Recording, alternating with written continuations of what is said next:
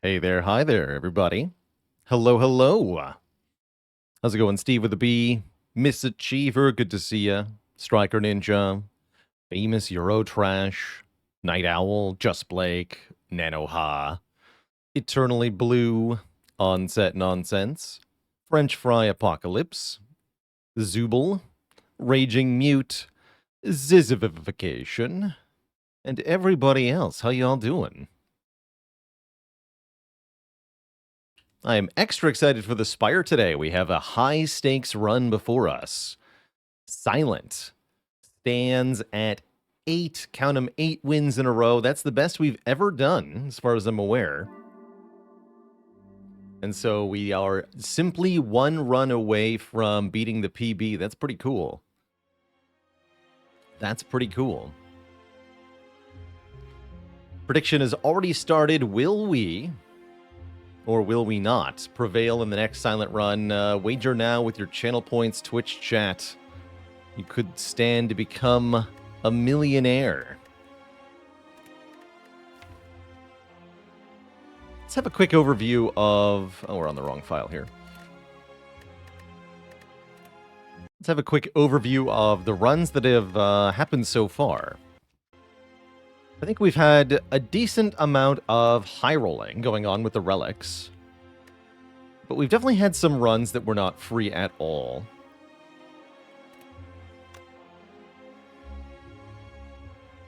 This most previous run, we had an early Lizard Tail, which we never used, of course, that gave us some courage to take on an early Burning Elite. That paid off pretty well. I think what was particularly cool in this run was an early finisher that ended up being really impactful. We never dead drew this at all. It was almost always at least 16 damage, often more than that. And sometimes we pen nibbed it, I think. Do we have? Yeah, we have pen nib. Sometimes we used it with a nib for massive damage. This was the flechettes of that run, that's right. And then, of course, Ninja Scroll into Dead Branch was just ridiculous. Taking the Runic Dome for 5 energy, I think, was a good idea. With the Dead Branch, we really wanted that bonus energy. And it worked really well.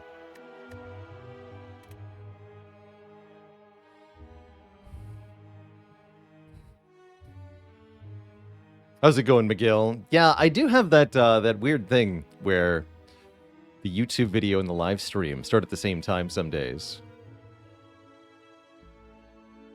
It does kind of force you to pick. But the YouTube will always be there later, that's for sure. And so will the live stream, because it goes on the YouTube.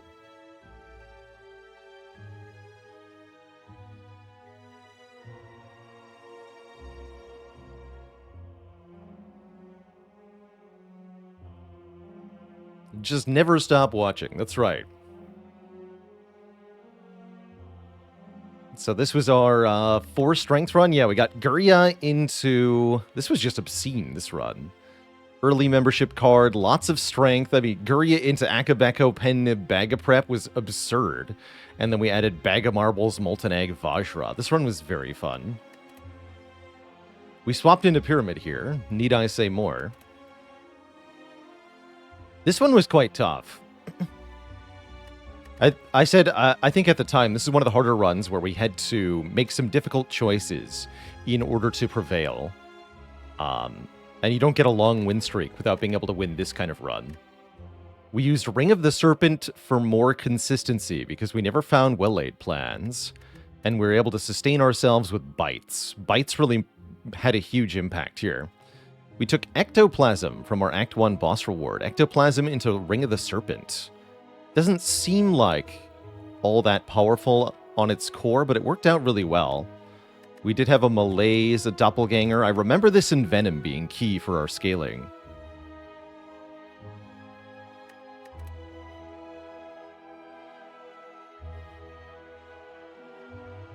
This was Nightmare... No, Nightmare here. We had Wraithform and Catalyst. And lots of Piercing Whales. That's pretty good. Don't know what happened here. Pride Month things happened here. We had Divinity? No, we had Devaform. Oh, that's right, the Devaform run. That was so fun. Okay, that was absurd. And then there were 2 more before that? Good lord. This was a pretty strong run overall. Early White Bee statue into Black Star. A couple good Black Star wins in this streak so far. We took discoveries and made them work. I was making some weird choices early streak here. I love it. What was I doing? What was I doing? And this was another Nightmare Catalyst thing. Okay. Kind of reminding myself of all of the ways that we have won so far in this streak so that we can keep those opportunities open in mind as we jump into a new run here on the Silent Ascension 20 for 9 wins in a row, potentially. Mr. Triple, thanks for the Prime sub. Welcome to the Cozy Zip Club, by the way.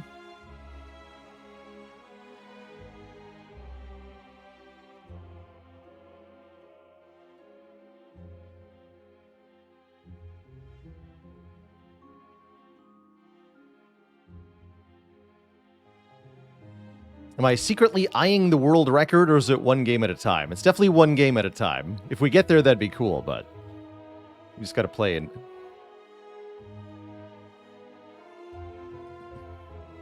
Them Fatal says, thanks for 9 months, saying, your playthrough of Elden Ring convinced me to give it a good try. Thanks for all the fantastic content here on YouTube. You're heckin' welcome. You're very heckin' welcome. Definitely excited for some more Elden Ring later, of course. Oh, you love to see it? Oh, you really love to see it. Okay, that's, I don't think I have to think too hard about my starting bonus today. But let's assess the overall map.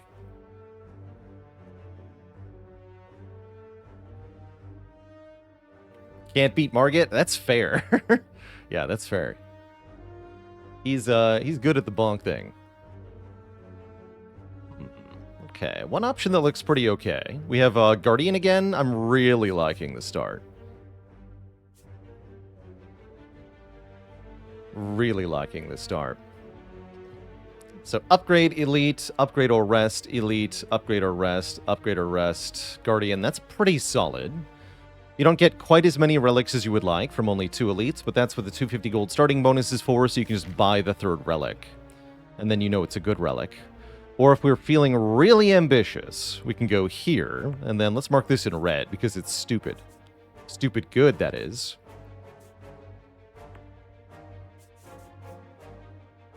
Spend 250 gold at the shop, and then fight 4 elites, like a maniac. I think Ironclad can pull this off with the 250 gold start. Silent, maybe not. Yeah, Silent, maybe not.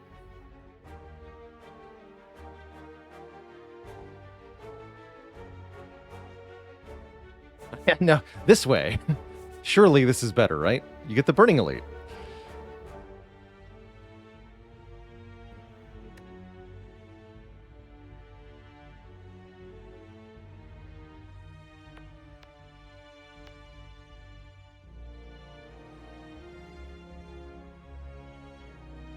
Let's see, what's the most conservative option through here? It would be elite, fire, fire. That's it, actually. That's not so bad.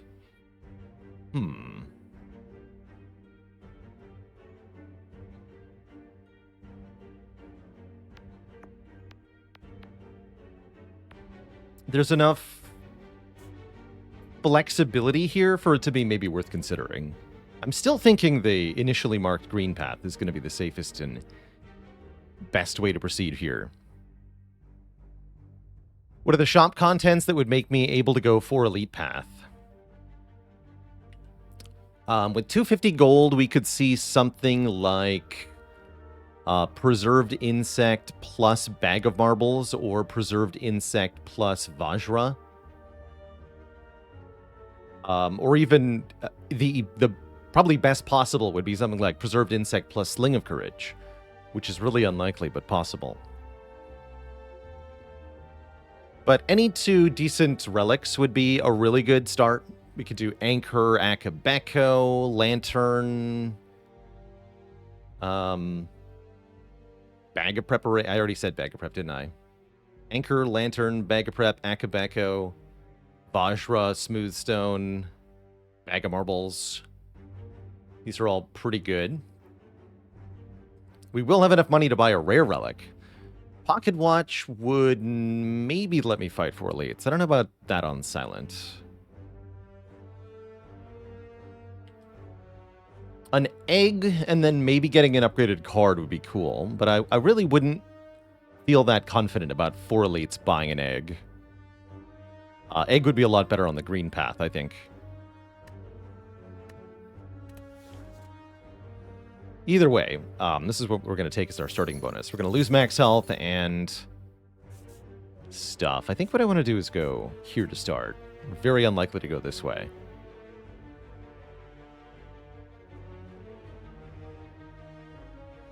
Yeah. I can build a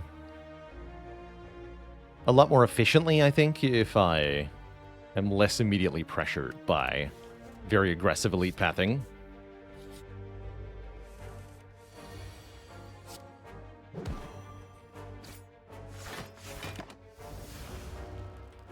Still a few minutes to get your predictions in for the fate of the run. Pretty good draw against Jawworm. Very good draw against Jawworm.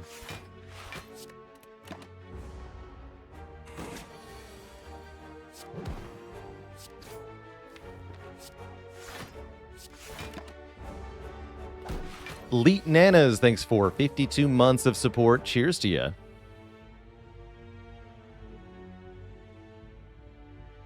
Is the script running? Oh. We had a crash. Here, let me copy-paste some stuff.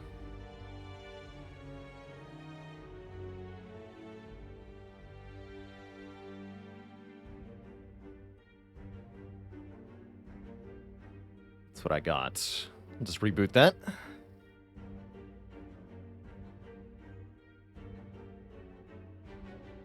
Okay, should be good.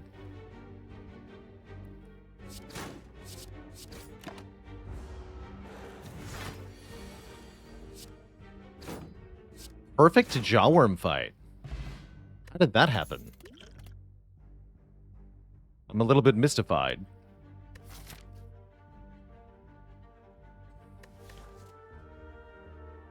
Three common cards before us here, none of which are that exciting. Quick Slash for 8 and draw a card. Cloak and Dagger blocks and makes a shiv. Bane hits potentially twice if we have poison. I'm definitely not a fan of Quick Slash, as most everyone knows. I could see taking either of the other two. We've taken Blind Bane before, and it's worked out. It really only needs a Poison Stab to go with it in order to be a pretty good card. I think Cloak and Dagger is also decent. It's not very good against Gremlin Knob, but it's quite good in the other fights. It's a nice middle ground choice and does pretty good work in the Guardian fight.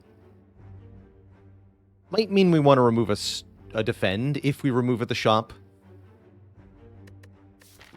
We definitely want to put a priority on getting some damage into the deck. And the shop should be able to provide that. A relic where you could re-roll card draws. What do you mean by that, yesteryear? Yeah, isn't that just gambling chip, is my question. I think I'm going to try the Cloak and Dagger here. It's a little bit of damage. It adds to our block consistency. It has a decent upgrade, and it can work with other forms of attack scaling that we try to pick up. Oh, card rewards. I think that'd be cool, actually. As a relic. Being able to reroll your card rewards, like post-battle, the 3 choices. You could even make that as a, rather than a relic, you could make that a core mechanic. Like Hades does. Fated Authority, I think it's called in Hades, or something like that. And other games give you something similar, like a limited number of rerolls per run. That'd be cool to see in Spire 2. Healthy Snacks, thanks for the 6 months of support. Although, actually, generally speaking, I'm opposed to rerolls as a mechanic in roguelites. Luigi Head, thanks for 25 months of support. You could also do something like have a gold cost to it, that's right. My question here is, do we upgrade Neutralize or Cloak and Dagger at this very early upgrade shrine?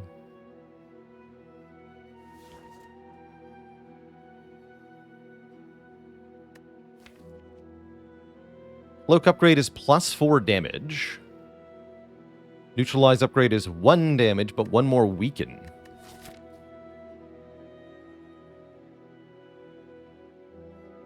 Weaken could help a lot against both Gremlin Knob and Lagavulin. But so could +4 damage.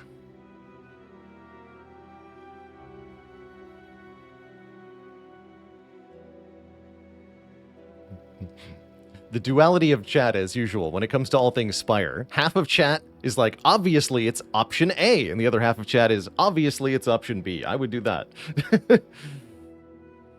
Patient with Hit, thank you so much for the Prime sub. Welcome to the Cozy Sub Club. So the way I see it is that the Neutralize often saves 5 health against Lagavulin, 6 health against Gremlin Knob by adding that extra weak turn. Cloak and Dagger might be able to get us a kill faster on either of those targets. That's pretty important too. You have to actually kill. Upgrade a strike here.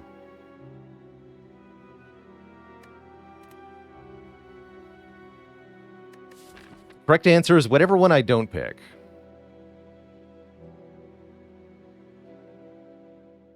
Survivor is a viable upgrade. That's actually true. I really like this upgrade for Act 2 in particular, getting 3 more block on your best block option. This helps quite a lot against Lagavulin too.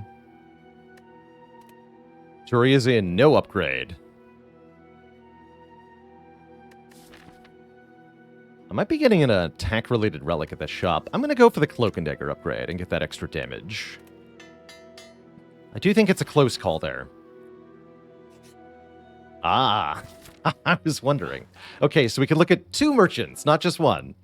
Wait, that means I should have gone...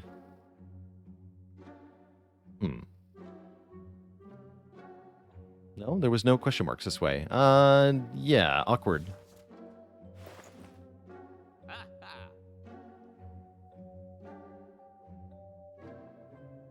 Why didn't I get a combat after the Shrine Room? Because we're playing with a mod called RNG Fix, which fixes anything that you would be able to use to predict outcomes from random events. So, you cannot predict what's going to happen anymore. Captain's Wheel is very good in Act 1. Very, very good at elites in particular. So I do like the idea of a boot thingy. Footwork is solid. Happy Flower is very solid. I think Silent is very hungry for energy in general. Skewer, especially if I take the Happy Flower, Skewer is good. And it looks like Skewer can be bought alongside the boot thingy as well. But yes, that's the question. Is it worth 318 gold? And the answer is potentially no. Not when I can get 2 relics for the same price. How do I feel about Funnel in Act 1 without specific synergies? Pretty good. Does 4 plus 3 plus 2 plus 1 damage. Does notably have a downside in that it wakes up Lagavulin on turn 1. Because you damage them. Which is not a really bad thing, but it is noteworthy. Given that we have to go to another shop, do I even bother with a combat?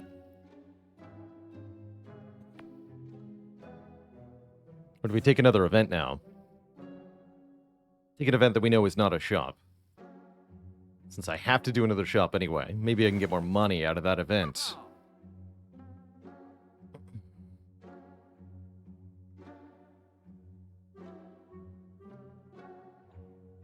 And I don't feel as pressured to take combat rewards with a Skewer in the deck. I'm really liking Skewer Happy Flower here. That's 203. So we have 160 gold left. That's not quite enough for a common relic. What's the price range on those? 157 to 173. So if we got really lucky, we could afford a common relic in the next shop. Or if we get money. Yeah, let's do Skewer and Happy Flower. Sorry, Captain's Wheel. It was nice knowing you. Footwork is also a little hard to turn down here. A little hard. Especially when we could do Footwork card remove, right? That's pretty good, too.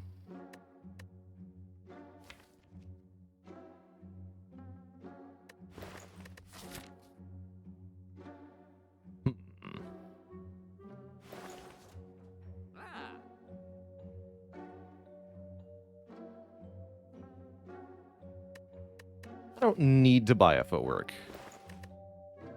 It's an expensive Footwork, too. Right, uncommon card is 78 to 87. No. 74 to 91. Okay, that's middle range. Yeah, whatever. Let's look at the next shop. I think the attack potion's not bad either. Okay.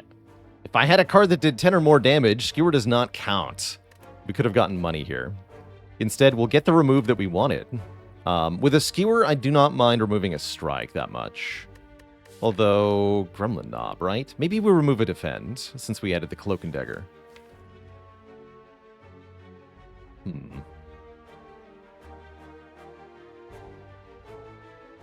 We should definitely remove something.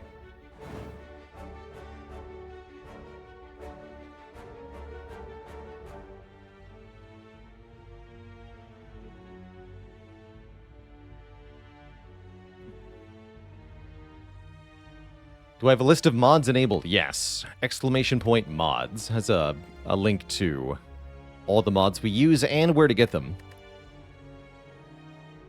Other than RNG fix, we're not using any mods that alter the gameplay of this game.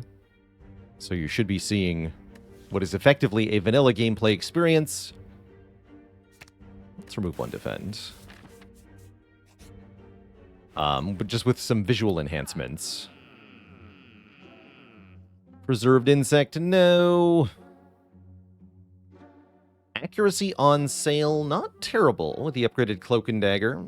I wouldn't call it good, but it does help. It does help. It's cheap. That part's nice. So I could do accuracy strike remove or accuracy in a potion. We do need damage. We got pretty good damage. We're about to have an upgraded Skewer. I do think buying the Liquid Memories might be better than buying the remove, if we want to fight that elite. Would like to go this way, yeah. So maybe accuracy Liquid Memories then.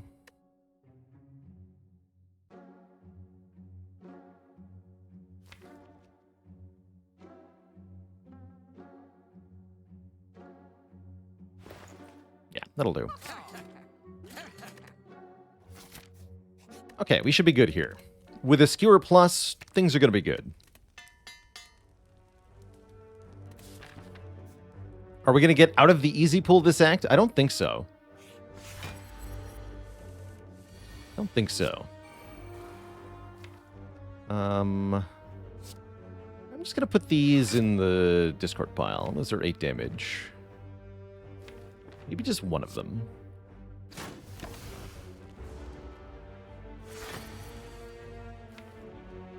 Okay, let's wake up next turn, because this is a terrible draw.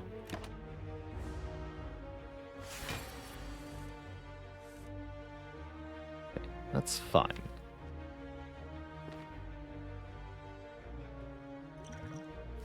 Thinking about using this colorless potion. Probably we should do that next turn. Do I know if the current world record streaks use RNG fix or not? I don't believe most or any of them do. Including my own rotating record. Did not use RNG fix.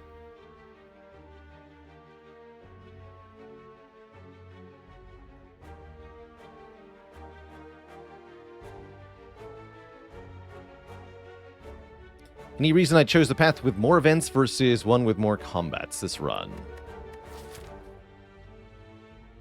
I mean, why didn't I go 4 combats here? That's a good question, actually. I wanted to have the option to go this way if we got a shop in the first event. Was part of it, but yeah, I am wondering if this might have been a better start. For consistency's sake. We're going to stomp the elite, though, so I'm not too worried here.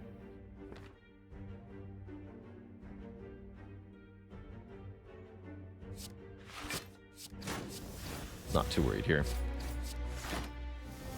So let's use our colorless potion now. Sure. Now. Guess it's just 8 damage. That's fine. It's not very good, but it's fine.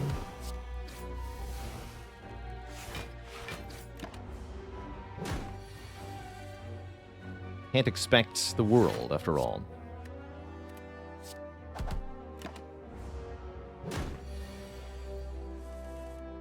Would have been a really good turn to draw a skewer, just saying.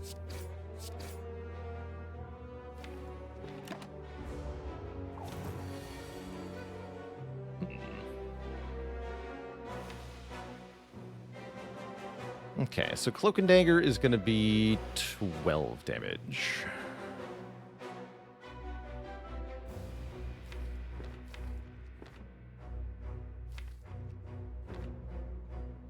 So this 4. Even with Liquid Memories, I can't kill right now. So I would use the Liquid Memories if it was a kill, but it's not, so it doesn't do anything.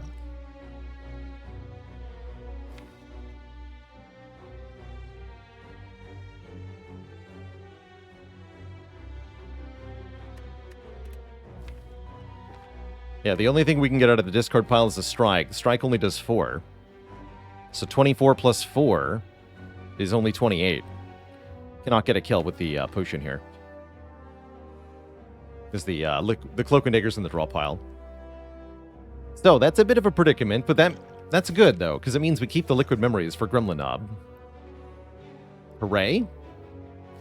Let's just quick math here. This will be 1 plus 4 plus 12. 17. We have to do 2 hits with Skewer, so I have to play Survivor 2 hits with Skewer here. I think. Take 14. Yeah, that's fine. And then we have Happy Flower set to 2 for the next elite fight as well. Actually, that's not so bad. We can rest if we want to. We have an extra rest site this act.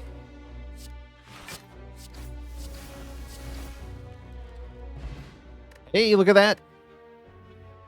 Who needs hit points anyway? We get a Toy Ornithopter and then a potion that absolutely does not work with the Toy Ornithopter. The Fairy in a Bottle, which revives us if we would die. And we removed a Defend, so I absolutely get to take a backflip now. I love backflip. I am a certified backflip enjoyer. Although I do kind of miss footwork. Guess I'm going to upgrade Neutralize. We could upgrade Accuracy. That seems mediocre.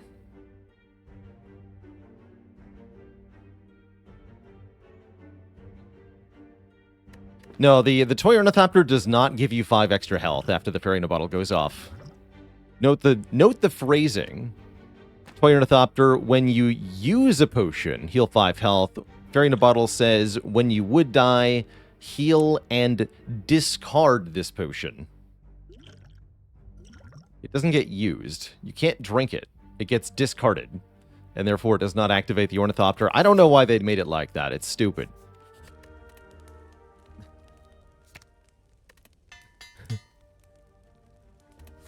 But that's how it works. It's a non-potable potion. Hey, they're patient with it. I have not set aside time to watch that Defect streak. I will hopefully do so at some point in the future before we play some Defect. But right now my mind is mostly on Elden Ring. Oh, heck yeah. Give me a Mercury Hourglass. 3 damage to all enemies every turn is definitely going to help get through any elite. It's also going to be gradual chip damage in longer fights like the boss fight here. And look at that. We get into the Sentries fight right away. What a perfectly timed encounter here. Beautiful. Definitely a couple ways to play this turn one. I could just straight kill the middle one. That's kind of cool. But it might be better to play Survivor and then skewer the front or back one, so that I'm not taking 20 damage next turn. Although I could reasonably block for 15 or 16 next turn. Let's see, we would do 30, or leaving it at single-digit health, and then yes, strike would kill. I think that's worthwhile. Although we should strike the front one then, right? It's 1 more damage, effectively. Take 2. And then hopefully take none on this turn. Yeah, exactly. With this draw, we don't get the Cloak and Dagger. This is perfect then. Just defend, strike. We have pretty smooth sailing from here. The Hourglass will make sure this doesn't take too long. Do I want to draw 2? Seems like that could backfire, especially if I draw the Skewer. Let's not do that.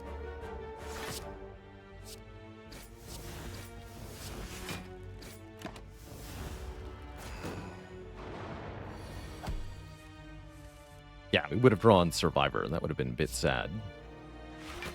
Just a bit.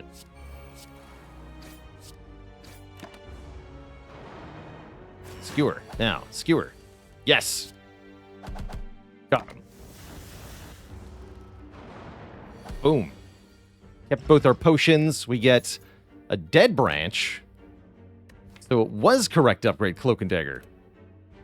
Dead Branch is back, saying whenever we exhaust a card, add a random card into your hand. Which can make Concentrate pretty good, although I'm actually eyeing Dash here.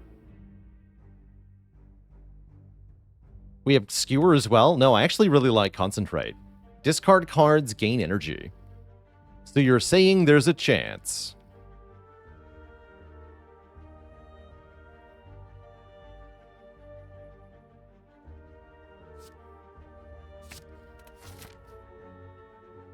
And as long as we have a fairy in a bottle, we can upgrade cards at rest sites.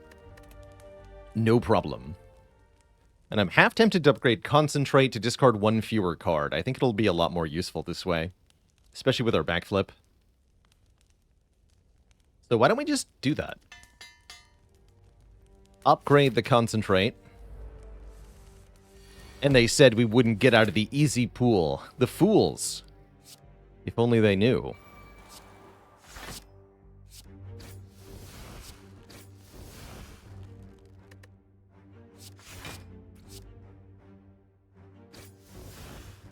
The Skewer.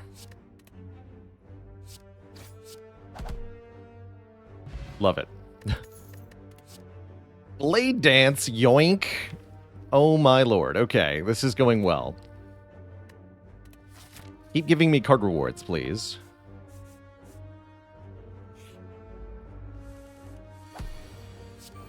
Yeah, I mean, I've got Dead Branch and Accuracy. What do you want me to do? Not click on it?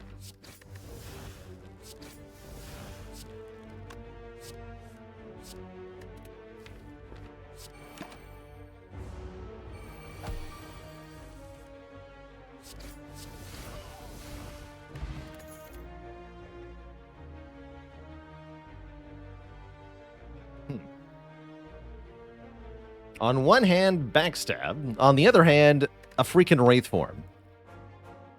Okay, you've convinced me. I'll take the freaking Wraith form. Backstab's good, but Wraith form is really good. That's a way to block the endgame. Easy peasy. It's also a way to block the Jawworm, who is otherwise known to be invulnerable.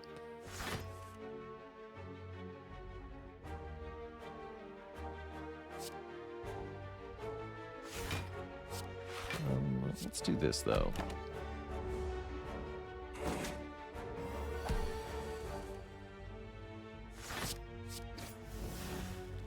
Kachanko. Hell yeah.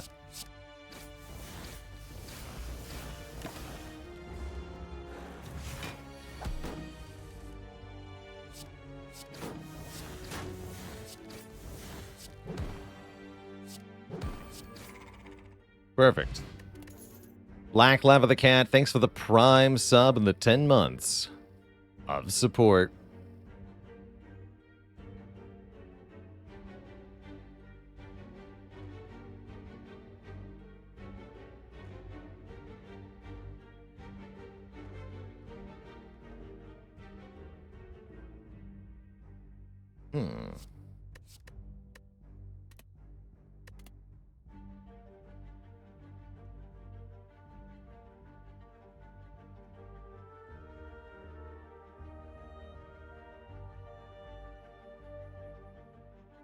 I think these ones are a skip. Yeah, if I had the footwork, we could consider dodge and roll.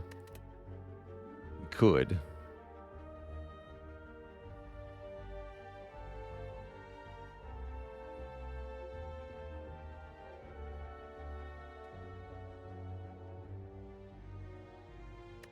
Yeah, I'm going to skip these. Make it to the rest side here. I see I owe the chat a dad joke for RM Islander.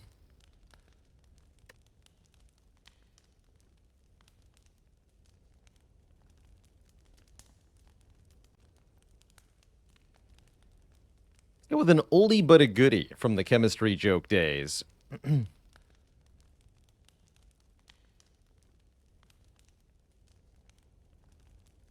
Two atoms are sitting next to each other in a bar. One of them says to the other, "Oh my god, I've lost an electron." The other one replies, "Are you sure?" And the first answers, "I'm positive." Bridgin, thanks for the Prime sub. Welcome to the Cozy Sub Club. Do we upgrade Wraith Form, Blade Dance, or Accuracy? Accuracy upgrade's pretty good now that we have the Blade Dance. The new Defect world record, that happened last week, I think. Very recently. A Chinese player that goes by Mayfly set a record of 21 Defect wins in a row, meaning that, hilariously, Ironclad now has the lowest record streak of all the character classes. The record Defect runs are on Bilibili, the Chinese video website. So you'd have to go there to find them.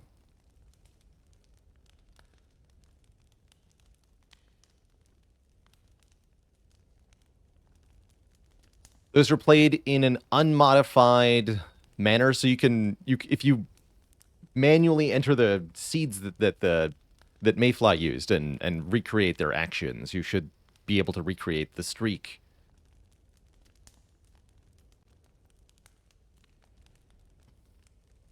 Patient with It says, VM service streamed the runs with English commentary on Twitch.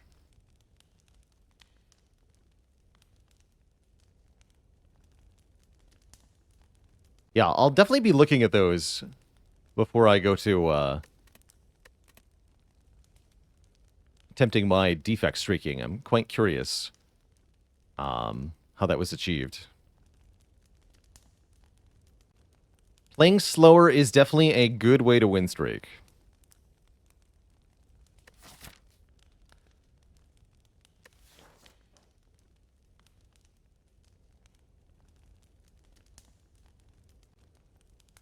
I think I'd rather just get this upgraded. We should be fine in the Guardian fight.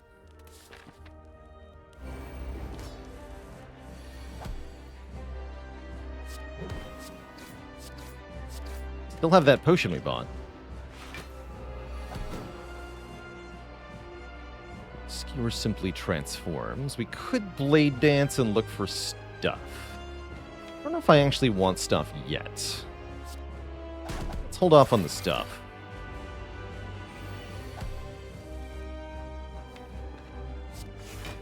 Alright, now I'll take some stuff. I think.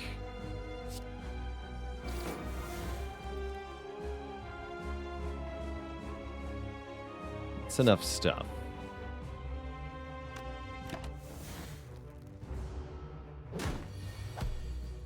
Try not to kill me. Thank you. Gonna have to discard some shivs here during the defensive mode turns. That's a bit scary. Play 1 here. 15, take 1 more. I like the Caltrops, though. I don't like this at all. This is not good. This is gonna require liquid memories. This is not acceptable. Can't do it. We currently go to 1, which pretty much means we have to lose Fairy here. Or if I use the liquid memories, I think we get to keep the Fairy. So I'm going to use the liquid memories and keep the Fairy is my goal here.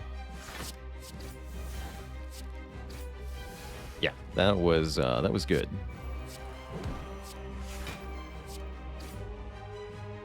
Energy.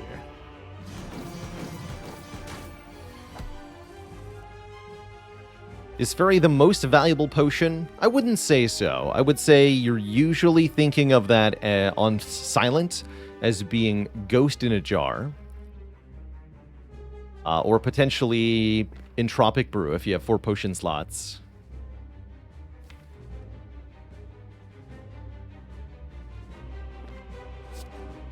This is fine. Just skewered it.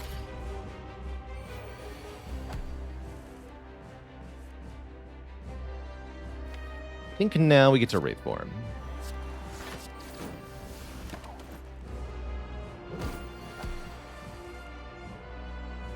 Yeah, that was a good idea.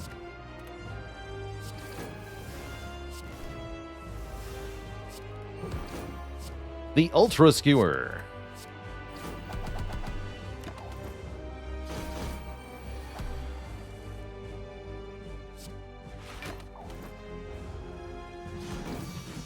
PG. Any consideration for using the Fairy instead of the liquid memories? There was some, yeah. One could definitely argue that you would prefer to have the potion slot available for other stuff. Had we found Alchemize, that would be a lot more compelling as an argument. We did not get Alchemize here, though. Get offered Phantasmal Killer and Corpse Explosion. Phantasmal's pretty good, doubling our attack damage on a future turn. Problem is the future turn aspect of it. I like that Corpse Explosion allows us to take out clustered enemies in Act 2 here, as well as giving us a poison option for perhaps our late game bosses. I think I like that Corpse Explosion a lot. That would also then make a Snekawai a reasonable pickup, perhaps. Is there ever a right time to pick unload? Floor 1. It's pretty good if you think of it as not a rare card. But just a card that does 14 damage. Which is nice and all. But only if you get it offered very early on, which is usually where you're not seeing it. You're seeing it up against other better rare cards, is the problem. Where Unload shines is when it's up against 2 common cards. That's when it looks good.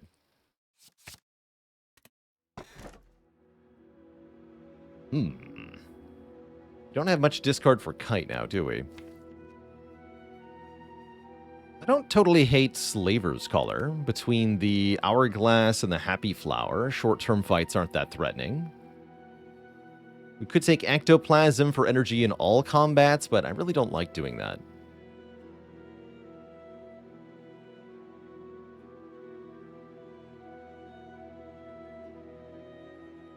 How much damage would Unload need to be good?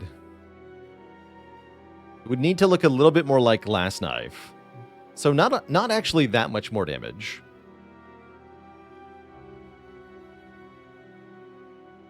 I think Collar is good here. Just universally gaining energy in boss and elite fights is excellent. Dead Branch loves more energy, so if we can get energy without a sizable downside, that's pretty cool. Between the Wraith Form and the Concentrate And the other relics, I'm not that worried about short-term fights here. So I do feel pretty good with that.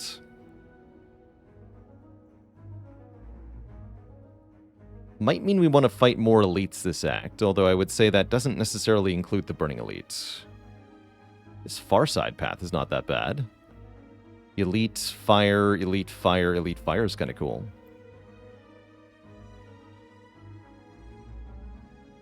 How many regular combats are on the way? 1, 2, 3, 4. That's not so bad. This is our longest silent streak so far.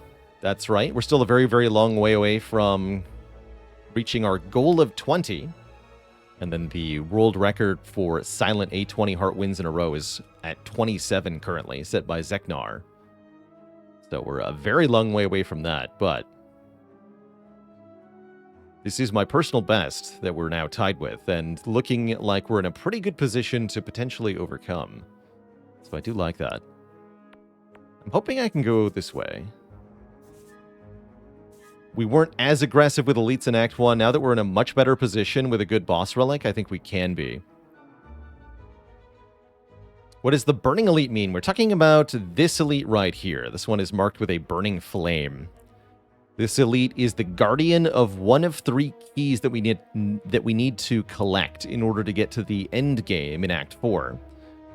But this elite is more powerful than a regular elite. They have an additional buff on them. It's not that much more powerful, but it is definitely threatening. Moreover, their position on the map might be inconvenient to get to, which is the case here.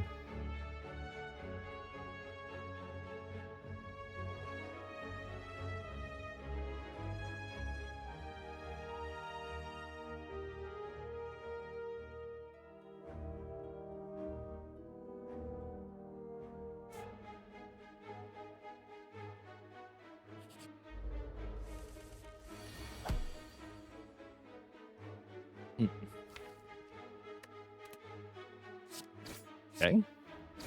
Guess I'll just draw my good cards later, then. That's fine. Let's make a Nightmare Wraith form. Don't mind me. 50 damage, you say? Seems fine.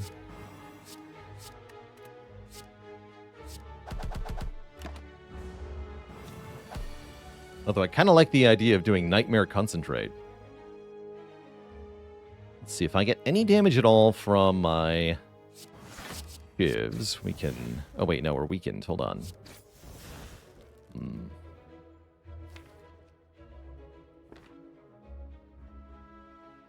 So, no, I can't just kill. Right? 16... No, 6 plus 9. That does kill. Right? 3, 3, 3, 6. That kills. Okay, we're good. Cyrus Albright, thanks for the Prime sub and the 2 months. Agony, Dead Branch, seems good. Why was 4 afraid to ask out 5? He was too squared. Love it. Love it.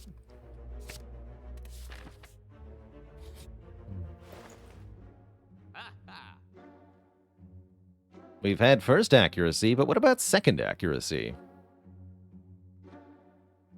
What about Panache? That's a surprisingly potent-looking Panache. Each time we play 5 cards in 1 turn, deal 10 damage to all enemies.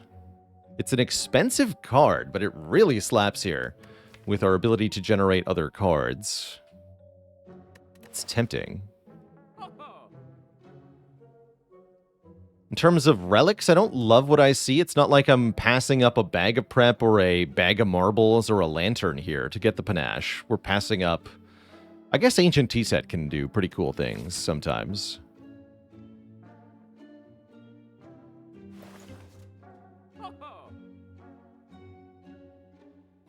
You like accuracy and remove over Panache? I don't think I agree with that. I think Panache is more damage than accuracy is, by quite a bit.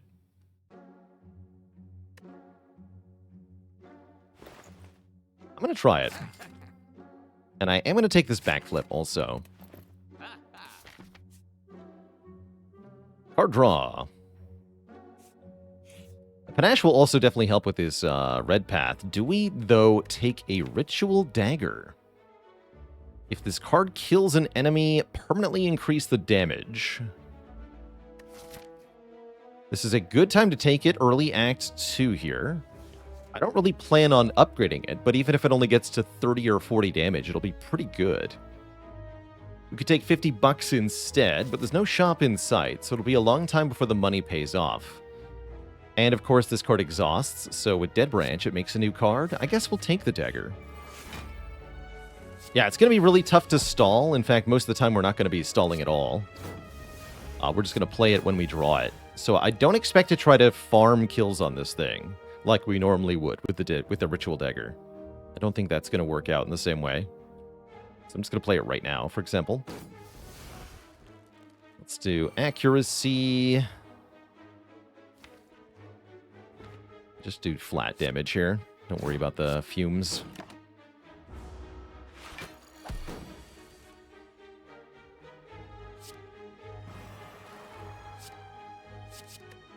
They have 1 hit point. But maybe I should have worried about the fumes.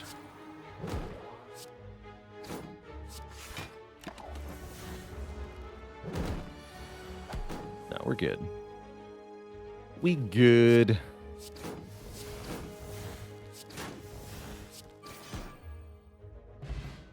Get a Distilled Chaos, playing the top 3 cards of the draw pile. We get a Backstab with a plus. This time, it's not up against...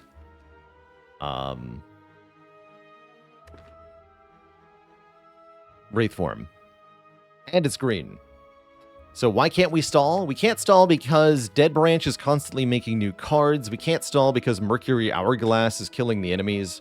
We can't stall because the enemies are constantly killing us. Unless I play Wraithform, and then I have 3 turns.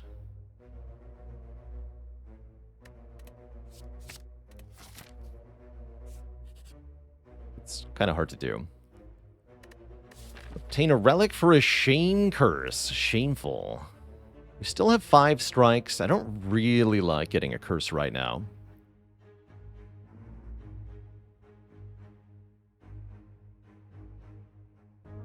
Have you no shame? No, we don't have any shame.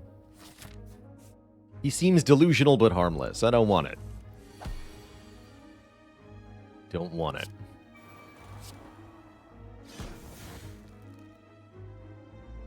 Alright, looking like a pretty good turn 1. We could just skewer this fool. I'm wondering if we should just Distilled Chaos here at the beginning. Getting the Corpse Explosion down would be very helpful. I think I'm gonna do that. Let's drink this. Hit the Ritual Dagger. Concentrate. And Ascender's Bane. That wasn't ideal, actually. Oh well. But we did get Corpse Explosion, which means this fight is over.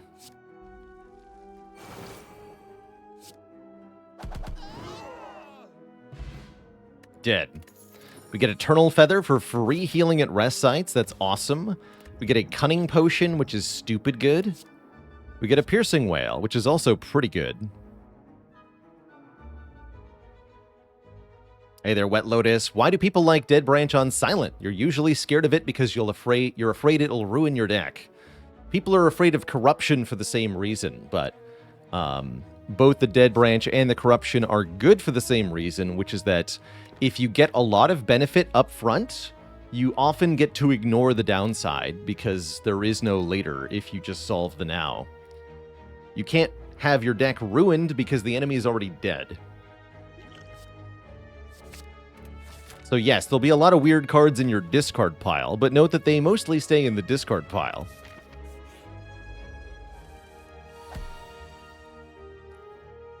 If they're not just directly added to your hand.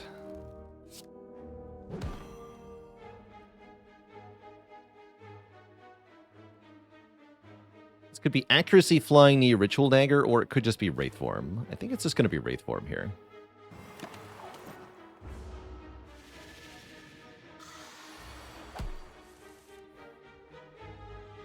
Recost Panache, huh? I'll play it.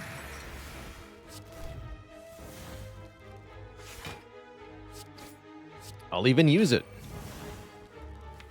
Cool.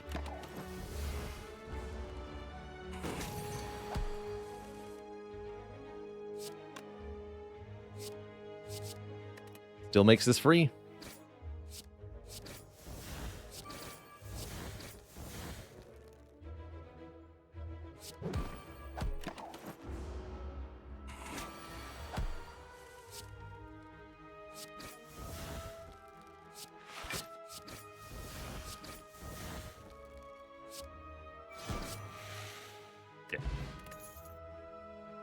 Mudda Sheep, hello and welcome. Raiders, get in here. Get in here. Is the Endless Agony dupe always 0 cost? No, great question. Endless Agony works really weirdly. So here's what happens. When you draw Endless Agony while confused, Endless Agony first makes a copy of itself, and then you randomize the cost of the new one drawn. So the first time you draw it, the base cost is 0. So let's say you draw it at random 2 cost, and you get a copy that is 0 cost. Then you play the 0 cost copy because it's free. You let the 2 cost copy discard. Here's what happens the next time you draw it. You make a copy of the 2 cost Endless Agony, and then you re-roll the cost of the original 2 cost one. So you get one that's 2 cost, and then one that's random cost the next time you draw. Freaking weird.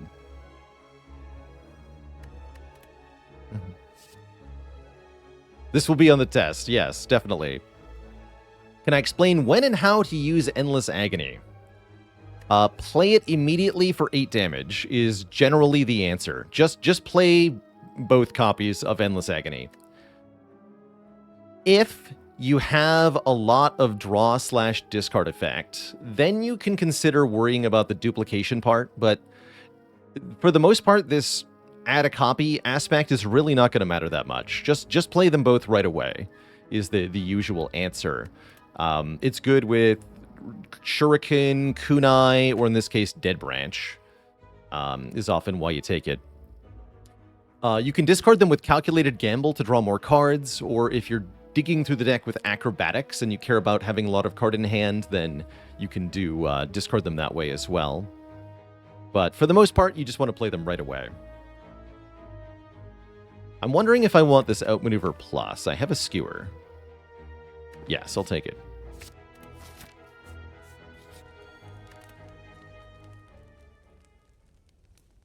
Thinking about upgrading Ritual Dagger, but I think I actually want to upgrade the Panache for more damage each time we play 5 cards. And Pennib is here. Every 10th attack we play is doubled in damage. I think that's better than Blue Key by far. Alright, give me some new stuff. Not that stuff. That's okay. Ooh, there we go. Perfect. Happy Wednesday, the Pope. Grandest finales.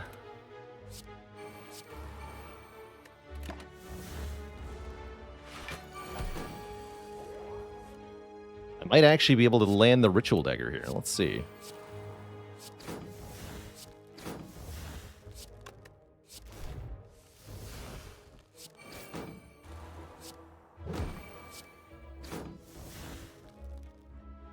Three more cards.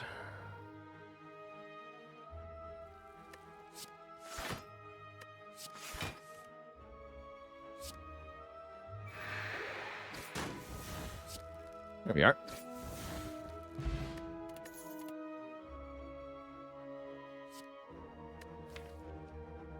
Leg Sweep looks like a good block add-in.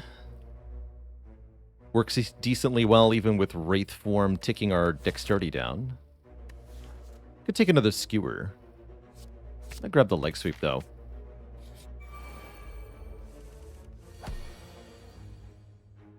Rest in pieces, Gremlin Leader. You are about to have a bad time.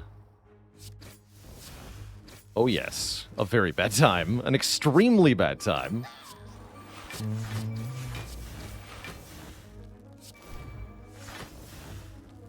6 skills.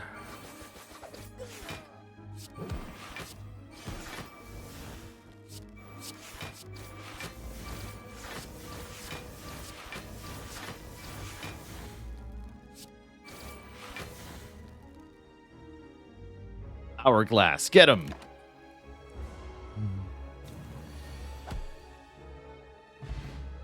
Strike dummy. I have 5 of those. How convenient? And a backflip plus. I maybe should have stopped a little prematurely there, actually, so we could get a kill with the ritual dagger. I'm having too much fun, though. Having way too much fun.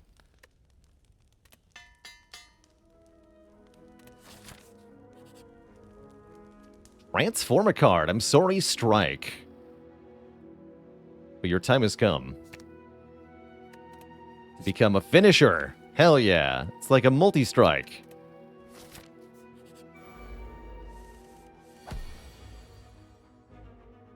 Multi-strike.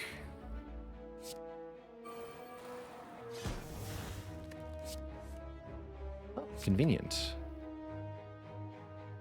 Guess I'm just going to become a ghost right now.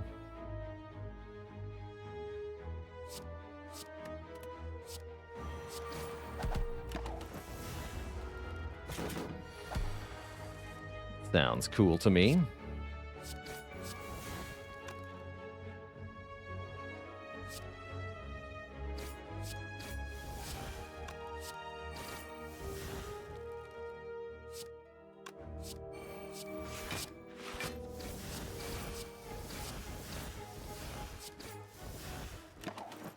What happens if you transform Ritual Dagger? Yeah, you should get a random colorless card. Same as if you transform a Bite or an Apparition.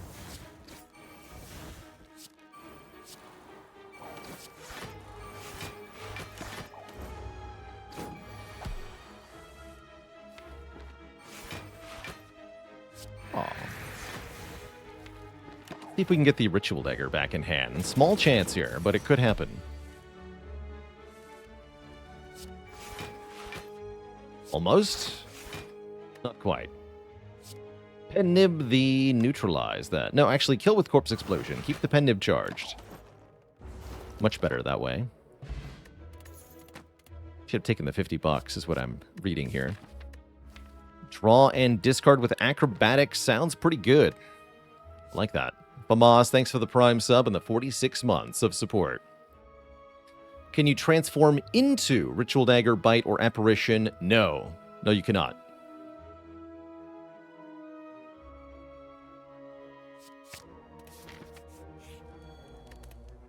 Still at full HP.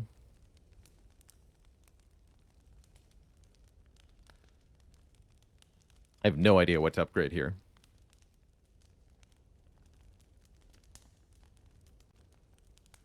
Could upgrade one of our block cards. I guess Leg Sweep would be pretty good. Could upgrade Blade Dance, get another card from it. May run into hand size problems, but I guess that's not bad. Could upgrade Acro for one more draw. Now, let's upgrade Blade Dance. Yeah, one more card is pretty good, actually. Surely one more card is good.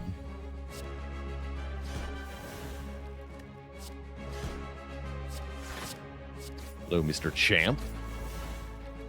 I think we're kind of relying on the Dead Branch to make powers for us so that we can scale past the champ here. There's one. As you note, the deck is going to get flooded with cards pretty fast, which one could consider a problem. They were a fool. Not my problem. That's quite the skewer.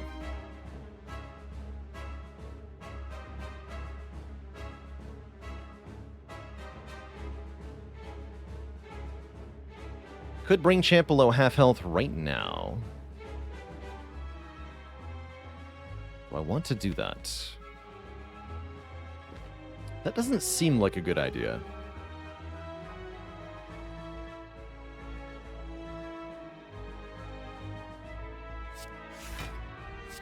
Discard this.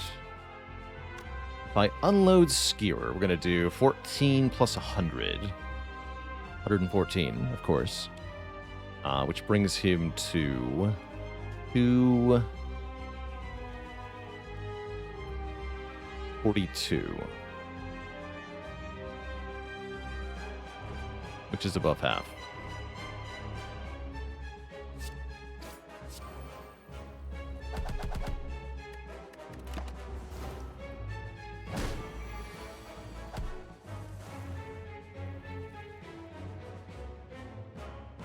But he'll be below half pretty quick, which is mostly what I want. Although, do I want it right away here? No, I don't. Don't damage him further.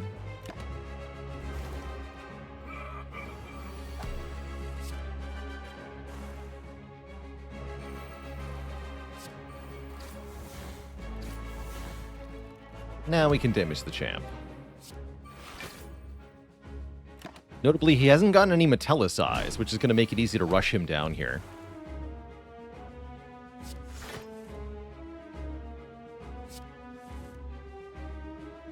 That might have been a mistake, though.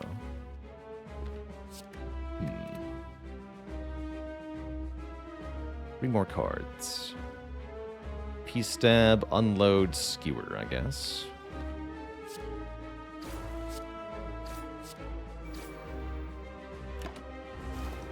Not in great shape here.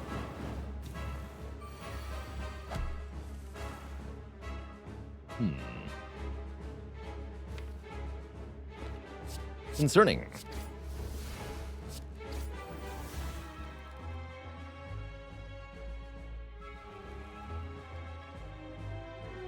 Shiv Potion go.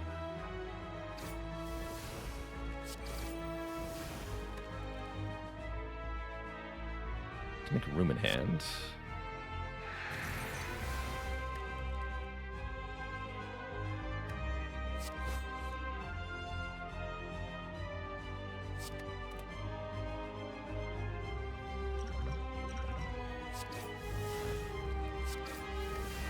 Gamble looks pretty promising, but I think we might actually be able to kill him here. Aha! Convenient. GG. Dead to the dagger. We got him. We got him.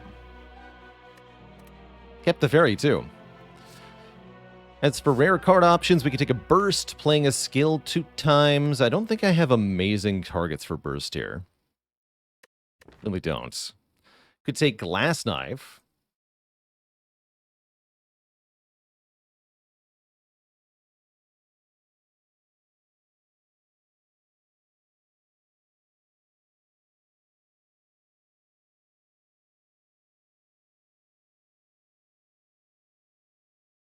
Or we could take Doppelganger to try to power up a future turn.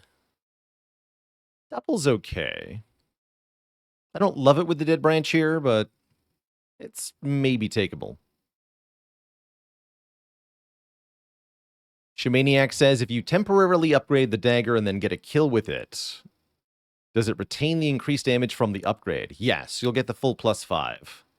Same with Genetic Algorithm and Feed. You get the full permanent bonus, even if the card isn't permanently upgraded. More Elden Ring later? You betcha. I think this could be a skip. I also owe the chat a dad joke.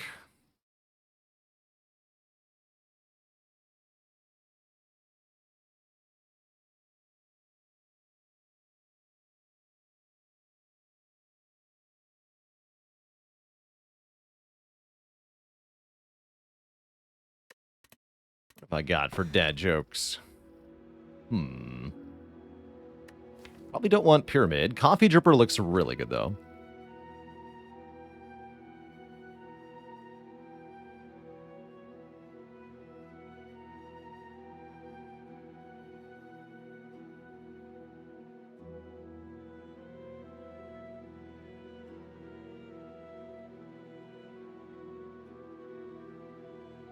Did you hear about the electrician who went against his parents' will?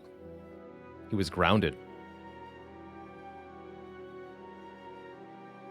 No refunds. Twishat. Normally, I like Pyramid for Retain quite a lot. It does have some utility here with Ritual Dagger and Piercing Wail. But Hand Clog, as they call it, would certainly become a problem. I think we might be better off simply adding more energy into the mix. Then we have 4 base energy plus Happy Flower, 5 base energy plus Happy Flower in Elite or boss fights. With the Eternal Feather, we don't care about the no rest restriction whatsoever. We even have the Fairy in a Bottle as a backup mechanism here, and healing from the Ornithopter too. So let's take Coffee Dripper. Hopefully we can get our hands on a Well-Laid Plans. With how many cards we generate, that's actually the better way to get our hands on Retain of any kind. Please offer me 999 gold just one time, game. Just one time. I implore you. Come on, one time, please. Please. Into membership card, come on. I believe in your power to do that, game. You have to.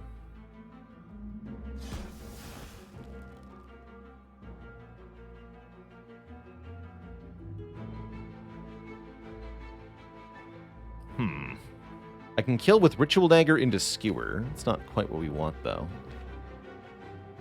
Well-Laid Plans, where you at? Right, 21 plus 60? Yeah, that kills. The Penib. But the inverse doesn't work because of X-cost cards. Weird. Explosive Potion can't net me a kill here, right? We could do 9 plus 42 plus 10. Still doesn't work. No, just go Ritual Dagger Skewer. I did not see a way to get a kill there. Draw 2, discard 2, looking pretty alright here. Agony Plus, not horrible. Cool to see 3 cards upgraded purely by chance here. In Act 3, it's a 1 in 4 for each card, so 1 in 4, 1 in 16, 1 in 64 to see 3 upgraded cards. It's kind of cool. Potions. Good Memories is a pretty good potion.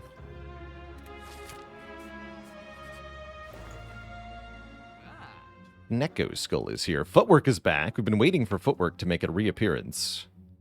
With a couple 3 backflips, says take the Footwork. Definitely. Panacea looking really good also. As Panacea can allow us to play the Wraith form without losing dexterity per turn. And it exhausts. That's very good. Really liking Panacea Footwork. Can I do Panacea Footwork remove? Not quite, unfortunately. Removing a strike is a really good idea, but I can't afford it. We could then upgrade that Panacea later if we wished.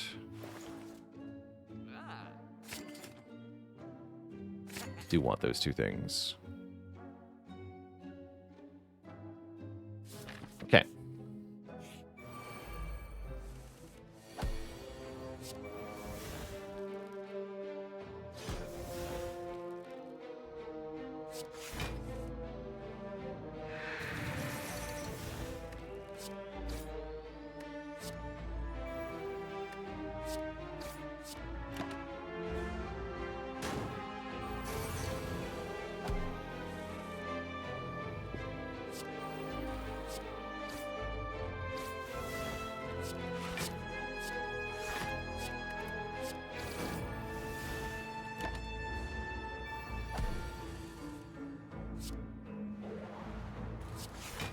Just being a ghost is the easiest way to deal with spikers, as we're also effectively immune to the return damage they deal. But even easier than just be invulnerable is just play Grand Finale. Great advice in life, generally speaking. Let's take a backflip, thank you. Grande Finale.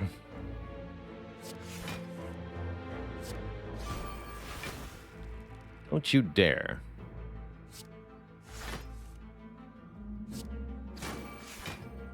Okay, that one's fine. You're allowed to do that one. Have some poison. Oh yeah, we do have Omamori. It's good pointing out. Yes, we have Omamori.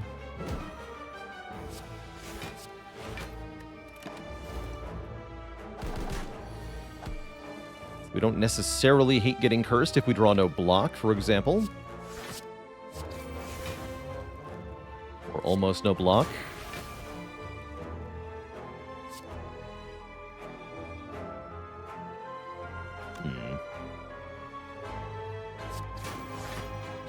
Perfect.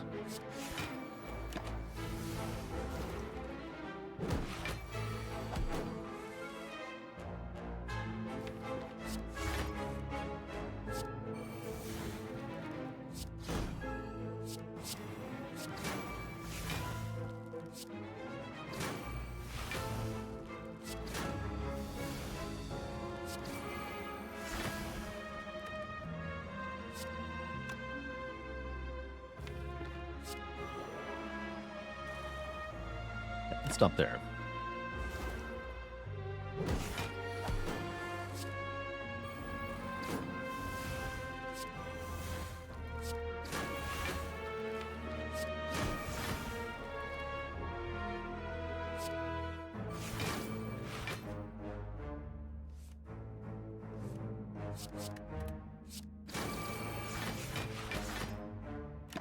Wonderful.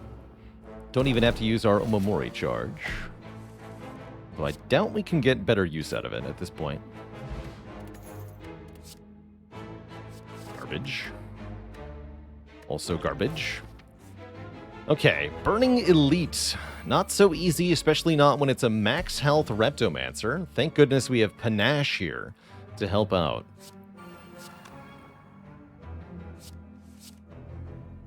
Looking pretty promising this turn one.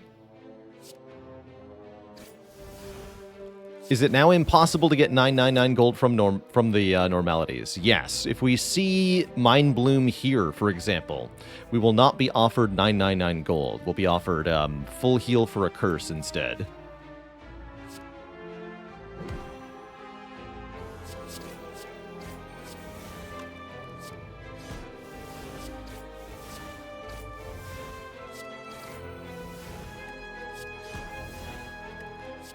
Convenient.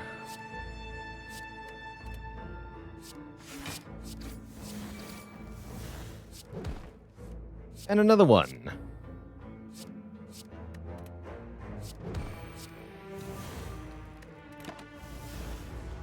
Alright, pretty good turn one. We did lots of damage, and we absolutely cut down the boss.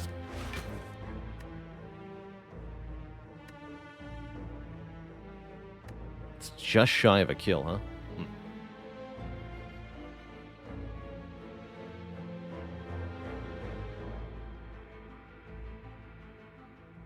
One. The hourglass won't go off before they attack us. We could use the potion. Although we don't have to. Could also defend, corpse explosion, strike.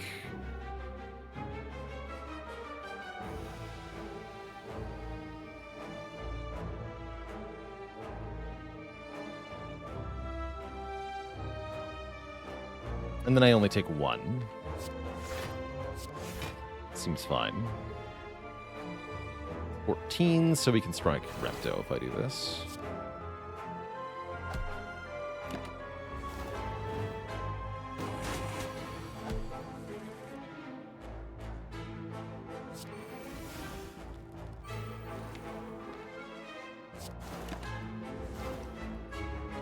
Could Liquid Memories the Ritual Dagger? I don't think that's necessary, though.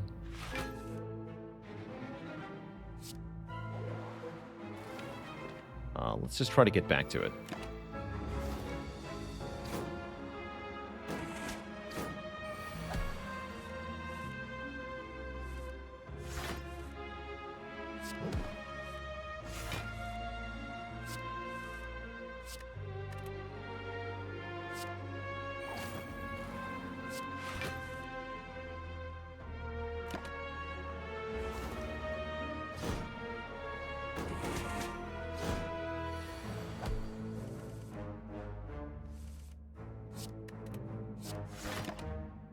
Wait, you're just dead. Well, that's fine. We get a question card. Blade Dance Plus or Freakingly Nightmare. Let's take the Nightmare. Nightmare to allow us to duplicate anything, be it a power like Wraith form or Panache, be it something we generated from the Dead Branch. Doesn't matter. Being able to make copies is very strong. Level of confidence against Time Eater just went up substantially. We do need a Well-Aid plans, though. Stelv, thanks for the 46 months of support. Thank you, thank you.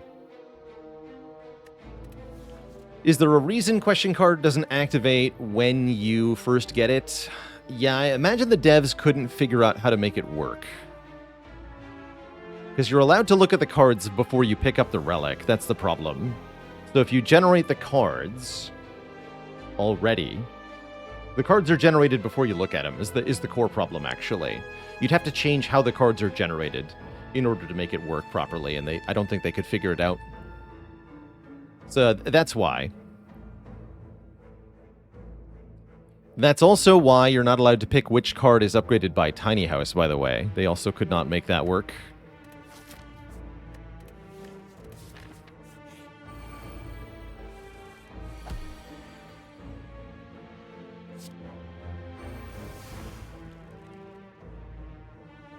You have 4 skills.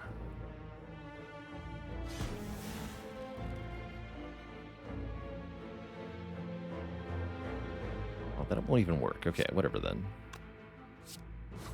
That won't even work. That doesn't power up the dagger. Yeah. Deflect plus. Looking pretty good here. Definitely like adding more block to my deck as we get to the end game. Just want to keep looking at card rewards. Yes, we want to find Well-Aid plans. Look at as many card rewards as possible. Thank you. Yeah, don't fall for the events. Those are a trap. The events don't have a Well-Aid plans. The combats do.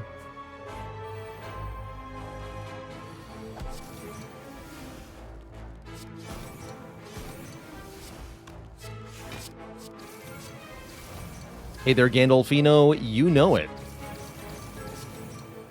Will definitely be more Elden Ring later today.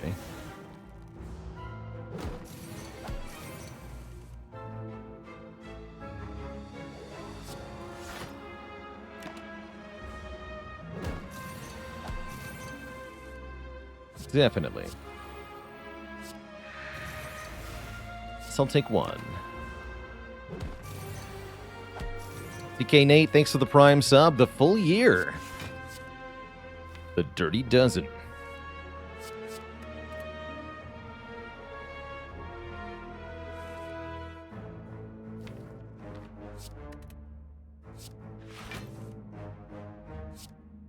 Please Nightmare the Panache. That sounds hilarious.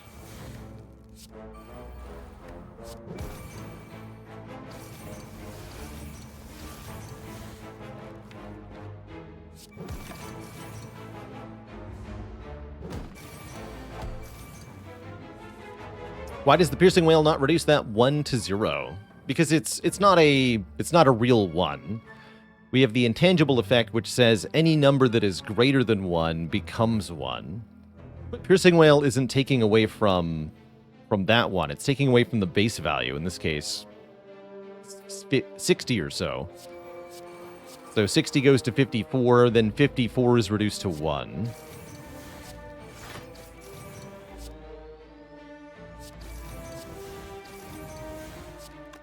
Kind of the gist of it.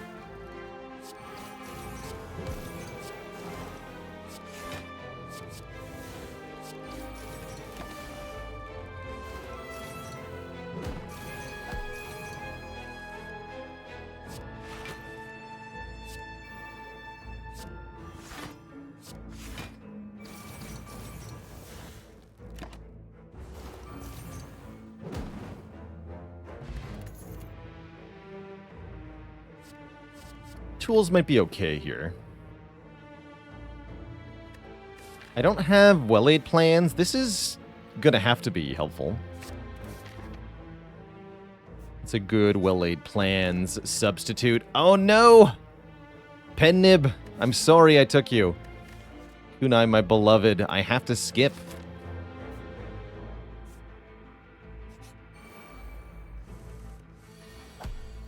Have to skip. Okay, you can curse me now this time if you want to. I don't mind.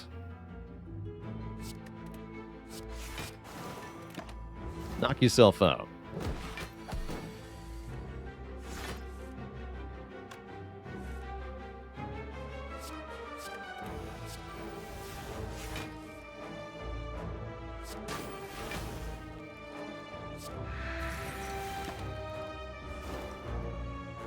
We don't need no stinking kunai. We have nightmare footwork.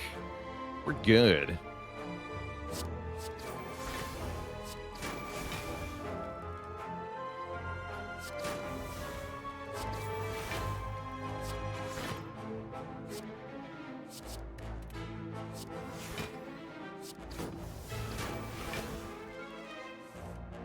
That's fine. Does Artifact block the Parasite? No, but the Omamori will.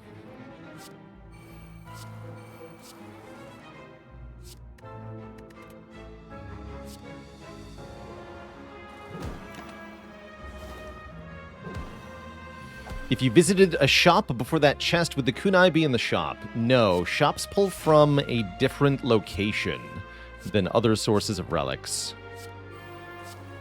So shops do not affect your other relic luck in the run, basically. Shops pull from the bottom of the relic list, whereas other stuff pulls from the top.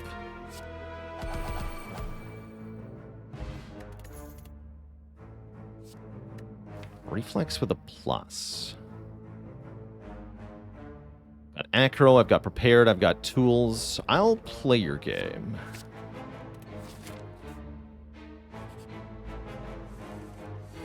Yeah, it's working right away.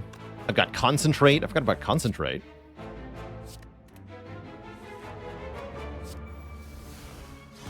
Pretty hype, actually.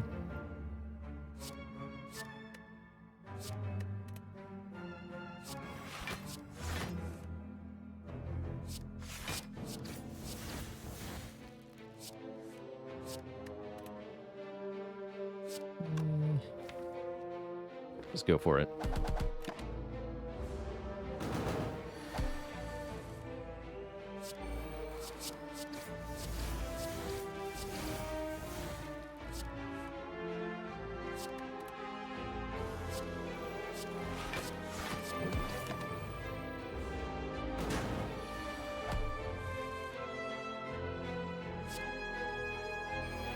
Not ideal.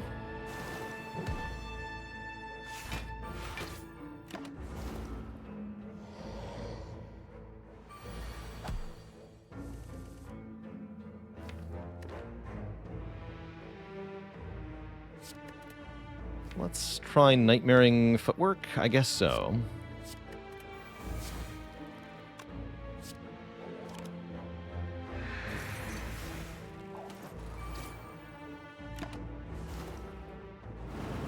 Arc Shift, thanks for the Prime sub. Welcome to the Cozy Sub Club. Appreciate ya.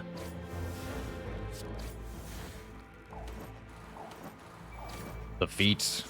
The power of feet.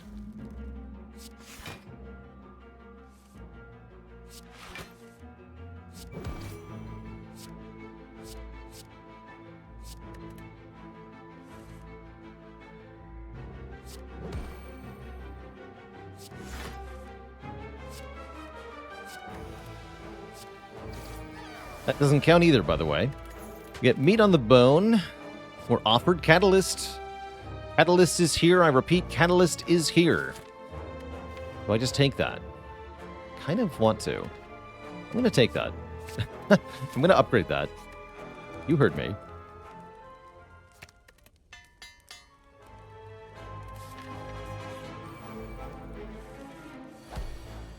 It just works.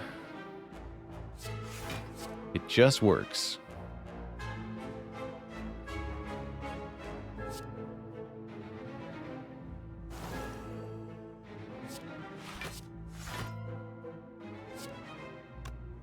You take 6 plus 5 is 11, so you have 11 more health I need to deal. 6 plus 5 plus 3, 8 more health I need to deal. Perfect.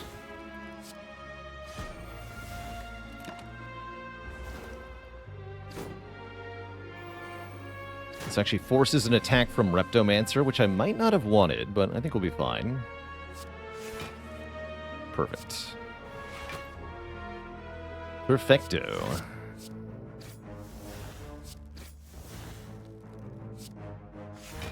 Let's just take out maneuver here.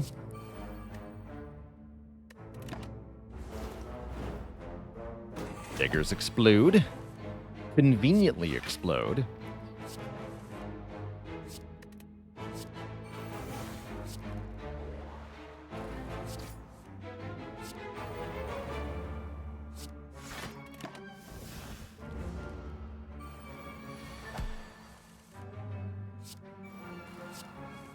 Maybe he wanted to nightmare that.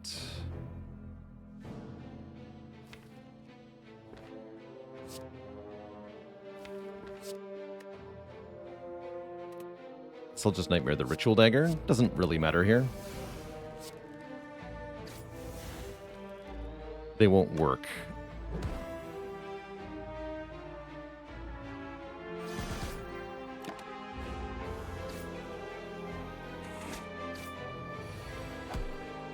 None of these are the original, so we don't get scaling on the card. We do, however, get a Vajra for +1 strength. We're offered another Backstab plus or a Finisher plus, but I think we don't need either of them at this stage of the run. How do you sub through Prime? You need to link your Amazon account to your Twitch account, and then you should see a pop-up. Hold on, do we have a Prime command?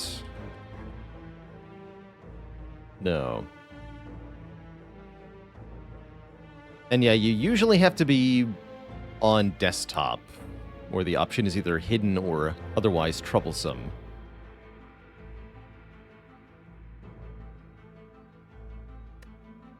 They've made it tough.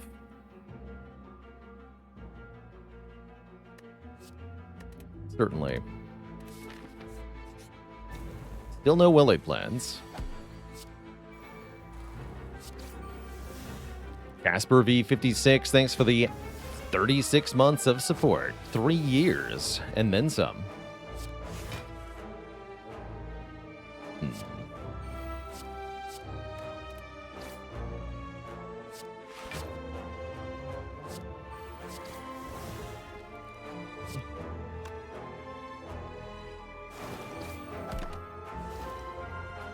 Get the nightmare. Who needs a nightmare?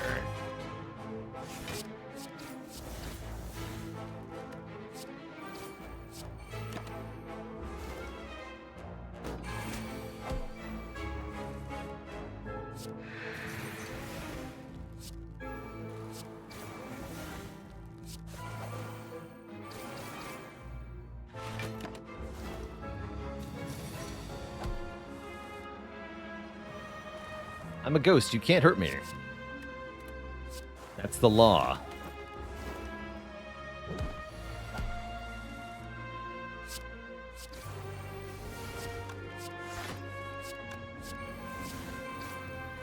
Well-laid plans, my beloved.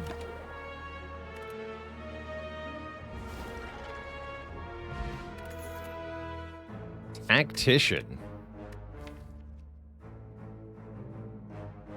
Alright, I'll do it. I'll do it.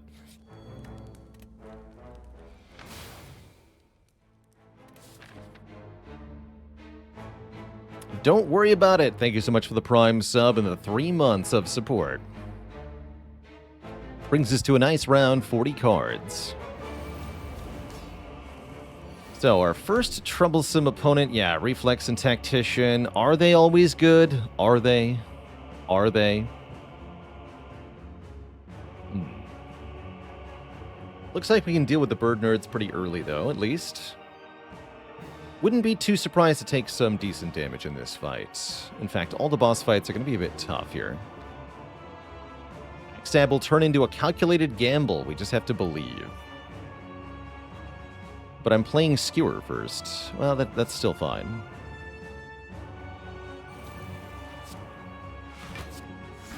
Does Murder Town.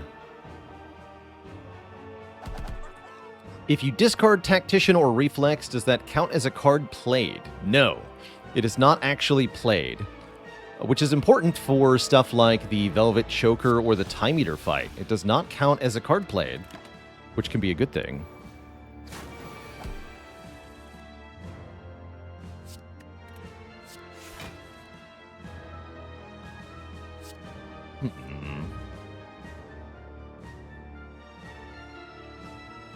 Could Nightmare Panache.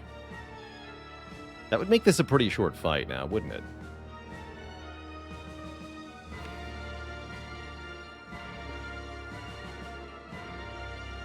Yes, it would.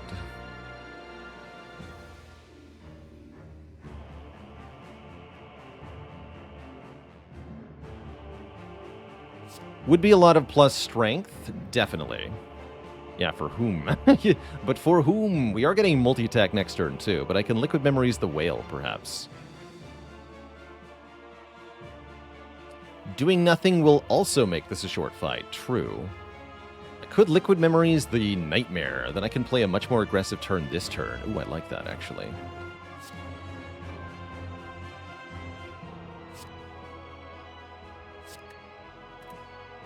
I'm going to do that.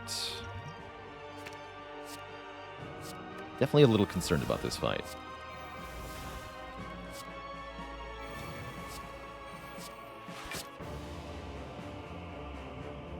Just kill the Bird Nerd right now? We should, yeah. 14 to all.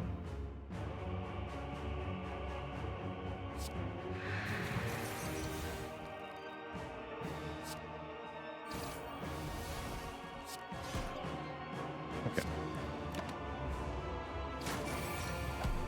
12 by 4. That is a big number, though. Got any Wraith forms in there? No, you don't. Okay, that's not good. Agony, what can you make? Expertise, huh? Alright. Definitely a little concerned by this, but here we go.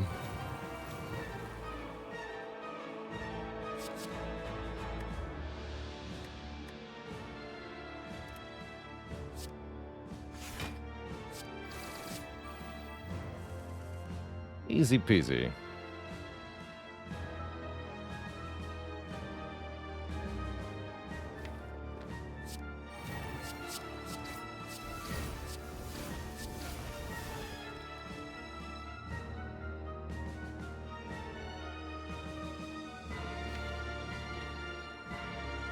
Can I kill you and play the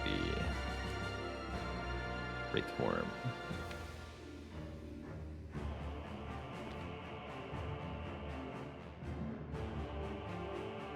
I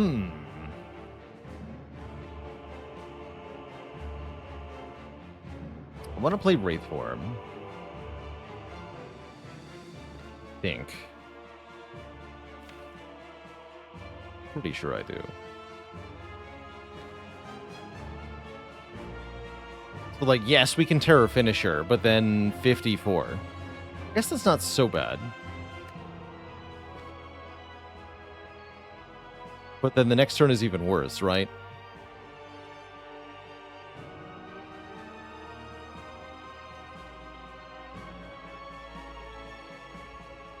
So, yeah, we can kill this turn, but I'm thinking about next turn and the turn after at the moment.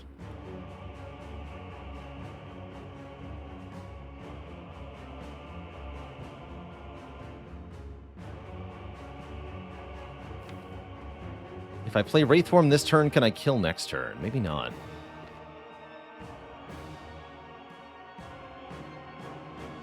Do I need to kill this turn? Well, we either need to kill or we need to play Wraith form because there's a very large number over the enemy's head. So yes, we need to kill this turn. 60. 60.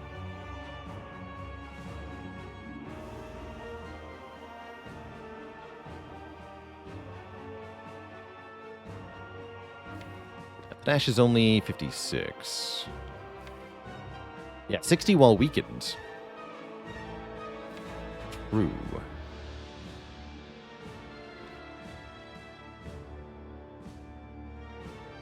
This will play Terror. I think I'm going to go for the kill right now.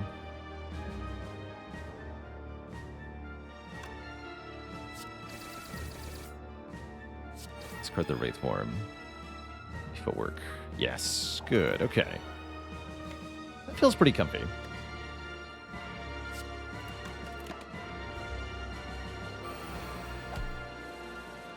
Good. Go leg sweep, backflip. Note how this is not enough block, by the way. Not quite. Definitely got to get back to that Wraith form. Thankfully, there's only 37 cards in the draw pile. Spooky.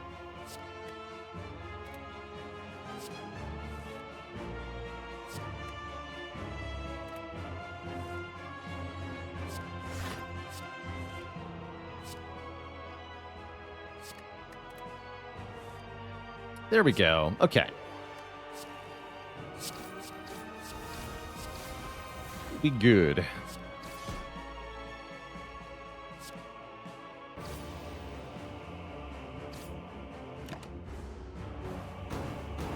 Also, we kill very fast from here.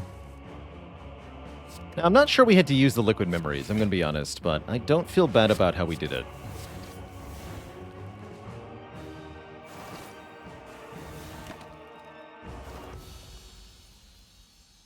Definitely happy to buy a new potion. Tim is our next opponent, though. Tim can definitely be a troublemaker. Unless... Interesting.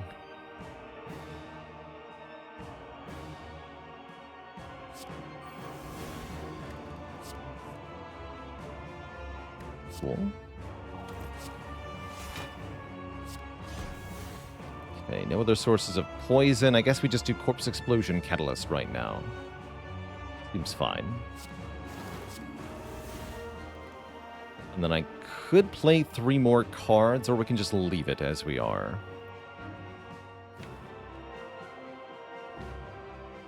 Guess I'll play 3 more.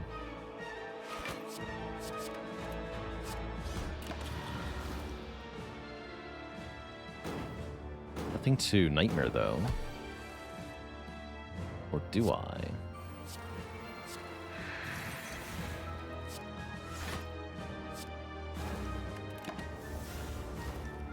Or do I indeed?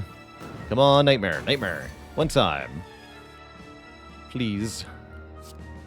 Nightmare, please.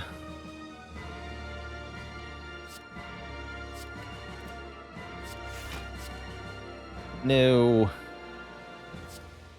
Disaster. I ever speedran Spire? Yes.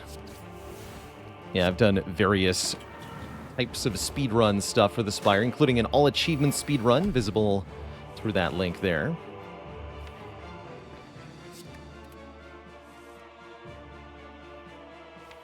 This is not good. This is not good. What do you mean, why not Catalyst? Oh, why not play the Catalyst? I was hoping to get back to it and Nightmare it.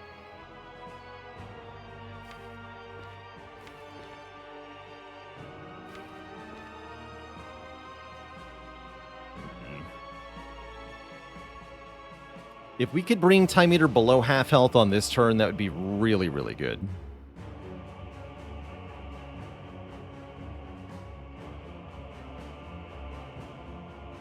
We have to do 116 damage. 117, actually, I think. Is there any way to do that? Strike, Steel 10. We could do Strike, Strike, Finisher. No problem. Guess we should see what Backflip draws first. Still no Nightmare.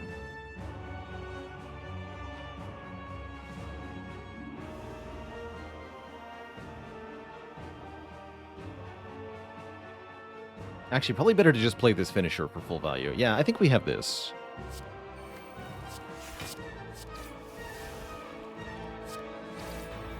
Yeah, we're good. Ah. I see. This is going to be enough, right? Sure hope so. Yeah, we're good. Okay. Thankfully, we are good. Hey, look at that. A well-laid plans. How nice.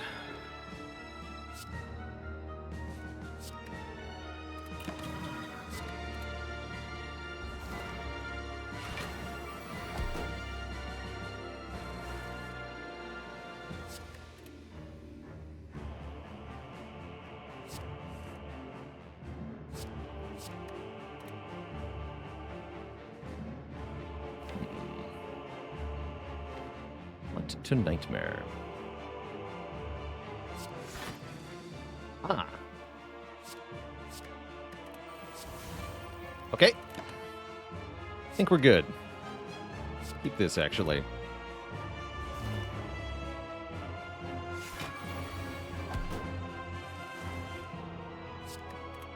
Ten energy. Let's play 2 of these.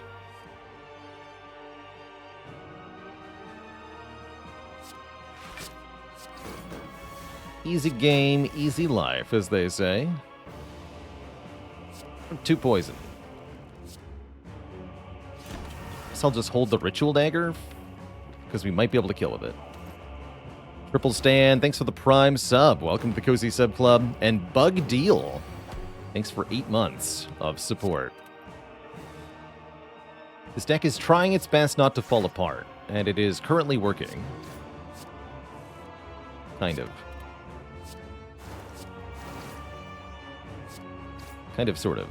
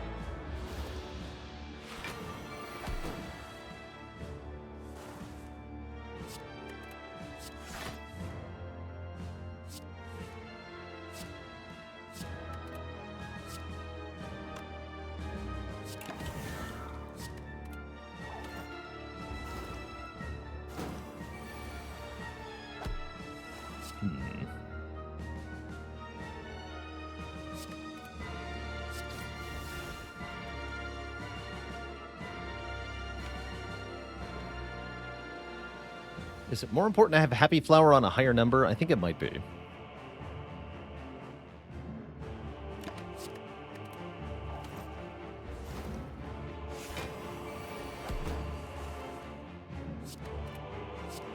Seems fine.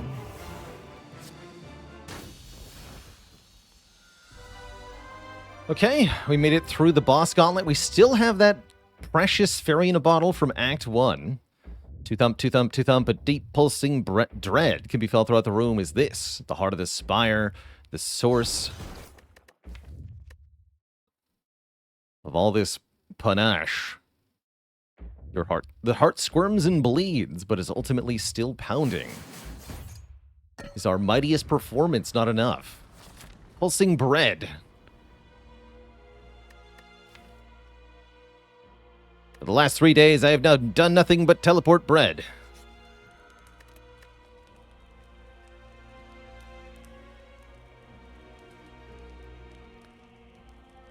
Just Blank, thanks for the 18 months of support. Footwork is a reasonable upgrade. Nightmare is a good upgrade for the energy discount. If we were to Nightmare the Footwork, having it upgraded would be pretty important, though. I don't feel like upgrading Panacea has a huge chance to matter. Sun and Diab, thanks for the 15 months. Let's go with the Footwork upgrade. But I'm not sure about that, if I'm being honest. Well-laid plans are not here, but Souvenir is here. Souvenir is pretty good. We could take another Panacea. We could take another Footwork. We can take a strike out of this deck. That's kind of important. But yeah, I really like the souvenir. Guaranteed don't get made vulnerable by the heart is kind of a big deal.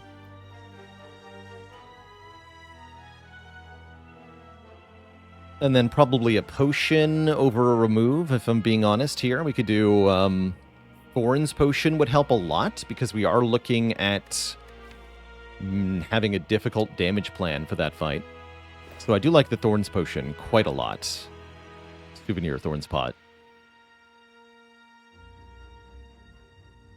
So not first remove in Act 4. No removes the whole run.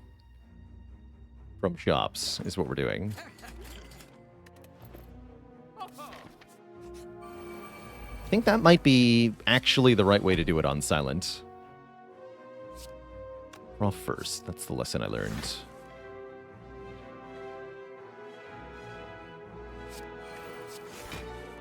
Damn it. Every time.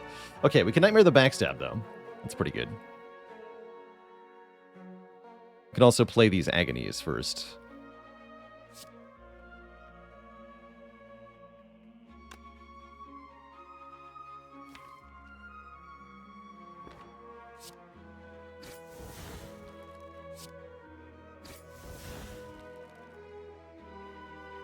Yeah, I think I'm going to Nightmare Backstab. We try to kill the Spear next turn. I don't know if I can actually pull that off. It's a bit worrisome. It would mean no tools to trade either. I think that's fine. Could Nightmare Deflect to try to block instead of doing Nightmare Backstab. It's perhaps not unwise. But I ain't feeling it.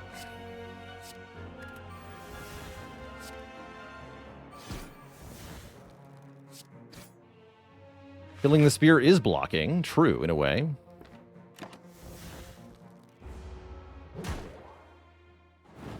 But in another, perhaps more important, different way, it is not blocking. It is not blocking at all.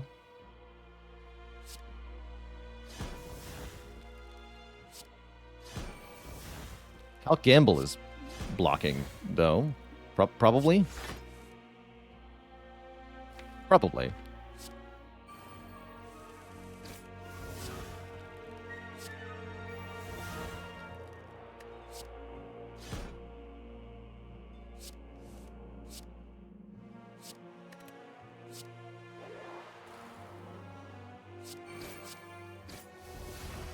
Okay, we did get the Spear there. I don't like that we lost 47 health, but I can't really do anything about it.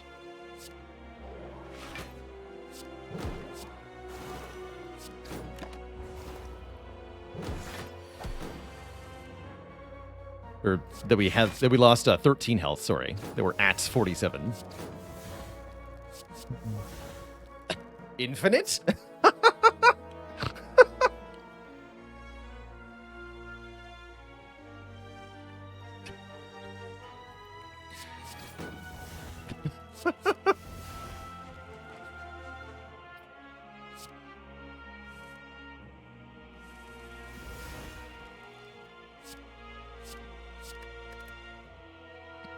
That's good.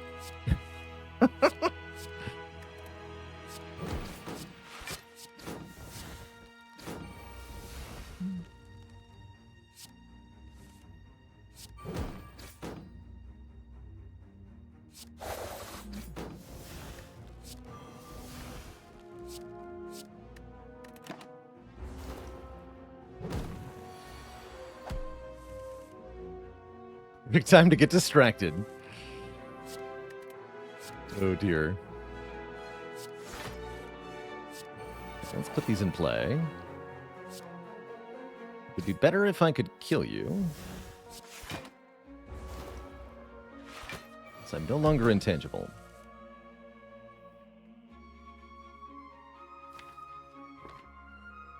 Definitely better if I could kill you. See if we can make that happen. Yeah. Cool.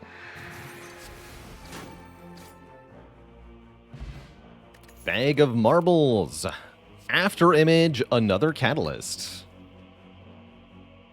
Interesting. After image, you say. Decent nightmare target too, right? Yeah. Yeah, we should take that after image. It's going to be really important for blocking when intangible too.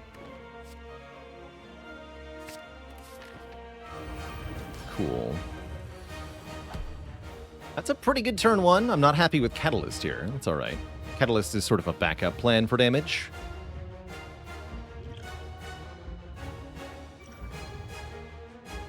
So I think it's... What's the order here?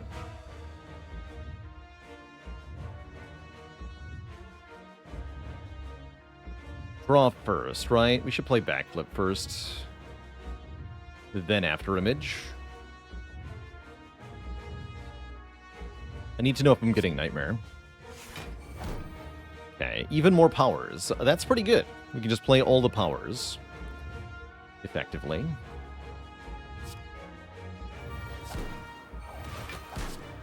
Take a little bit of beat to death. It's okay. Do some good damage, too. No! The cruelty. The sheer cruelty.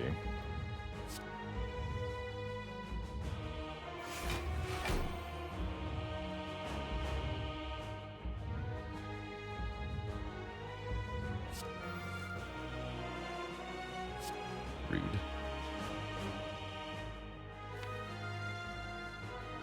Okay, don't worry about that.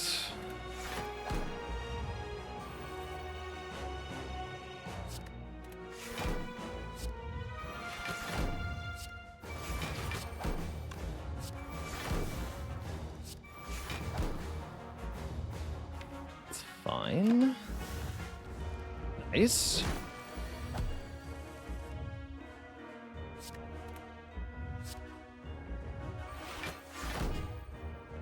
Like this. Okay, that means we completely counter Beat of Death now. Which means I can play all these shivs without feeling bad about it. I can even play the Infinite Blades, although it looks like I'm probably going to play Tool's Finisher. Okay, maybe Dodge and Roll Tools is okay.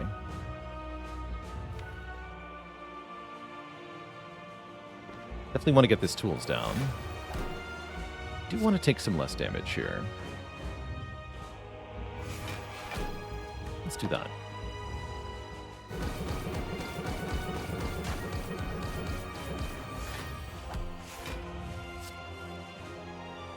Okay, there's Wraith Form.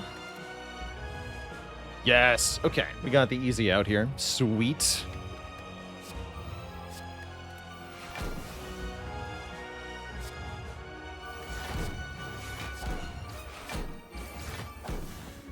That makes our life much easier. Who needs well-laid plans, Twitch chat? Not me. Certainly not me.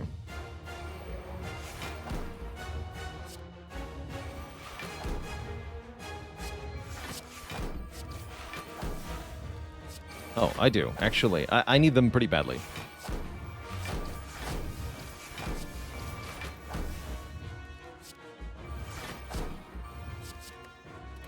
It was me.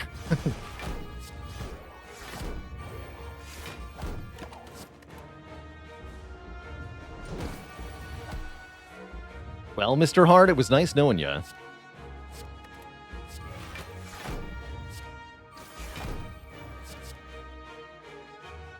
Card Wraith Form. Who needs that card? Chaos Mark, welcome, welcome with the 48-person raid. You're catching us right as we set a new record for ourselves here. New PB in silent win streaking. Getting 9 wins in a row. Mercury03, thanks for 29 months. Here for 9 on 29.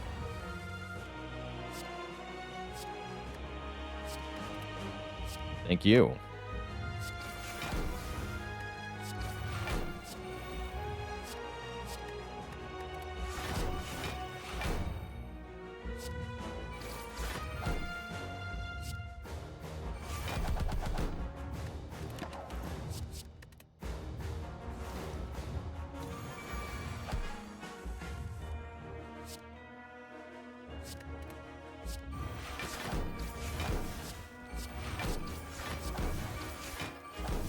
GG.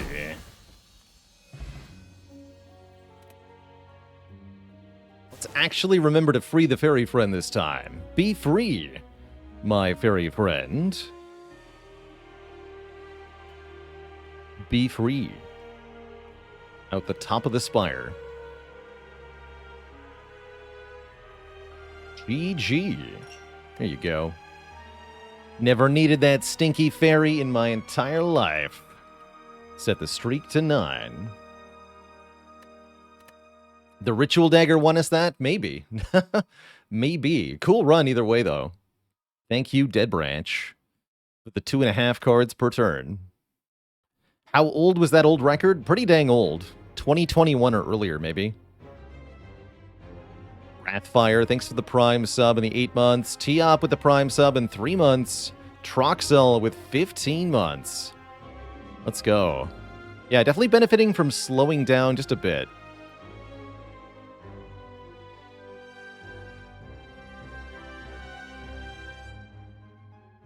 Just a bit. Now, what Twitch chat has it been done?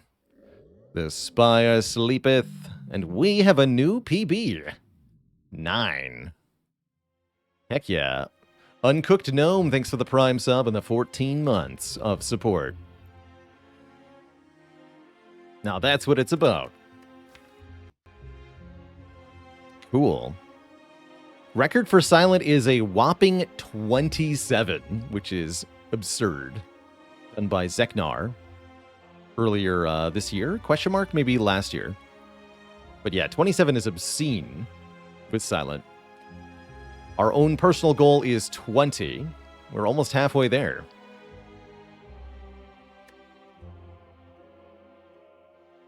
DKV, thanks for gifting a sub to Dank the Tank. And Gulaps McGee with 100 bits, thank you. Aeon Iconics, thanks for the Prime sub and 17 months also.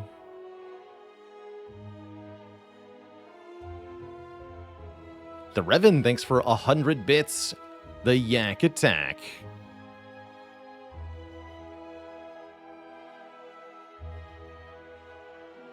Do I have it in me for another Silent run? I'm thinking I want to play a quick run with a different character. Because I do want to play lots of Elden Ring, and I don't want to do another 2-hour Silent run. So I think I'll do the same thing we did yesterday, which is play a different character, one fast run, maybe a fast robot run. That sounds kind of fun. We already played the Seed of the Week. That was yesterday. Glorious victory occurred. So, before that happens, though, Twitch chat, I'm going to take a quick break, refill the legs. Let's put just called Speedy Defect. And then Elden Ring.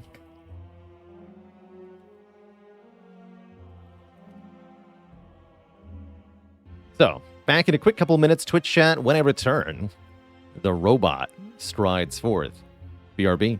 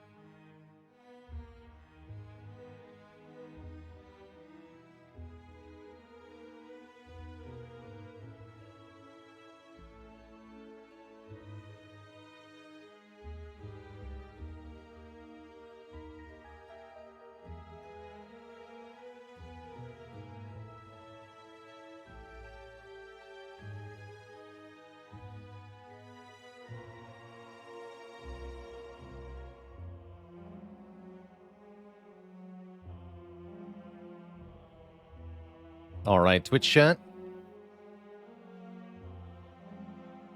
We are back. Let's play a real quick defect run here. Will I try to craft a dad joke?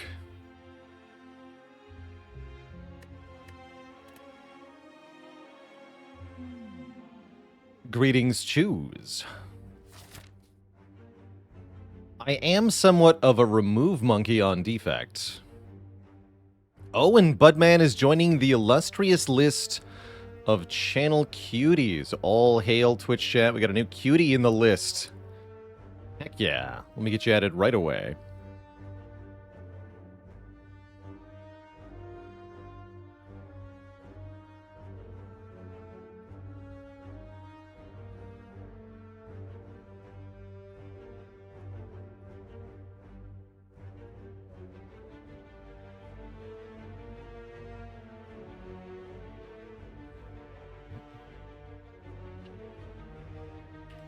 All right, here's one that I just came up with. Did you hear about the grandmother who had to go to court for making counterfeit quilts? She was acquilted.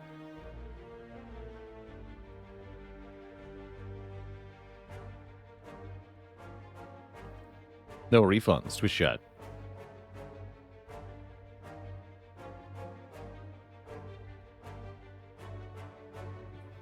Quilty on all charges.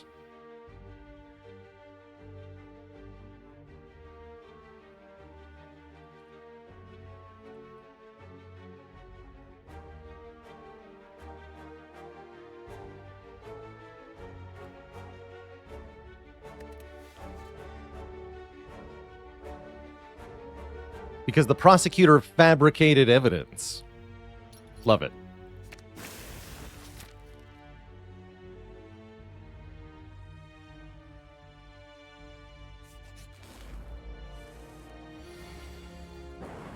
Give him the old zip zap. Who's our boss? Hexa.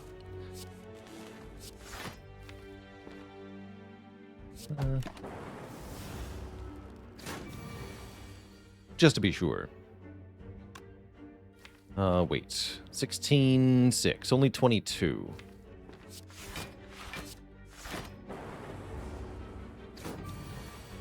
We should have dual cast. No, we're good.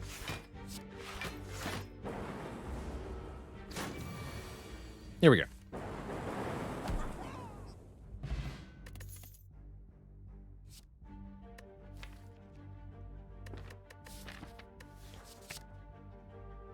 I'll take the Tempest. We want some actual damage here. And with 2 of our starter cards removed, I'll happily upgrade at random. 2 defends. I like it. Now we have an actual defensive core to the deck.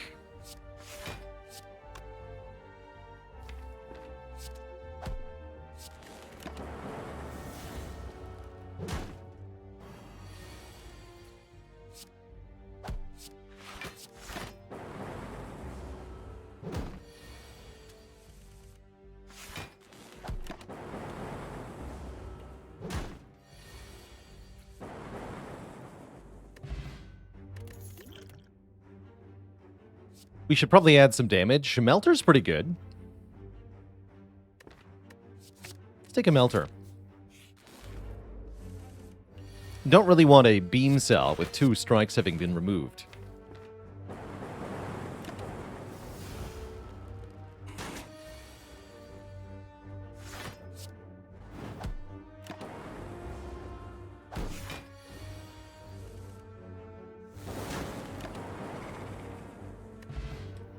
Charge battery to go with the Tempest, not so bad. I should probably take a Bullseye. That'll go with Tempest. Although Rip and Tear and White Noise are tempting, especially White Noise. Really big fan of White Noise. But I think Bullseye is probably better. If only White Noise were here, I'm sure it would be Electrodynamics. I'm positive.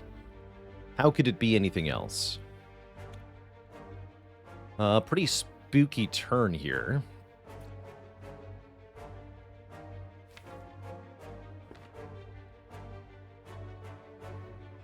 And by turn, I mean fight. It's a pretty spooky fight. It could hurt quite a bit.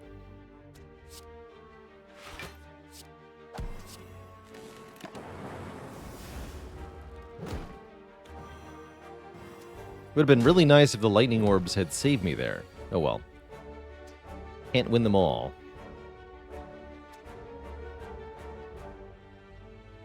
We can do Melter, defend, defend.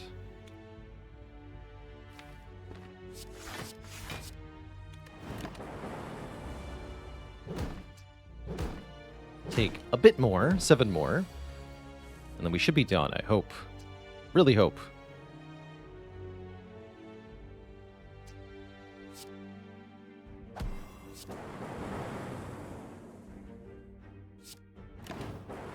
Damn.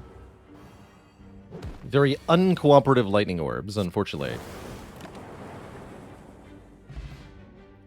Had lots of chances to save health there. We just didn't get any of them. We do, however, get a Doom and Gloom and a Rest, and I think that's perfectly fine. Thoughts on Dupe Pot Tempest turn 1? I did consider it. It might have saved us some health there, that's for sure.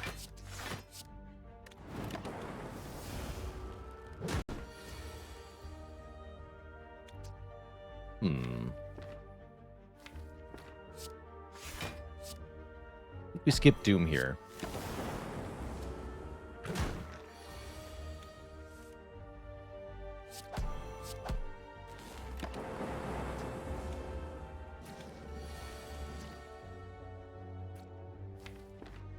Please. Good.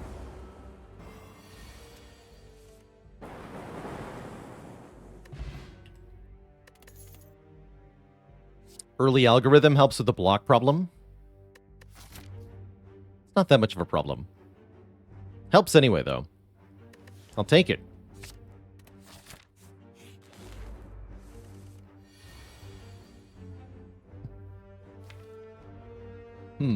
Much regret. Oh well.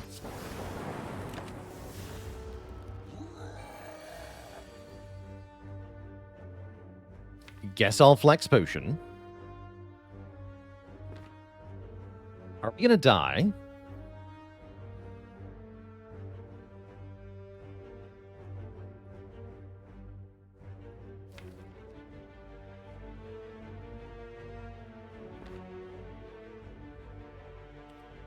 So let's see. If I flex potion this turn, we deal 15 plus 11, 26, plus 13, 39.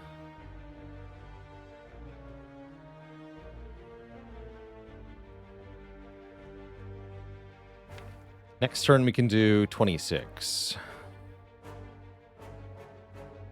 Not enough.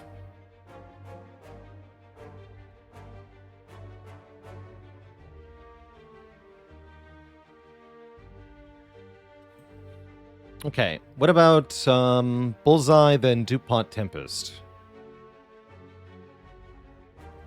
That would deal 8 damage this turn. Plus... we evoke 4 lightning orbs, so we deal 12 immediately, and then 12 at the end of the turn. 4 by 3. Then next turn, I would flex potion, if necessary, DuPont... Doom and Gloom Zap, rather. No DuPont. Just Doom and Gloom Zap. I wonder if it's better to DuPont Doom and Gloom next turn, save 3 health. We'll do math on that, too.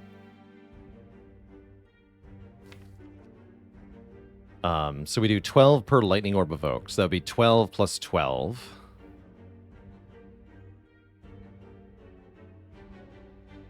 Ten from the Doom and Gloom. 8 from the lightning at end of turn. So yes, that kills without using the flex pot if we Bullseye DuPont Tempest. So the only question left to answer is, what about Bullseye don't DuPont Tempest, next turn DuPont Doom and Gloom? What does that do? That would be 8 plus 8 this turn. It's not very much. Next turn, we dupe the Doom and Gloom, which should be 20. We get 1 evocation. No, that's not enough. Okay. So let's do that then. Bullseye, duplication, potion, tempest.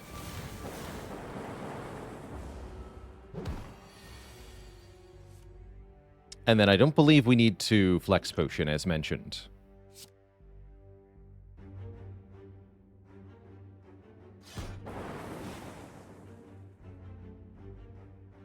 Right, this does 12 plus 8, yeah.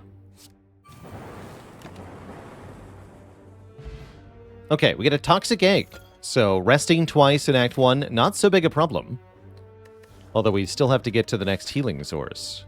Could be tough. And a charge battery plus. I like it. I also like a thread needle, giving us plated armor. So we could just go this way, actually. At the shop, we can remove another strike, too.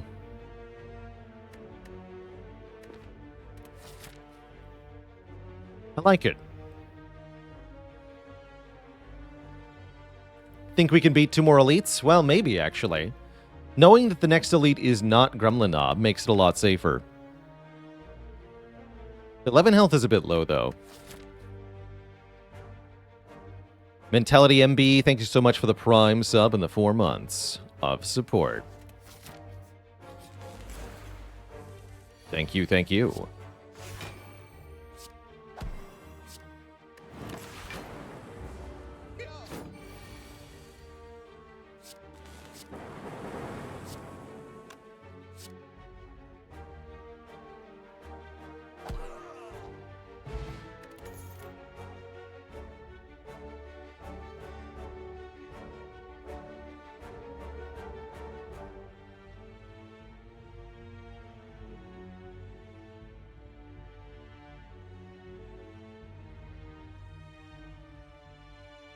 And a dad joke for the crowd, courtesy of Flames Runner. Why did the Defect have a hard time getting their clothes on in the morning? Because they had a plated armoire. No refunds.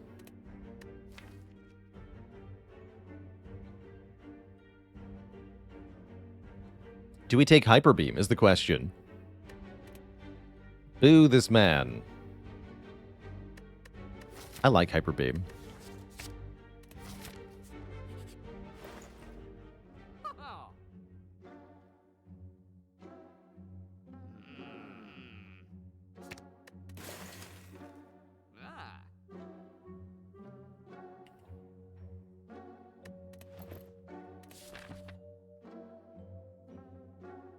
Yeah, I don't feel capable.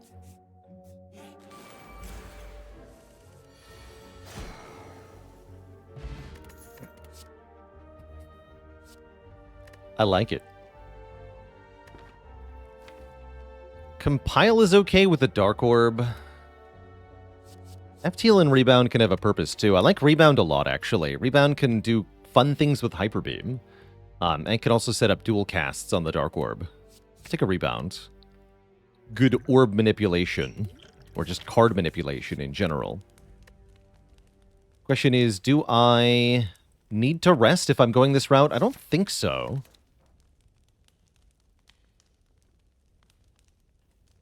Although it'd be nice if I'd been playing genetic algorithm. Kind of my bad there. Let's just be greedy and stuff. I'm sure it'll be fine. Probably.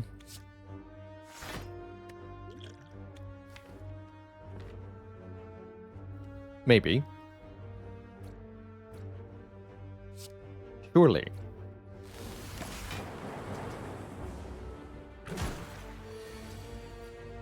Eight is definitely a bit of a scary health for Hexa, though. But I'm sure it's fine.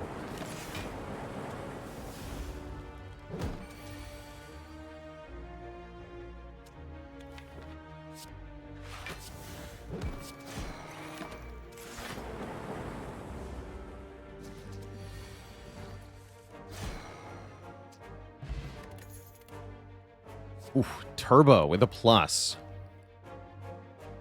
That's pretty powerful with a Tempest. I'm gonna take that.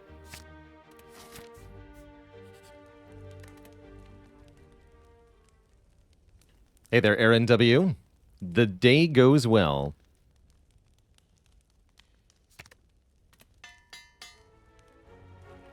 Very excited for some Elden Ring after this run.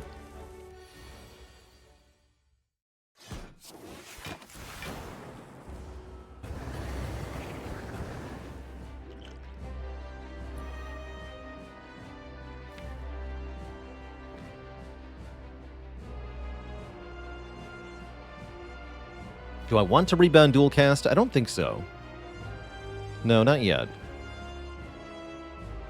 Let's just rebound nothing.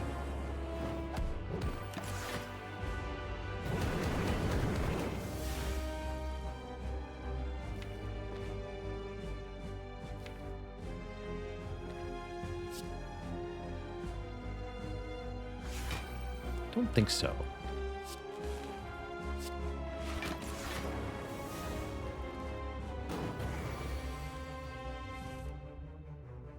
Bit early to be hyper beaming, ain't it? Yeah, we can go dual cast Doom and Gloom, get more Dark Orb power.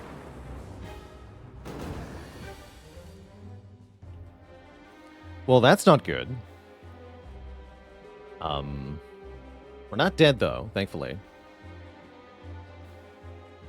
But that is certainly bad.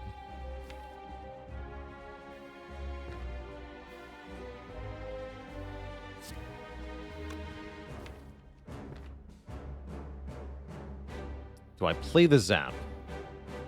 45 damage? Yeah, we should.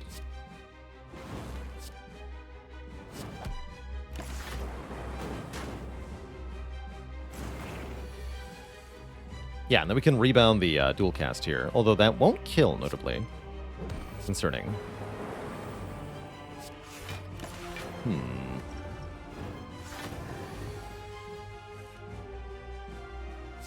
Does do a lot of damage, at least.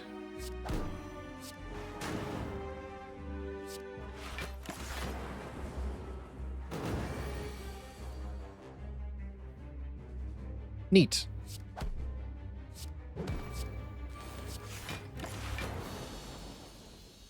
We did not die, somehow. I like it. Creative AI, Meteor Strike, Core Surge. Core Surge I really like with Hyper Beam, actually.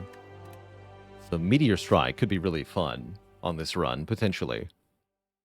I have a vague feeling we're in a position to be able to potentially play this.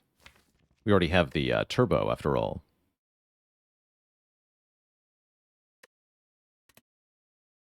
I'm going to go with Core Surge. Okay, nothing spectacular.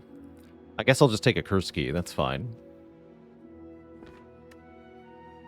Yeah, I like that more than Sacred Bark. Certainly I'm not taking Busted Crown when I've got a Toxic Egg. That's just stupid. No way.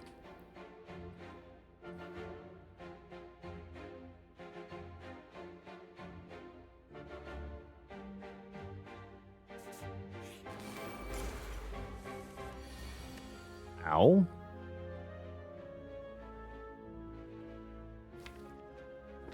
But my face, though.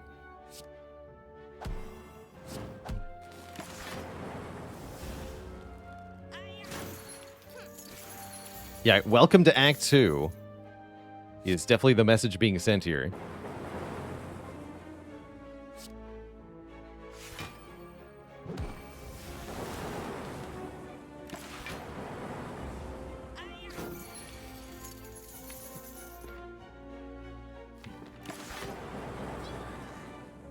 Poor neglected algorithm. Oh, hey, another better algorithm. Get in here. They can be friends. And I can be almost dead. If we with only the power of reading. I love reading. Now we get a free power, speaking of power. On turn 1 of every single combat. Being critically low health sure could be a problem, though. Especially if there's a surprise avocado before the shop.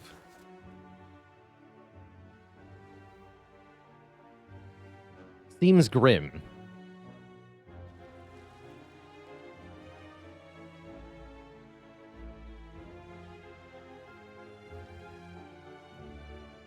Let's see. Currently we have 54 damage versus 70 health.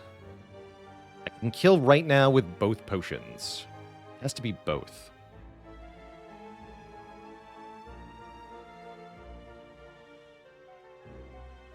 Yeah, it has to be both.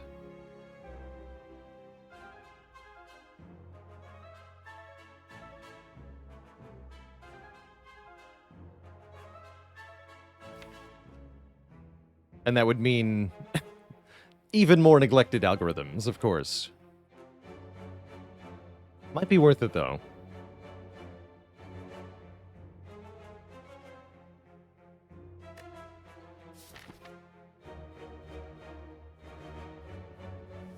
How are we in the champ fight currently? We have Dark Orbs.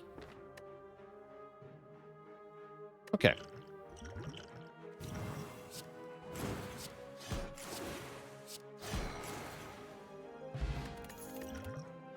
Ooh. Cool-headed plus with the turbo is so good. I like the loop a lot, but card draw is spectacular here. You're not a waffle. I was hoping there'd be a waffle here.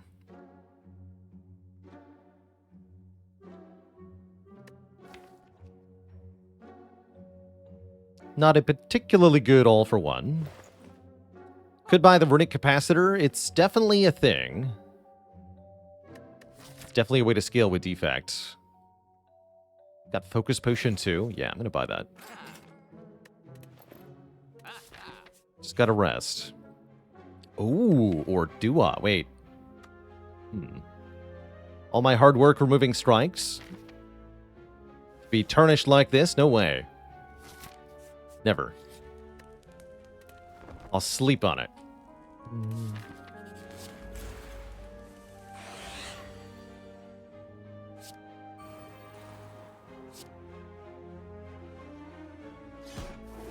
Doom, then cool-headed, then, yeah, Core Surge. Maybe we can get back to this. Definitely got a Core Surge here, though. Stopping that initial debuff is crucial, as you can see.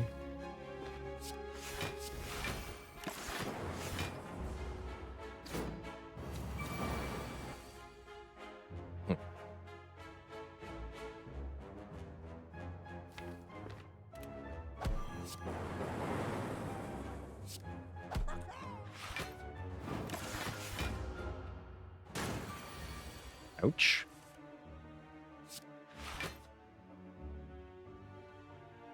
We probably want to fill up the orbs so I can maybe evoke this, although dual cast will do it anyway, right?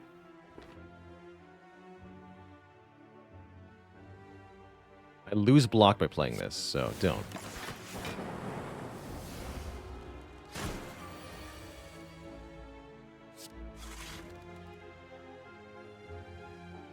Well, the good news is we get to play Algorithm.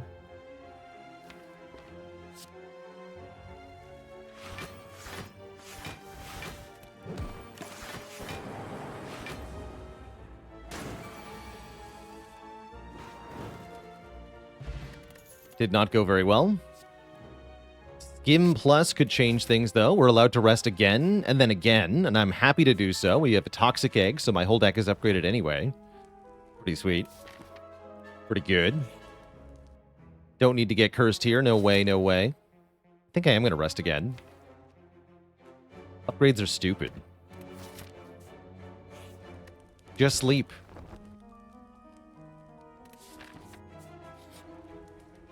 Damn it. No. You kidding me? All my hard-earned rests? Lose the strike then.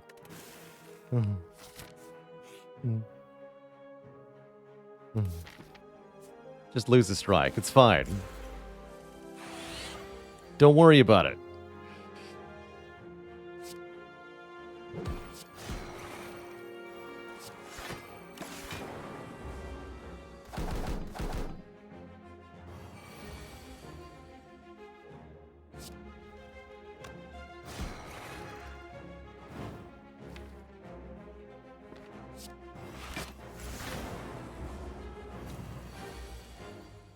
Don't worry about it.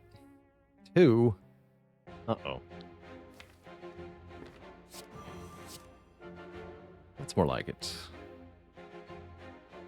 We do algorithm, bullseye, dual cast, core surge. There we go. Heat sinks. That would be my first power. I accept.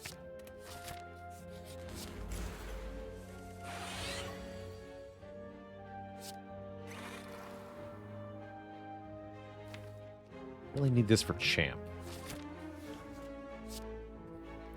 Not certain it was wise to fight any elites, but here we are.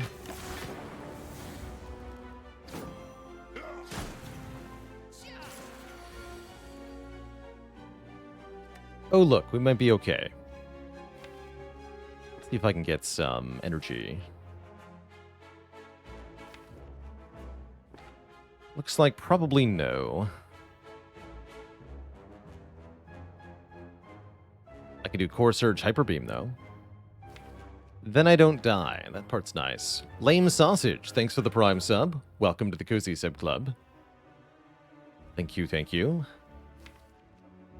Yeah, turbo would be good here. Oh well. We don't got turbo.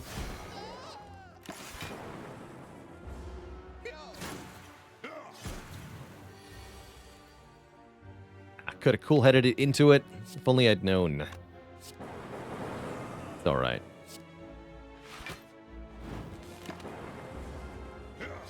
Frozen Eye would have been good there.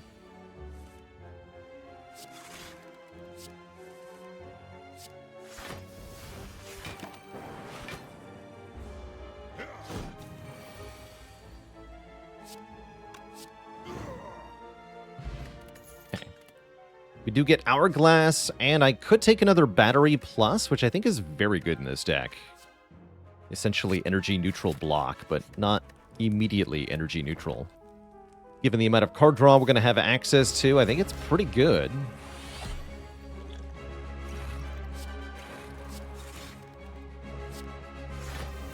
Not sure if we win this fight, by the way.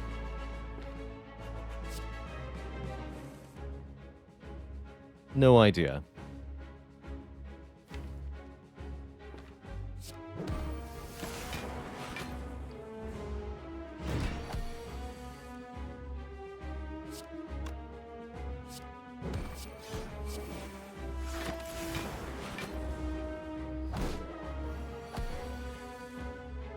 If we do, it's going to involve these Dark Orbs, for sure. Look at that. I believe I want 2 Dark Orbs and 4 Frost.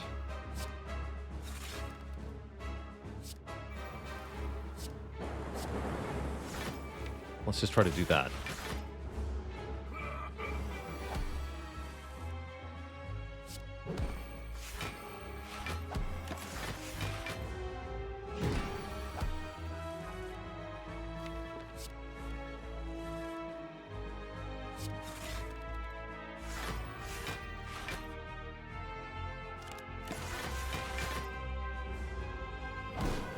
Looking pretty good, actually. Downright easy? Might be easy.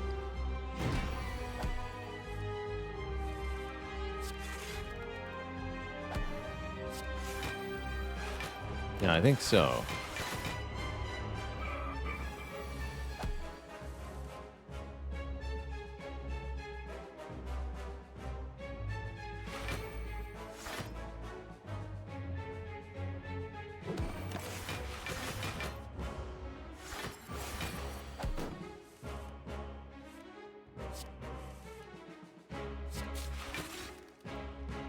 Now die.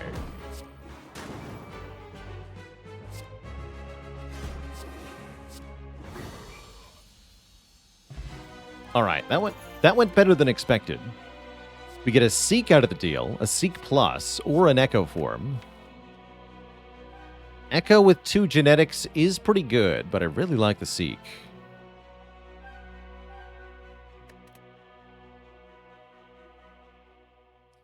Axmalon, thanks for 15 months of support. Thank you, thank you.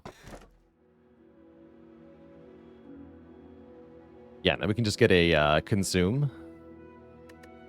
Fusion Hammer's pretty good, too. But I think Inserter is our long-term scaling option here.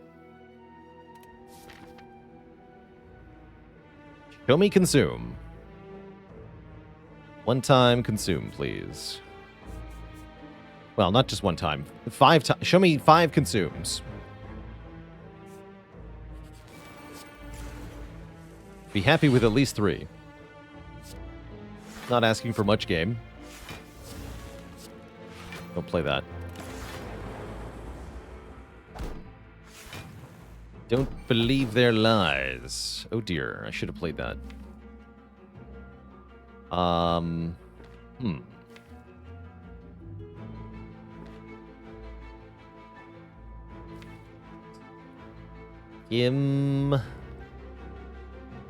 Genetic? Only I had rebound in hand.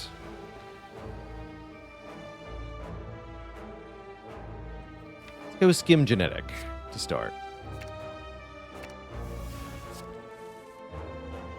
Okay. Guess we block.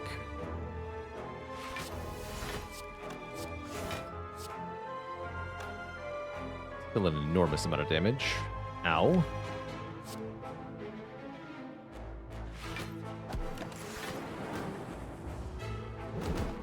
Rude.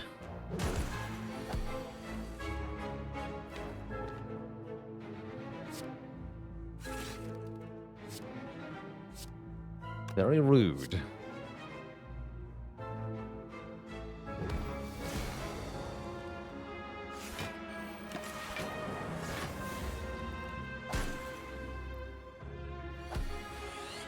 Guess I should have played the highest. Thought the fight would be a bit longer. Oh, well. Do I take a sweeping beam? I think not. Fusion? No. No. We need consume. Although free echo form, I will also accept.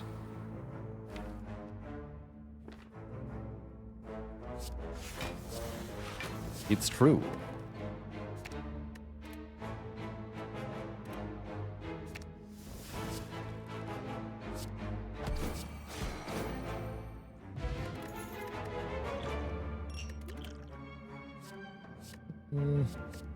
Nah. Ooh, spooky.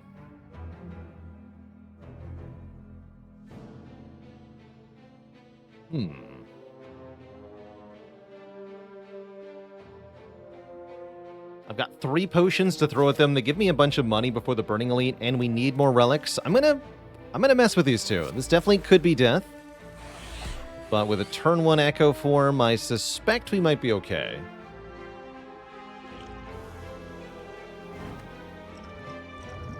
Okay, regen potion, energy potion. Energy potion's pretty good. I'm gonna rebound, charge battery. Heat sinks, echo form, charge battery. Maybe should have played a hyper. No, with echo form we should be okay.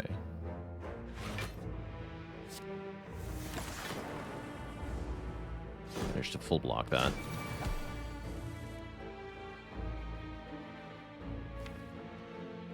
Kill him quick though.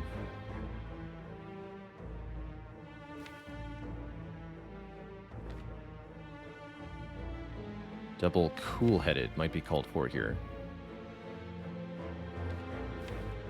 No rebound hyper beam with the echo form. I should have done that.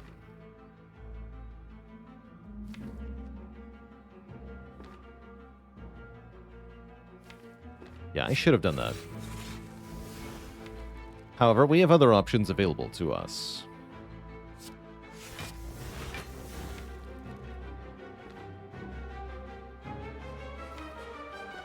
We'll seek Doom and Gloom now.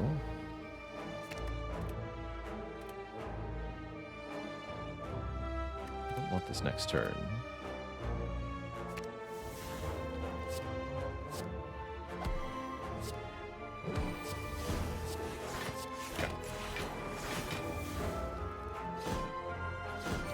Not getting any burns the first 2 turns really helped a lot too, actually. Okay, let's just make sure you die.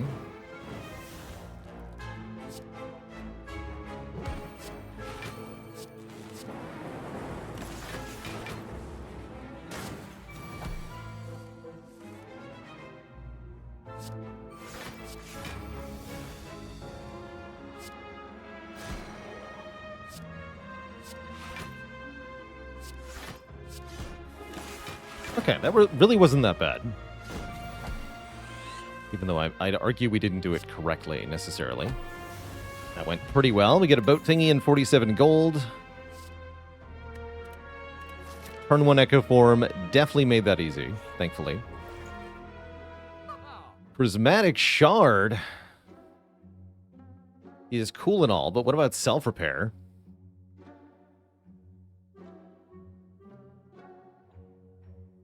What about self-repair?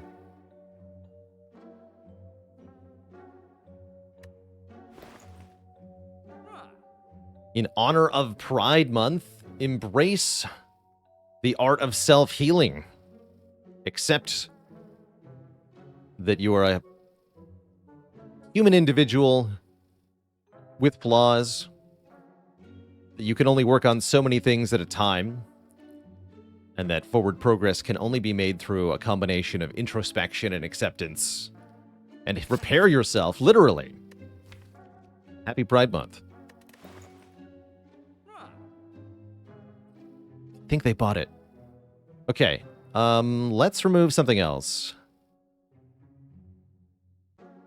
Let's get rid of a defend here. Don't need that stinky defend.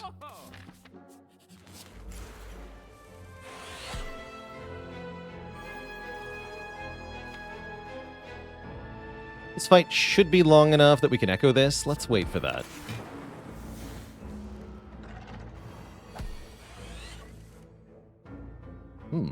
Concerning.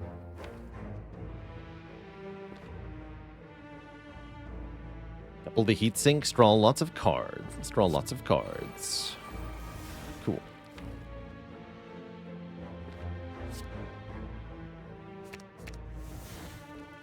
I like it. There we go. Why is Echo Form 0 cost? Because it's wrapped in a delicious gooey cheese layer. Along with a tortilla. It's tasty.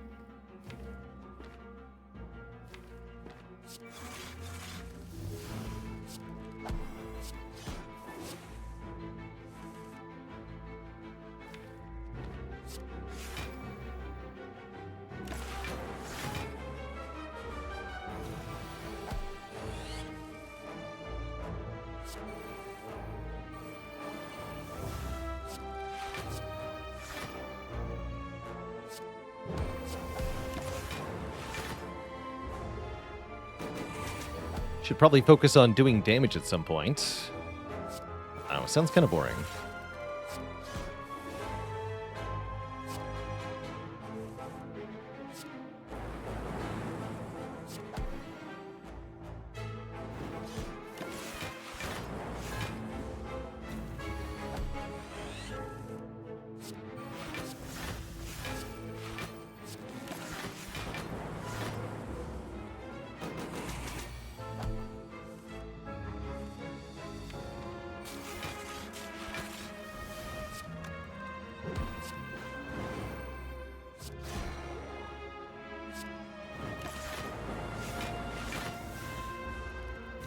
Definitely a very good fight. We heal for 14.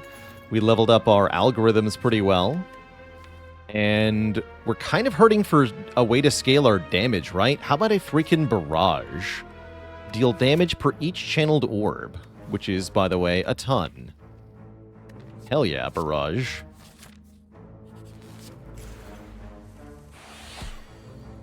Definitely barrage.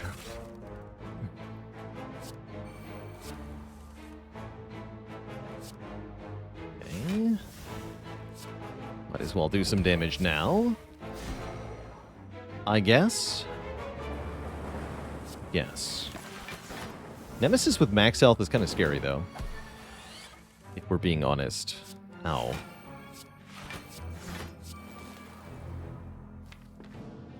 More than kind of.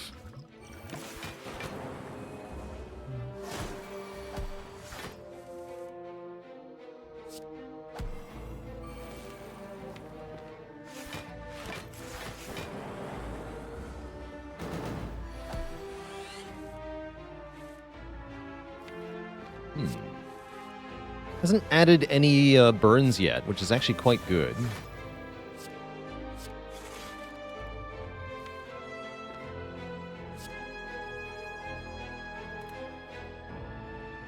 We have a full block already.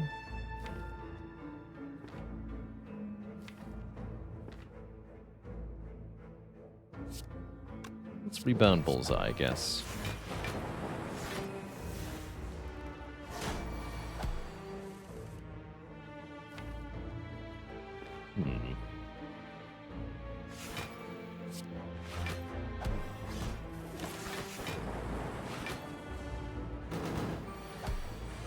Ow. Ow. So aggro. Though.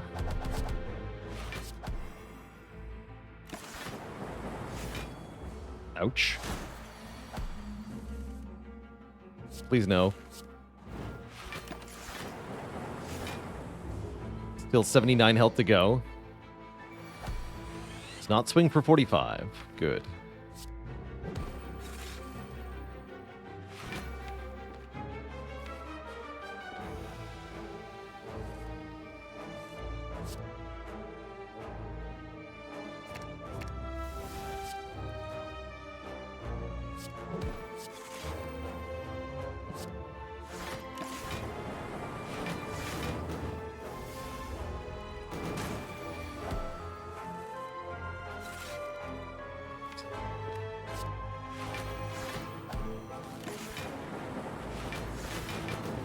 Just an average Nemesis fight.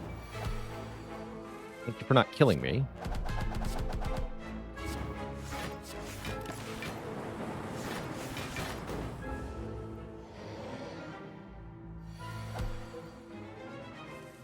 Oh, good. Get barraged. Recursion seems pretty useful in this kind of deck. Not activating the orbs that much. We did survive our Burning Elite at least. But at what cost? But at what cost?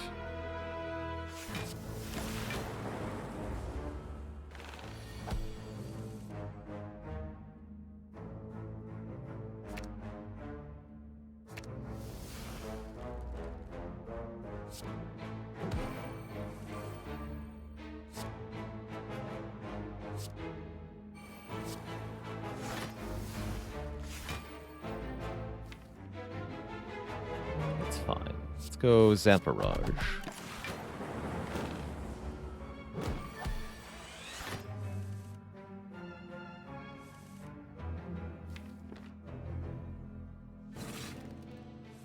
Let's go Bullseye, Recursion, Dual Cast. Hyper Beam. No, I gotta block.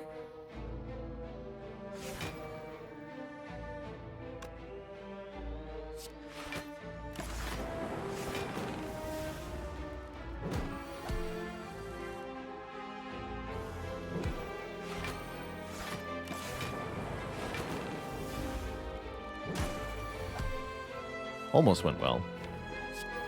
Pretty good, though. Net gain of hit points. There it is. Consume. Give us one more card that can make a Frost Orb, and we're golden. Absolutely golden. In fact, I'm probably not going to fight any more elites now, because if we fight Reptomancer, it's an unnecessary risk at this point. Glowing Tesseract looks awesome, though. Don't forget to take a curse. Tubsass also joining the illustrious list of channel cuties. All hail, Twitch chat, a new cutie, Tubsass, joins the list. Show me your waffles if you got them. Touche. Wow. Those are pretty good. I'll take Discovery for sure. How does Purity sound? Sounds really good. The Bomb also sounds oddly useful here. Give me that. I'll take the Deep Breath card.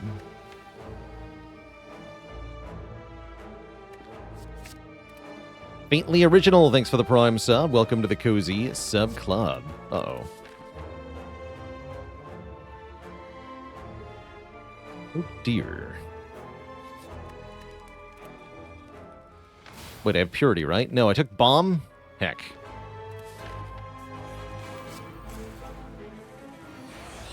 Well, that's spooky.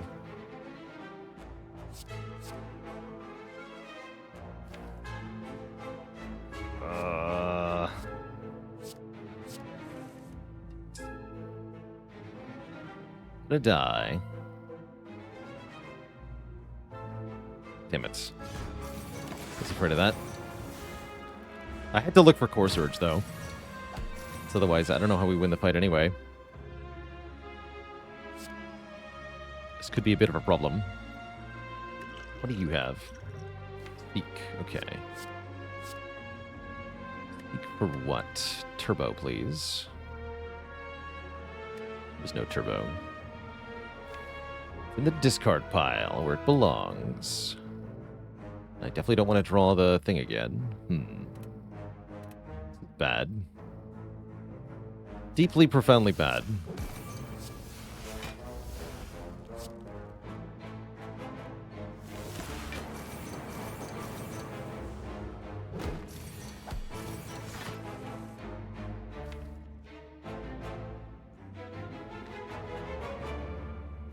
Actually, wait, this might be fine.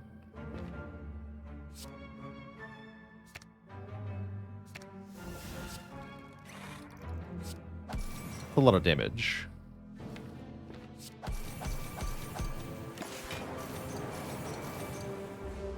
Telemachus with the Prime sub and 21 months of support. Thank you, thank you.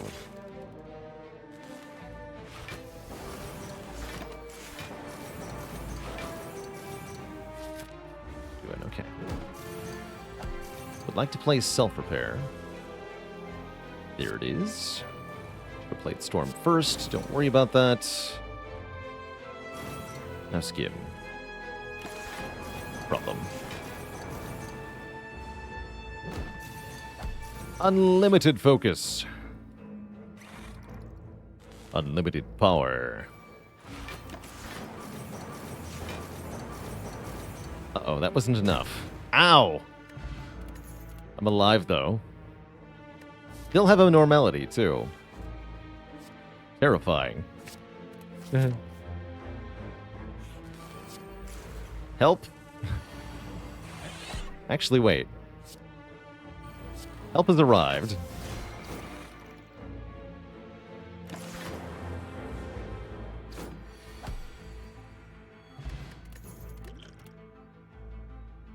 Okay.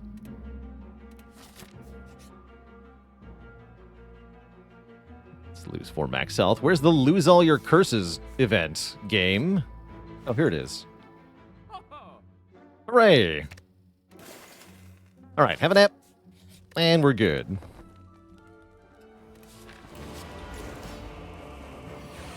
Get wrecked, Tim. Heat sinks creative AI turn 1. Get wrecked.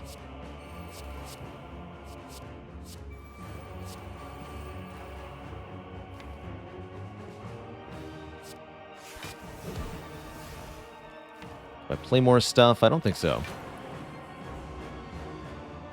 All according to Kenkaku.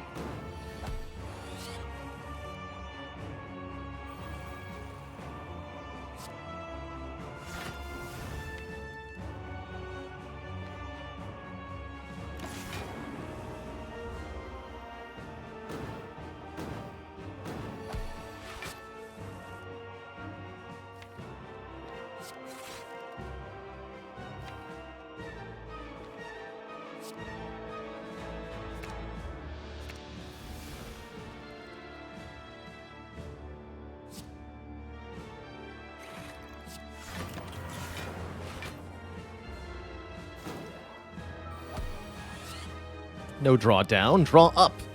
Draw up.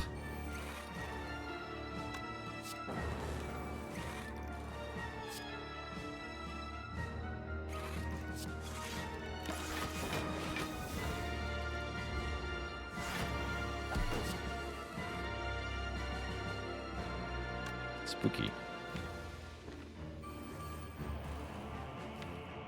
Very spooky.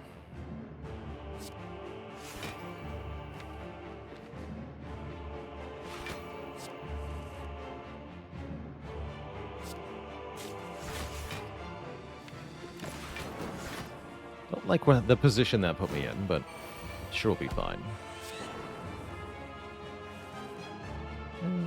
Fine is a relative term.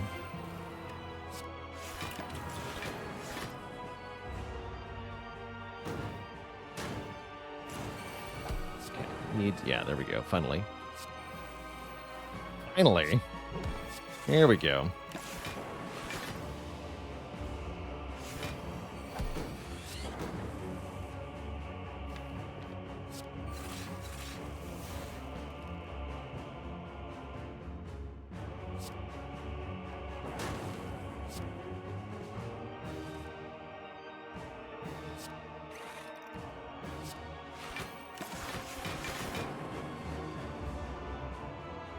Now we're good. And perhaps most importantly, we can double our self-repair. Possibly even triple with Discovery's help.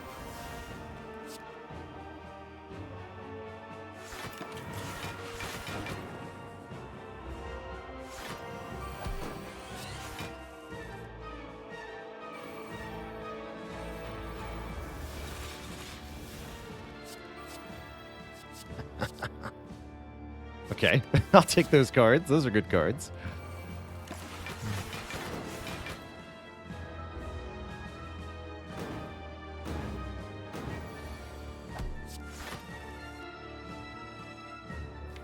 I'll just take double. A lot faster that way.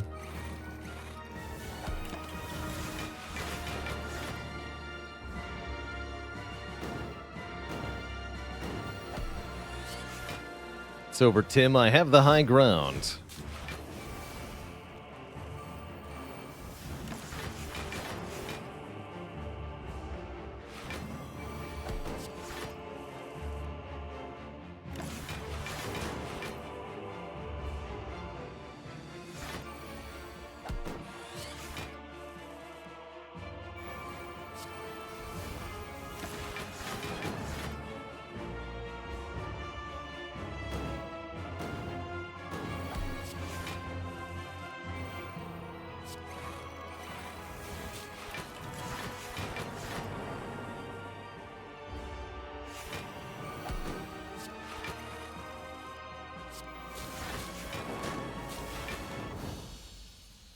GG, nerd.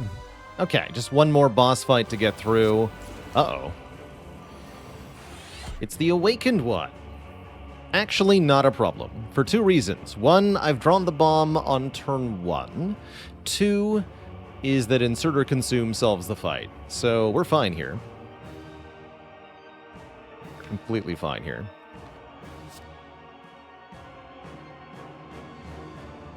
Let's see what this makes, though. Skim. Cool. Double energy. Double energy. Then I can just do something like Cool-Headed. Skim?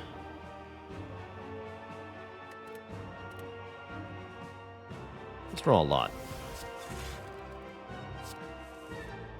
Cool. Don't bother playing Capacitor, I don't think.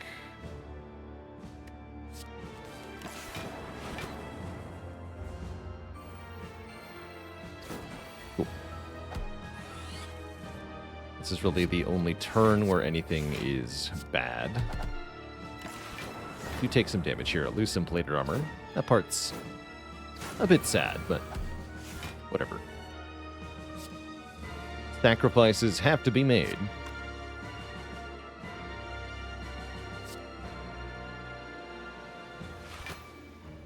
Yeah, that's a full block. So let's rebound, consume. Then we're good to go. Good old bomb.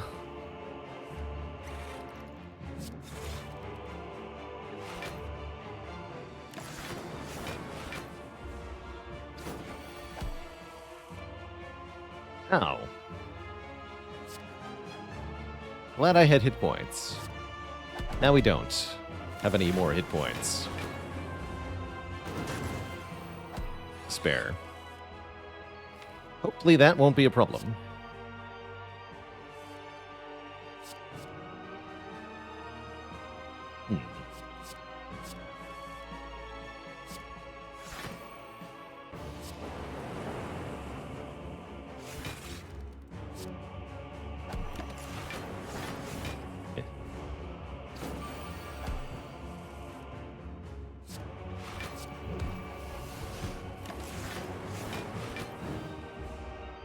This seems to be a case of not making enough frost orbs quickly enough. We're good, though. Can even keep the algorithm.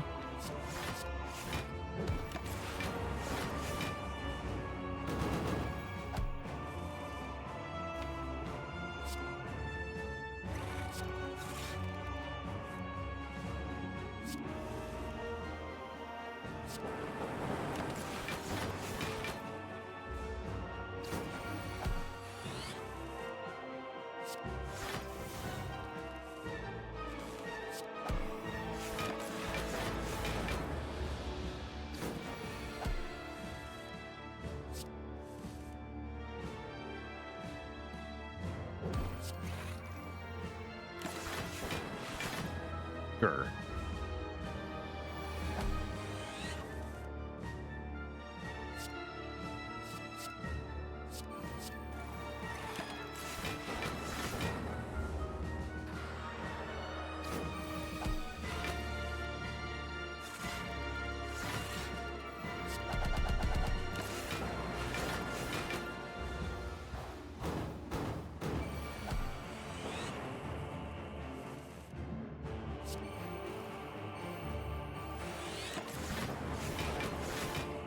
Yeah, we actually cannot fill these orb slots very easily with the current cards. I don't have money for better cards either, which is pretty bad. I imagine we're pretty hosed in Act 4 here. I don't think we're going to make it that much further, but we did a good job to get here.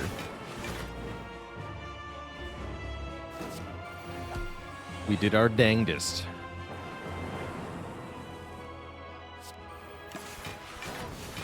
Blapped. Surely Discovery and Enchilada will clutch it, right? Surely. Surely. Hope for a cheap Glacier? It's not going to be 15 gold cheap, unfortunately. We could get one from the elites. Our best bet is if the elites drop a Glacier and also a skill potion that contains another Glacier. Anything short of that is going to be a problem, if we're being honest.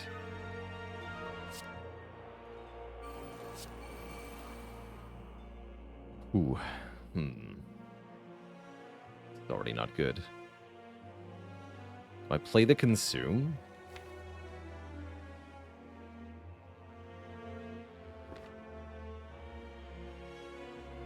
I play the bomb.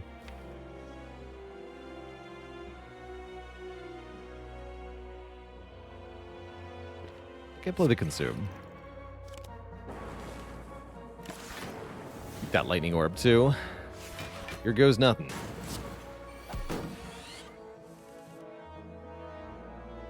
We're just actually gonna die right now? Maybe. Almost.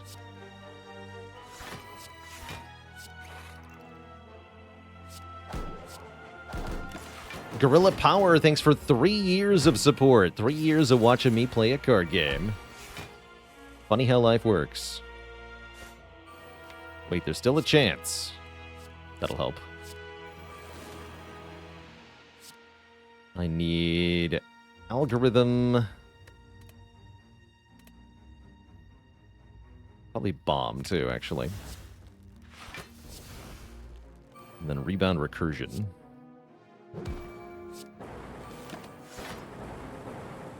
Queue up as much damage as possible here. We got to kill Spire next turn. Or else disaster will strike.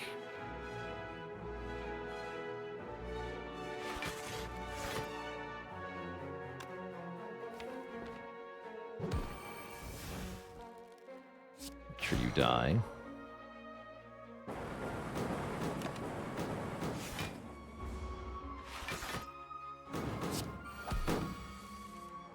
Nice cool-headed.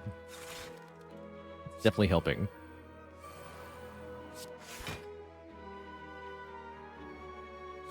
Up for you.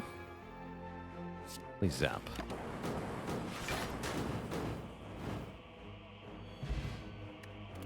Okay, we have maybe the faintest of hopes going into Heartfight here. We got a machine learning from the Enchiridion. I don't think that's going to cut it, but we'll take it.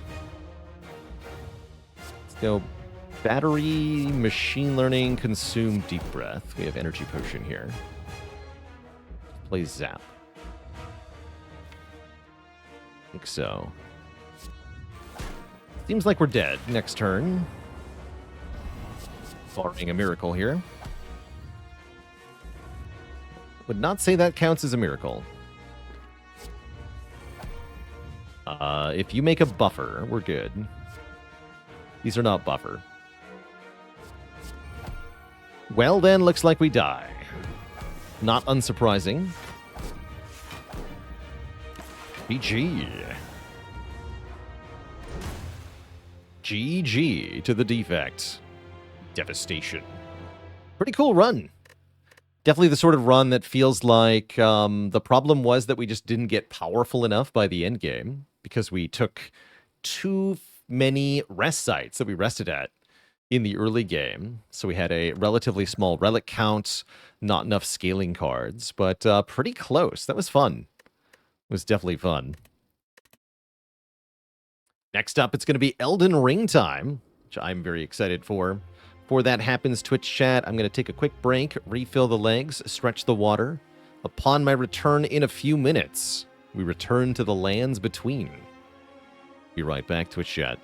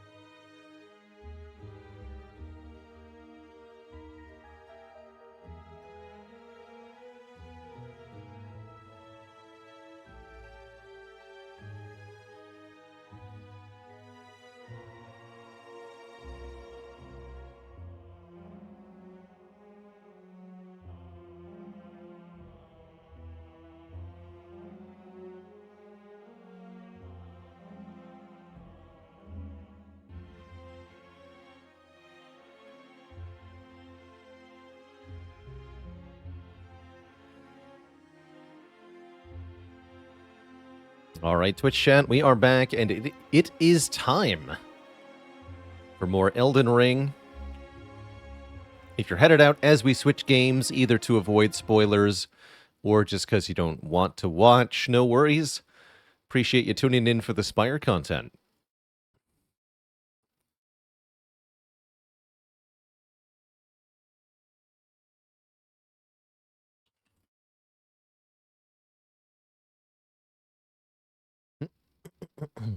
Hmm.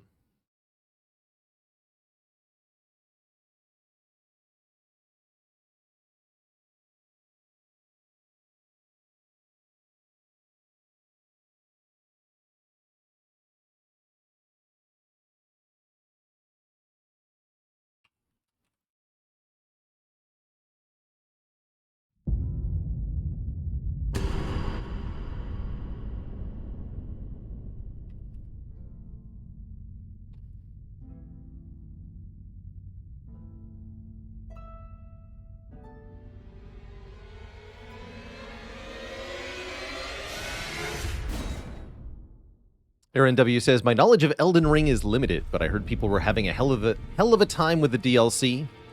I heard that too.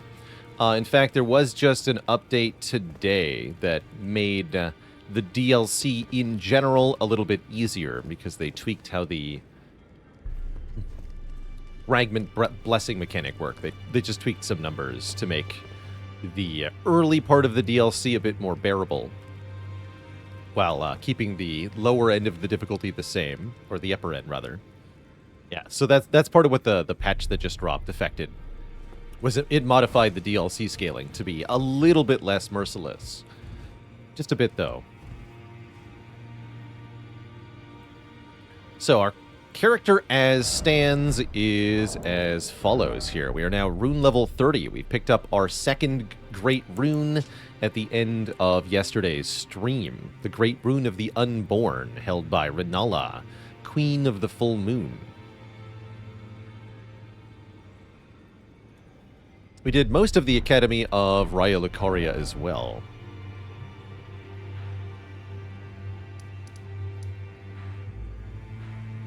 What I'm planning on doing today is we're probably going to explore most of the rest of Liurnia here, the northern cliffs and the stuff leading up to the Grand Lift.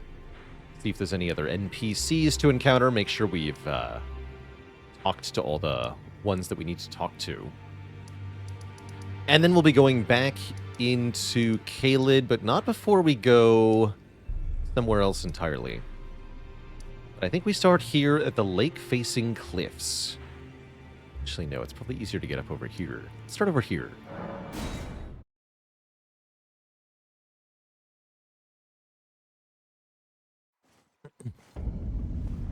So, as a reminder, our character is level limited. How it works is that I started with a level cap of 10 and a max weapon upgrade of +3, and then we can increase that by a further 10 and +3 each time we acquire a great rune item or a mending rune item, or otherwise an item that would unlock an ending for the game. So there are about a dozen of those in total. We'll be able to get to rune level 140, I think, if we collect everything. Probably I won't do every single option for upping our power level, but we will get all the great runes for sure. Plus, there may be additional items in the DLC that allow for higher levels. So we'll probably be doing most of the DLC in the rune level 120 to 150 range, is my guess. Should be a fun time. Really looking forward to getting to that, but there's a lot of prep to do still. Just genuinely a lot of very fun vanilla content to enjoy. Oh no, wait, we saw here.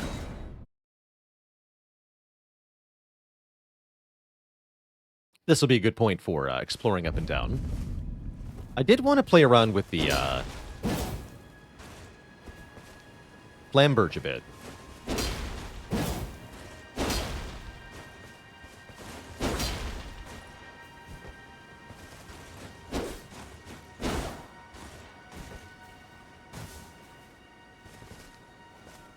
Feels like a pretty similar moveset to the Claymore, although I think the Claymore has a stab. Yeah, the light and heavy are kind of the same with this.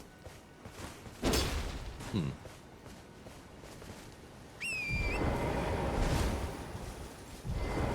feel like there might be a night boss around here, so I'm going to wait until nighttime.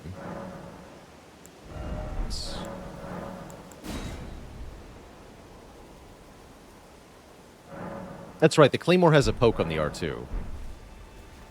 Which the Flamberge does not. We've got, yeah, vertical swing or sideways swing. The price the price that you pay for bleed, I guess.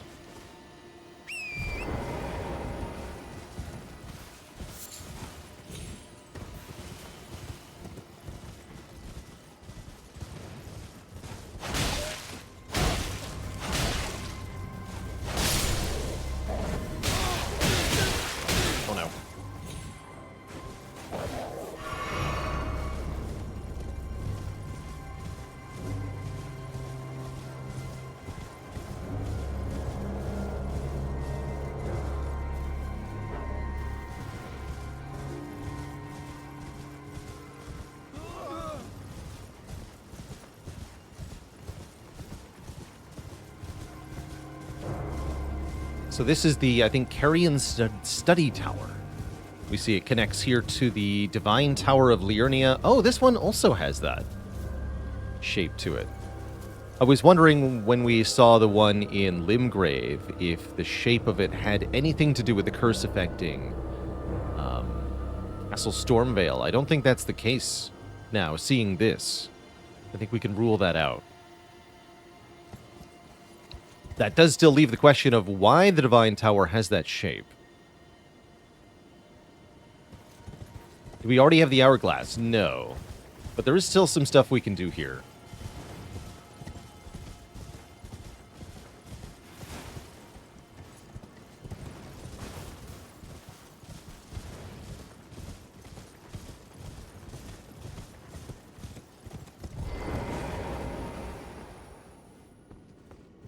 Do any of the Souls games have a transmog system? Not that I'm aware of.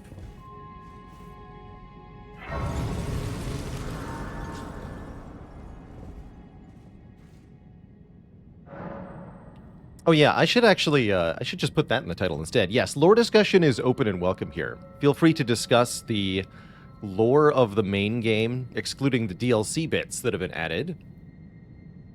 Bits about the world building, what the characters have done, even your own theories about why things are the way they are in the game world.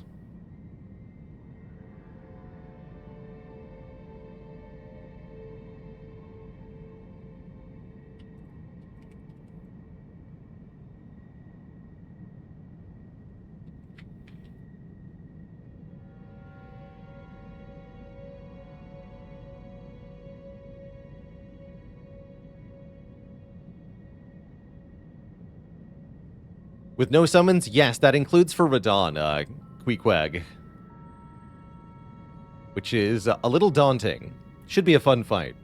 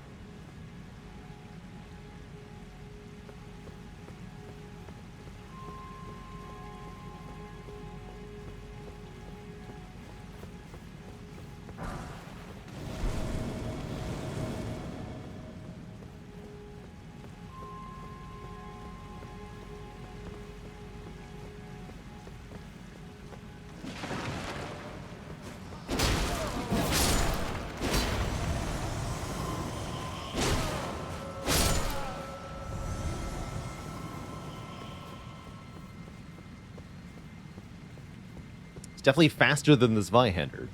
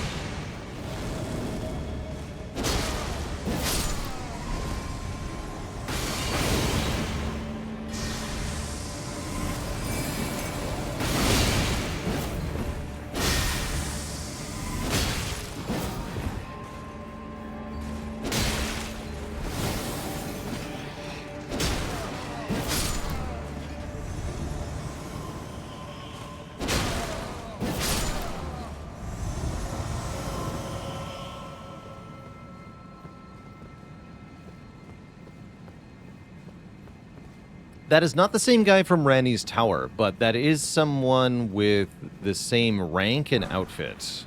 Preceptor.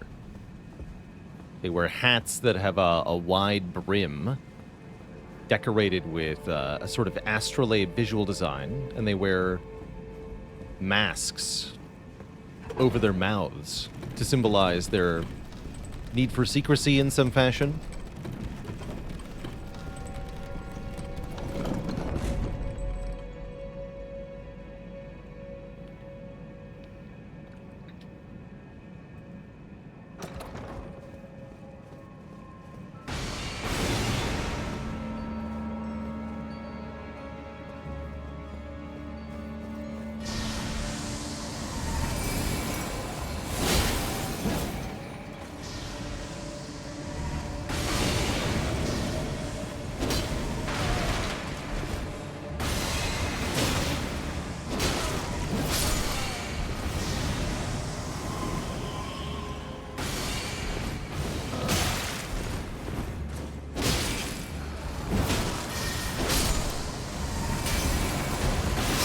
No! Got me with the blast radius there. That didn't even come close to hitting me. Not bad attempt, though.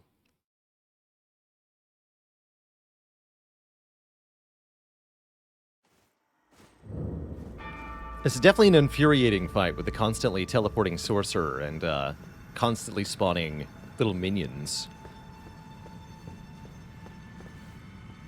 No problem, though. We should probably equip... yeah, the Spell Direct Talisman to reduce that magic damage a bit. Let's see. The Carrion Armor is pretty good magic resist.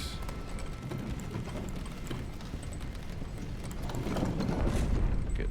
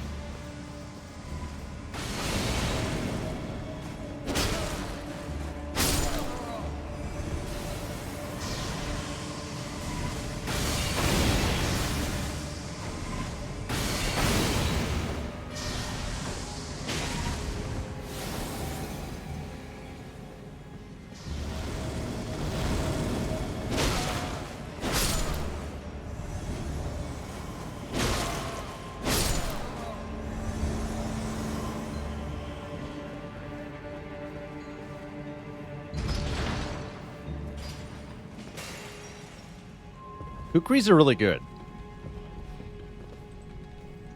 With this character, we should see them do pretty obscene damage in the late game, too. They scale with our stats really well. They are A on strength, S on dex for the damage scaling, which is going to be a lot.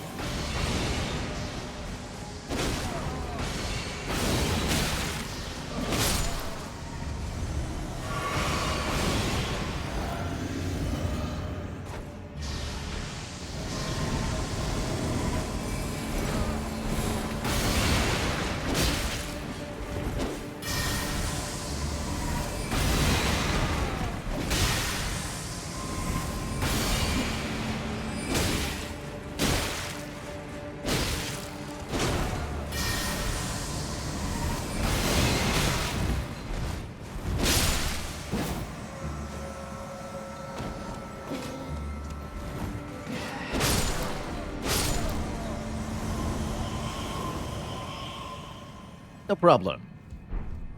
Get Magic Downpour. One of the sorceries of the Carrion royal family. Summons a mass of magic that fires projectiles over a wide area. Can be cast while in motion. Said to have been taught by the Crystallians to mark the swearing of the Old Concord.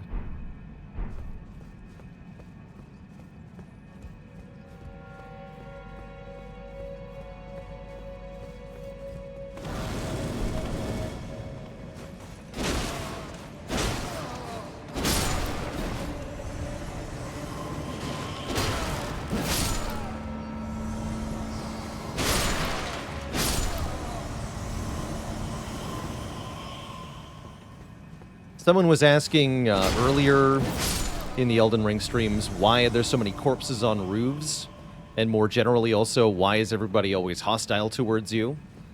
It is an ongoing theme in FromSoft RPGs that the player is exploring a world that is in a twilight of some sort. Everyone is dying because the core source of the world is expiring. Dark Souls, the flame needs to be kindled. Everything is currently just embers. And so the world is sort of decaying and dying and everyone's going hollow. In Demon Souls, the world was being consumed by a giant slug monster that was essentially achieving the same thing. And in Elden Ring, with the shattering of the Elden Ring, the world is in pretty much the same state. Definitely is a vibe.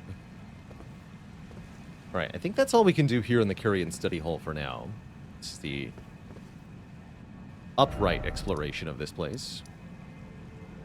Let's have a peek around outside.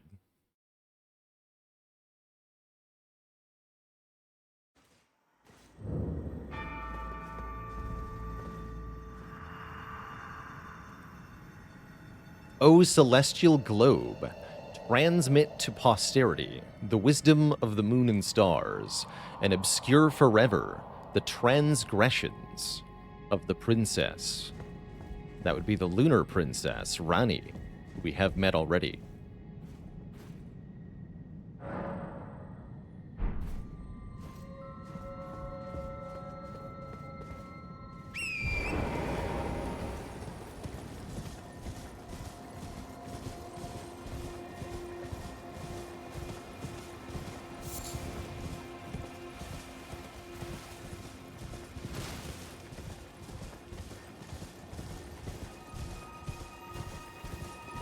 How do I feel Elden Ring did with enemy design compared to previous games?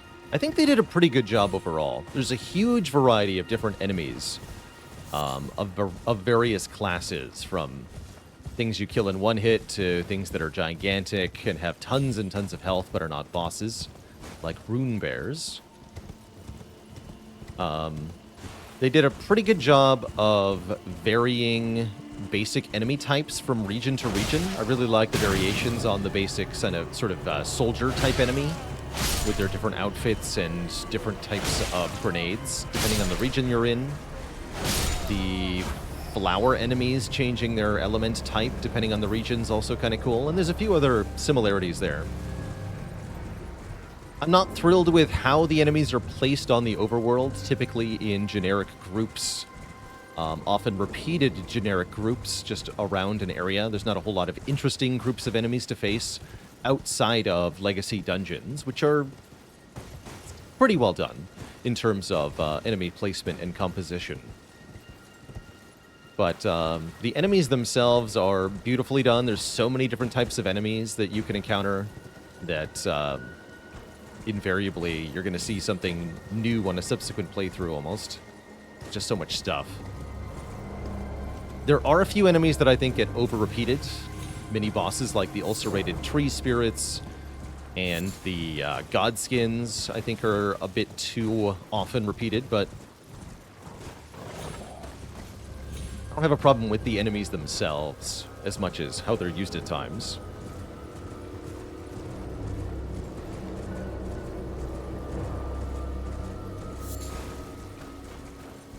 Okay, I should probably mark stuff on the beacon. I'm just going in a circle here. I don't Is this well operational? Actually, that's a good entry point. If it is, we'll take a look at that. Gonna find out. Oh yeah, that goes to a totally different area. Which we might as well do,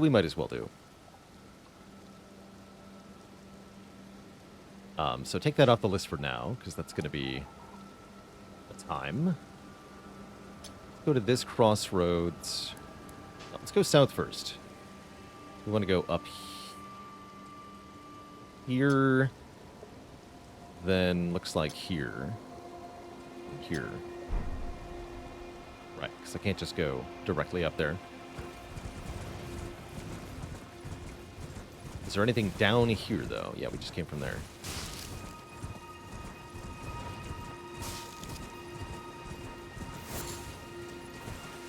More fire monks.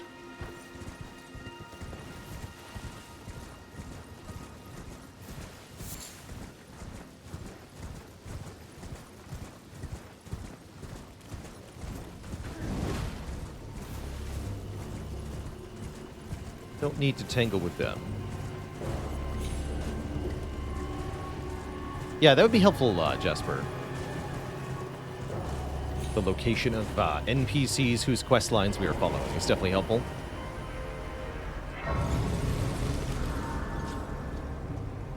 Someone did mention a handy-dandy visual graphic for that the other day.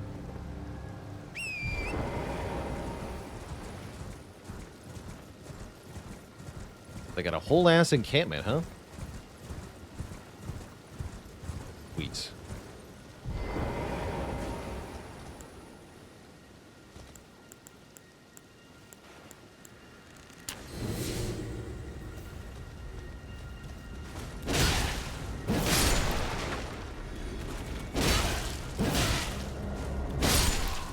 What's the one-handed moveset for this?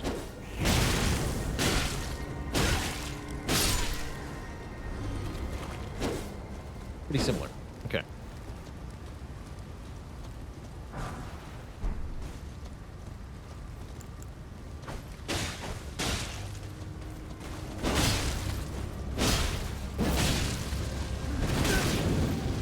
Oh.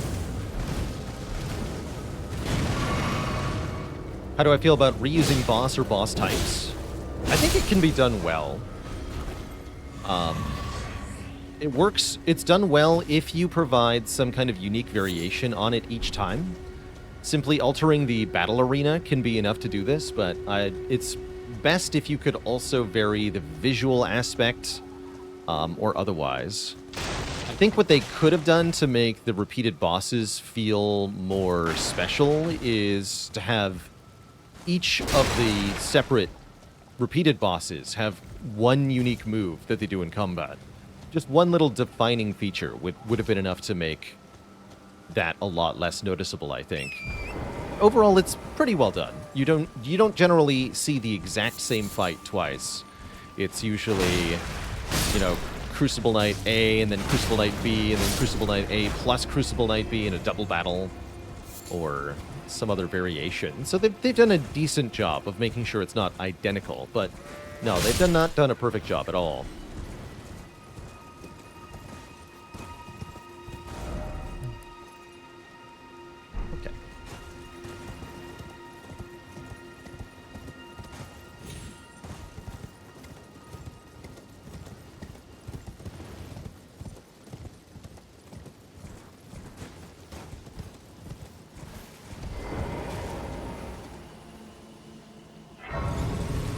This would be the painter's shack. Artist shack, rather. We can get the resurrection painting. I think we can get that one in Caria Manor, so I could just go over there and get that.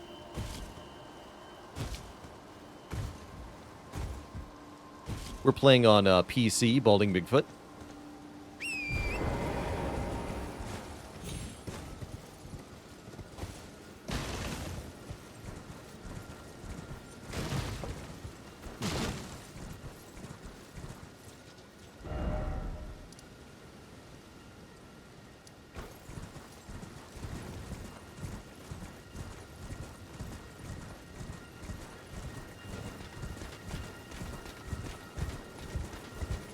Wait, aren't you a Lane Del Knight? Or just a regular knight?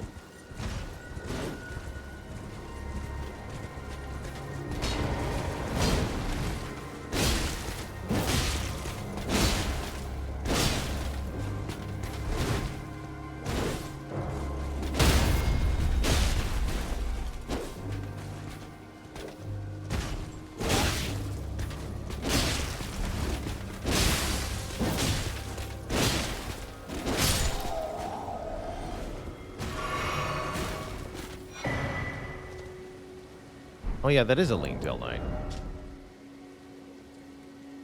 Prayer Book of the Capital's Ancient Dragon Cult. A text of the Knight's faith that arose after the War of the Ancient Dragons.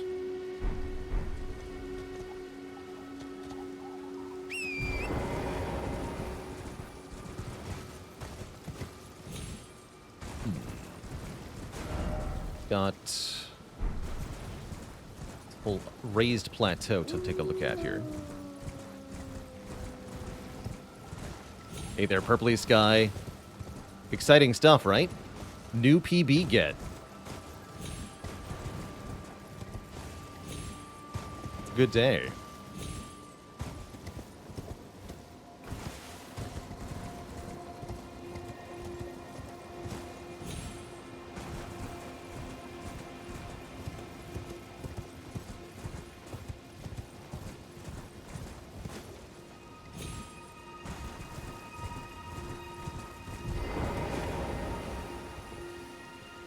Is it my plan to do the DLC as soon as I unlock it? We're going to do the DLC before we do Malekith or Millennia.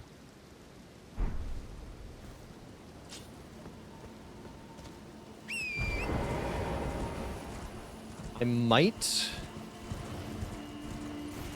going to do a few things in Pharaoh Missoula. And I might go to Elphael to get a few items. I don't remember what's there that I might want, but there might be something that I want, like the charm from Millicent's questline. Yeah, I might want to get the Millicent charm. Can the horse double jump? It can. Although it cannot double jump to avoid dying to falling damage. Very important to note. That makes sense, actually, that the bear is interested in that. I stole the bear's meat. No wonder he's mad. He's also very fast. And very loud. But he can't fit up here. Stupid bear.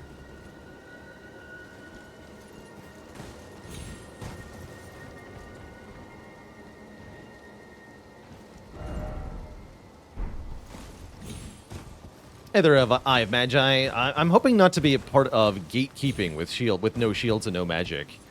I think they are very fun and very effective playstyles to enjoy. I'm limiting myself on this playthrough because I think it makes for a more of a challenge for me in a way that makes me enjoy the game more. But I'm not saying that the right way to play Elden Ring is without magic or shields. I'd say you're going to have a pretty hard time if you abstain from these things.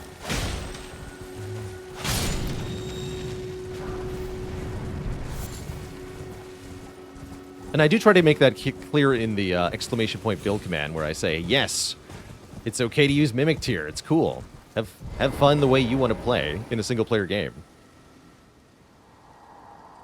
Raya Lucaria, hallowed hall dedicated to the study of magic. Why shut your doors to me?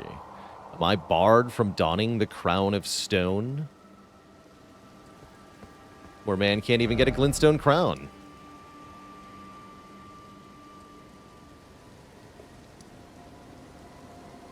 Also, somebody mentioned a cave. Somewhere around here-ish. I'd like to hear more about that.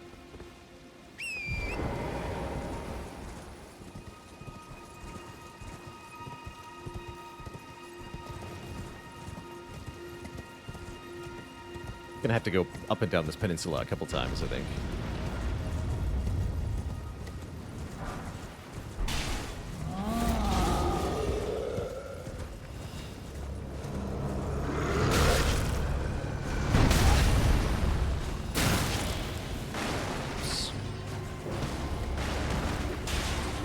Lucernes in this game? Wait a minute. Must investigate immediately. I don't remember getting Lucerne. We've been there before, though. The puppets. The puppets besiege us. They sure do. Looks like a tough time. Tell me about Lucerne. Polearm features a hard, sharpened, beak-like spike attached to its head designed to pierce armor. Designed mainly as a thrusting weapon.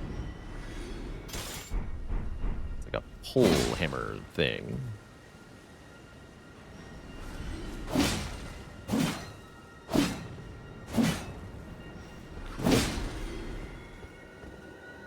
The Daddy, thanks for the Prime sub. Happy Pride Month. Vertical chops, huh? Interesting. This is a weapon I could definitely see myself using. Let's see, any other interesting properties? It's a piercing weapon. Piercing weapons are pretty good.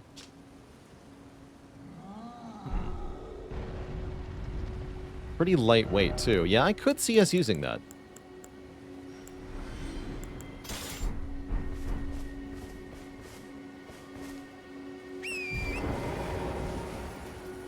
Did I not update the category? I definitely did. Just double check that.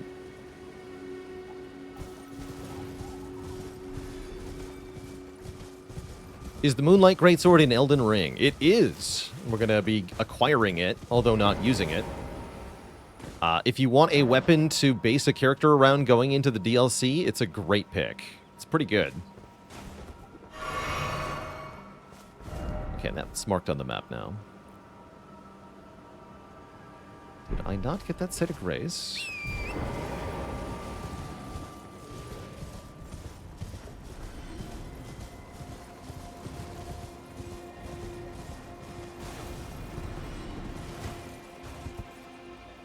Oh yeah, this one.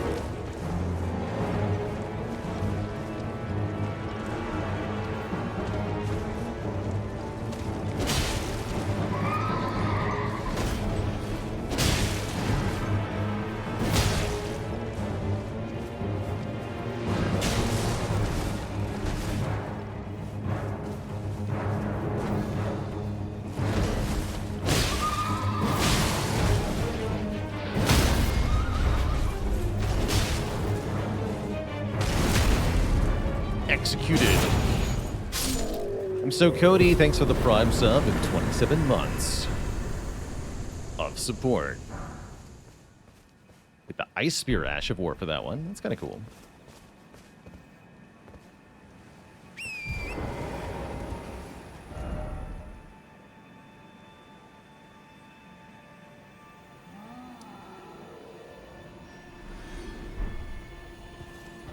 Let's go over here.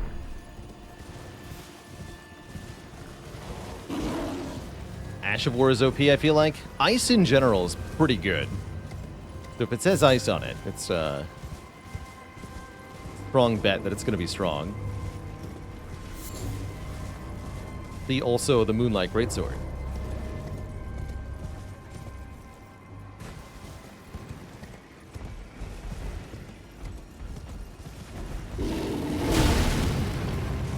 Yeah, I believe there is a Deathbird that we haven't seen yet. We should not have angered the bear. Whoa. Definitely should not have angered the bear. Is he coming for me? Hero.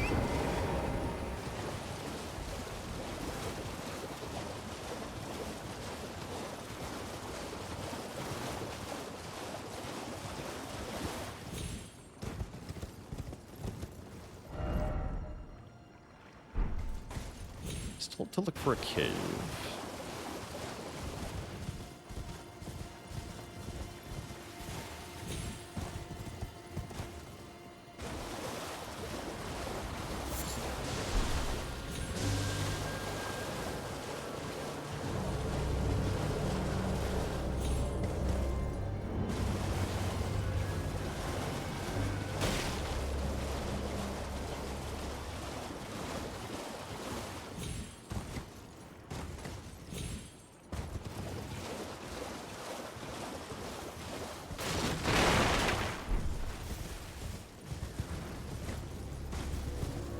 Foul tarnished.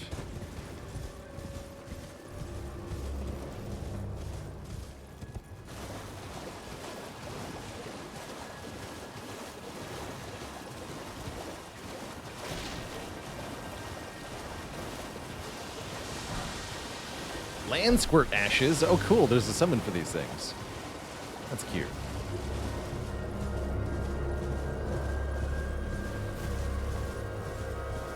You can do a summoning only playthrough if you want to. Not allowed to summon everywhere, but you're allowed to for all the boss fights. Why did I decide to do a full playthrough for the DLC? Because this is one of my favorite games of all time, and I wanted to play through the whole thing again. And I wanted it all to be on the stream, because I haven't streamed Elden Ring prior to this.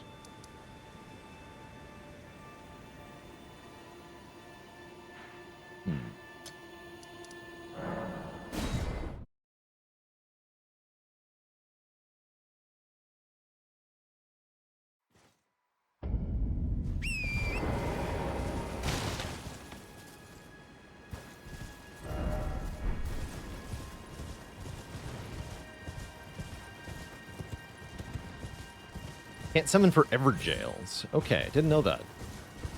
Those are pretty optional, though. Yeah, we definitely didn't come over here. Hello, friend.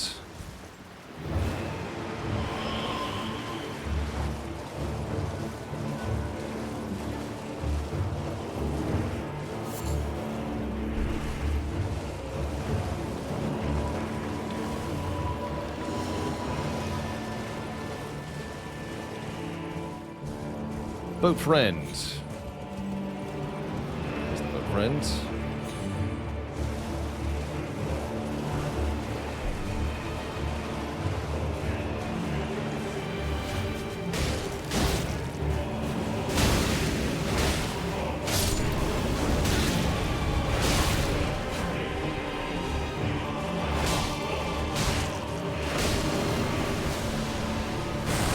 Land boat.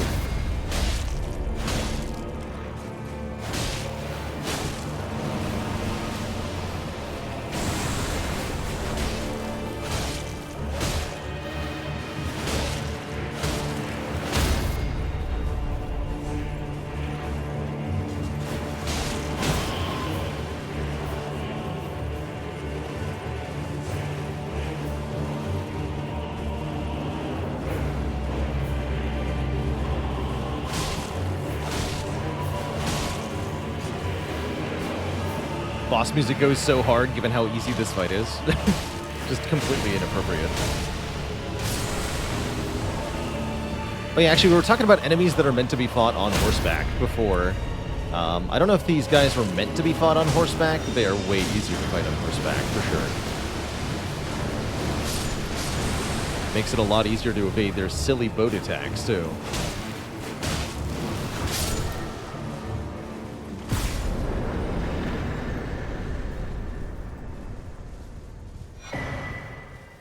Yet another death root. Plucking the scourge that is spreading through the lands between.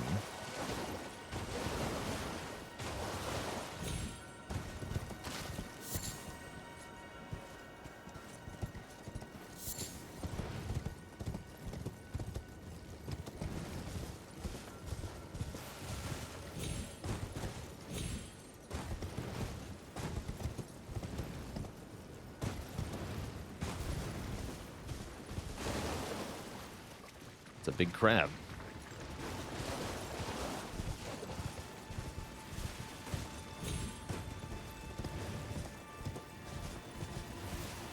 Did I talk about the guidance of grace? A little bit.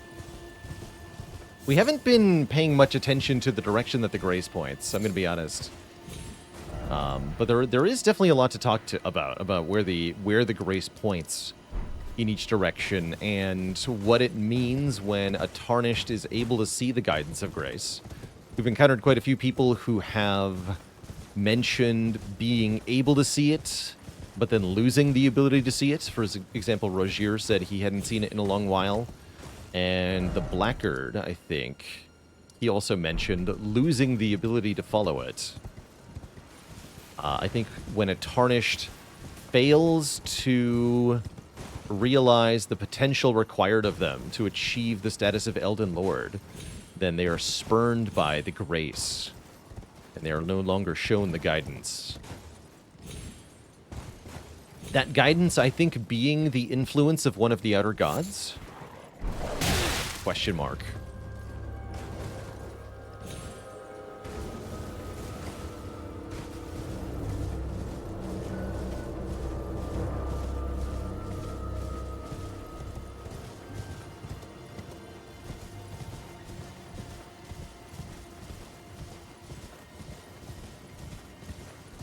Perhaps not so directly.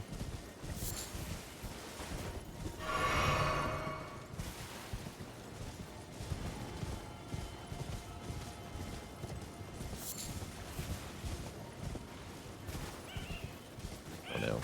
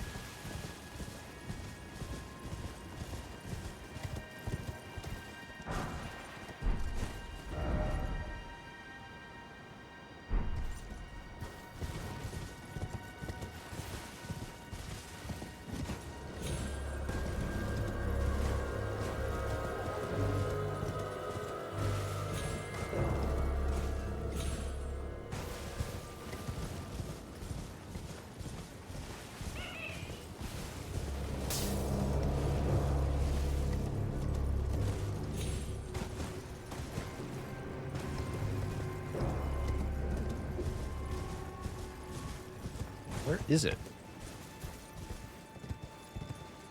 Hello?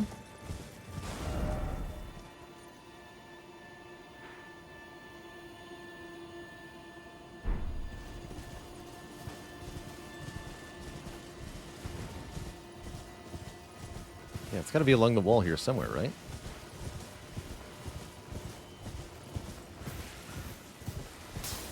Let's just hug it more closely.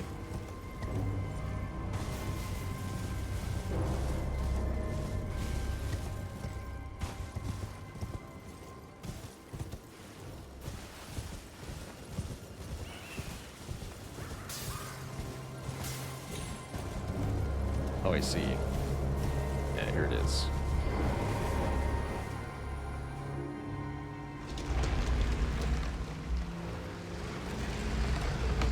I haven't gotten completely tired of the catacombs yet. They've been at least easy enough, so let's keep doing this one.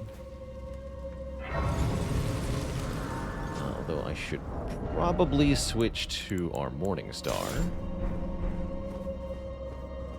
Deal with gargoyles. Or skeletons, whatever we might find here. Door does open from this side. Alright, check that elevator real quick. Is there anything under it? No, that's death.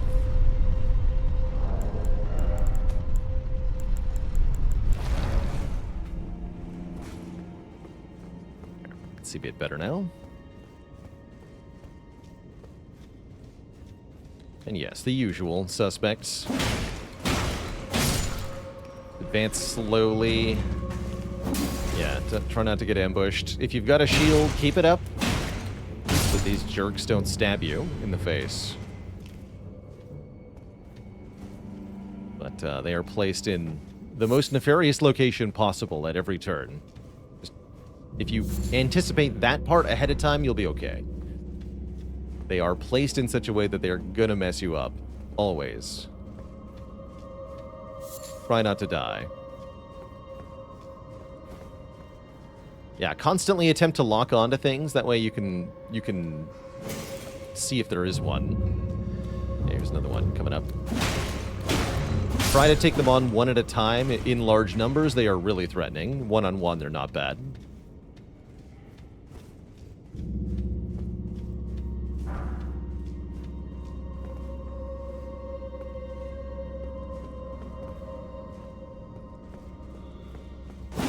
Which catacombs has the recursive design? I think that's the one in the subterranean shunning grounds. And yes, that one is nefariously designed. I love it. Probably do that one on purpose.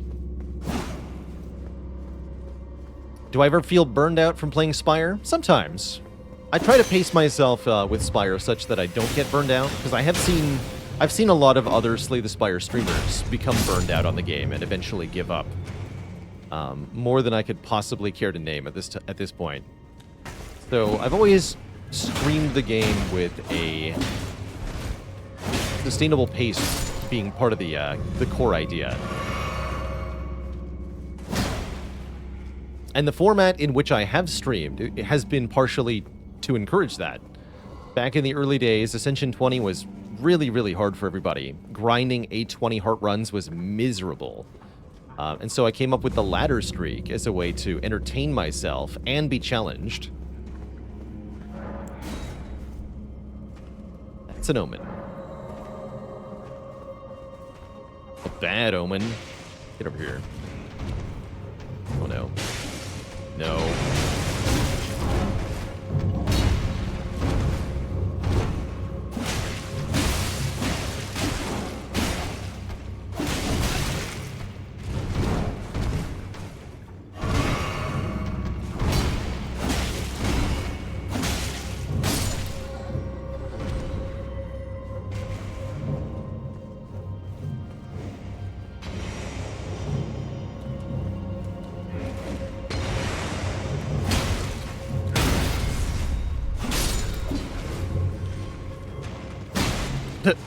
Ah!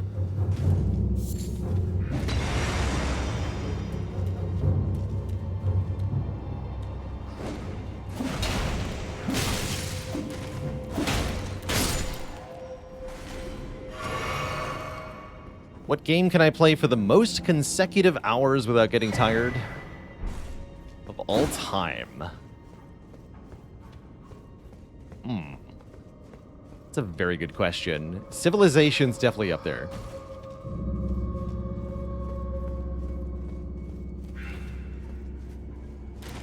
Like in one, are we talking one sitting or XCOM also definitely really high up there. The Nox Mirror Helm. Helm fashioned from crystal-looking glass. Wards off the intervention of the greater will and its vassal fingers. So here it is stated directly by the game. The fingers, capital F, are a vassal vassals of the greater will. But to acknowledge this is heresy.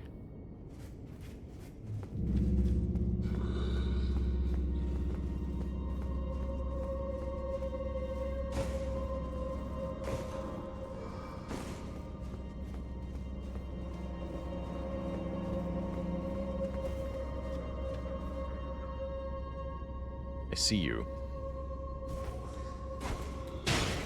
And you too.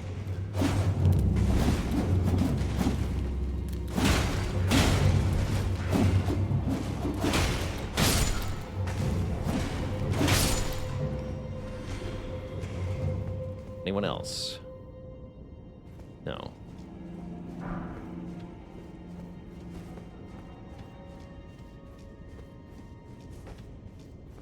So wearing that turns off grace? It does not.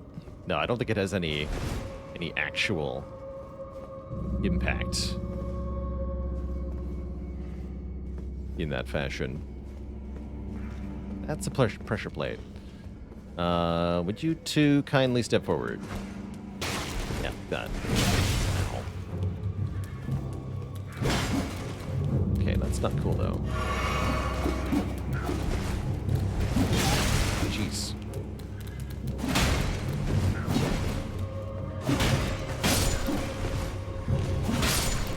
There we go.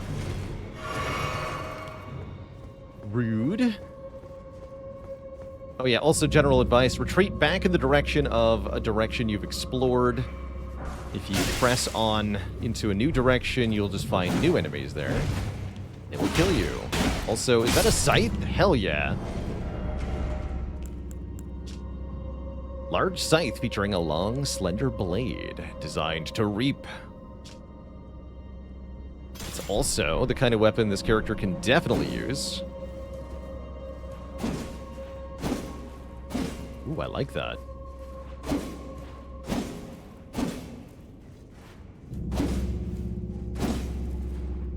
Not sure I like the heavies that much. What about the one-handed moveset?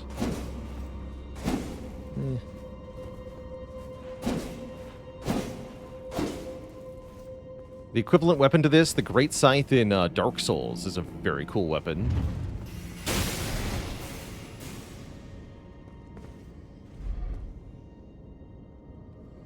I might give this a try.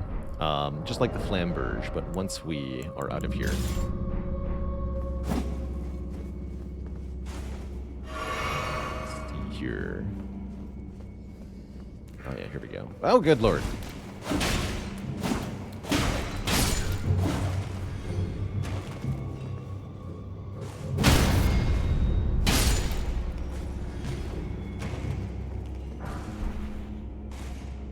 Still, this was not even what I wanted.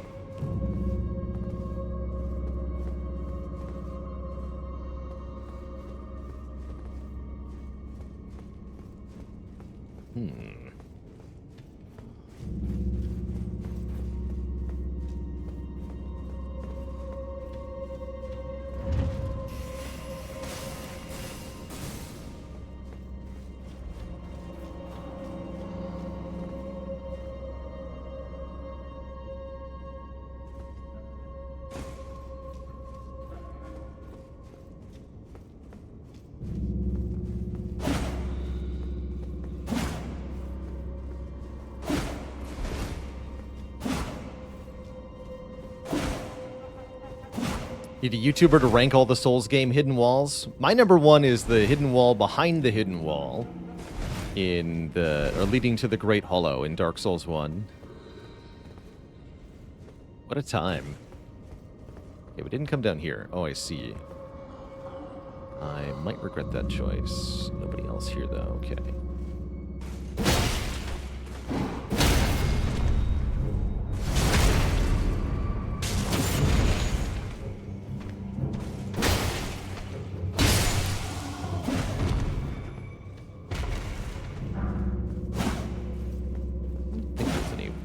Here.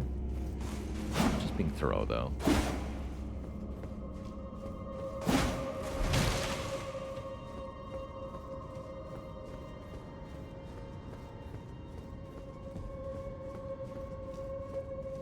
Top 3 hardest bosses across all From Software games.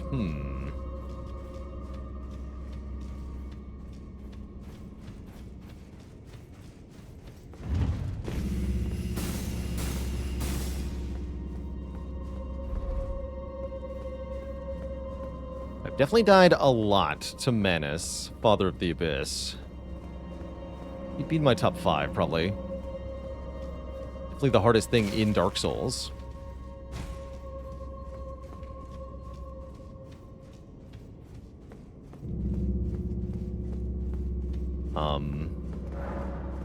The Ancient Dragon in Dark Souls 2, but not the good kind of hard. It's the... It has 30,000 health and one-shots you kind of hard.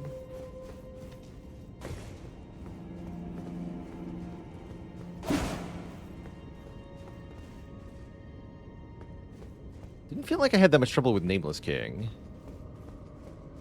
How the heck? There's an omen there. How many playthroughs of Elden Ring have I done? Just 2. Fume Knight was tough. Fume Knight's one of my favorite fights in all of Souls. It's definitely in my top 5 bosses. Very cool boss. That was the beginning of From Software figuring out that phased bosses are a cool thing. Leading into the beginning of them overusing phased bosses, but here we are. They are cool, I agree.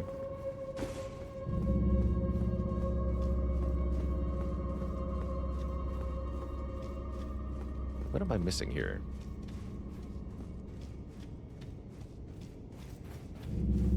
This is why I don't like catacombs.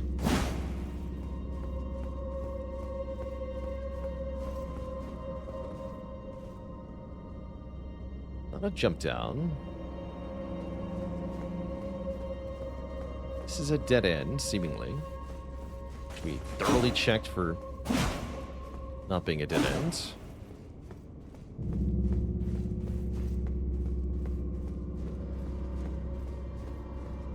I actually have not had the privilege of fighting Slave Knight Gale, so I cannot comment on Gale. But I'm aware he's a big bad.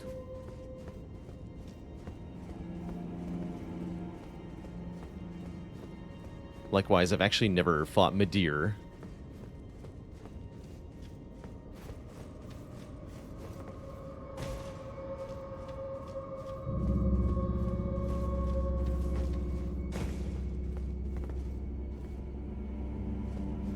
Okay. Chat, where am I going here? Where the heck do I go to get to the lever in this catacomb? Save us all some time. Walk off the stairs in the middle room. Oh, I do need to drop down. Okay. I saw that I could do that, and for some reason my brain ruled that out as a place we'd already been. But no, of course, I haven't actually tried that. You are right. Here. Drop down here. Is that what you're saying? We'd already been here.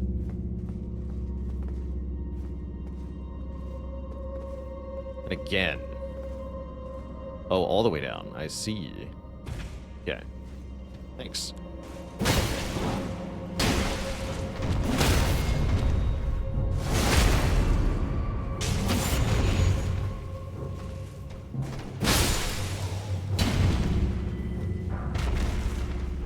Warped axe.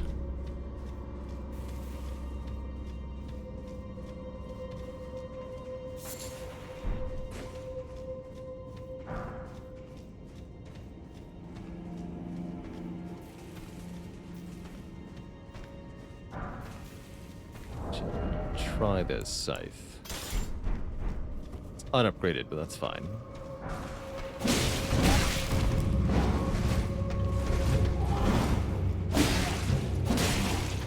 No, that's pretty good poison damage. Ooh.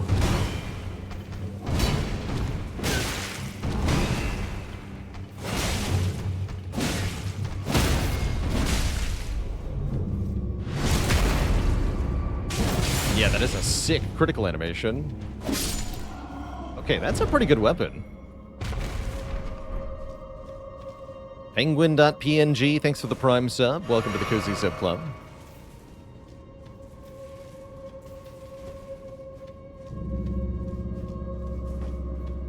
Yeah, I'm picking up the glove words partially for two reasons, actually, broken appendages. One, I can sell it, so I can actually still get runes from it. And two, it marks where I've been and where I haven't been, so I am picking it up for that reason. But yeah, we can't use it. And I did even consider not picking it up. But I'll take it so I know where I've been.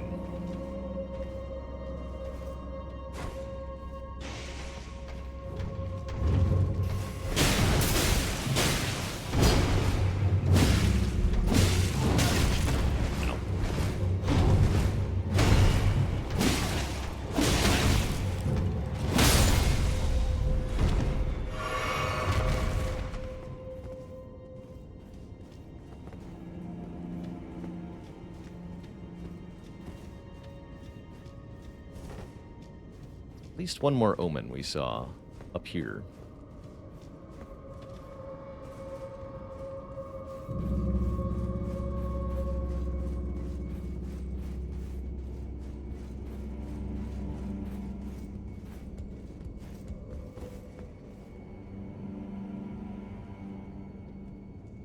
Yeah.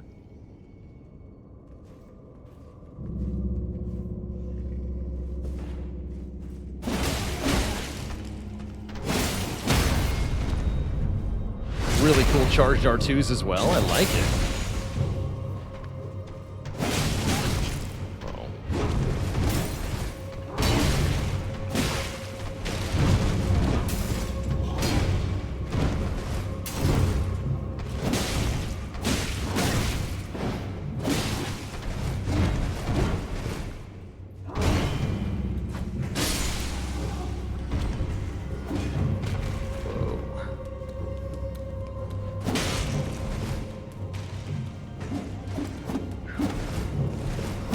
No. You dare.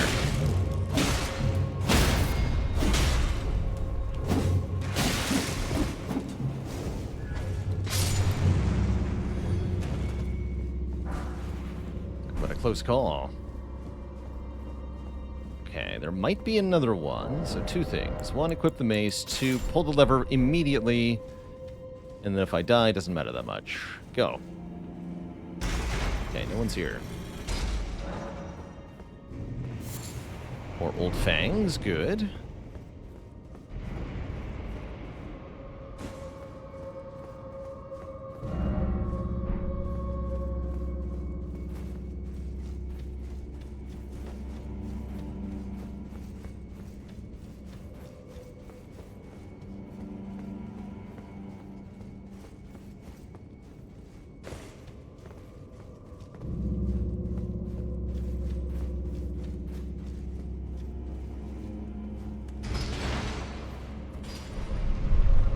Yeah, we're gonna head back to the Grace before we try to fight the boss of the catacombs here. We're definitely a little bit battered.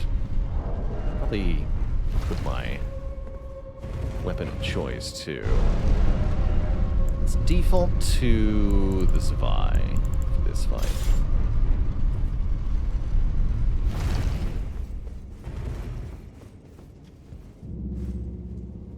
We did do an elevator check, yeah. That's actually why we had to wait for it.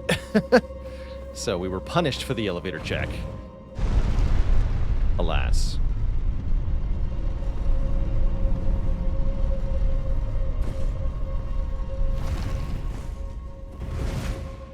Oh, and I am now heavy equip load.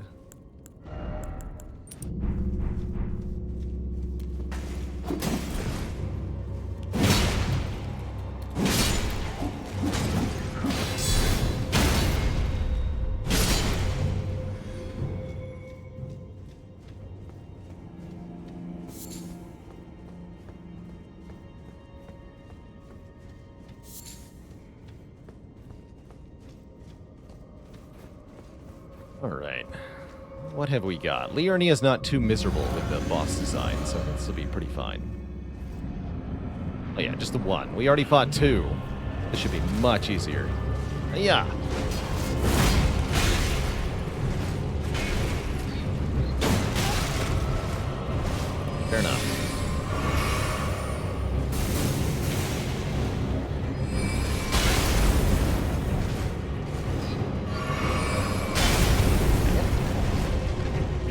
time that better, that'd be cool.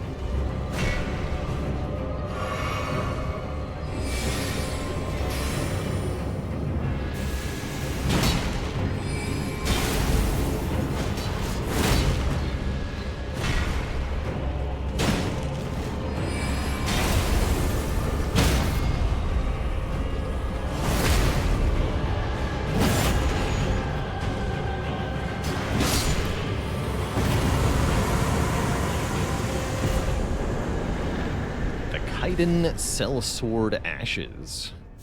I'm happy we went in here. Having the scythe as part of our weapon repertoire is going to be cool. They're a good bleed option. I like it.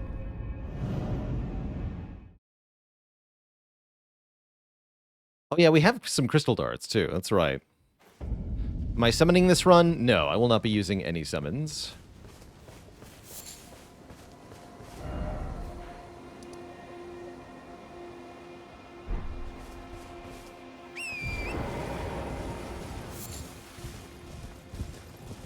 Okay, so we are exploring that little bit.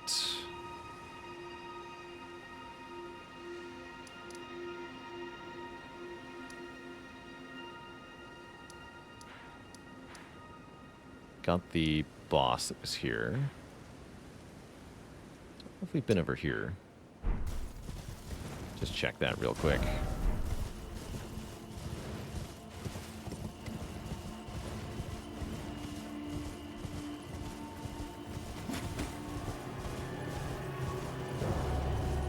Heck yeah, Balding Bigfoot. The Lion's Claw has been absolutely slapping.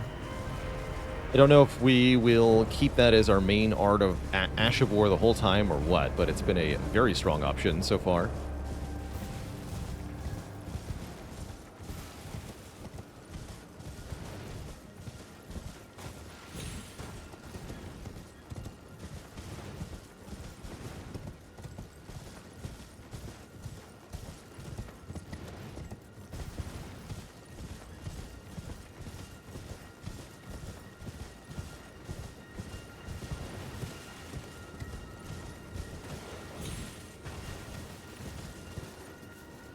I haven't been over here. Pop those.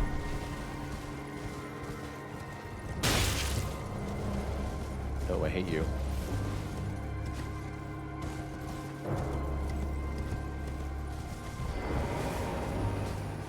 Oh, Giant Hunt. Yeah, Giant Hunt is a fun option.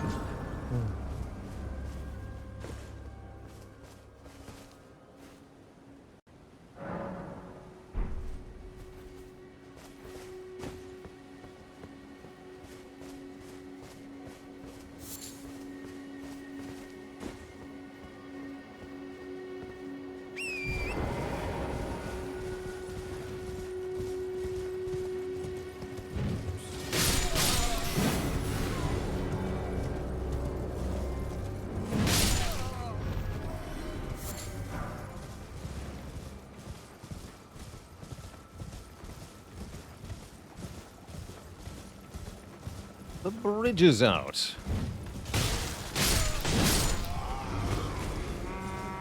Toot. There's no one to signal, friend. They're already dead.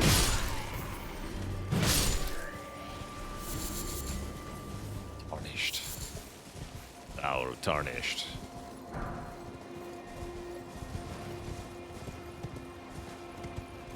Oh, a cart, hey? Good. Yield unto me your goodies.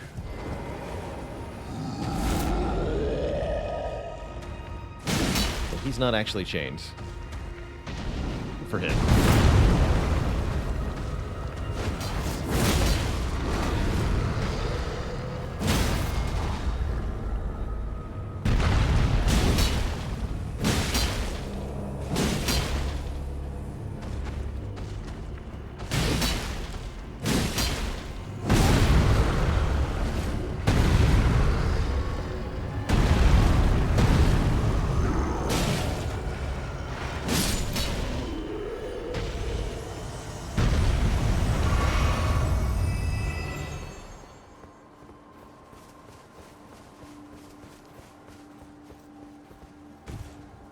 Yes.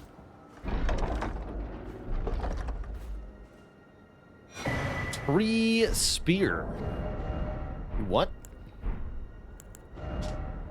Golden spear with a tree-like design. Wielded by knights employed as palace guards in the royal capital of Lanedale. Ah. The faith spear. Neat.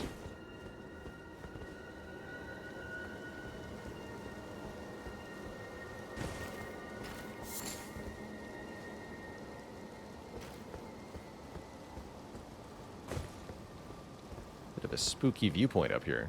Wait. Looks suspiciously like you can jump into the alcove, but I'm no better than to try to do that.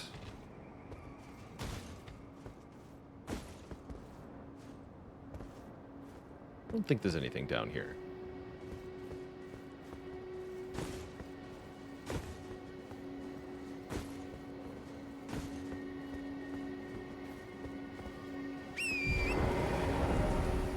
Okay, and that was here, where the bridge is out. That makes sense. That's where the lady was. Cool.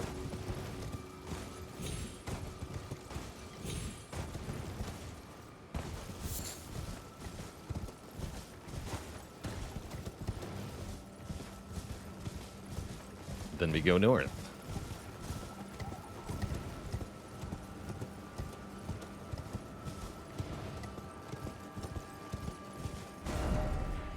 Anything I want to mark? Oh, we haven't been to these ruins. Somebody mentioned ruins. Definitely ruins there. A really good view of pretty much the entirety of Liurnia, too, by the way. Gorgeous view.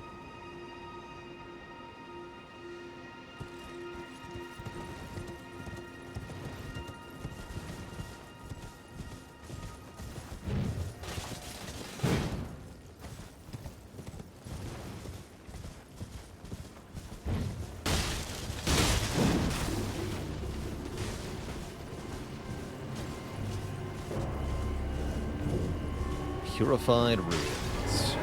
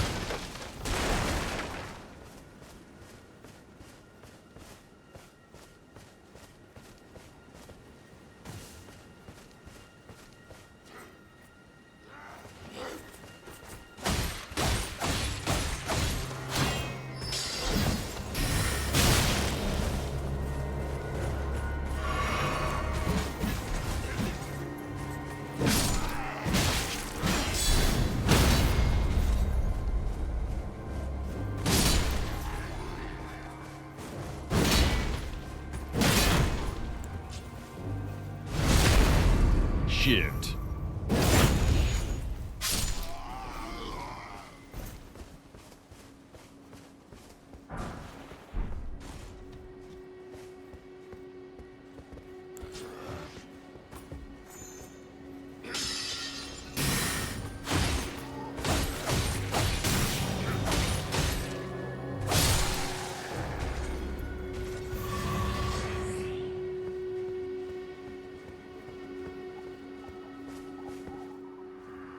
Come out, one and all, from the darkness underground, and let us offer unto the maiden our eyes. Please, maiden, take my grapes.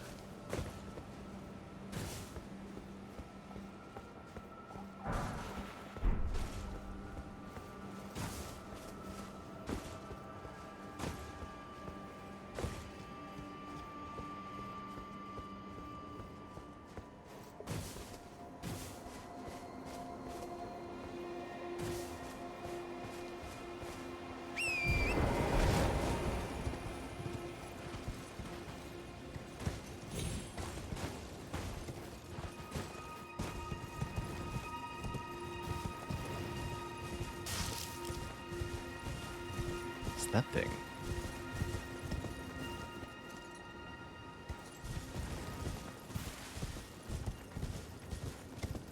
It's like an empty one of those flame chariots. Oh, it's hideous. It's been melted. Crazy.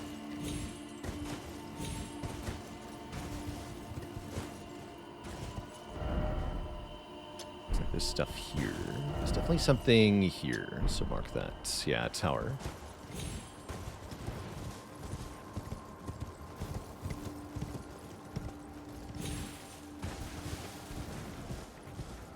There's a teleporter here. We're going to use that in a moment.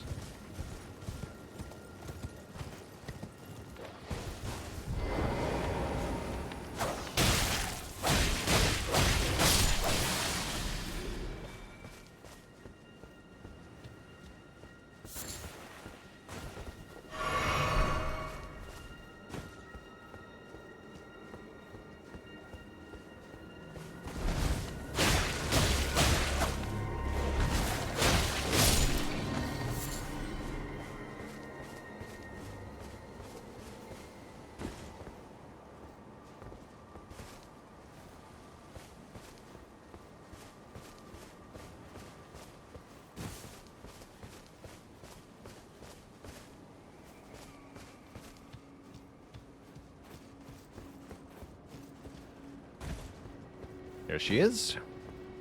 Hello. Hello? Is someone there? Would you donate any Shabriri grapes in your possession to me? I'm on a pilgrimage, in search of the distant light. And when I eat one of those grapes, I can feel the light in the back of my eyes. This is profoundly weird, but I'm not going to ask any questions. Here, take this. You're not like the others who give me grapes, are you? They rest their trembling hands upon me. Howling wordlessly, they gently stroke my eyes. They do Their what? frail fingers, emaciated.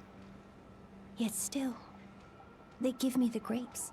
But you seem somehow firmer.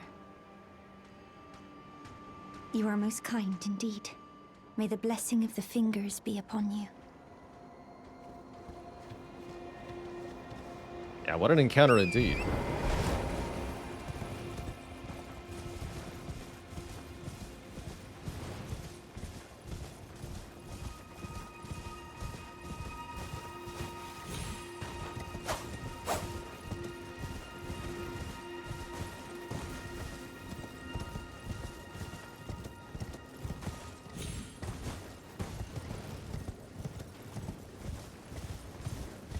Can we go up top here? Not convinced.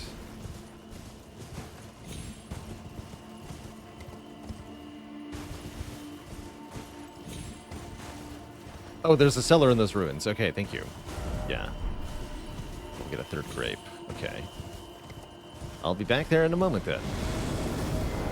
Okay, that's too many dudes. Actually, they're all whips. Never mind, that hurts. Help! Being attacked by artillery.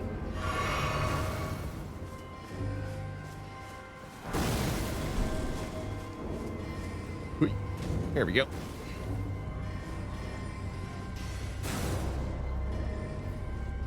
You can all just have fun down here. Slippy Toad, thanks for 29 months of support.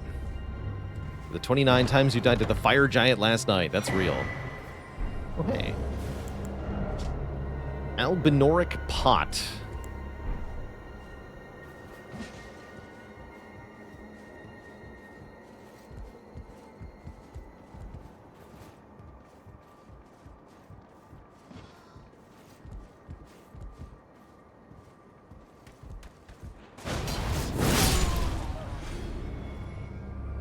Revenge.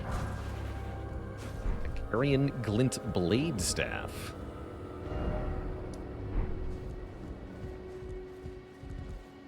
Vampire Lemur, thank you so much for the Prime sub as well.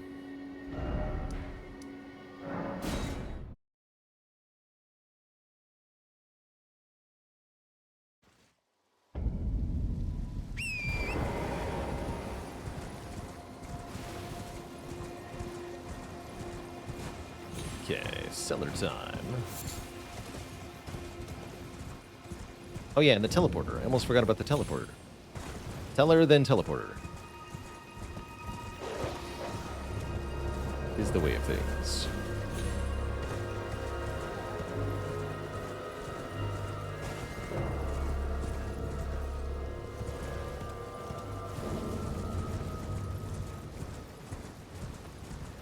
They're breakable wooden flooring. Okay, not invisible this time.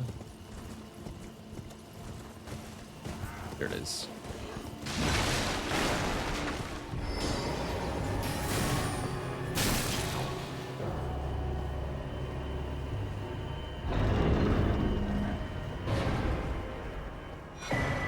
It's a grape and the 2 Fingers Heirloom. Oh, is that the one that gives you faith? Yes, 5 faith. Fingers cannot speak, yet these were eloquent. Persistently did they wriggle, spelling out mysteries in the air. Thus did we gain the words of our faith.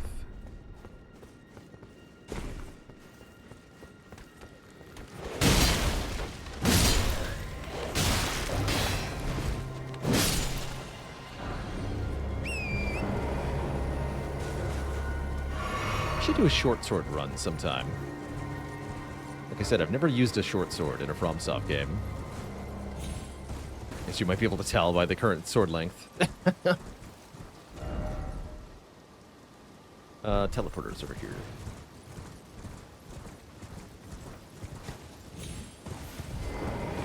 Have I decided which ending to go with? I have not, because I'm not aware of if the DLC adds any. We're going to unlock quite a few of the endings because they will add to our level cap.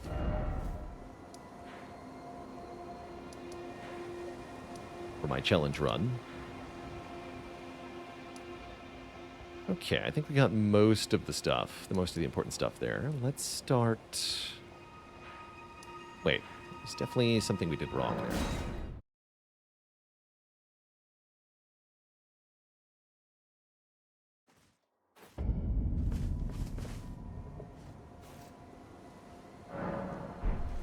Yeah, it seems like daggers got most of the love that you would kind of want a short sword to get also.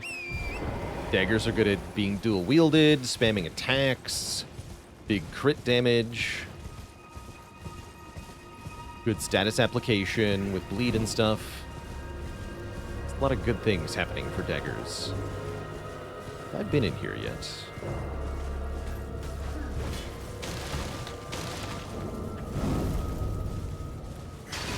Yes, okay. Gate Town Bridge. Okay.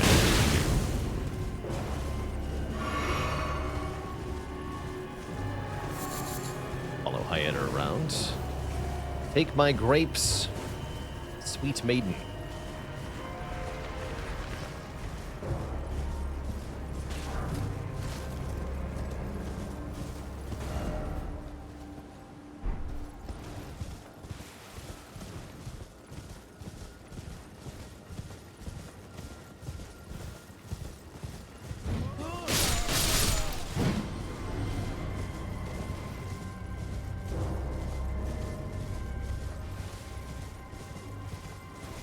Must be a marker here for the wedding as well.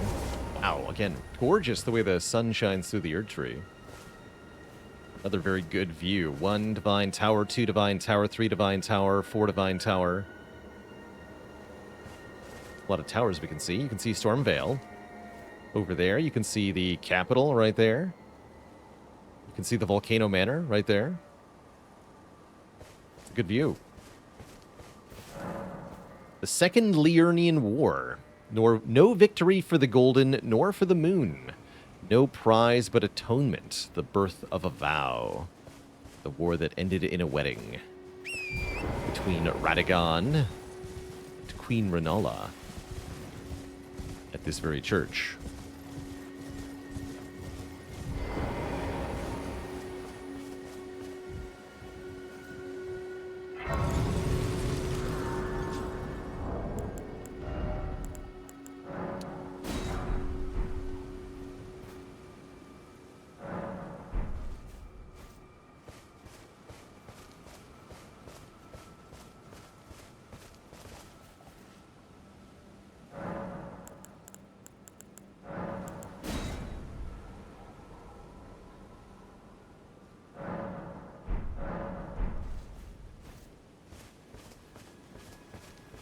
Uriel? Oh, yeah, he's cool.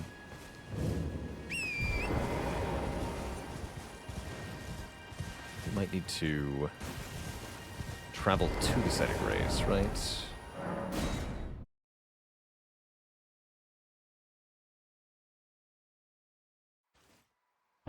Still should be nighttime. Turtle's still here? Wait.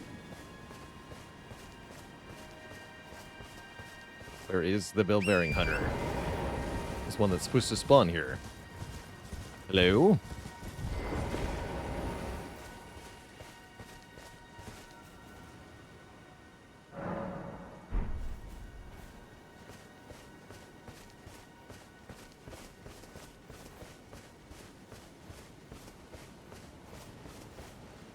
To buy. Oh, that's right. We need to buy something. Yes, you're right. Did I have any issues getting the game to recognize my PS5 controller? No. No, I am using the DualSense via wired connection, though. I've not gotten a wireless working connection with the DualShock. Oh yeah, here we go.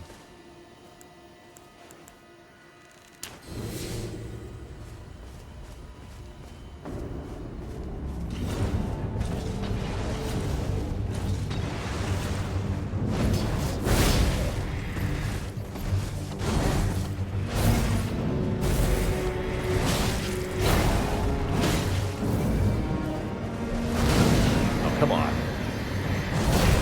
Hey, the prawn kept me alive, though.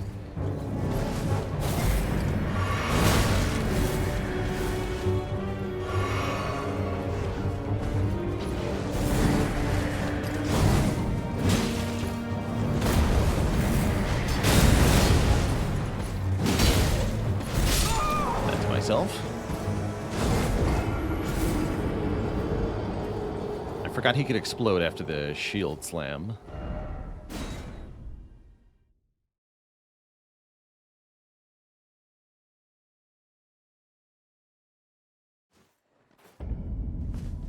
The stake is all the way back here. So the site of grace is actually closer. Noted.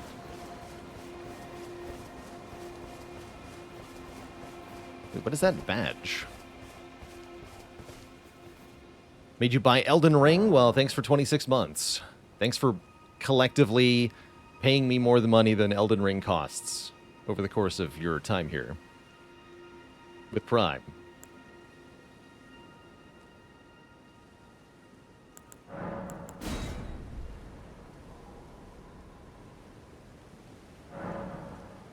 What is that badge?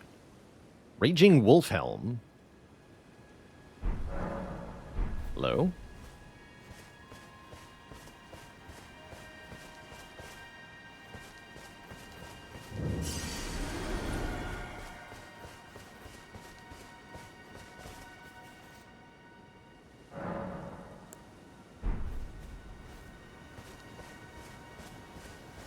Pain in the butt to make appear. Okay, let's try this again.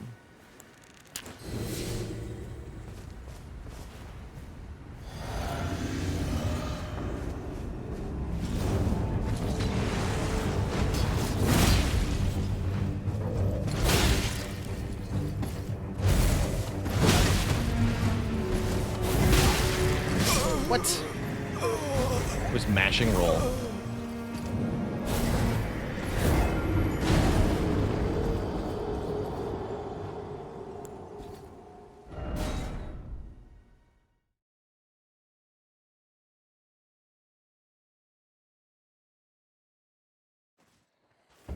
Wait, no. Use the site of grace, fool.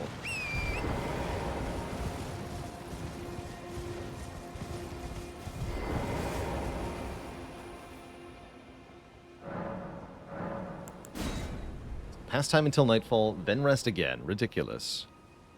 Being a very nice quality of life mod to not reset the time of day when you die. 100% sure why they did that. Don't love it.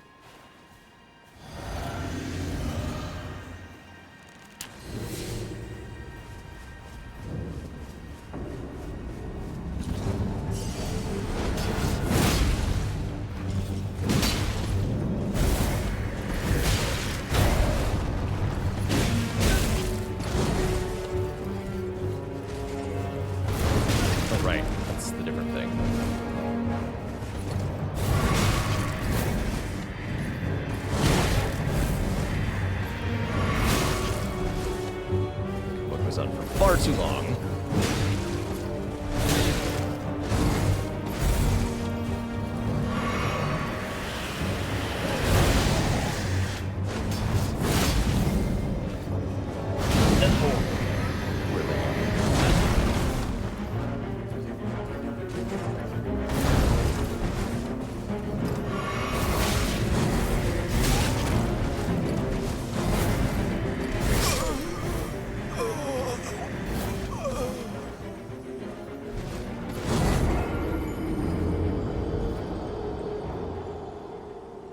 Unsafe at any range. Yeah, they're definitely jerks. The sword's longer than it looks, too. Wait, what?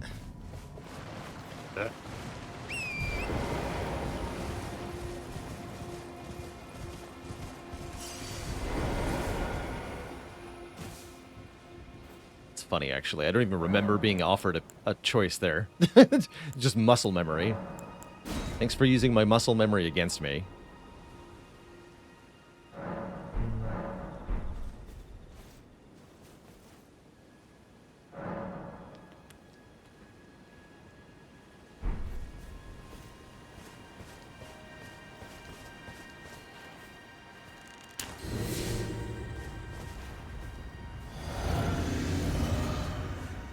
Let's see if we can do something a little different here.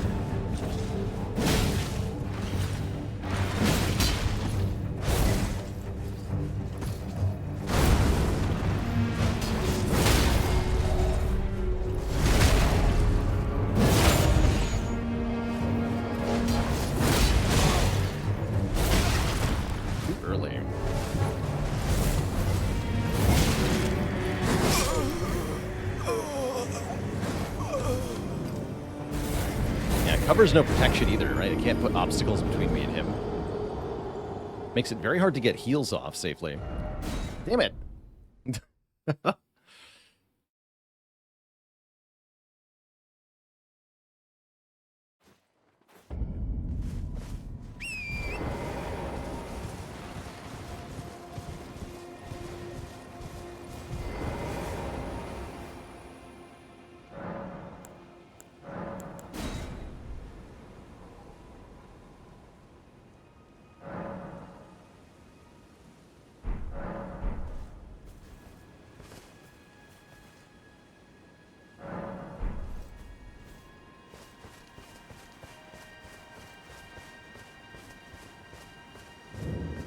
Yeah, I think rolling towards him is probably going to be pretty helpful. Oh, shoot. It's my free hits.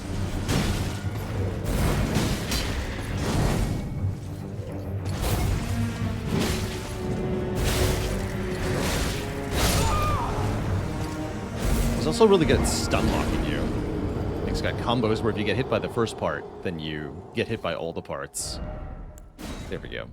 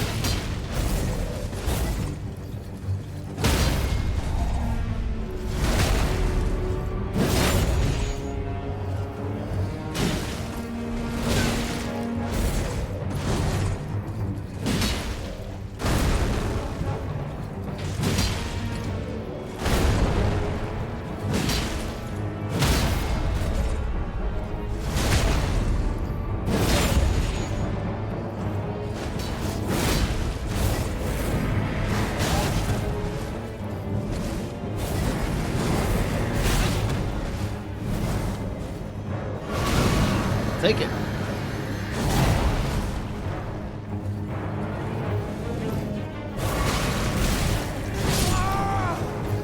Stuck in a corner there. Rude.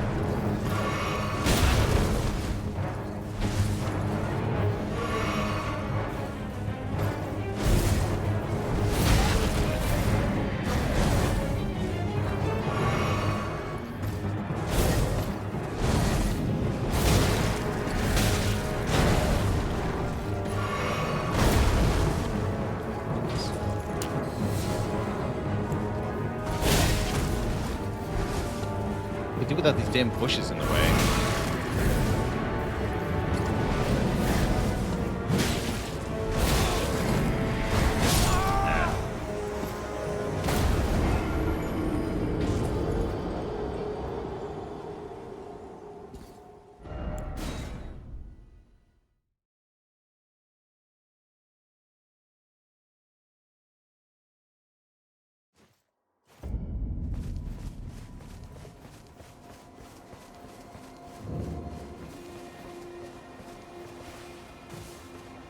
It's quite hard to see with all these foliage.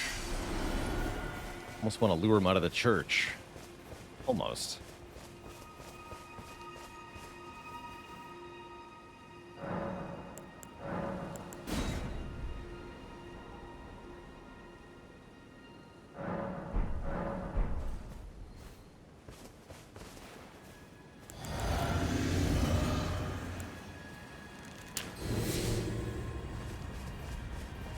Wait, whoops.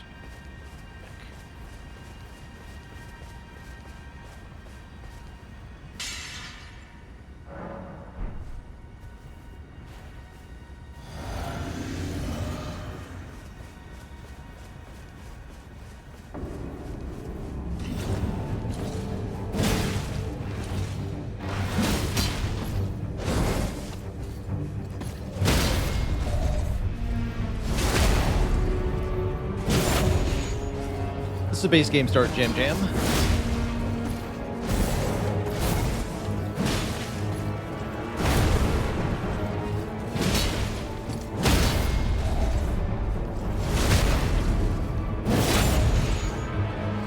Yeah, usually riposts from the front do more damage.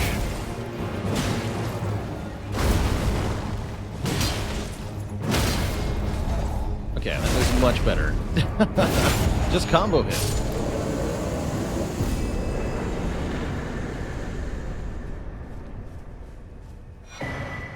Meat. Wait, is that what I need? Lump of flesh. Right? Make the other thing. Exalted flesh. Is where? Here. Yes, lump of flesh. Okay, so I can get unlimited lump of flesh, which means we are limited only by the Arteria leaves to craft this stuff. That's good. So yes, I did actually want to be able to buy the meat. Meat. Delicious meat.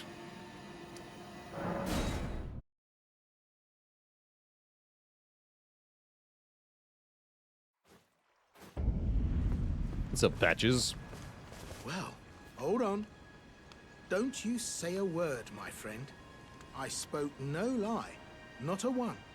You were trapped inside a volcano, no mistake. But the Erd tree was right outside. You just had to spring yourself out. Well, I'm willing to admit, I could have been more clear. Definitely. But I did not lie. And you're perfectly unscathed. All's well that ends well, right? Sure. Let's go with sure. Cheers for that.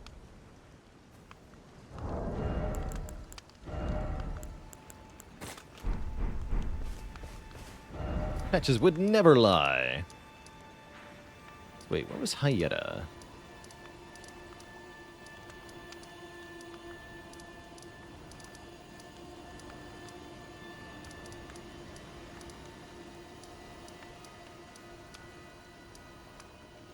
I don't remember.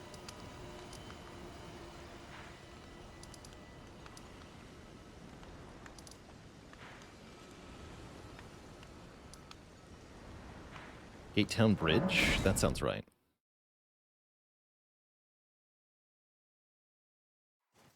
Hey there, Elysium Reviews. I have definitely been enjoying my Elden Ring playthrough. 100%.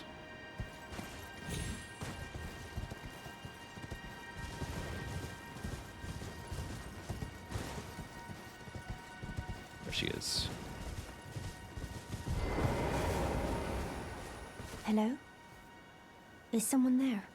Would you donate any Shabriri grapes? I'm on a pilgrimage, and when I eat one of those grapes, Oh, many thanks to you.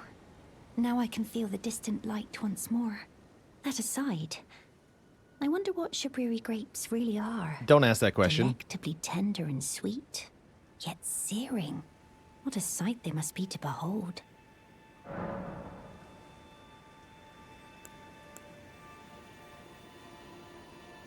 They're just grapes. In fact, she never followed her quest line this far. I gotta talk to her twice after this, too. I think she should know. These are human eyes. No. That's not possible. Not all of those people. Their own. So those noises I heard were...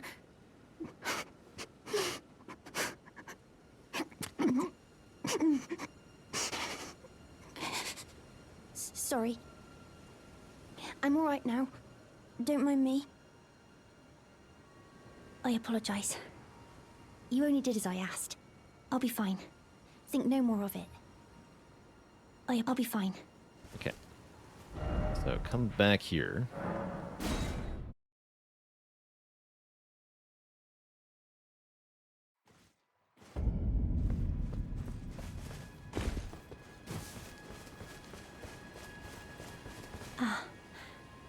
Is that you over there? I've gleaned something very important indeed, thanks to you. The reason why it was eyes I had to eat. The distant light is far and frail, so faint it can't be seen by the naked eye. But with everyone's eyes together, it appears. Finally, it all makes sense. I'm certain now. I will be a finger maiden. I've Yeah, but how many something fingers? Very important indeed, thanks to you. I'm certain now.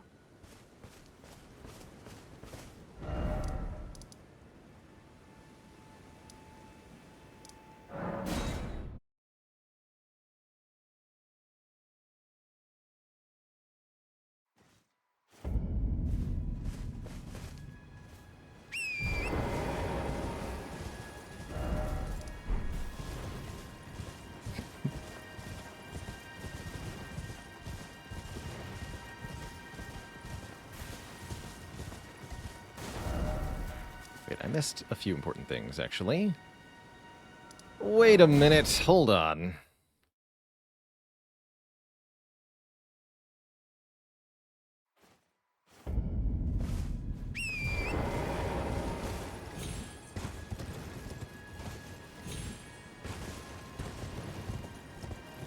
How could we forget?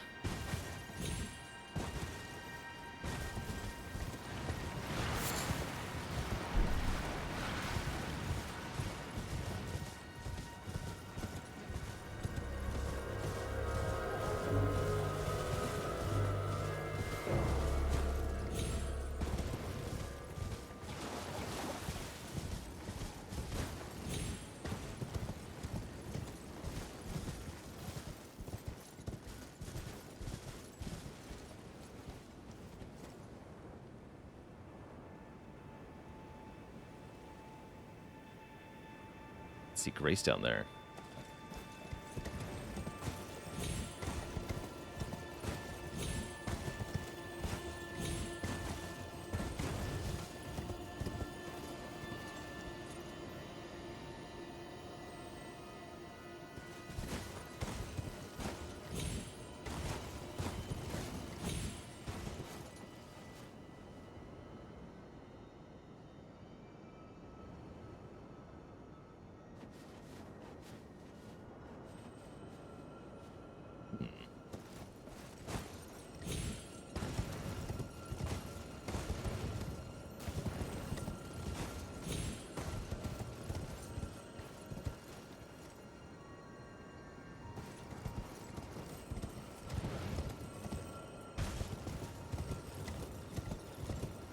Ah, yes.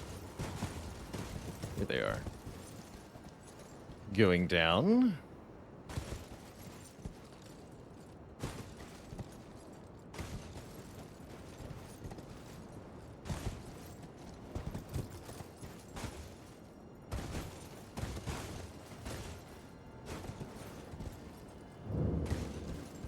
Jarberg.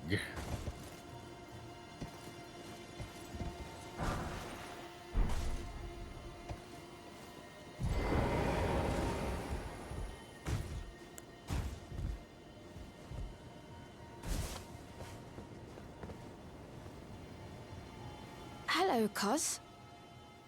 What are you doing here? I didn't think anyone knew about this place. Except us Jars. Ah. Are you going to be the new potentate? I'll be your potentate. I'm no potentate. I'm good at potentators in my mouth. Gosh. Truly. That's Love taters. wonderful news. It's not easy being potentate, though. I know. Show me your hands. It's just a little test, Cuz. To see if you've got the right stuff.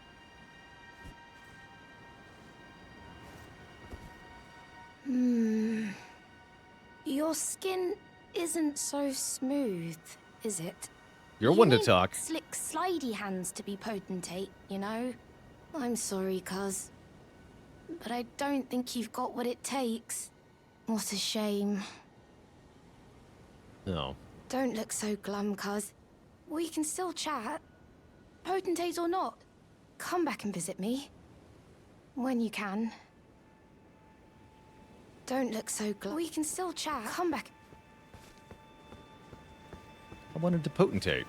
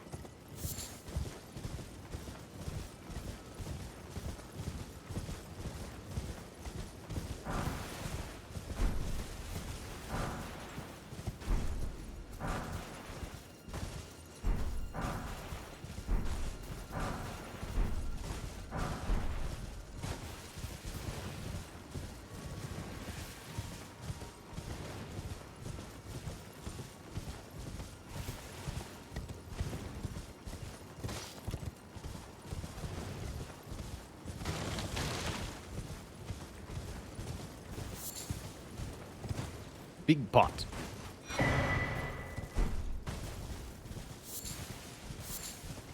Jar-related items. Looks like some Arteria leaves, too.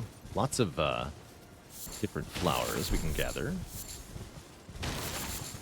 All the Jar enemies are friendly here. They're not actually enemies. So we shan't be harming them.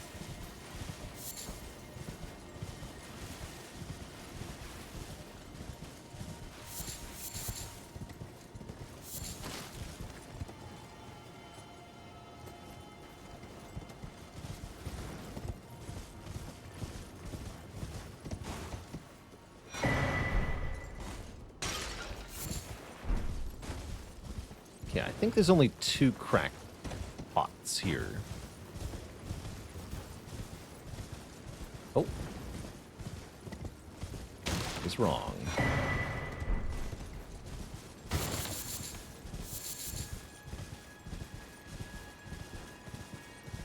I did not kill Alexander for the amulet, no. Since we can get the amulet before going to the DLC, I want to do Alexander's full quest line. So we can get the better version. Probably going to be doing the same thing for Millicent's trinket.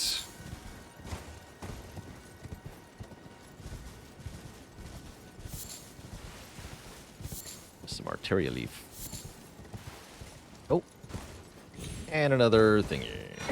Another ritual pot. Okay, cool. 2 ritual pots, 3 cracked jars.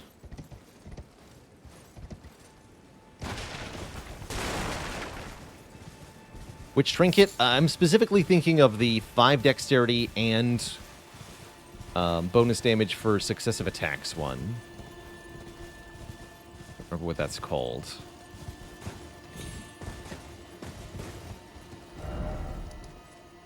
Okay, now we can go north from here. From here.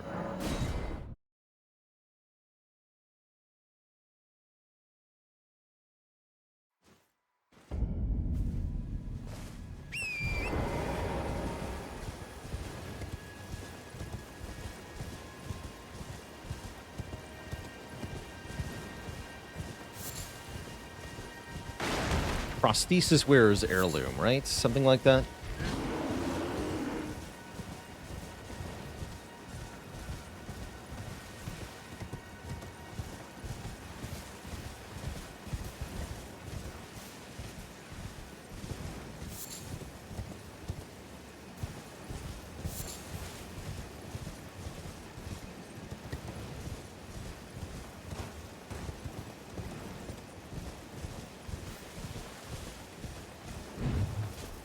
What are you doing here?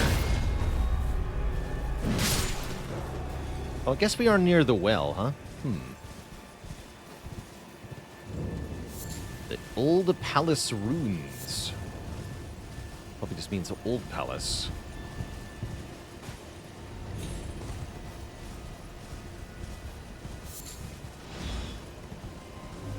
We got Latenna with us, I believe. We did meet Latenna.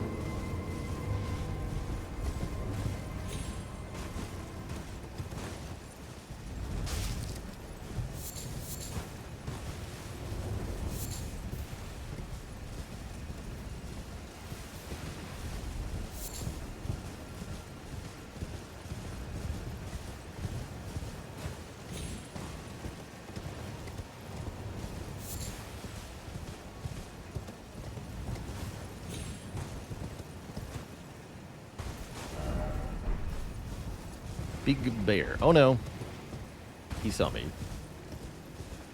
Time for running away.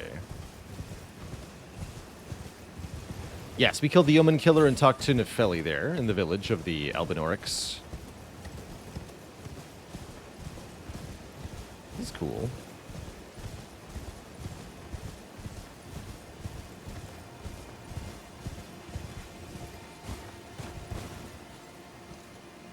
Did I clear the poison cave? Is there a cave in there? I might have missed a cave. Yosh, thanks for 32 months of support. You look intimidating, friend. Oh, speaking of cave. Seems to be a door behind this fellow.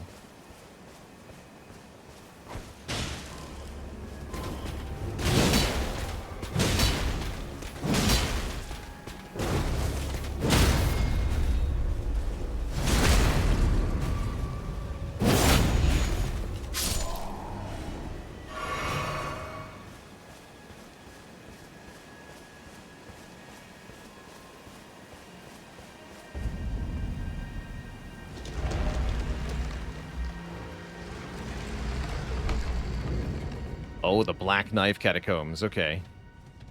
Definitely want to investigate this one.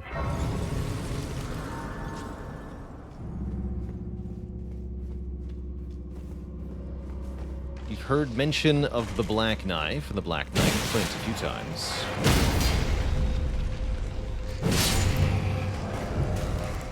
It is mace time.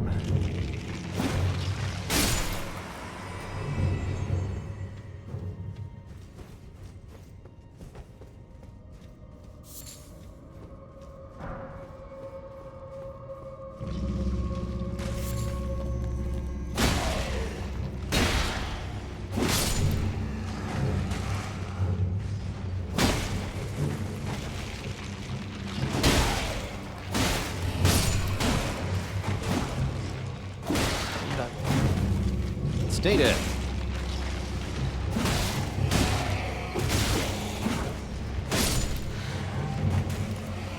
What's going on here? An actual necromancer? Thought we didn't do this in this game.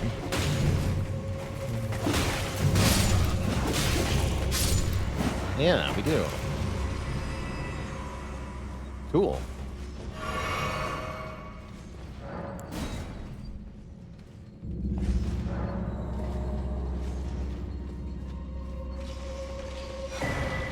Rose's axe.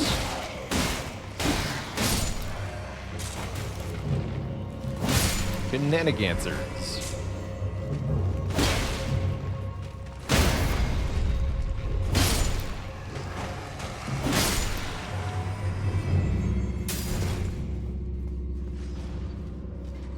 What's that axe? 3 skeletons will appear.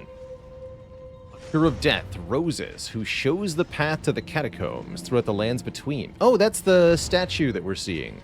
Those are statues of Roses. Oh, cool. The dead easily lose their way. Needs intelligence.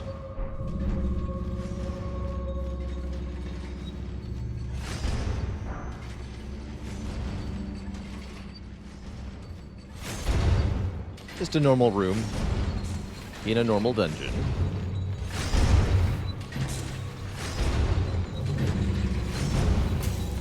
Oops.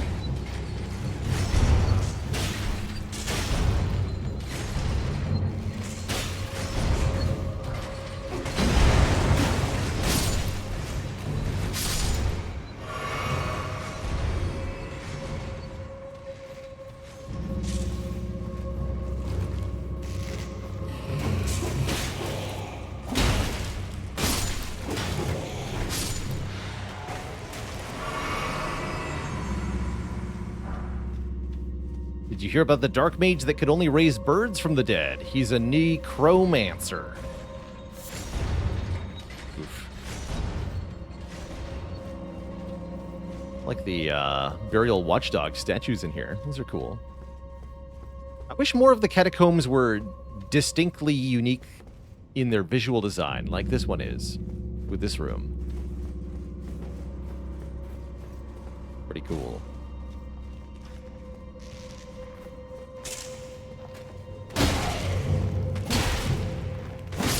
Suspicious gap.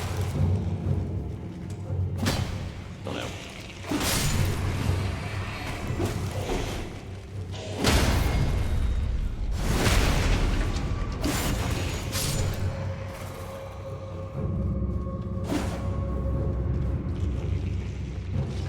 That looked suspicious.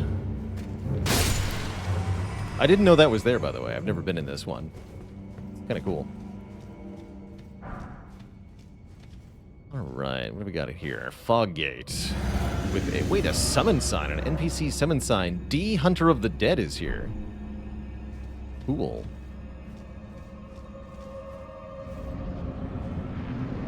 It's a Black Knife Assassin in close quarters, too. Spooky.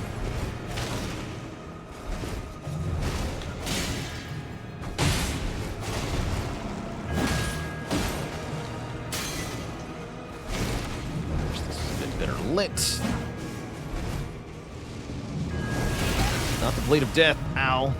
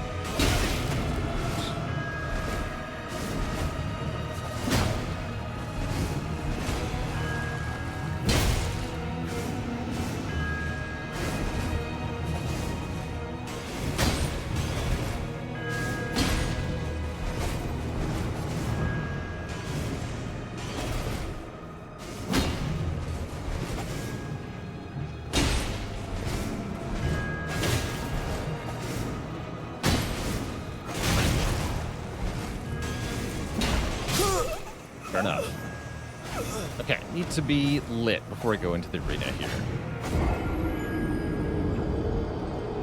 Yeah, at least this one's not invisible, indeed. The Black Knife Assassins are pretty obnoxious overall. I also think I want to use the Flamberge as our weapon for that fight. Favorite area in all Souls games? Good question.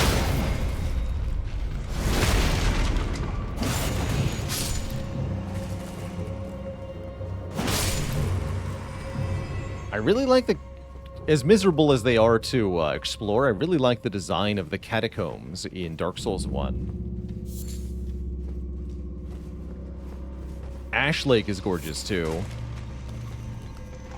Good one.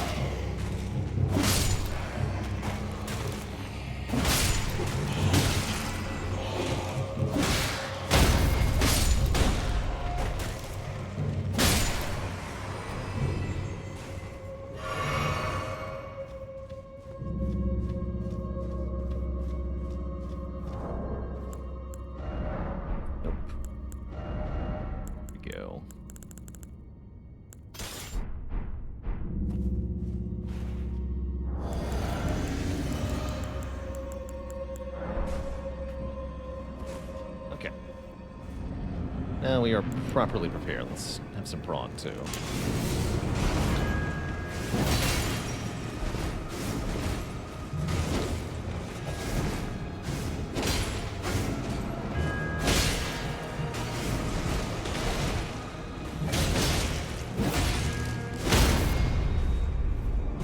Already going much better.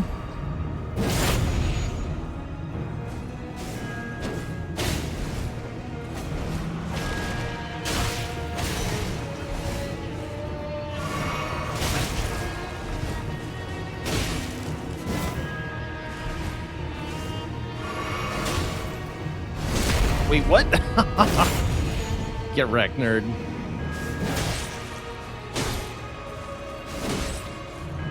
Put him in a corner. That's what rogues hate.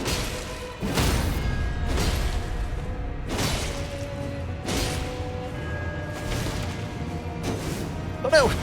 The wall. Saved by the wall. GG. Assassin's Cerulean Dagger and Black Knife Print. Mark of the Night of Black Knives Ritual. On the Night of the Black Knives, someone stole a fragment of death from Malekith the Black Blade and imbued its power into the assassin's daggers. This mark is evidence of the ritual and hides the truth of the conspiracy. You also get the Cerulean Dagger. Critical hits restore FP. Those which gave the demigods their first taste of death.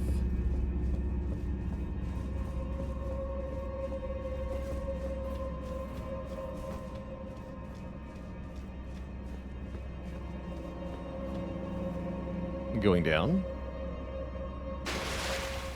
Hey, the lever. I was hoping. Wrong lever!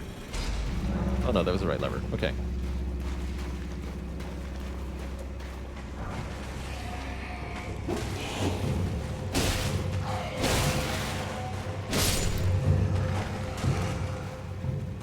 There's a moment during my first Souls game that just made it click.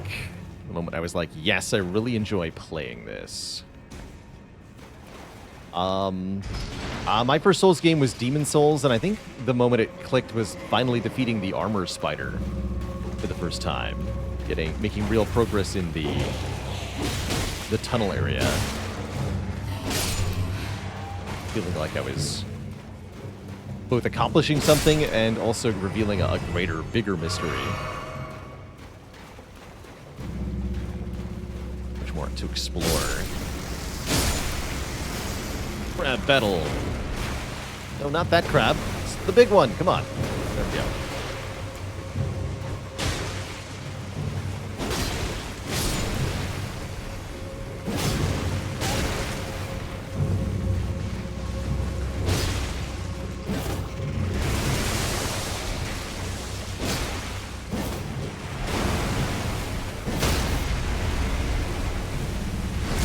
Sign off. Thanks for the Prime sub. Welcome. The Cozy Sub Club.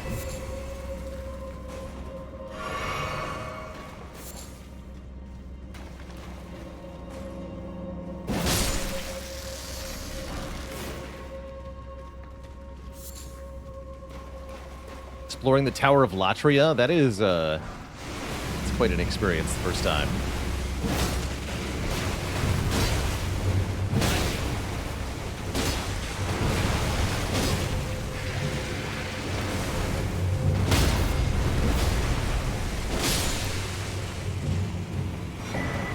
There's a rune arc here. Cool. Very neat. Hello and welcome, bros. Have a seat, relax, and enjoy. Beating Ornstein and Smo for the first time, or even just getting into Anor Londo for the first time is really a cool moment.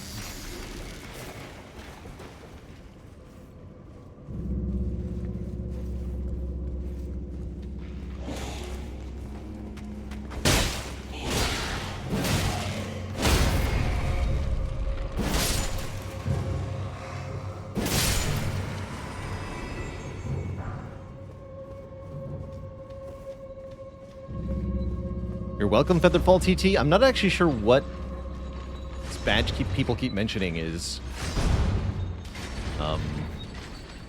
from. What to make a badge happen?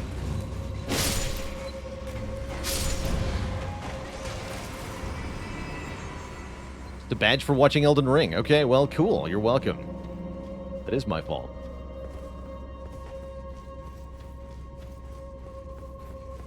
Raging Wolfhelm. Wait, do I get it? I want the badge. I must get my own badge.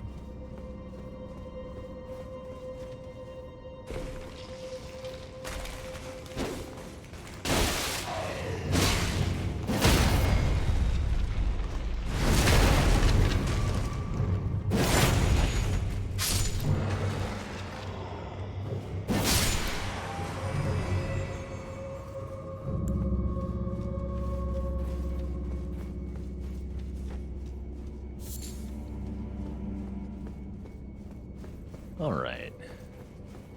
Down here, we have what? Oh, another one of these horrible things. Oh, great. Thanks, I hate it.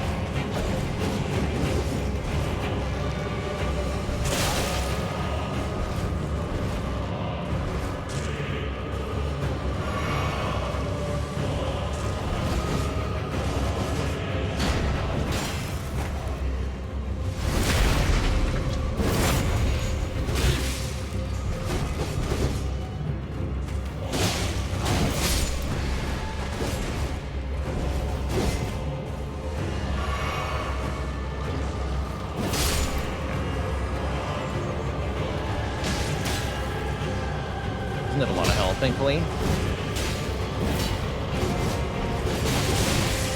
Ah, damn it. Stupid archer.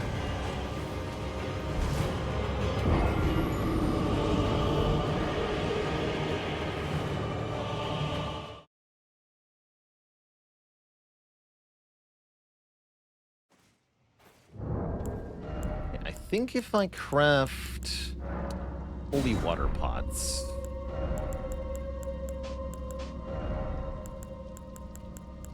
those will stop the skeletons from respawning? I'm not 100% on that. test that real quick.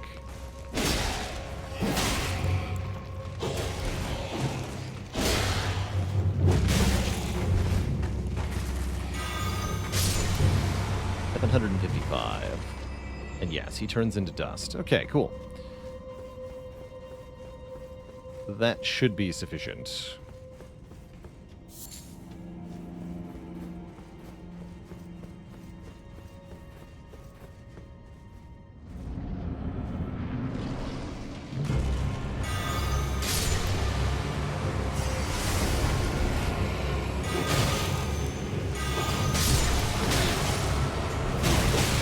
Damn it.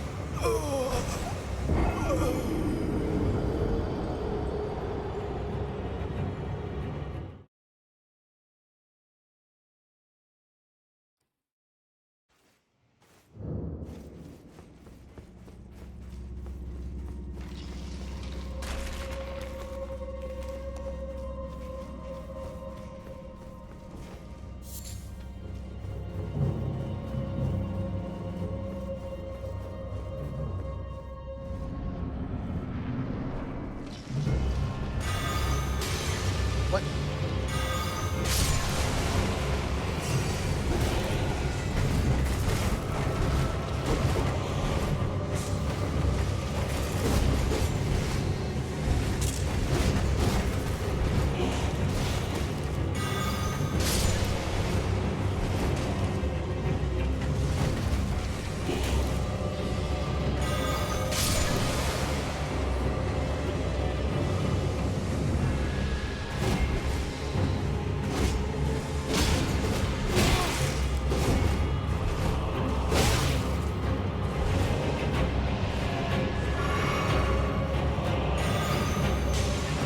Take a damage.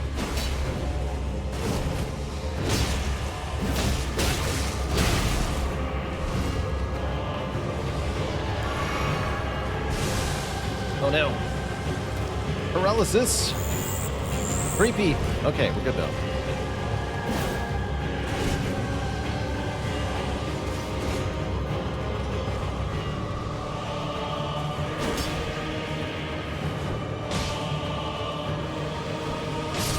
Down to that. How's that?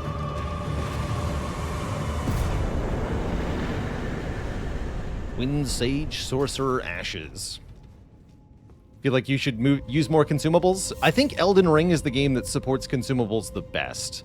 They really put in a lot of work to make sure the player had ready access to them and that they are relevant for the whole run, not just at the beginning of the game like some of the other Souls games. All of the consumables in Elden Ring scale with at least one stat, I think. Or at least almost all of them. Most are easy enough to farm lots of as well. So yeah, I do plan on using a lot of consumables during this run, and that'll continue into the DLC too.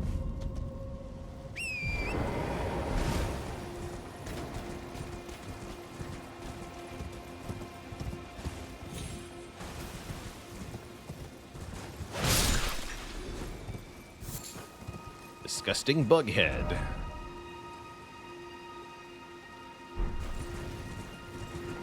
Gross. So the Black Knife print. Actually, why don't we just go straight to the Table of Lost Grace here? Because I think Rogier would be very interested in what we found.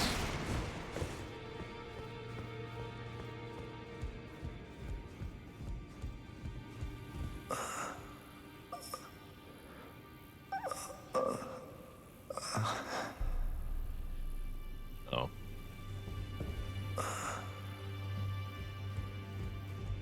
He needs milk. I think he's fine.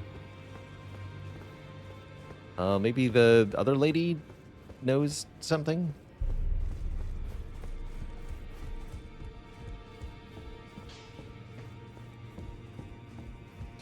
What are you? I am pleased. Would you like me to hold you?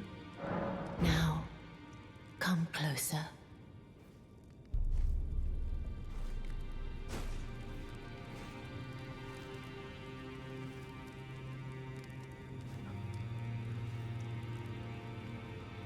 You are so very warm.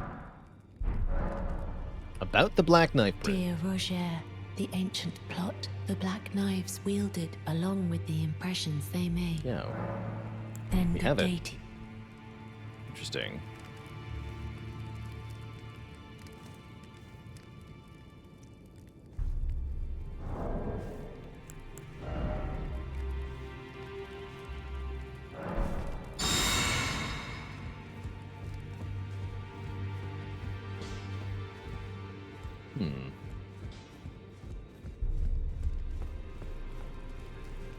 Yeah, I also had the Baldachin health debuff for a long time when I played the first thing around.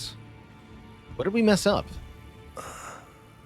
Wait, how bad is this?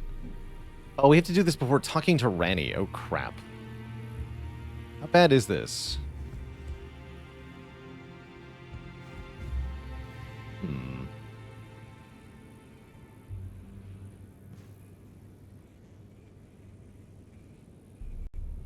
That's not good. Are we locked out of the death ending now?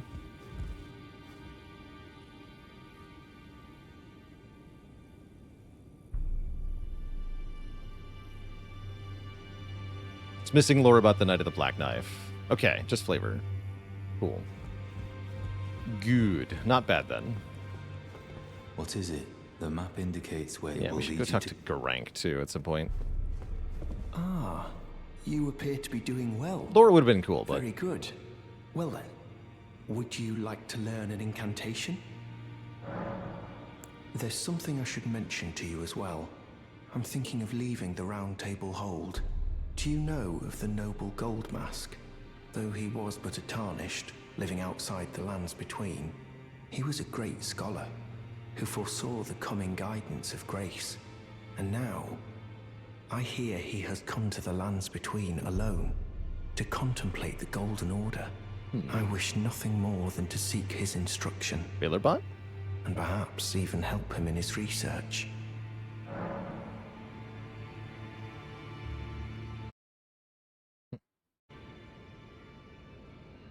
May the Golden Order shine through you.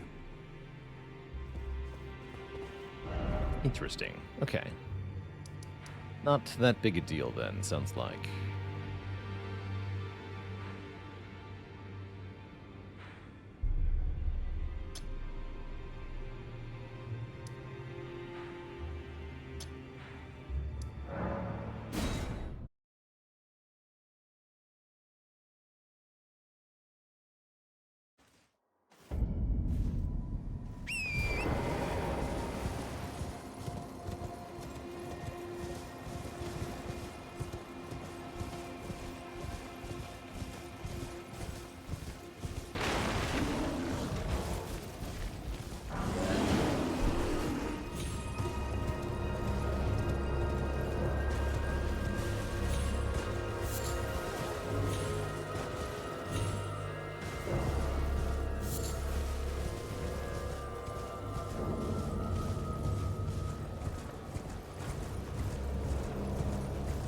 Seemed like there was some still cool stuff around here.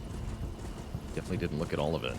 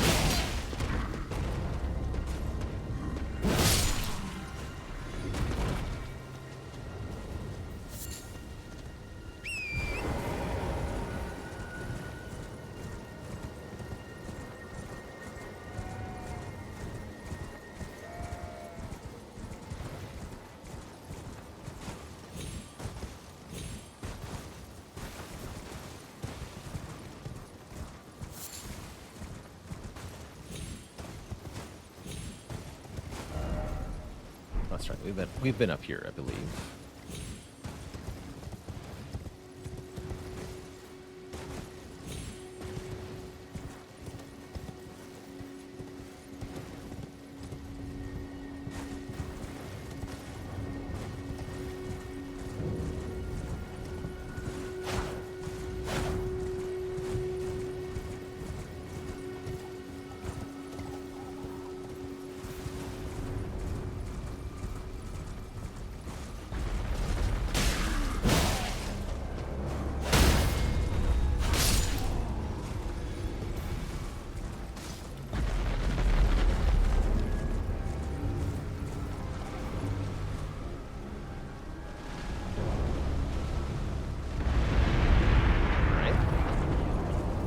Fun.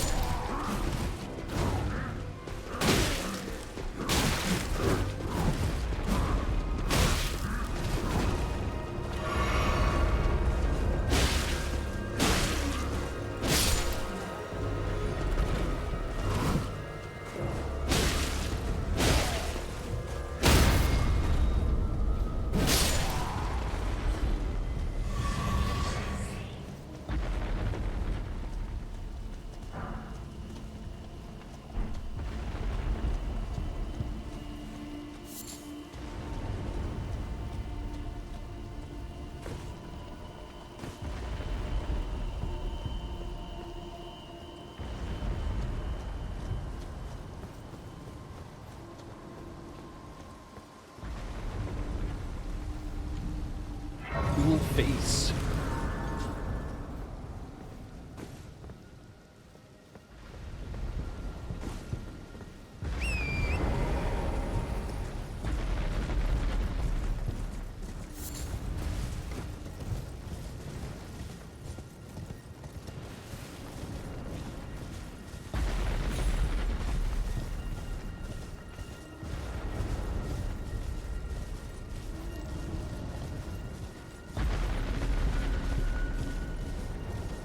Suspicious.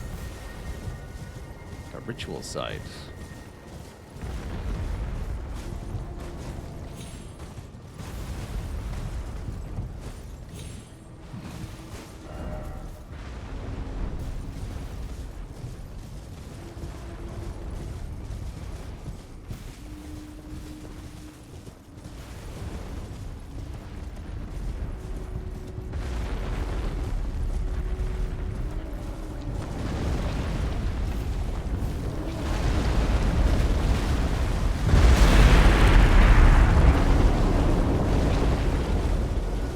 Very polite.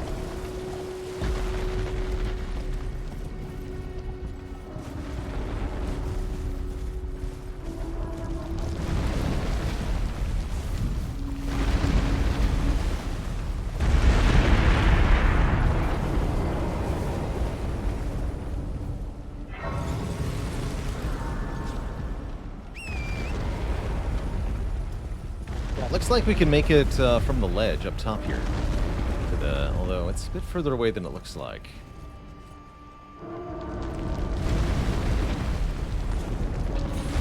Uh-oh. Not like that.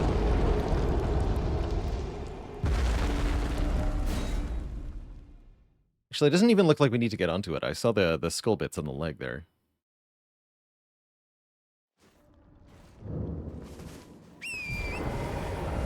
Another Stake of America that was further away than... Heck. But it did show me a new item, so I'm grateful.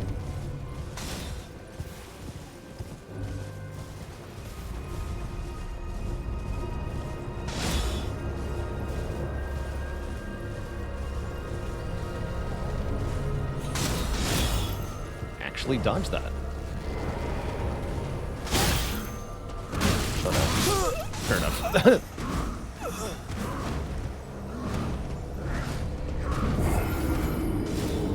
Fair enough.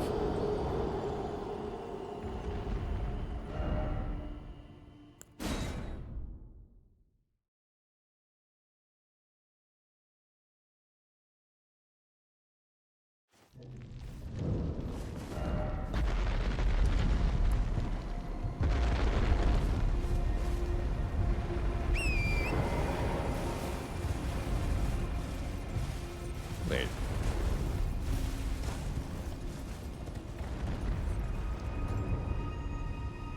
There's two of them.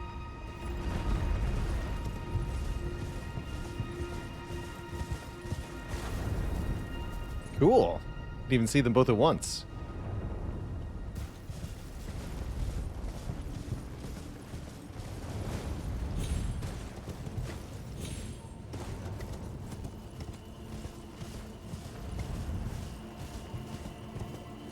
And then...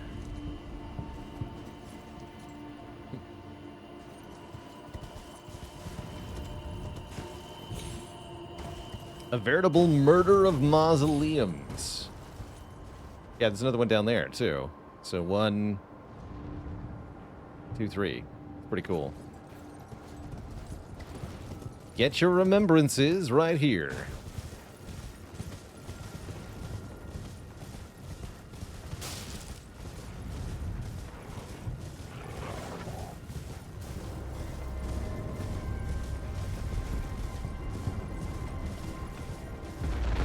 Each of these walking mausoleums is the opportunity to duplicate a remembrance.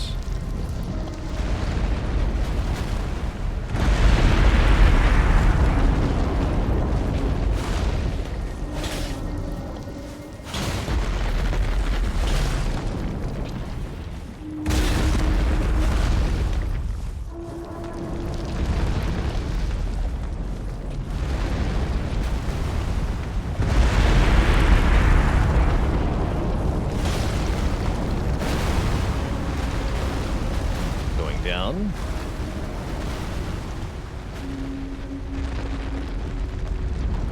Yeah, you can duplicate a remembrance that you owned at any point. You don't have to have it anymore, which is nice and convenient.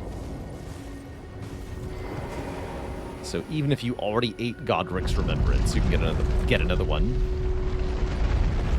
So duplicating a remembrance basically allows you to get... Wait, what?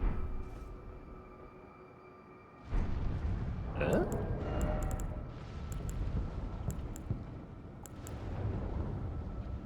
But I have it right here. Do I have to use it to be able to duplicate it? Where's my game broke? Wait, let's try something else.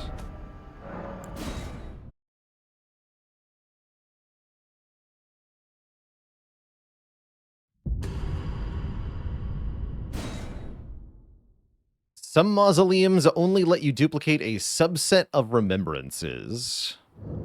Oh, I see. Yes, there was no bell on this one, you're right. Didn't hear no bell.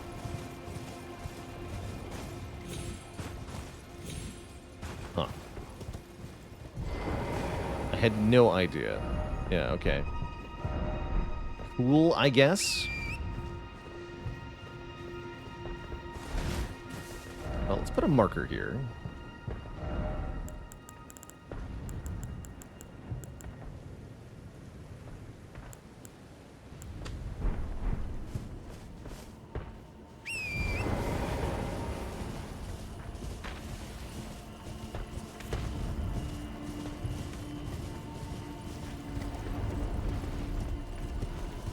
That'll do it, Just Poo. A different device.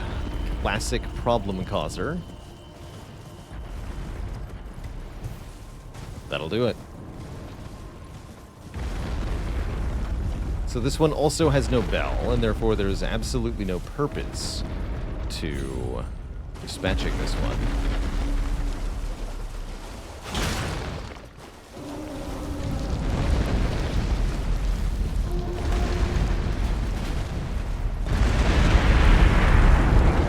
But I will anyway.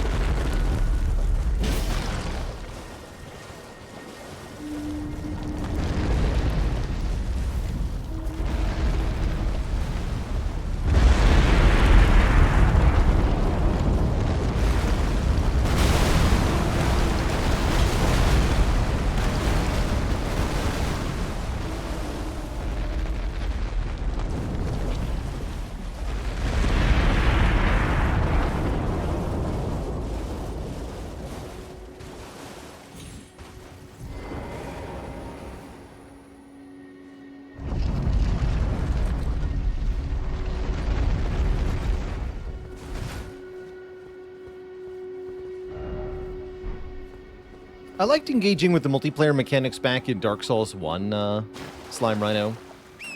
But as the series has gone on, I've paid less and less attention to multiplayer stuff.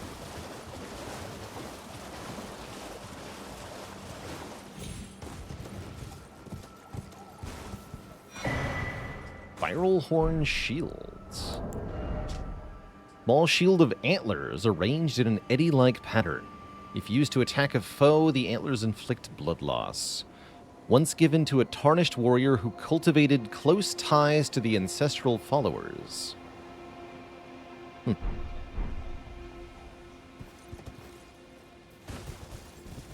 Did you always get a heal from having your messages positively rated? Yes, that's going back to Demon Souls.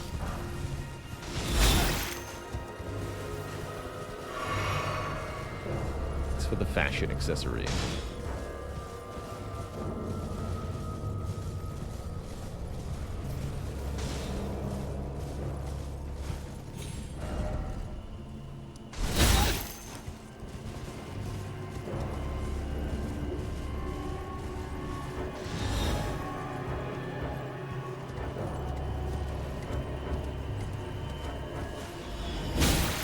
Ow.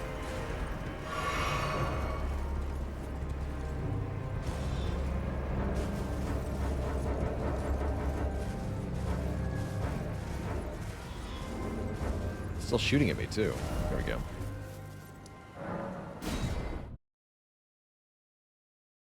And yes, it doesn't matter whether you get a positive or negative rating, which is so that mischief is encouraged, which has been part of the intention from the beginning.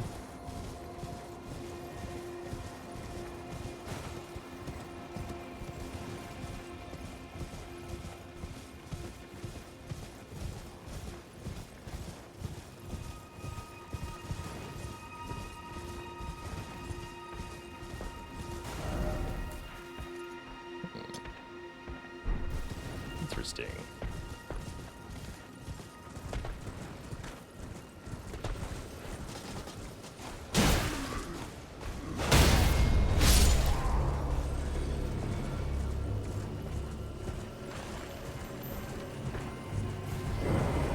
The ancestral followers seem to worship the Erd Tree, or maybe the Erd Tree Avatar. Interesting.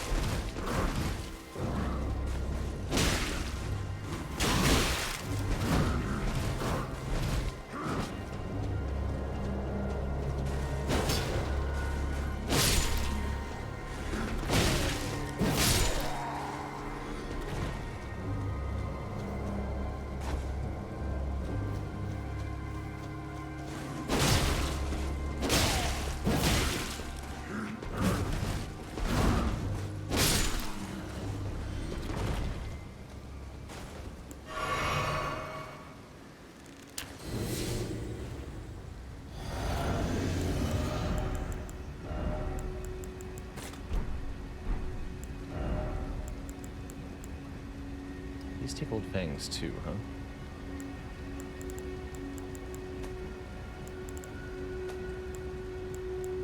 Or is that the only thing that takes red fang? Maybe.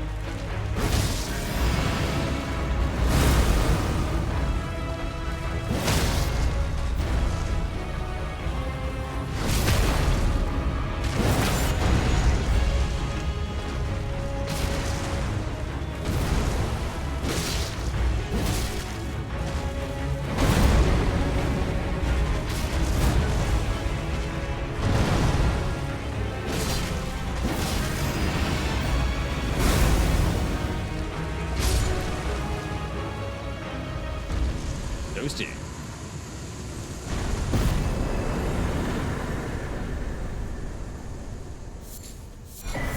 Get Holy Shrouding, Magic Shrouding, and Lightning Shrouding cracked here. You get 3 for once.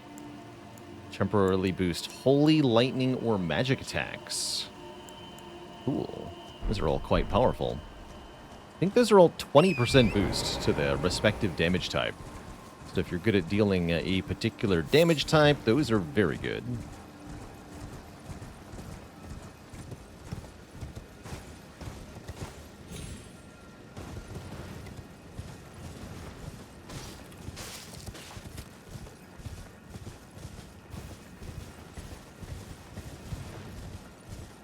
Okay.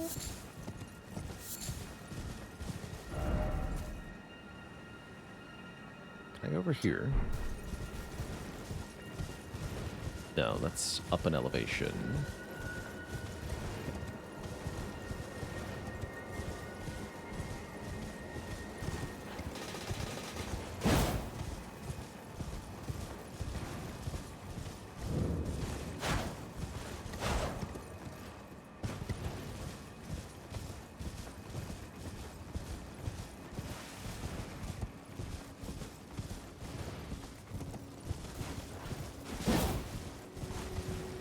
Currently level 30.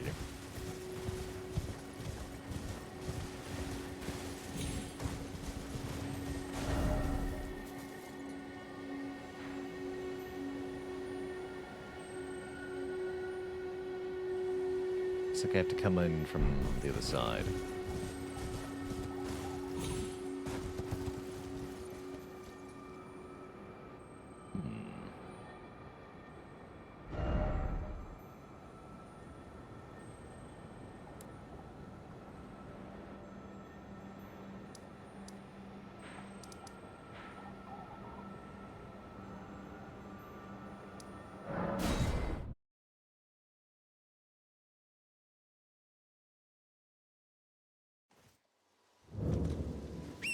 Oh, hey.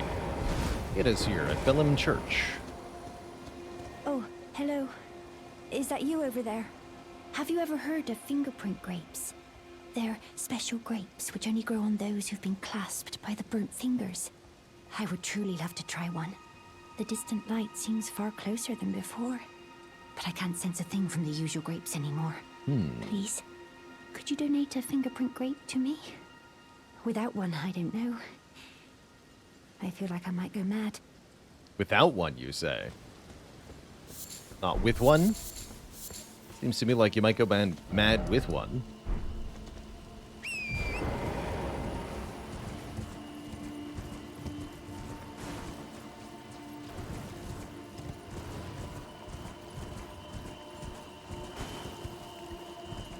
There's another Knights Cavalry around here somewhere, I feel like.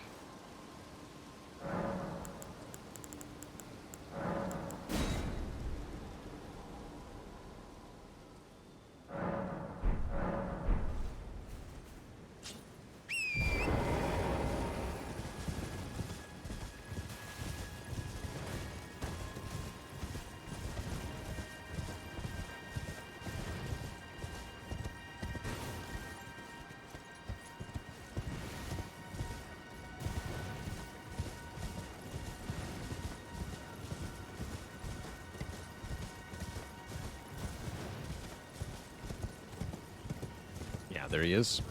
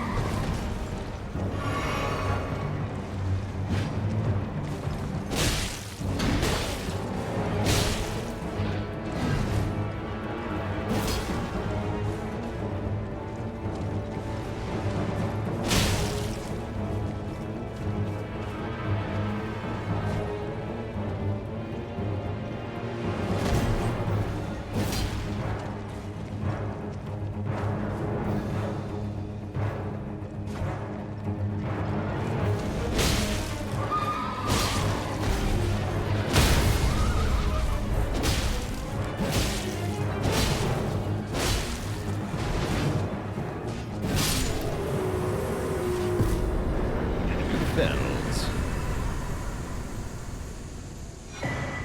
Oh, that's where we get Giant Hunt. And the Knight Rider Glaive, which is a pretty sweet piece of equipment here. We can use this. A weighty jet black glaive. Weapon of the Knight's Cavalry. This thing.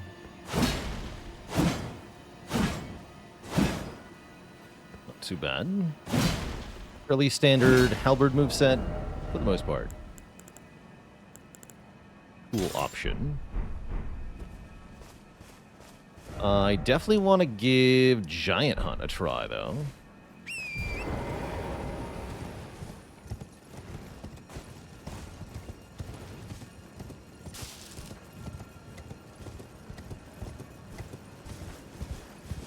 Have we had our fortune read by this lady? I don't think so.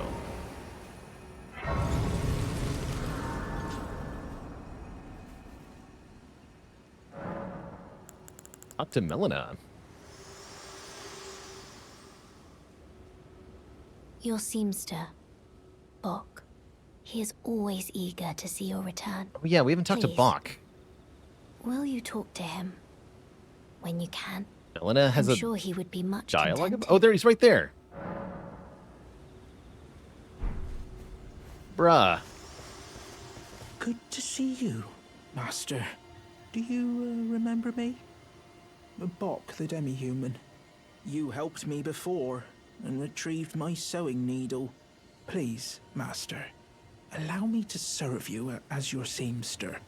I can't make nothing from scratch, but I'm happy to make adjustments to your garments. Don't tell me. Master, I was wondering, do you ever make adjustments to your garb yourself? I would, well, rather you let me do the job when possible, please. I don't ask anything in return, you know, and, well, I am your personal seamster after all.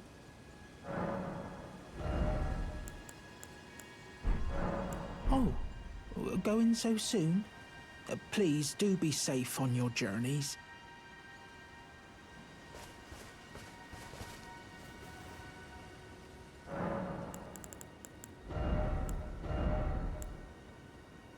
Yes, we have Giant Hunt. Step forward from a low stance, carrying the momentum up into a sudden upward thrust. And someone is asking, why heavy? Because heavy does more damage than quality at the moment with the current stats we have. It's as simple as that. Fire is a pretty good option too, actually.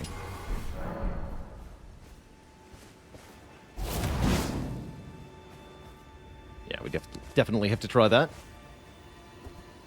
See what the damage is like.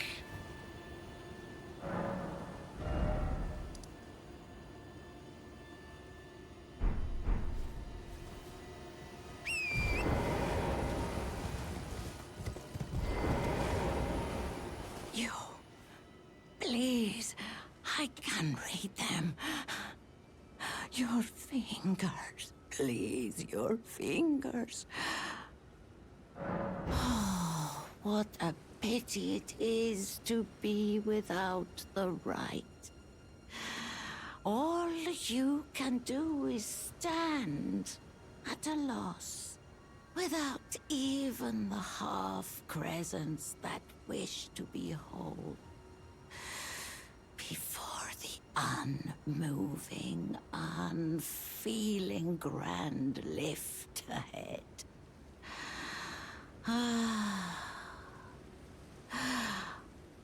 Or are you planning to throw yourself to the waters? To find the coward's passage through the dim cavern? The Coward's Passage.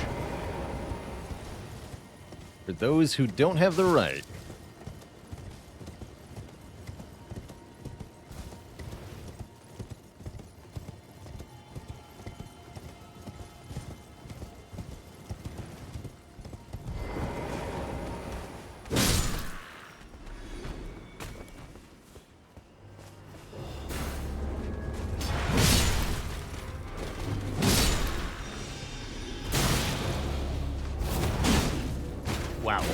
Okay, that's not that slow, actually.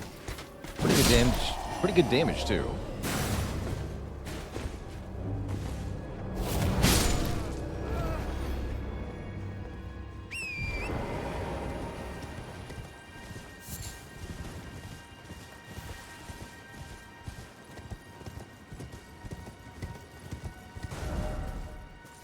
Get up there.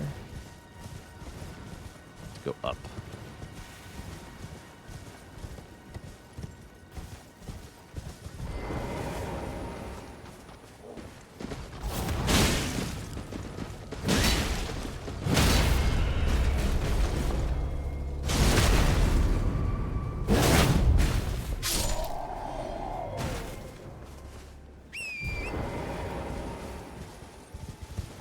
That poor guy.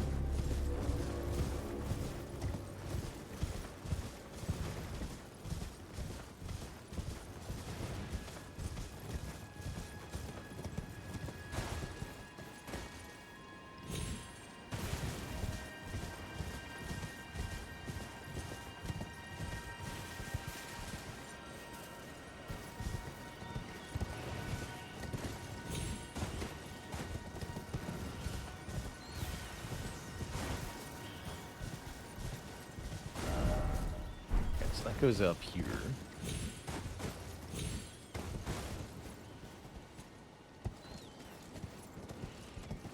Boy. The rats. Hey there, stupid ketchup.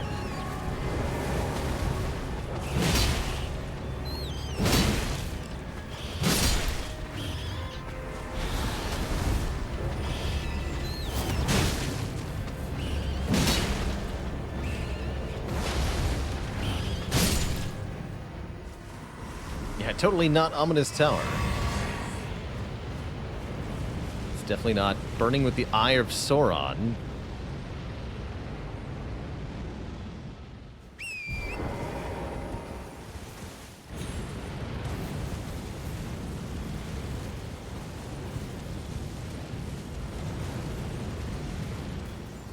Look at it.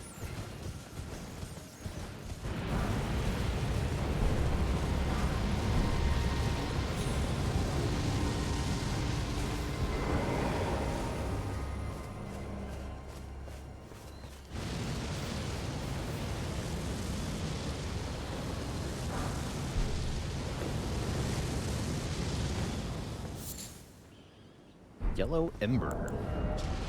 An ember taken from the eye socket of a corpse.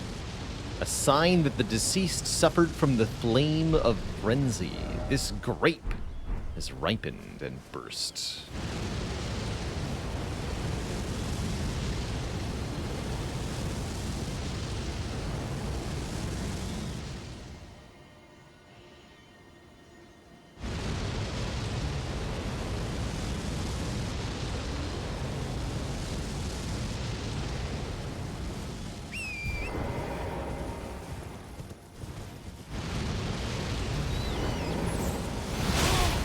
No, don't kill me. No!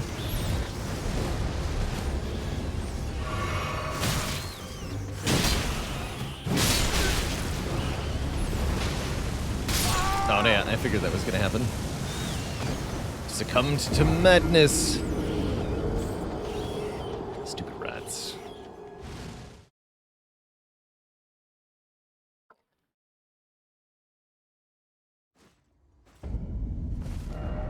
Oh, no. Alright, it's gonna be a long trek back up. Is that the developed version of what we've been feeding the blind lady? I think so, yes. The distant light that she can see when she consumes the grapes, I believe to be the flame of frenzy.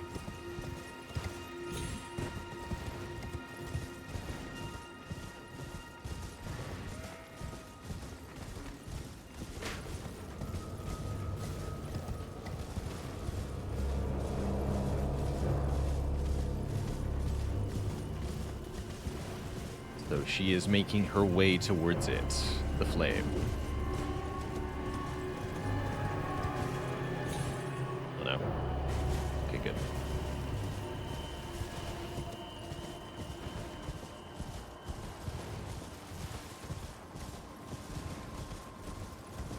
Yeah, essentially an overripe version. She's looking for the perfectly good stuff. Ever played a spellcaster? I don't feel like spellcasters have as much depth or fun to them personally. I haven't tried spellcasting primarily as a damage source in Elden Ring specifically, but I have done a caster build in other From Software RPGs.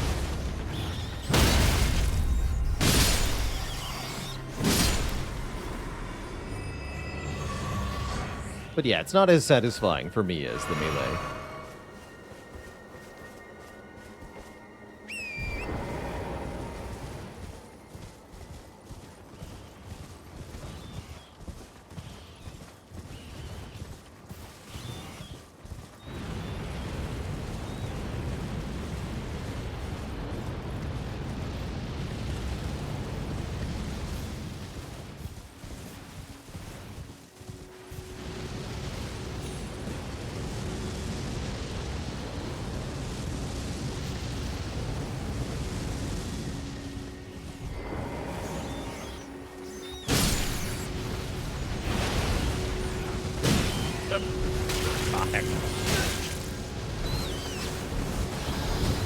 Safe spot. We're not dead though.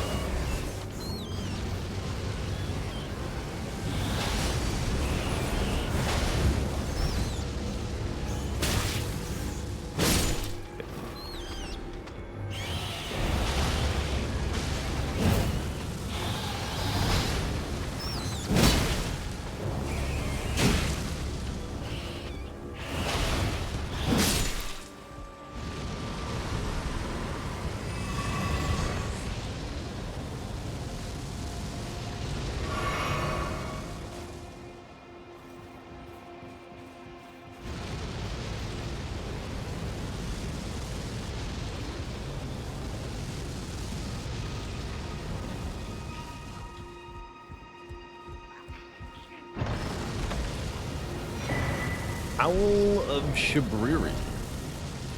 Incantation originating from the maddening Three Fingers.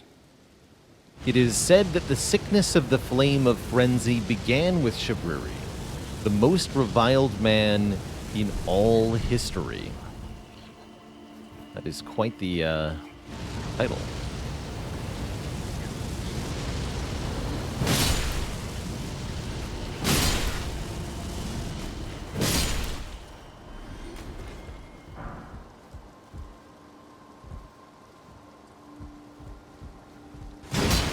Cool, and I think those guys were summoning it or something. The flame has stopped, and we can now safely explore the area, I believe.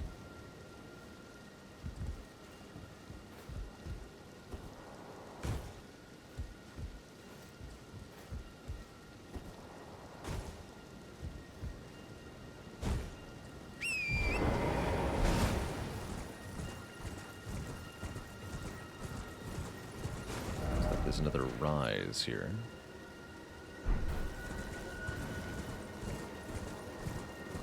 Define safely. The tower won't kill us.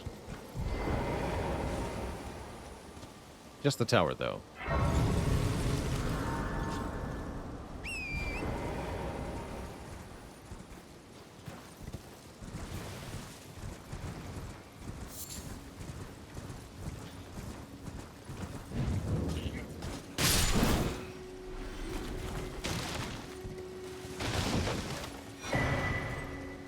Lord of Frenzied Flame. Beneath Lanedale at the very bottom lies our Lord, Lord of the Frenzied, the three fingers who hold us in thrall.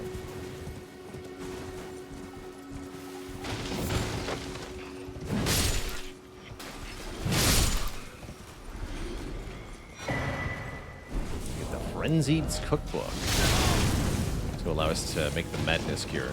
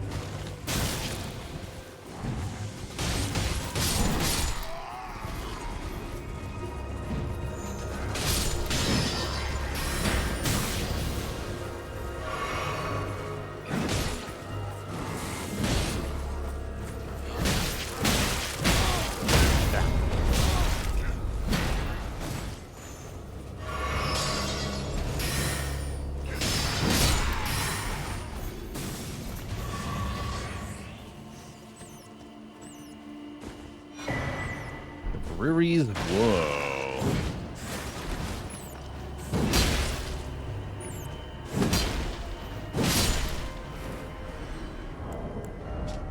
Disturbing likeness of a man whose eyes have been gouged out. The corners of his mouth are upturned in an almost flirtatious manner. Constantly attract enemy aggression. Oh yeah, this thing. It's a fun challenge run if you want an interesting time. Get this item and play with it equipped all the time and see what happens. Enemies will aggro from further away, which you can actually use to cheese certain encounters. It's kind of cool. You can use it to lure enemies away from certain locations.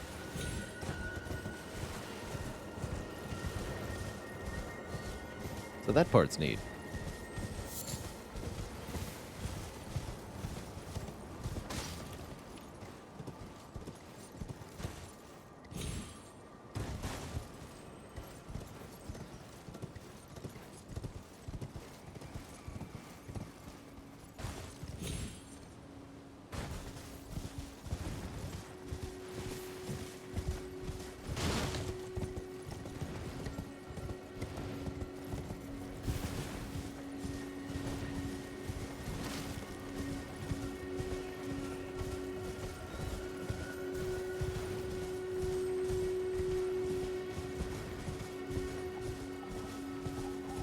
Church.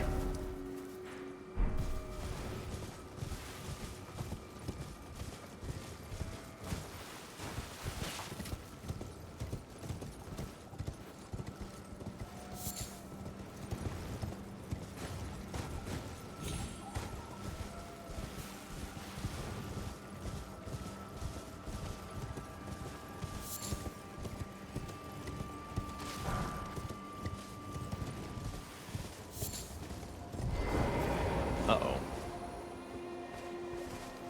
Horse no work. That means we're being invaded.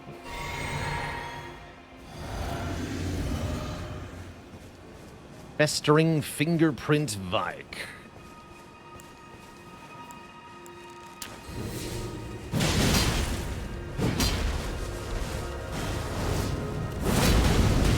Thick. Ow.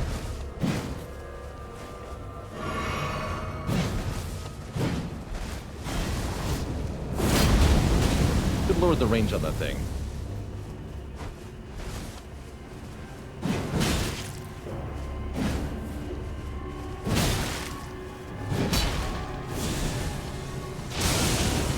Ow.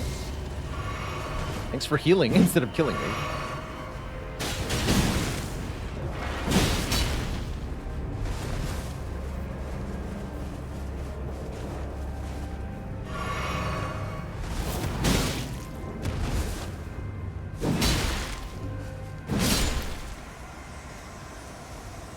Yeah.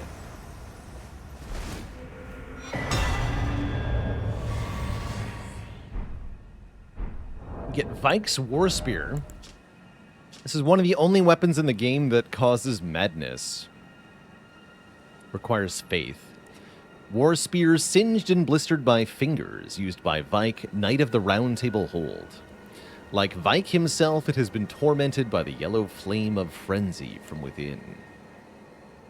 We get his eyeball, seared with repulsive fingerprint burn, akin to those that marred his entire body.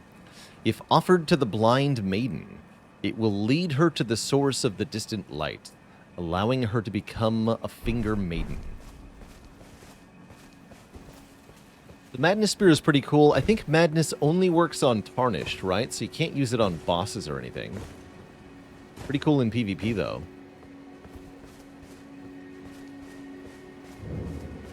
Church of Inhibition.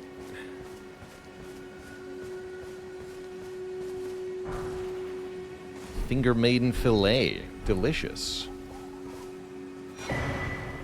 Sacred Tear. What does it say of the Finger Maiden's equipment? The maidens live to serve a chosen tarnished, sharing their guidance and the wisdom of the two fingers. The guidance of grace would ensure that the pair be brought together, or at least such was the promise long ago.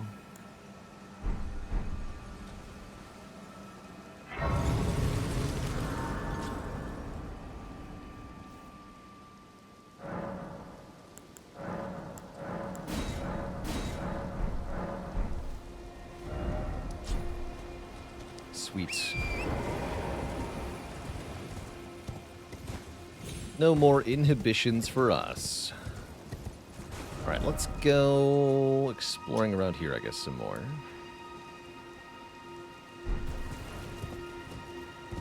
Not that way.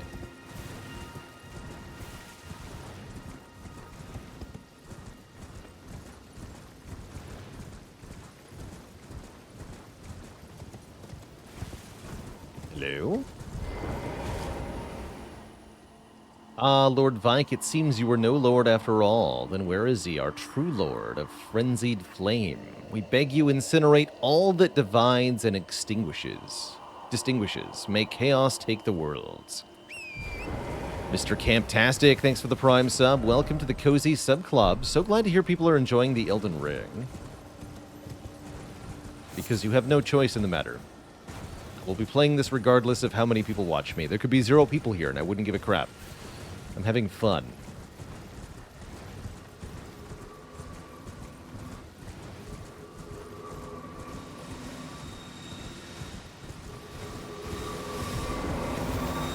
I'll kill 1 or 2 of these.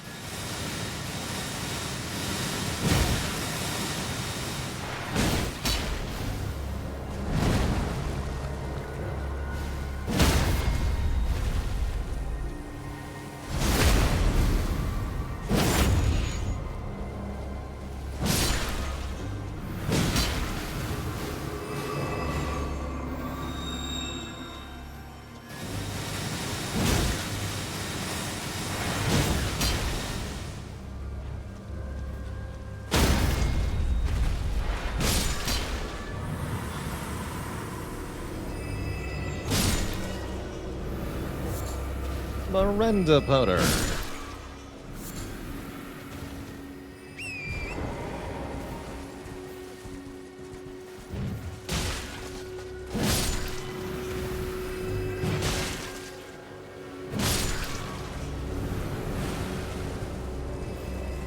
Cool, these ones have frenzy spores. These plants. Kinda cool. Maple Manatee, thanks for 39 months. 3 baker's dozen months to celebrate the Tarnished. Our Tarnished.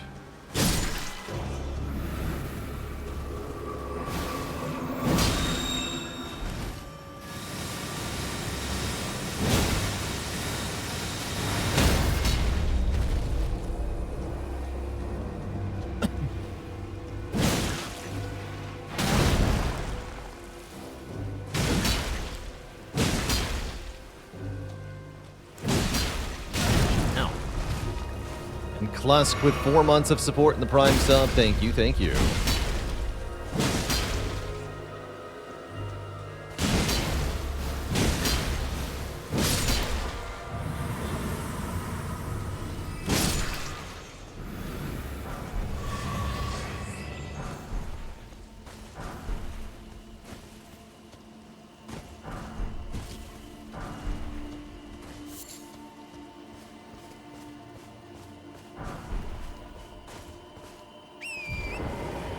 Erd tree was the Spire the whole time?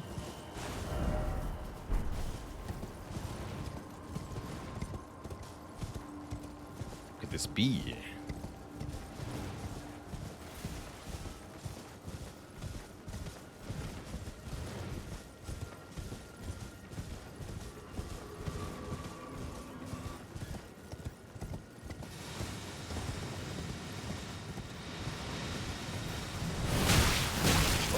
No!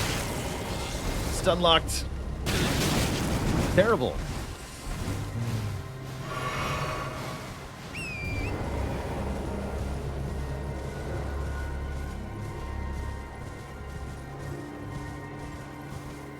Too many plants. Oh, that's a thing.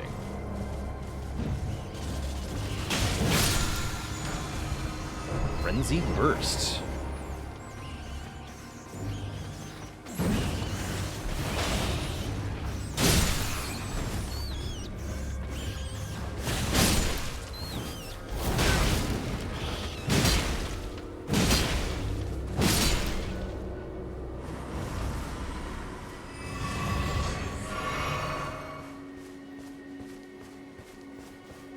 This is not my first playthrough, no.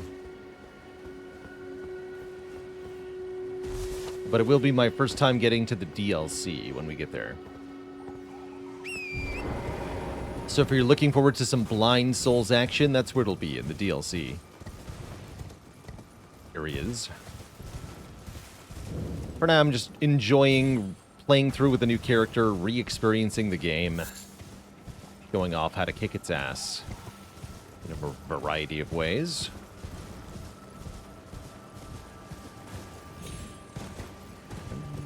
No. There's something down here. Oh yes, there is. There is a lot of revenants here. Terrifying.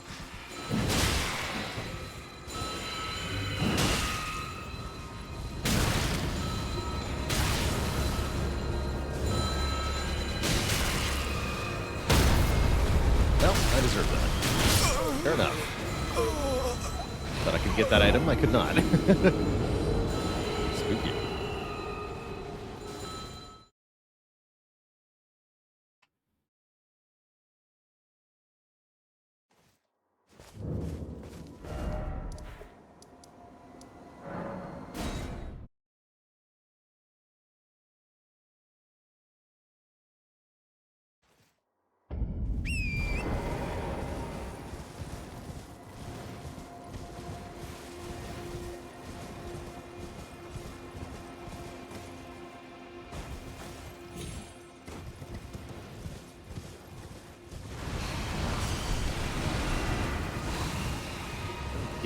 Forget that noise. What is Giant Hunt? That's the Ash of War we're using on the Zweihander at the moment. Stab the Zweihander up right into the crotch region of any giants nearby. And then anybody who's not a giant gets hit in the head instead. And I guess they take a bunch of damage, but it's not what it's about.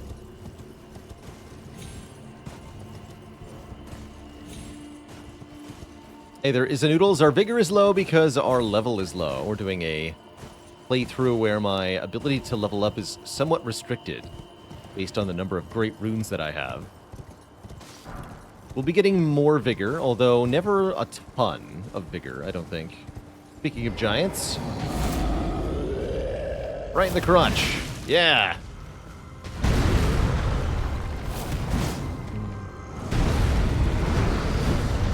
That's what it's for.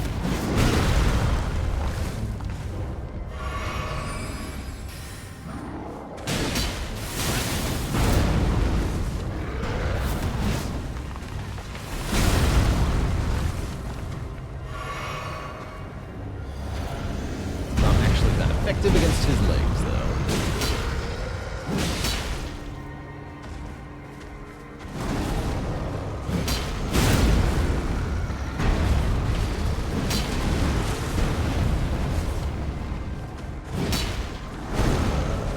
Actually, I'm just having a hard time hitting him.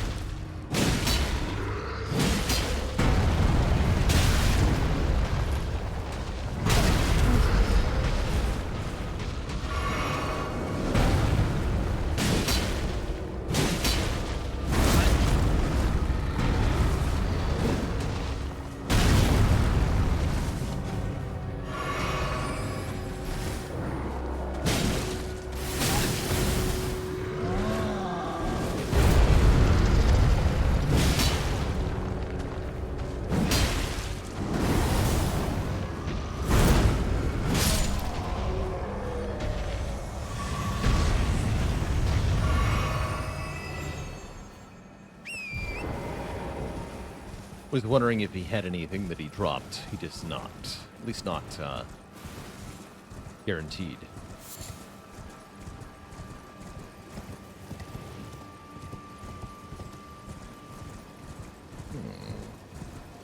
The seal is smashed, and we can walk right in. Inverted fringe tower. The erudition light the way. Oh, here's the seal. So another thing where you need the erudition. Solve the puzzle. Erudition gesture. Apparently.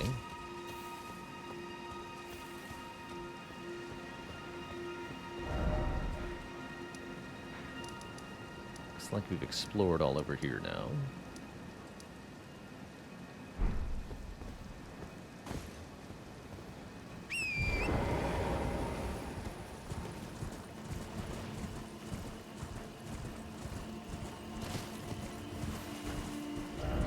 Alright, I guess we'll come over to Bellum Church. Give Hayetta the grape.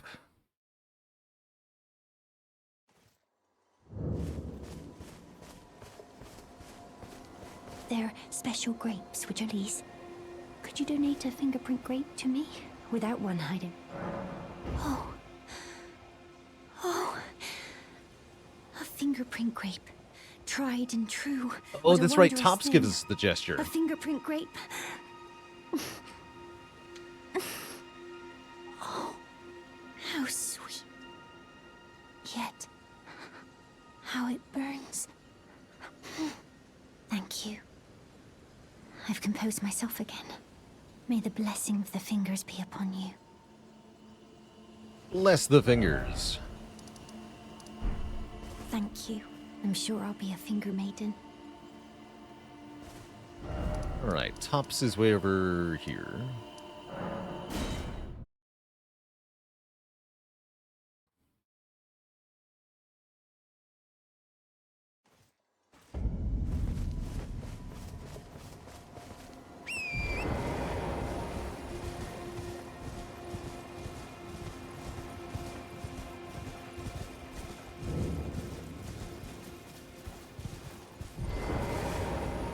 Back to learn another? Wonderful.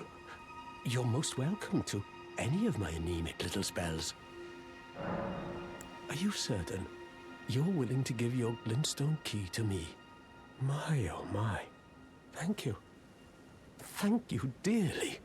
Now I can go back to the academy to resume my study of glintstone sorceries. And the very stars. Oh, to be home. Erudition. Back to learn another. Why, of course. Thank you. With your blessing, I will depart for the Academy of Rea Lucaria. Perhaps one day you'll pay me a visit? Maybe Who someday. knows? I may be a decorated sorcerer by then. We'll loot your corpse.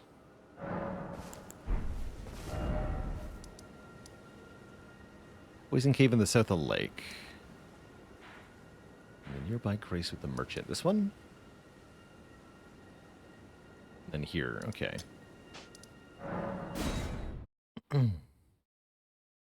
I love poison caves.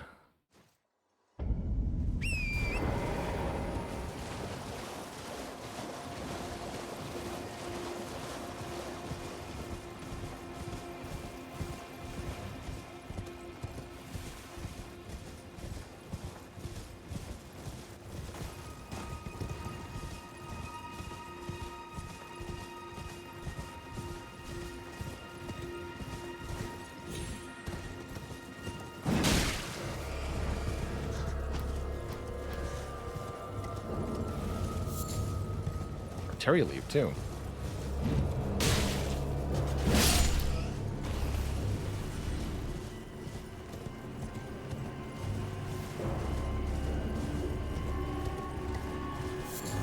Yeah, I figured it was at water level. I just wanted to see if there's anything up here. Take an Arteria leaf. Arteria leaf. Imagine the jellyfish is the guide here. Hint to you that there's something here. Angry fish. I have no idea if I have been in this cave, so let's find out. Stillwater Cave.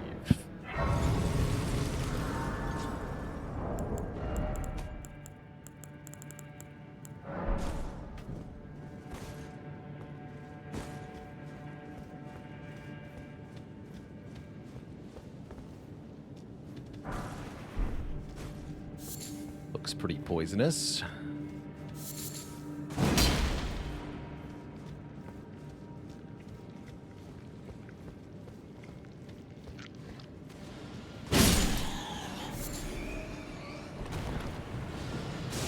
Fungus Man.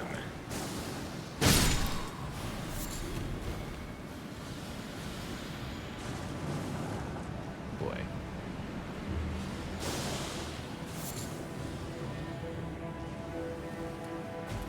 Well, this is not fun.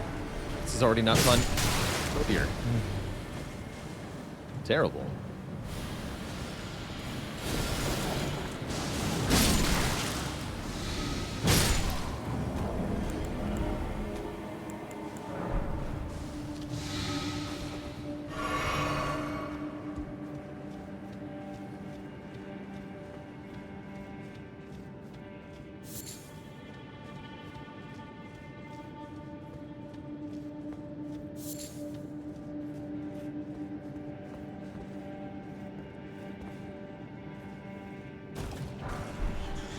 Oh, stage set. Ooh, we have some new drip options. Excited.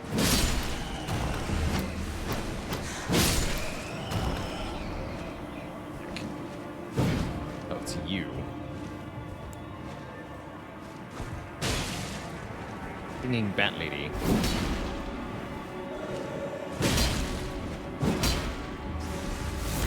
No.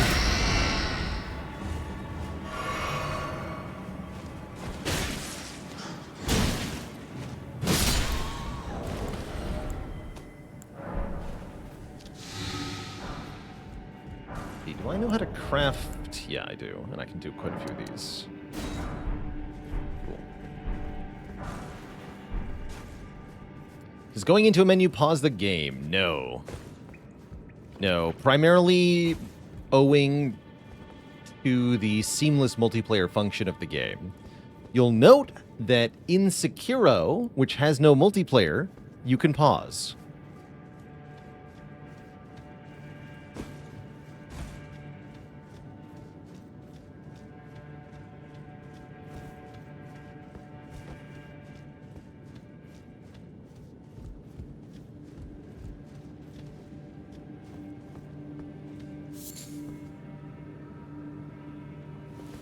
Currently, we're in offline mode, so yeah, even if you're not able to multiplayer, you won't be able to pause. These bleed.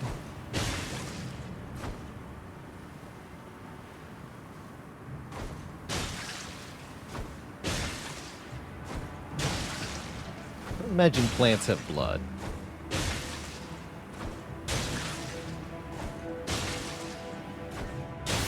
Oh, they do! Plants totally have blood. Who knew?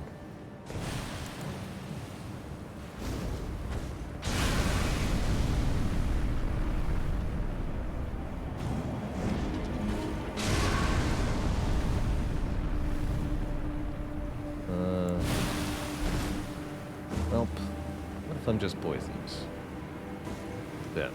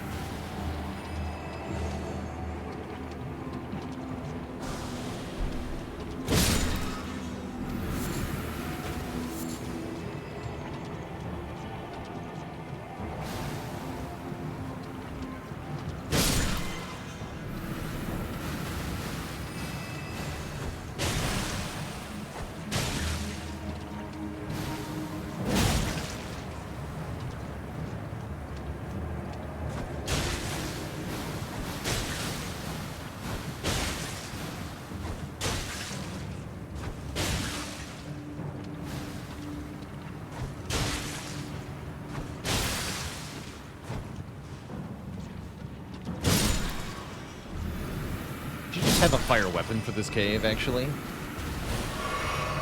Be a lot easier.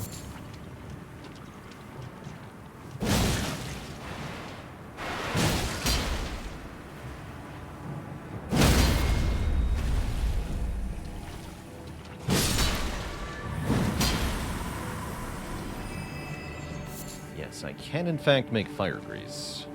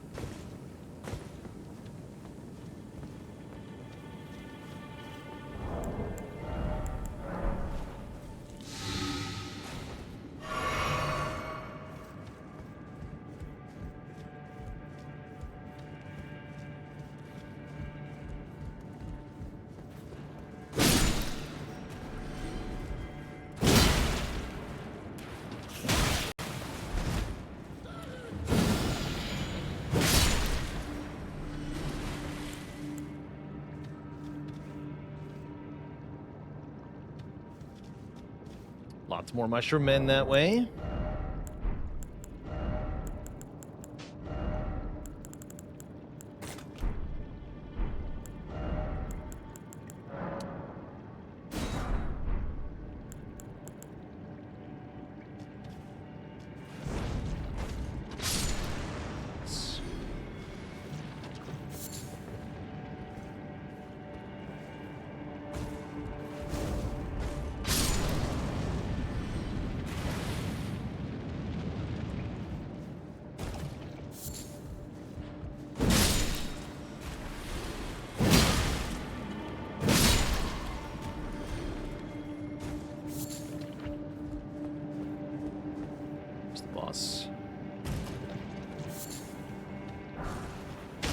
Poison grease. Greasy. Now here's a guy who enjoys boiled prawn. That's right.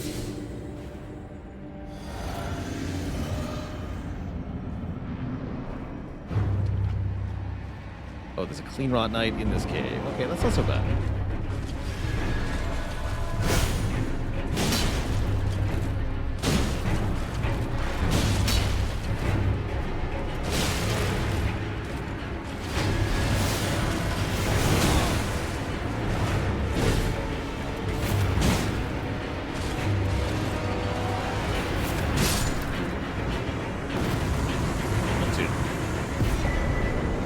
Winged Sword Insignia. Oh yeah, raises power with successive attacks.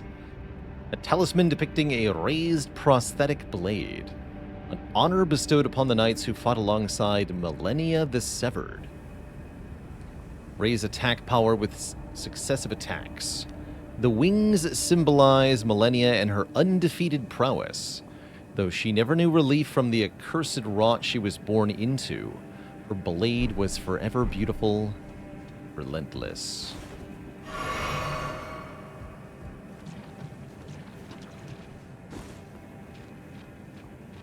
Good. Cool. Cool stuff in that cave.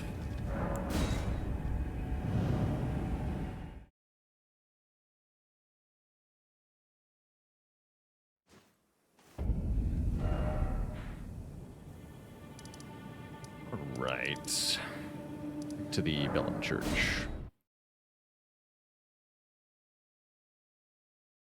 I'd like to keep going for a little bit longer here, but Twitch chat, I do need a bathroom break at this time, so I am going to go refill the legs, stretch the water real quick.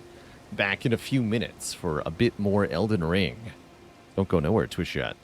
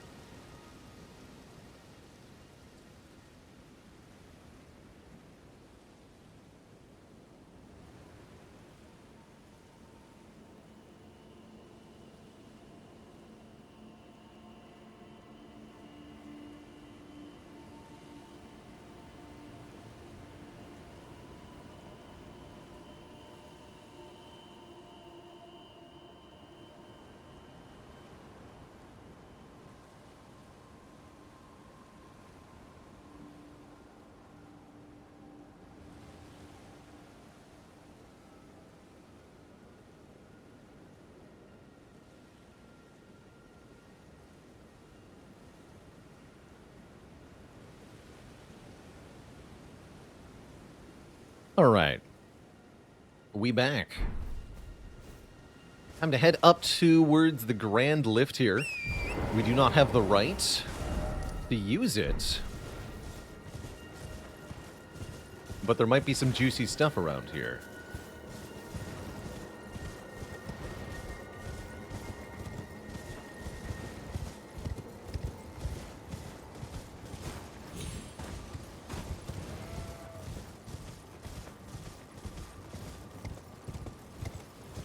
Some swords with lore. Or read all the lore, Twitch chat.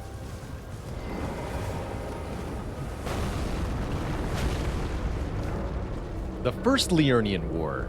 Radagon's glory burns red as his hair.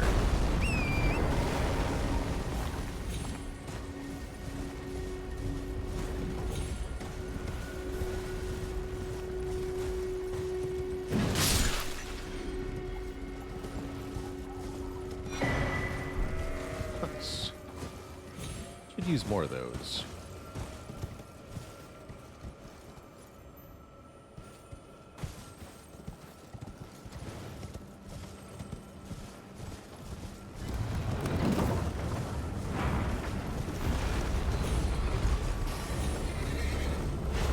The Grand Lift is certainly well defended.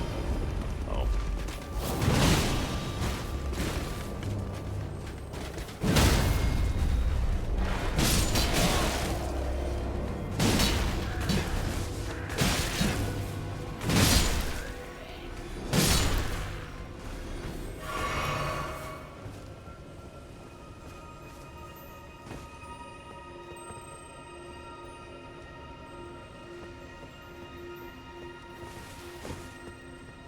Not using any mods for Elden Ring, by the way. Playing completely unmodded on PC here.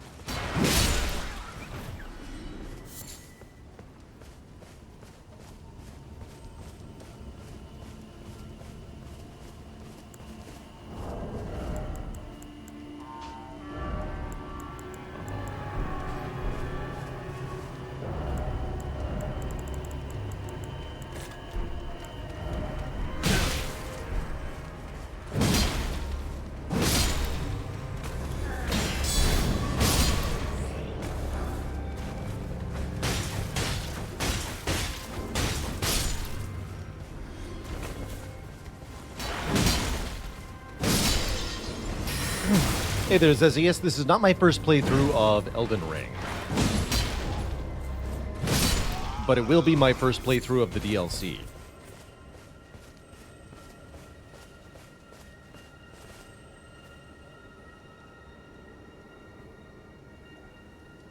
Tried to play a seed I'd played but didn't get the same encounter or starting bonuses. Yeah, RNG Fix will do that. You do need RNG Fix to duplicate what I have on stream. If you do have RNG Fix already, it might be another unrelated mod, modifying the RNG.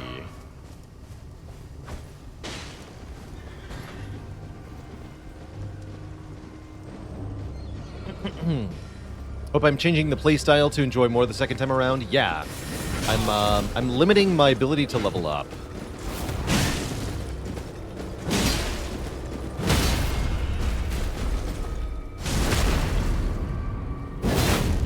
Basically, our level cap goes up by 10 every time we get a great rune.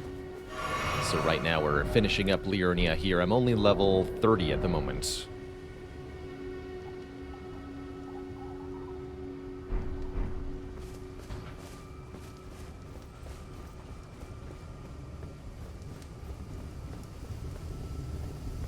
Projection for total deaths by the end of the DLC? My guess is going to be over 1,000. For doing the DLC blind with playstyle restrictions. It's going to be tough.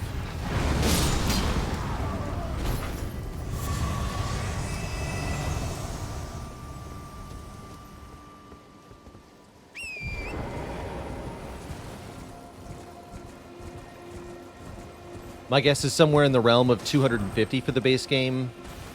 Or at least the base game before DLC, and then over 1,000 for DLC. But who knows? Could be a lot, could be less.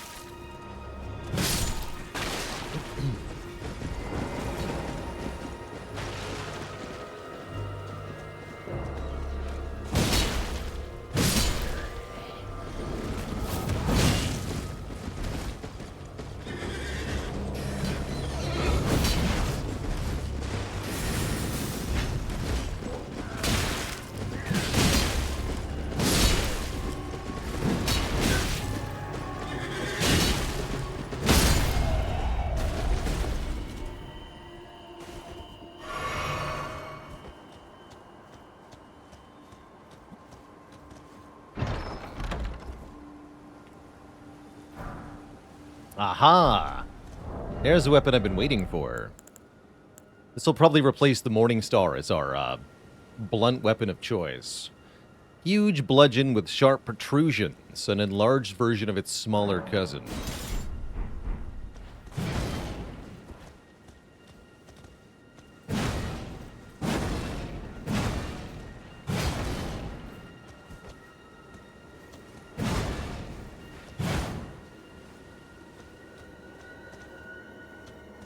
It's a great hammer type weapon. Meaning it does really good poise damage.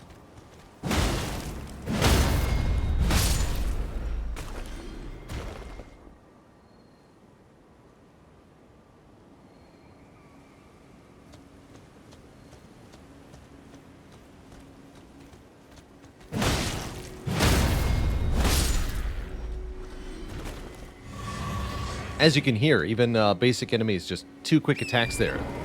You get that stagger sound. Do I think there are too many bad boss relics in Spire? Not anymore. Back before the boss relic changes for the... I think it was 1.1 or 1.2 patch for Spire. Back when Lizard Tail and Orrery were boss relics. Then I did think there were too many bad boss relics. But now I think the balance is pretty good. I think they've done a good job. There are definitely still plenty of bad ones, such that you can be offered 3 pretty iffy choices. But it doesn't happen as often as it used to.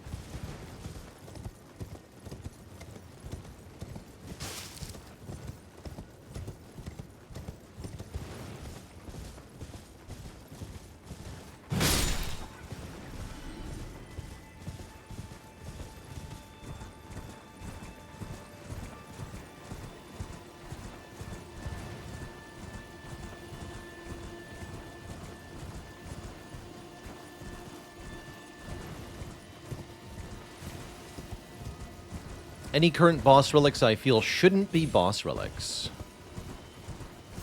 I would like to see Tiny House give you an additional random common relic. And I would like to see Ring of the Serpent also just draw an extra card on turn 1. Or something. I would like to see Ring of the Serpent not be a downgrade somehow. Other than that,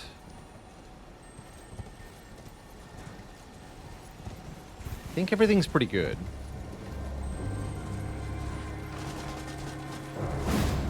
Hey.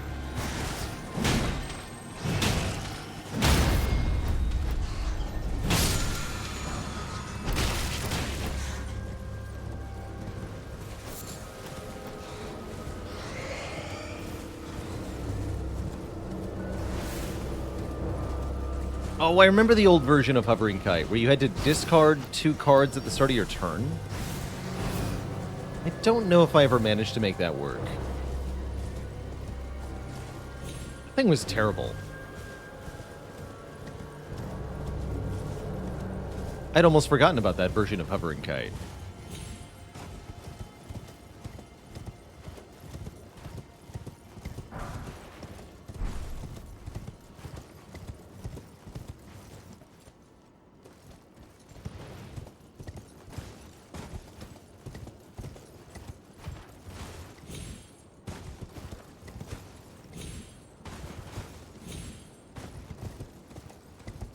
Specimen was also a boss relic, yes. I don't know why the devs ever thought that would make a good boss relic, I'm gonna be honest.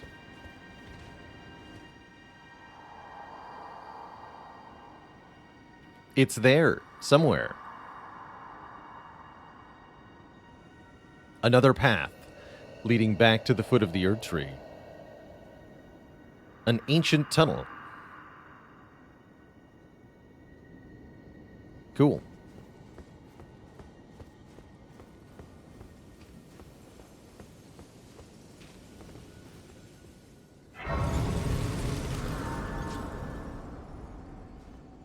Does Melina have anything to say here? Yes. Spoken echoes of Queen Marika linger here as well. Shall I share them with you? In Marika's own words, the Erd Tree governs all. The choice is thine. Become one with the Order, or divest thyself of it, to wallow at the fringes, a powerless upstart. Join me or die. Have I played Witcher 3? Yes, and the DLCs for Witcher 3 as well. Did it take a long time to become good at Spire, like winning A20 consistently? Yeah, only a couple thousand hours. Definitely.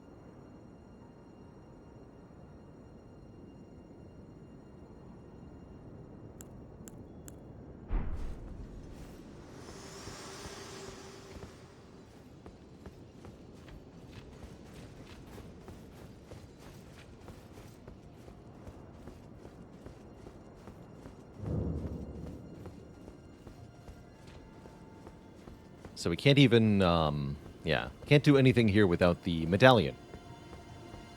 This is the end of our exploration of the top of Liurnia. But we're hardly done here, I'm afraid. There are still bits we'll have to come back for. For example, this plateau here, don't worry about it. There's a way up there, but it's a long road.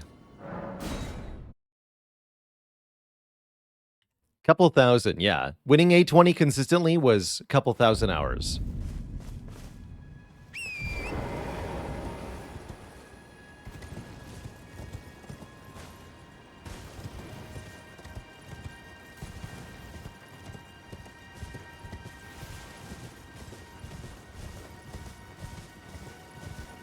I didn't feel like I was really good at the game until around that much time.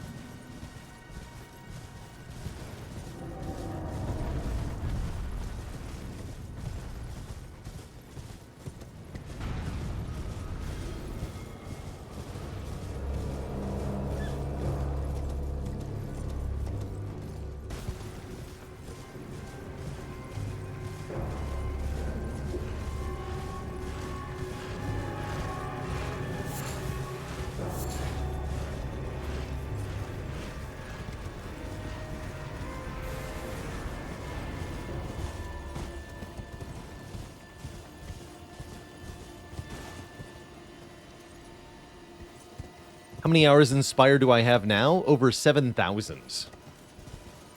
Been playing it most weeks for, I guess, 5 years now.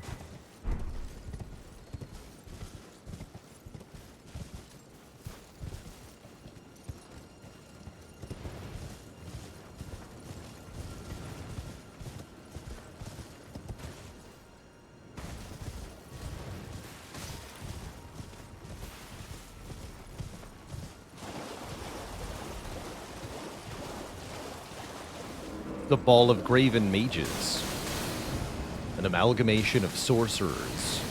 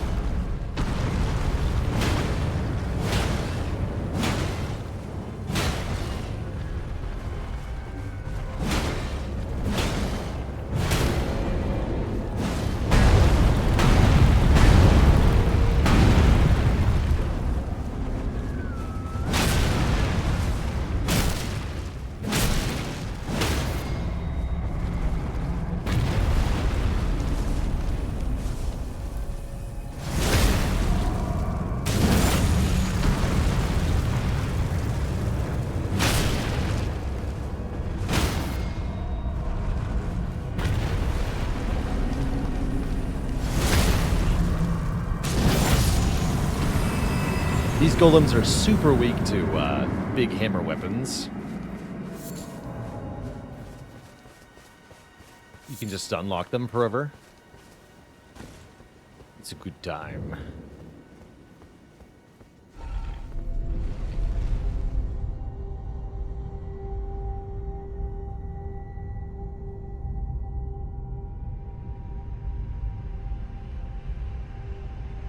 I'd say about 200 hours, 200 to 500 hours is pretty standard for beating A20 once with each character, from what I've seen.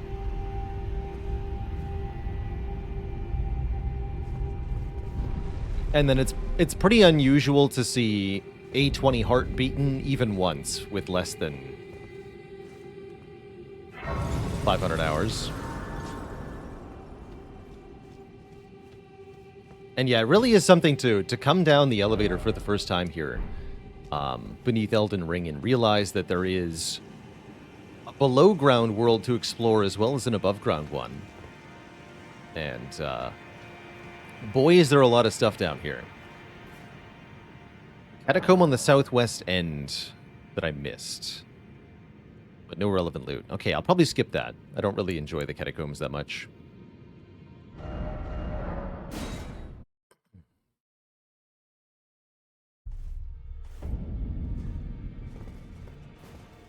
We'll get to go down the other elevators soon, and we get the proper ride down from that one. He's having a bad day. What I want to do right now, though, is upgrade some of my other weapons. We picked up a couple of things I want to experiment with a bit here. Of course, the Great Mace I want a bit of practice with.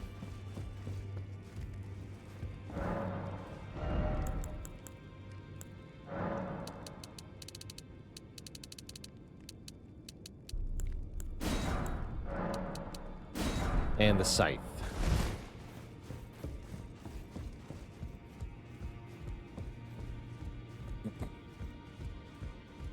And there you go, Gimpack. So the math says that you're likely to get that win in the next couple dozen hours.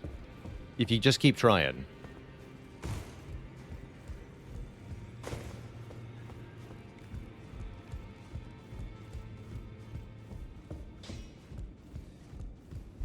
Well, where have you been hiding? I took you for dead. No matter, it's all the same. Lay out your arms, then.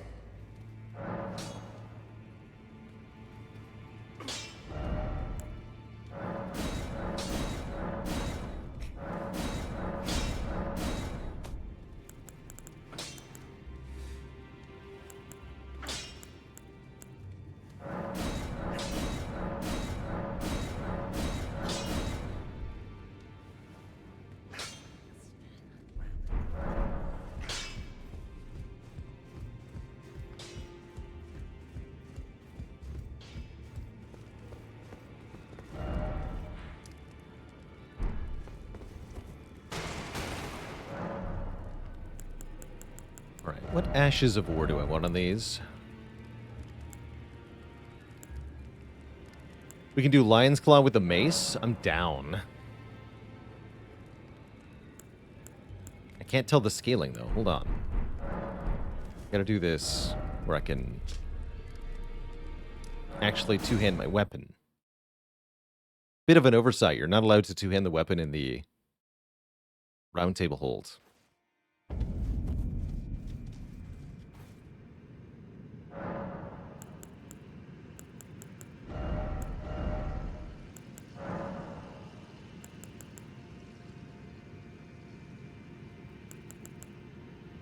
Kind of like the idea of making the mace into a fire mace.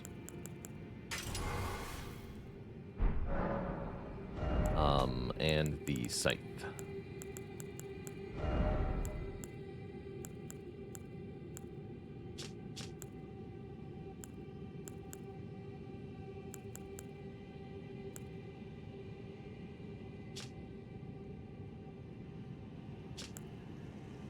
Loretta's slash with the scythe? I gotta see this, actually.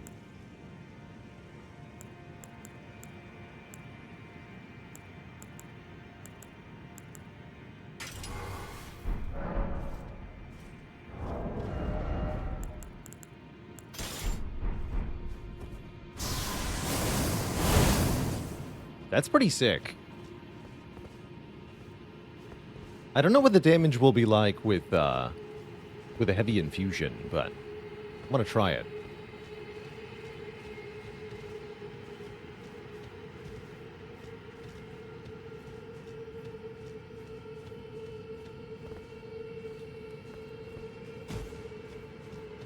Welcome to the river depths. This is the the Ainsel River well depths.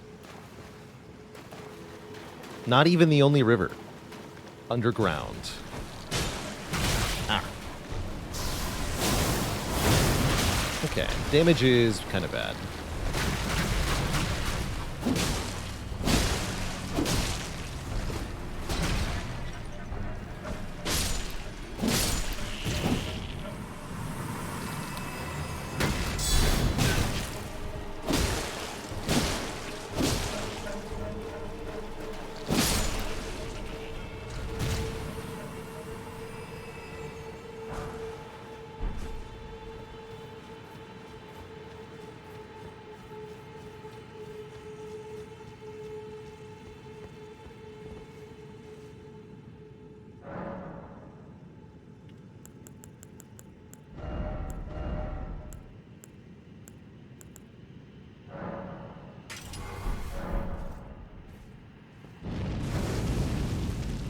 That's kind of cool.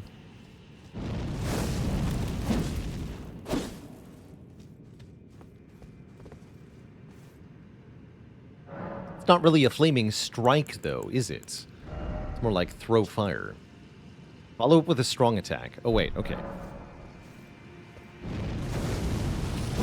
Ah, there we go. And that lights the weapon on fire, too. That's pretty badass.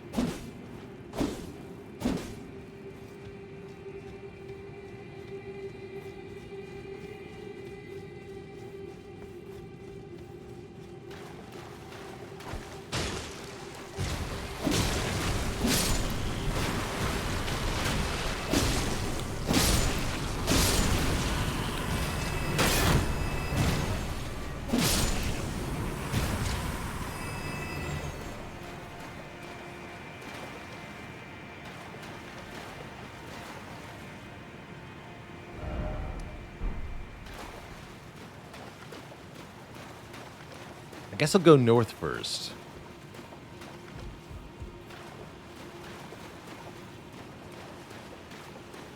Hey there, Iden Ruse. Sorry I missed that email. I've been very much deep in Elden Ring at the moment.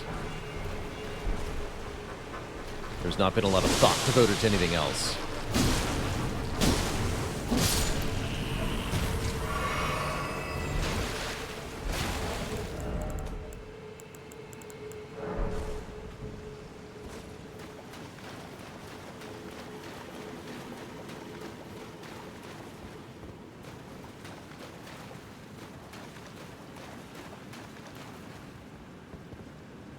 All right.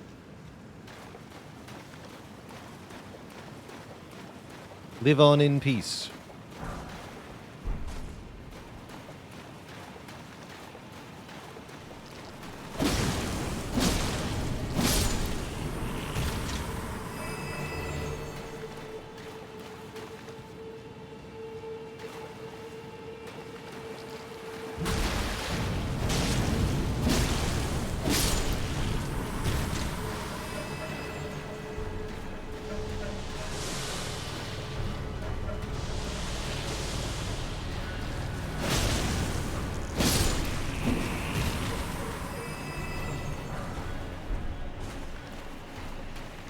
Understandable to feel antsy, Bichette.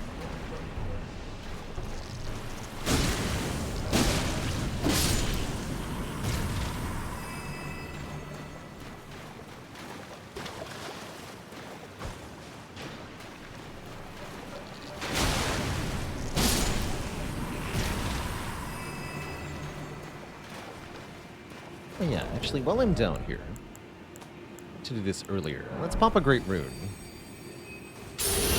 Runard, rather. Gain the benefit of our Great Rune. Then we have big stats.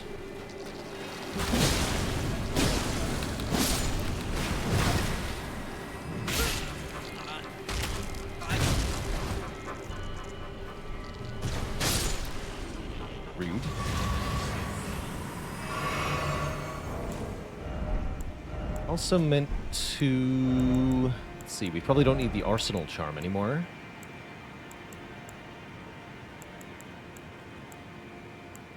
Let's boost our charge attacks. I use those quite a bit.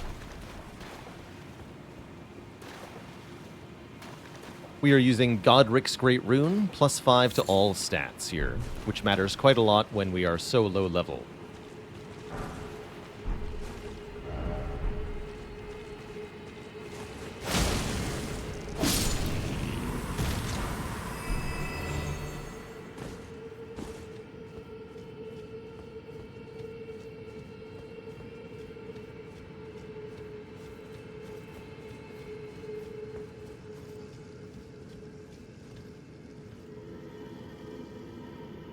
Creepy.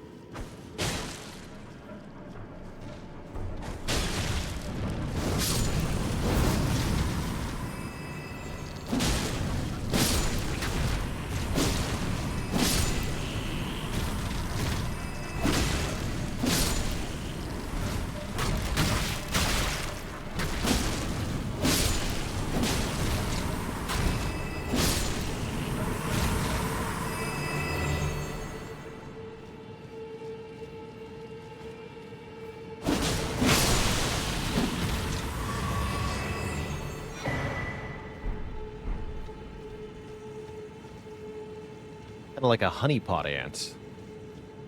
Those big ones. Not sure why they give you rune arcs, but I'll take it.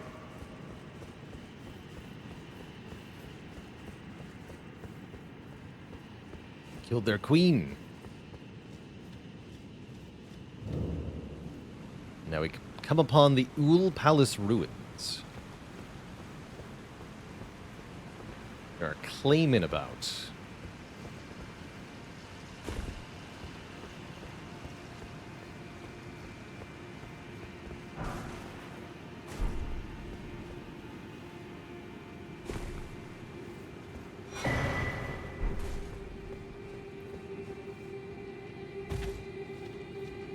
Slow but pretty durable. Yeah. Don't really want to mess with them. They want to mess with me, though.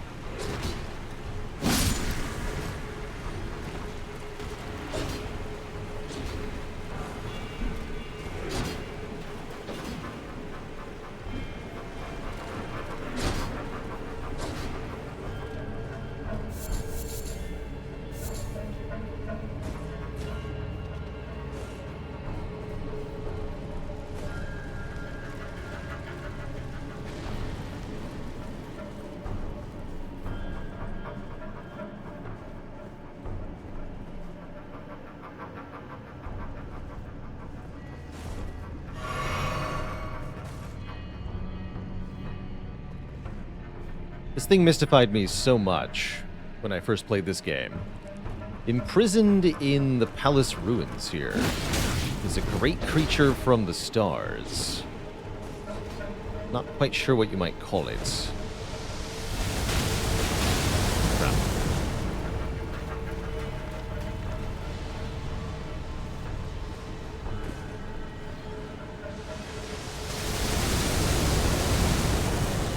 Almost like a great insectoid creature. It's got huge mandibles, a skull at the front. Cosmic horrors beyond our comprehension, indeed. And angry at that. Even imprisoned, it can use gravity magic to throw a meteor swarm at us. It's pretty uncool.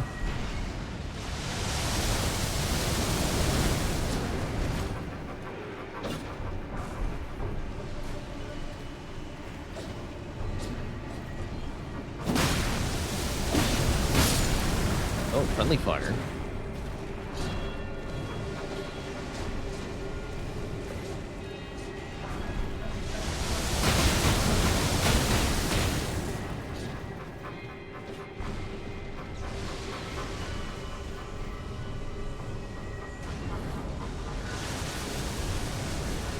I'm not sure why it's here. There's a couple of these imprisoned creatures that we can find. To find our map. As well as a merchant at the ends of the earth. Is someone there? A customer? Well, how long has it been? Gravity stone fans and gravity stone chunks. These are actually pretty strong. Might buy these. Sid's Springest. Got the prisoner's set. Oh yeah, we found some armor I wanted to look at.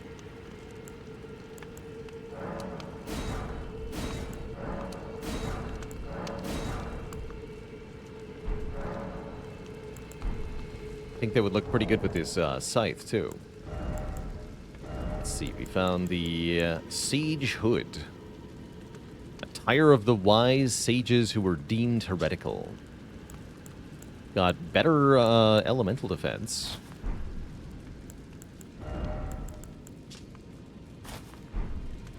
Yeah, so we look like Sage Gallery with these. I think he had shoes. That just makes sense.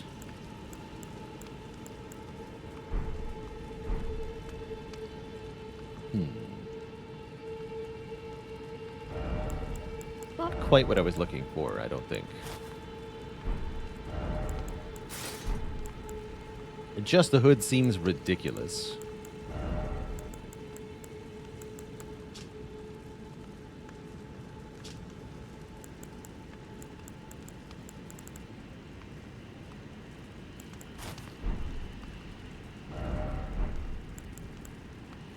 Okay. So now we have the map for the local region. So we came from here down through here to the palace ruins. And we can see some stuff.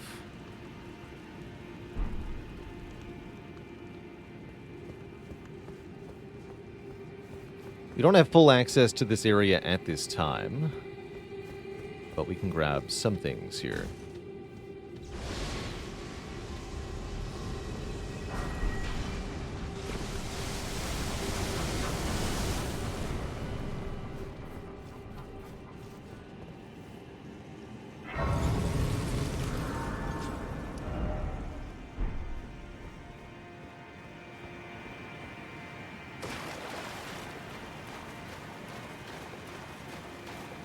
Should actually rest there.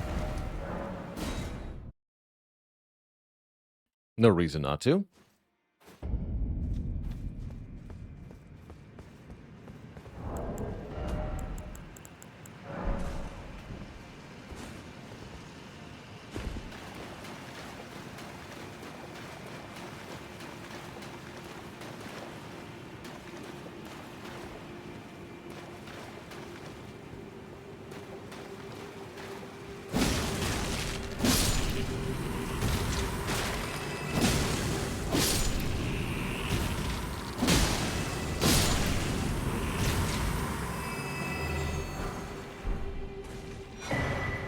Immunizing Horn Charm.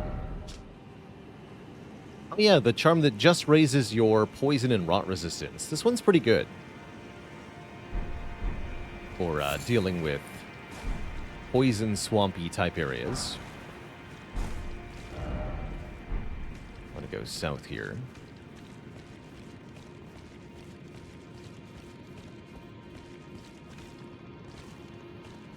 Basilisks.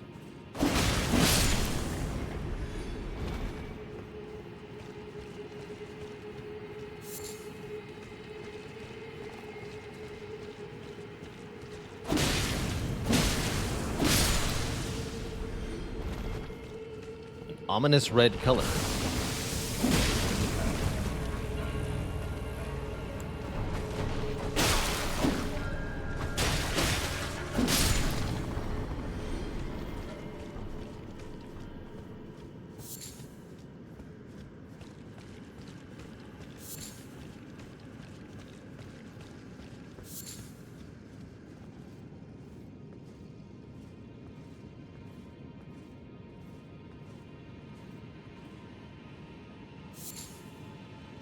some Aeonian butterflies. And a lot of dinky red stuff down here. Remember, one of the rules that this game follows is, when looking around at the environment, if there's any level of detail, that means you can go there. So, yeah, we can go here, to this place. Currently, we're just far above. But, yeah, we'll be down on the surface a lot later. Not that we particularly want to be, but we're going there.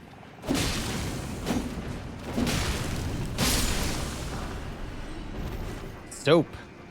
Finally, I can cleanse myself. Filth covering the exterior eventually seeps inside, soiling one's very spirit.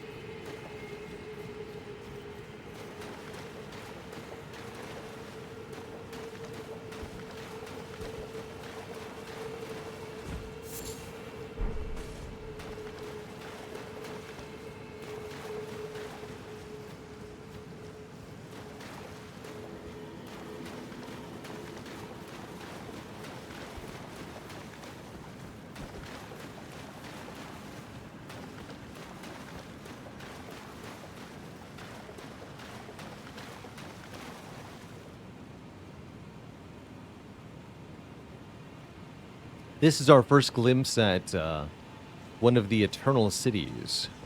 This one is Noxtella. Lived in by the Nox.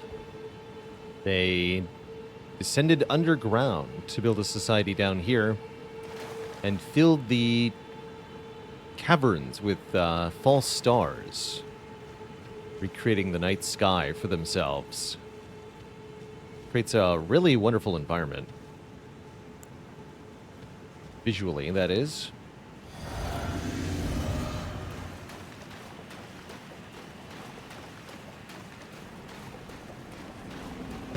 Oh, he just falls. I was wondering, where's the guy? There he is.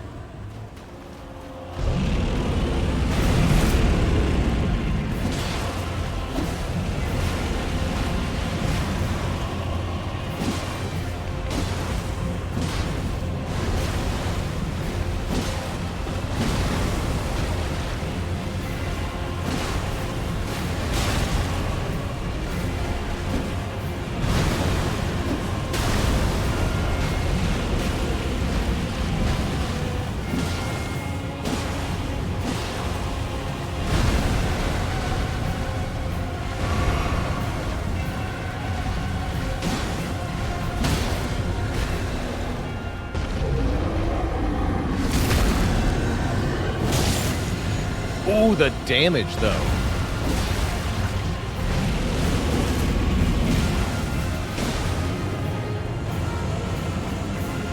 Didn't even get to phase transition properly. Got him.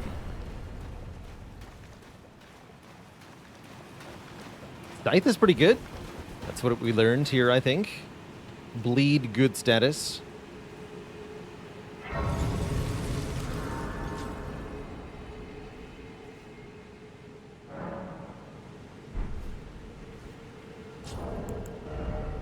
Got Frozen Lightning Spear. The Dragonkin were born in the Eternal City, where they knew no true sky, nor true lightning. Instead, ice lightning was their weapon.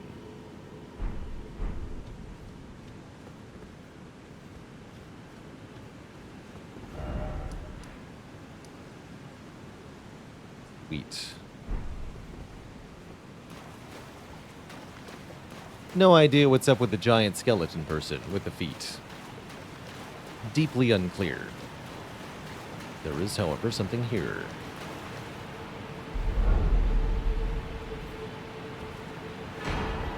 Great Ghost Gloveworts.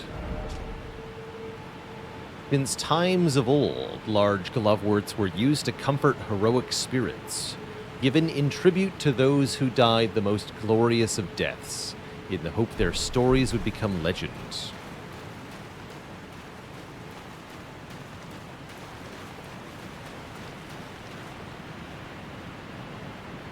Oh, hey, you can actually see the site of grace down there. It's pretty cool. We have no way to get down there right now. But once again, the rule of if you can see it, you can go there applies here.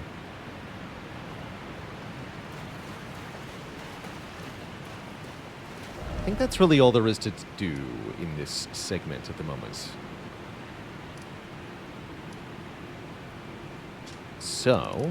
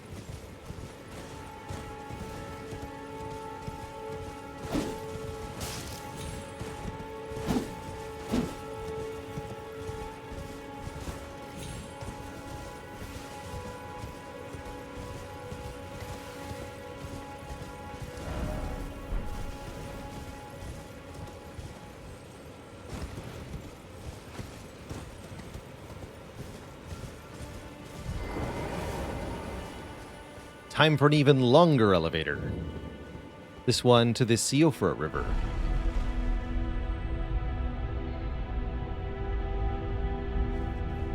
Where we're going to meet up with a certain someone.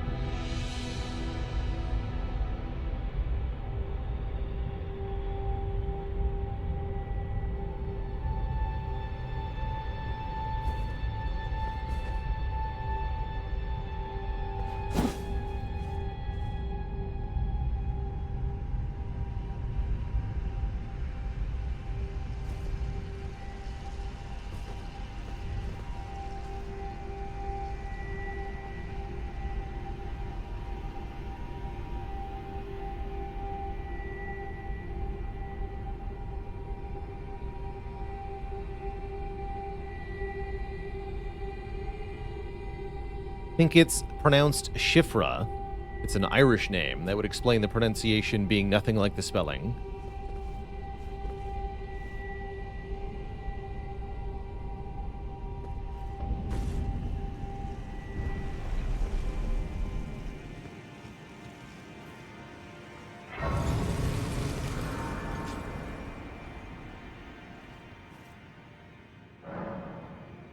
No one to talk to here.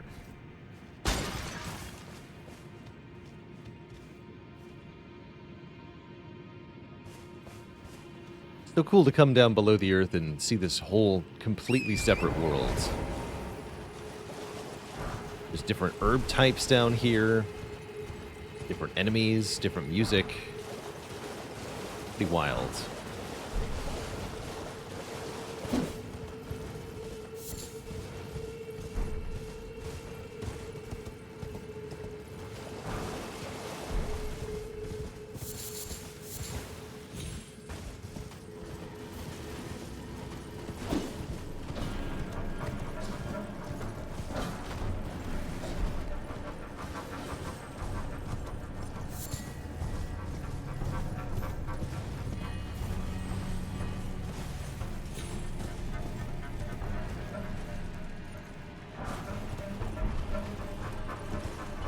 What major quest line are we targeting next? Blythes and Ronnie's.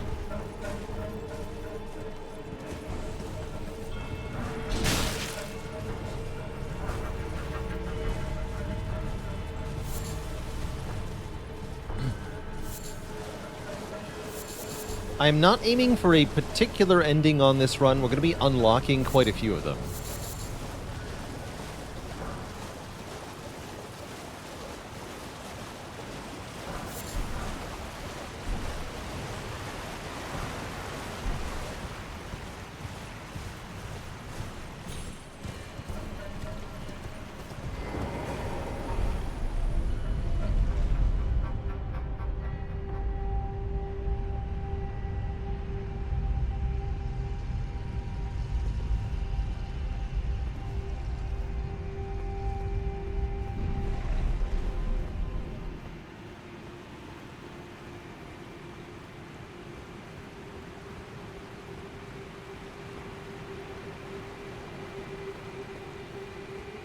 Aqueducts in the river.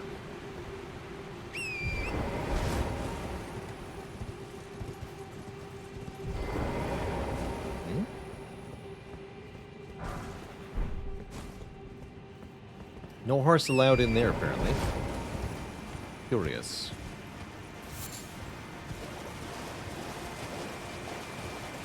Yeah, who didn't get to send to Caelid? I mean, really.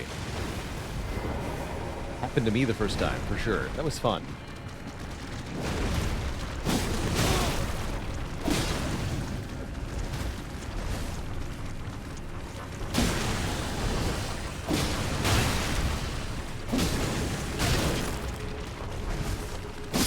Good.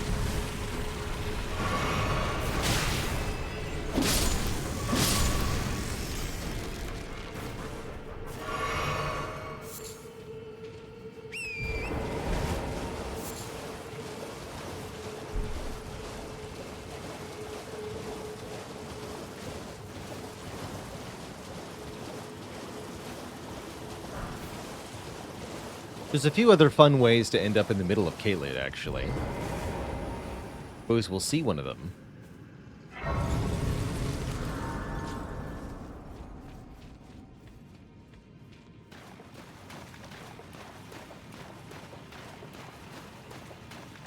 The grounds of the ancestors here. Watch carefully as I light the flame. Correspondingly, a flame on these stairs lights up. There are 8 towers we have to light. Scattered around here. As well as more underground map. We have huge chunks of underground to look at. Interesting stuff over here.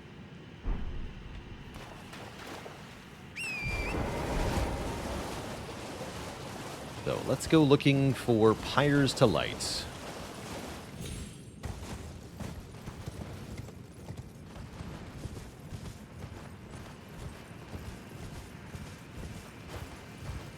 There's one.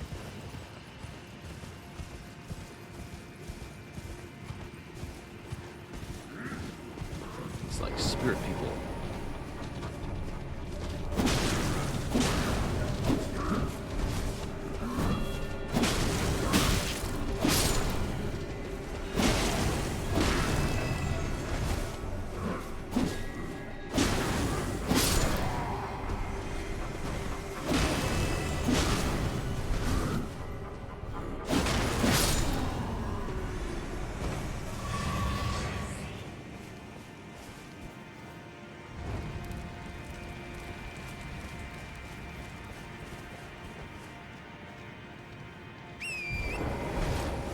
That's right, visiting Garank is a way to end up in the middle of Caelid too.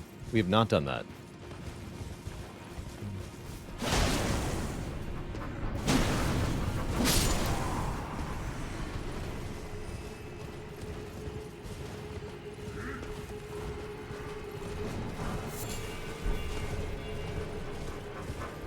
Pigs?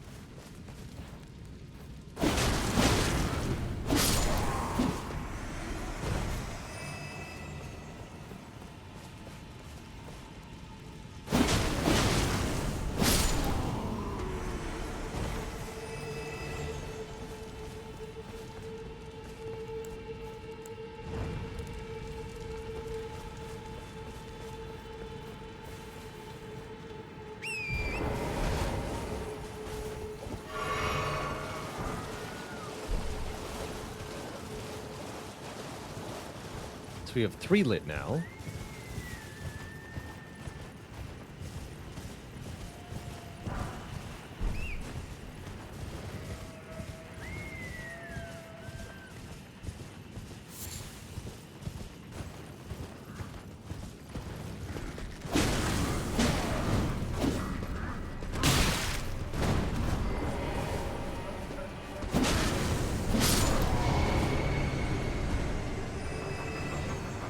Cool, I guess.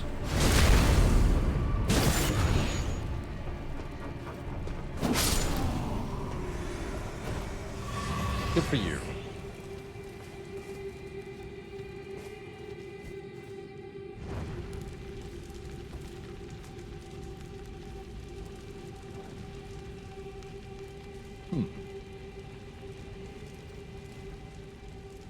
So close and yet so far. It's the DLC Twitch chat. Can you see it?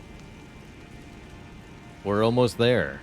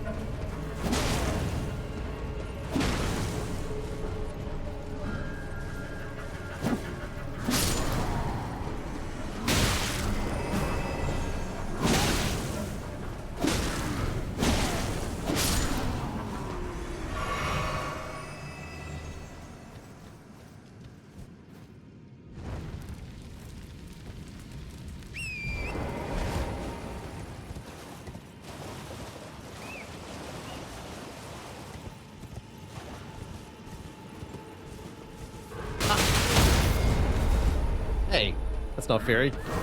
You weren't there a moment ago?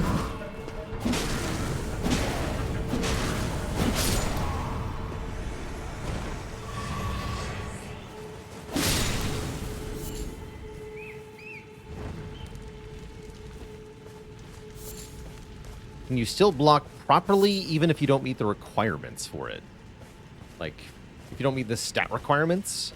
I don't think you can block properly without meeting the stat requirement of an item in this game.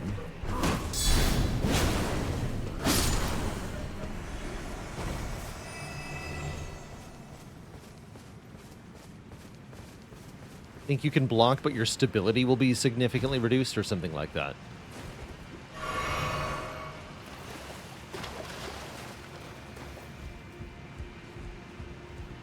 That would be my guess. You consume way more stamina than usual.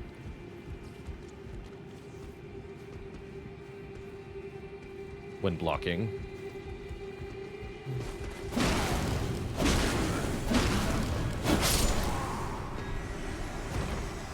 See you later, Gimpack. Only got a little bit left in the stream here to myself, actually.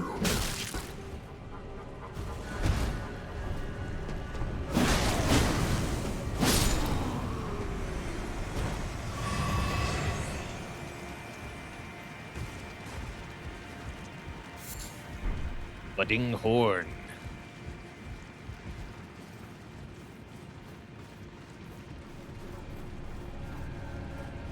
What's Flaming Strike do? It's pretty sweet.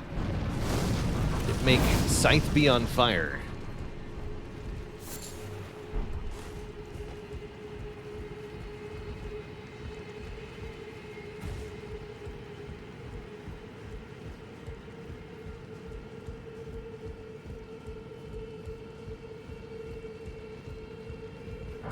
Seems like the buff is pretty good duration, too.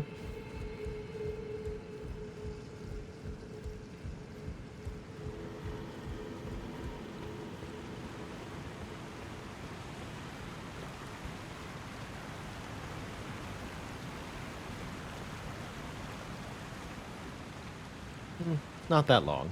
Maybe 30 seconds.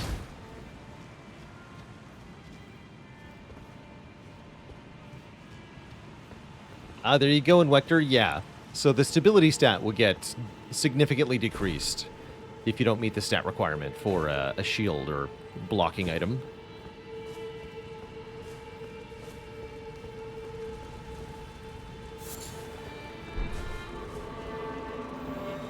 Whoa.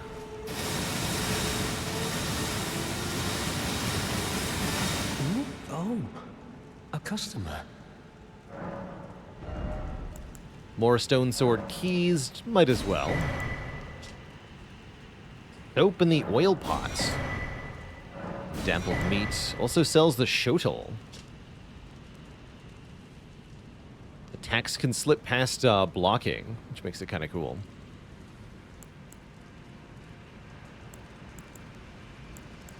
Don't think I need anything else you have, friends. Goodbye.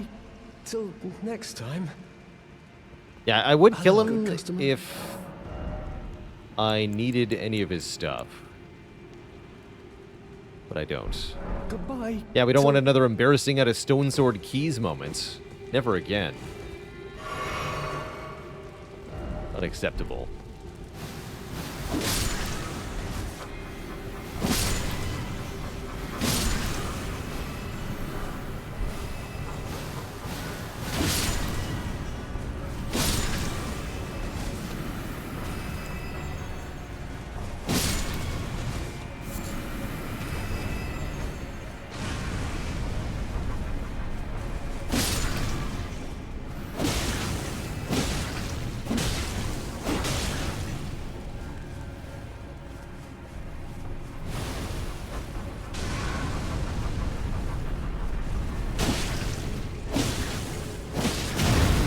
Oh.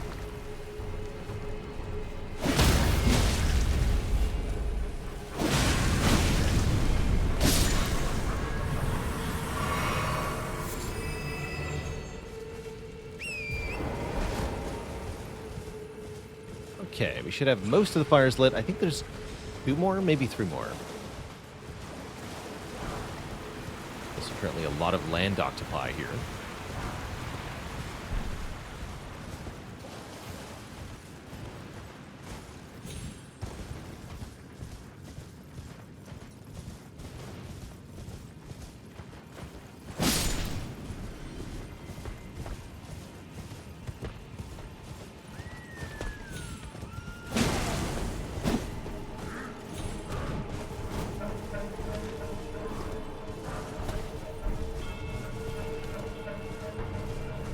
Look.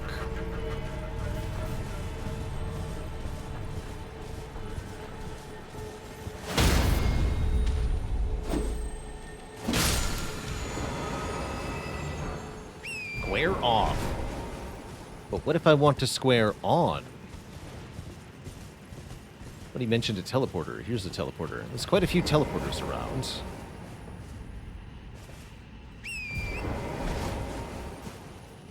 But I want to light the fires first.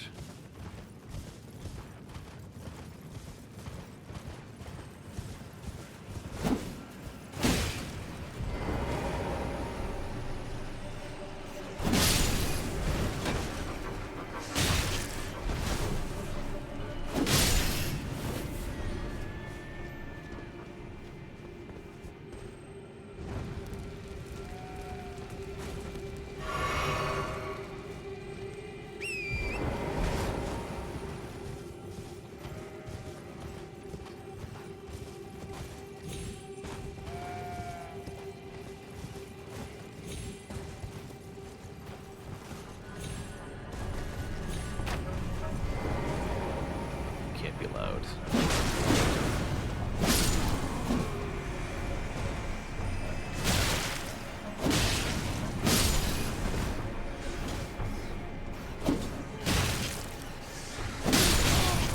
No.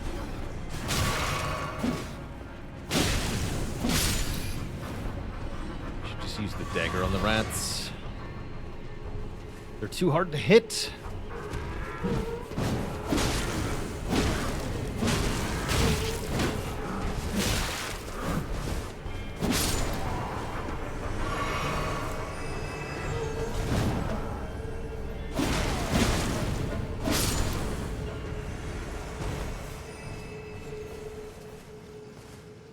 Hey there, Kurdusi. I do not identify with any of the letters on the LGBTQIA plus whatever spectrum, but I do have many viewers, friends, family members, etc. who are. So, in honor of Pride Month, we're wearing Pride colors through June here on our avatar.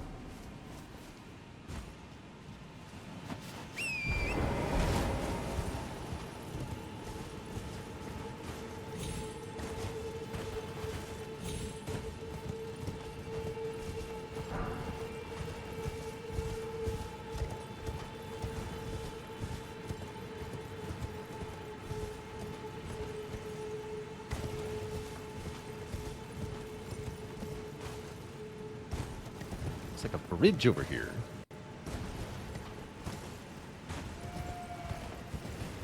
And a golden tree, too, with a seed. Hell yeah. Happy Pride Month.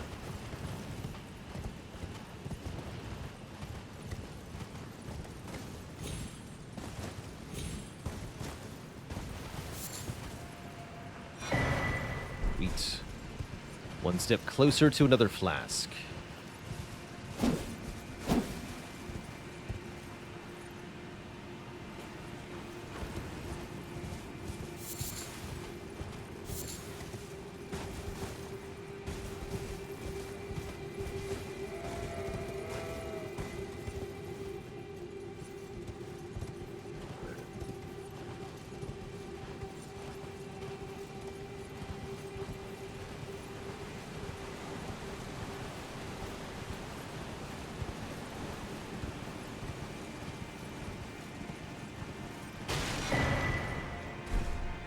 Poor guy.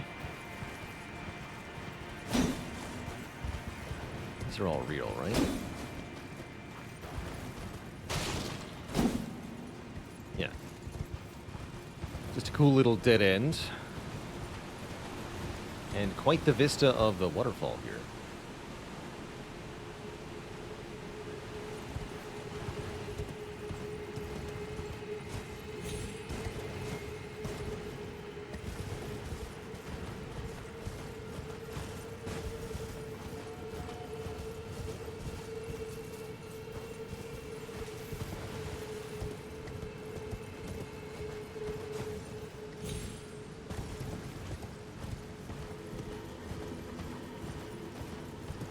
Here we are.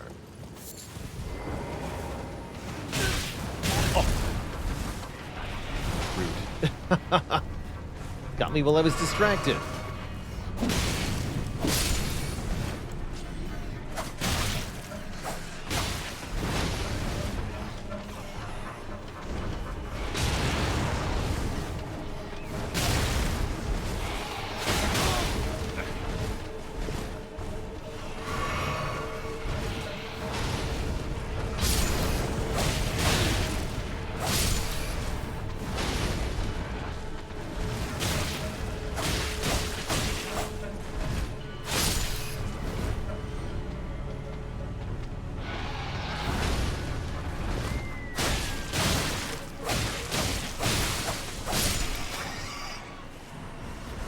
Haley, thank you so much for the mini raid. Welcome, welcome.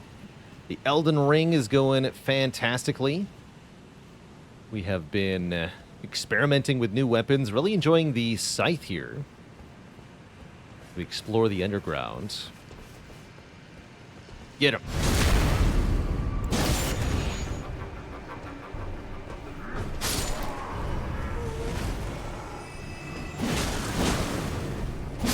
Stibbity stabbed.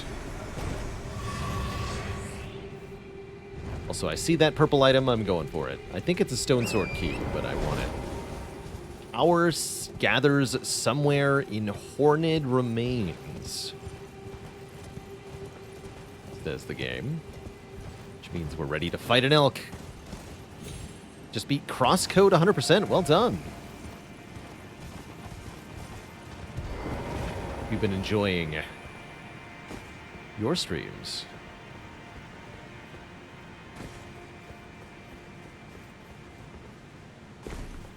Oh, good lord. Okay. We have horse. Use horse.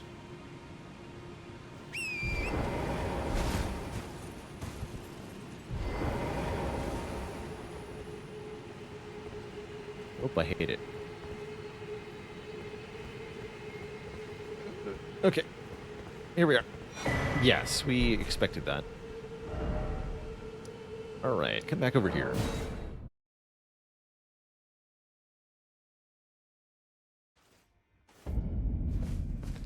The torches are lit.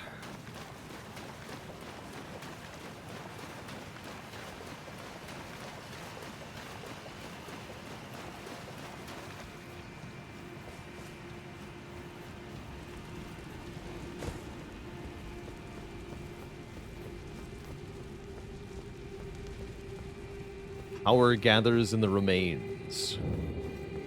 The ancestor creature.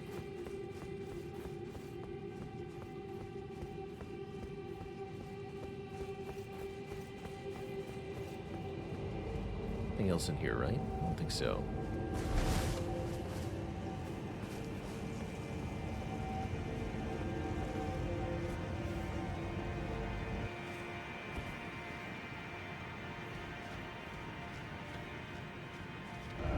Map says we're over here, apparently. Yeah, the music and the aesthetic of this boss is gorgeous. The ancestor spirit. You almost feel bad for fighting this thing.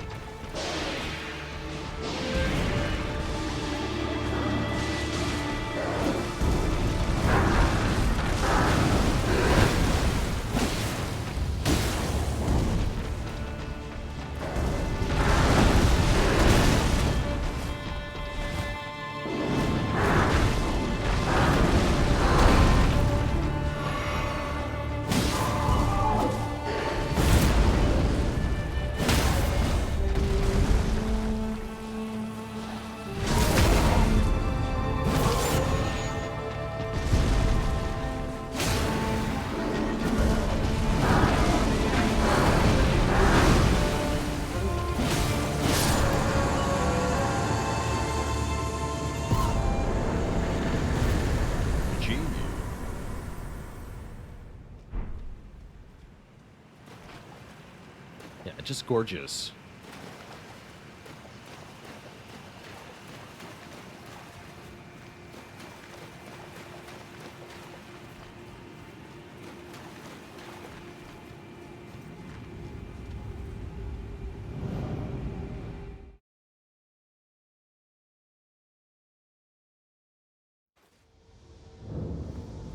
Okay, there's a little bit more we can do down here.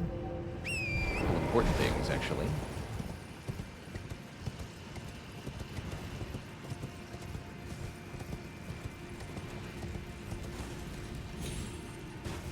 Run up a broken column, they said.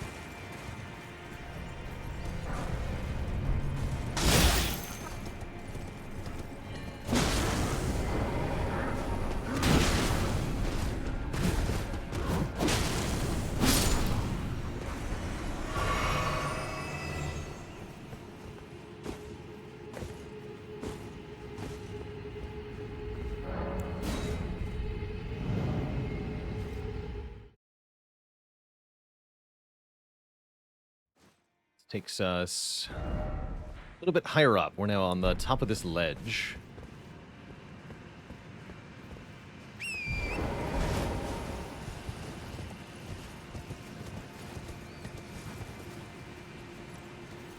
More falls.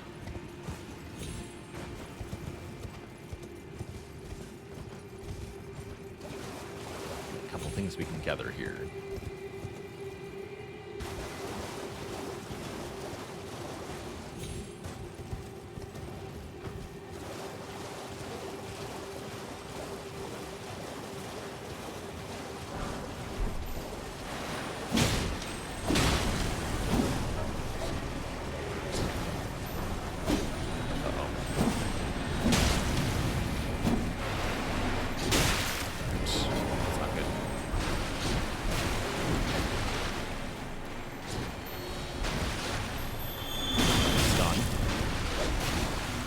It's just a magic-themed Ash of War or a spell or something.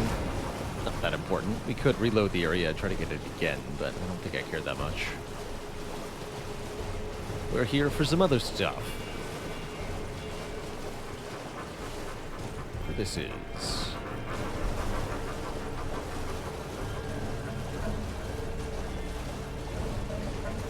Being sneaky over here. Yes. Some dragon wound grease. Could use that against the dragonkin soldier, I guess. Does work on them, I think.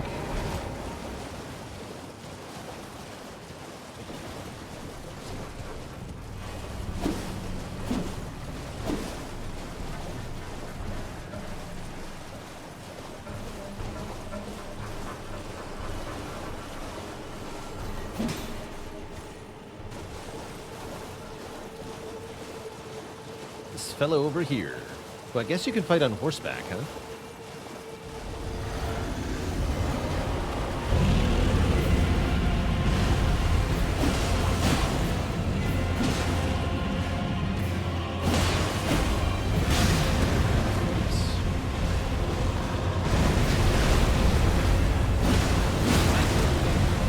That's right, that's 2 parts.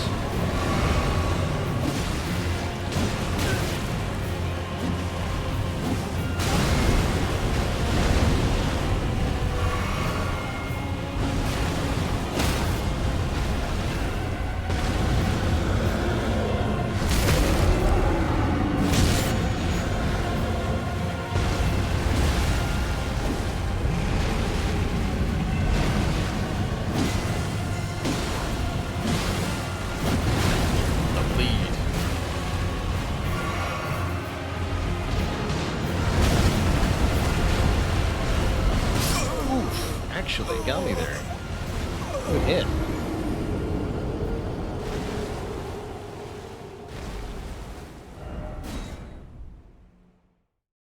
It was going so well.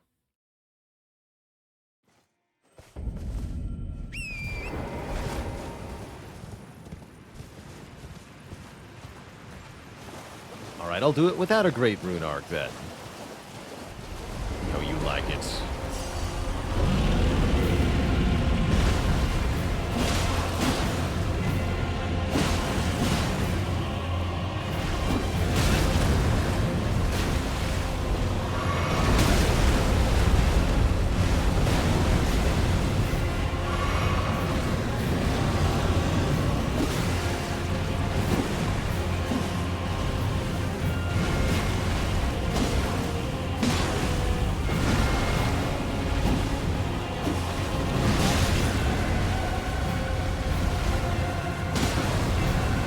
For the knee. It's the weak point.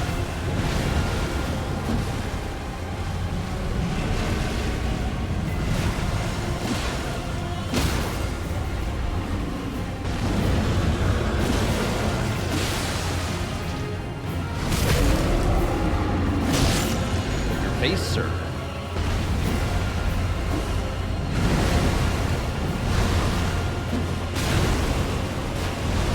Go more than 2 times. Good to know.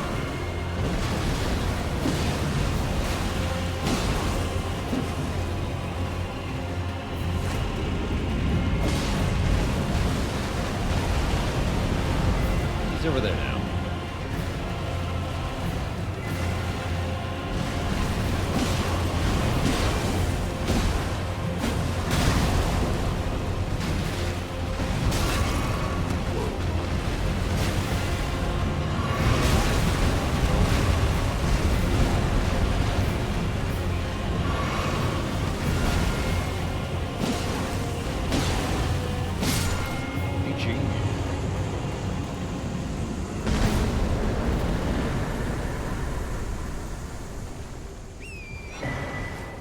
Dragon Halberd.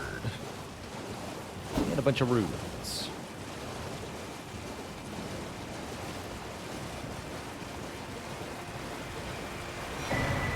And America's Scar Seal. That's right, that's what's over here. This one raises the other 4 stats. Mind, Intelligence, Faith, and Arcane. For more damage taken.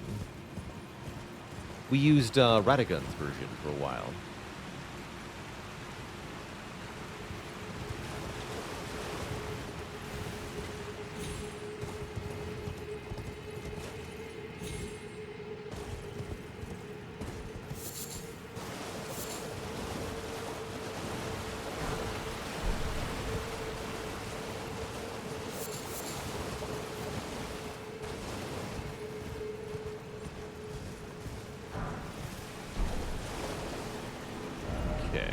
And a couple more things to do down here, very briefly, before we end our stream.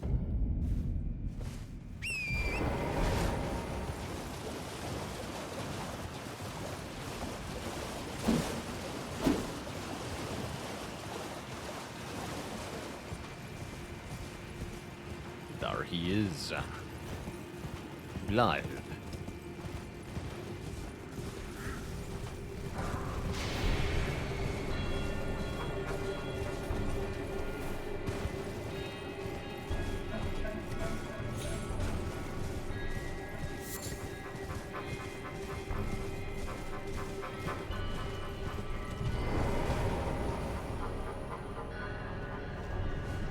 No, you don't.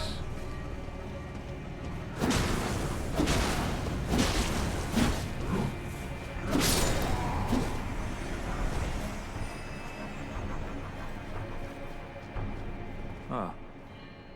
Good to see you. Apologies, mate. But I don't have much to report. I can see bloody Nokron right above me. But I'm absolutely stumped. I've tried all the gateways, to no avail. Perhaps it's time to ask Celibus. I recall that spiteful little rat acting like he knew something. Let's give him a squeeze. Show him just how sharp my teeth are. I jest. Besides, I should check on some things here. Leave this place to me. You just do what you feel is right. If either of us learns anything, we tell the other. Right? Right.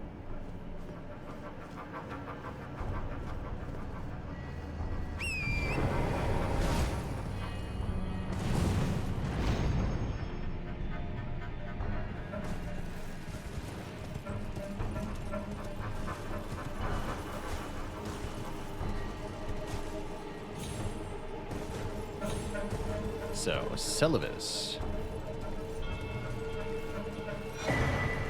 We will ask Celibus.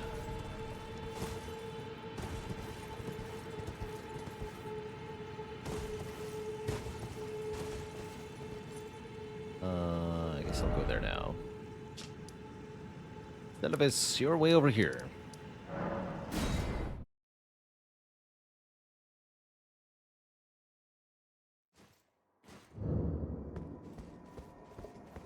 Are we able to speak with the lady?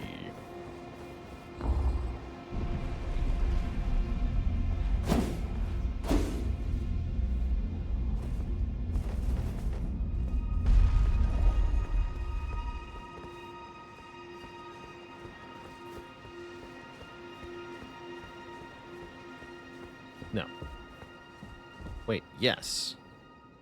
No. She's sleeping. Then a little nap.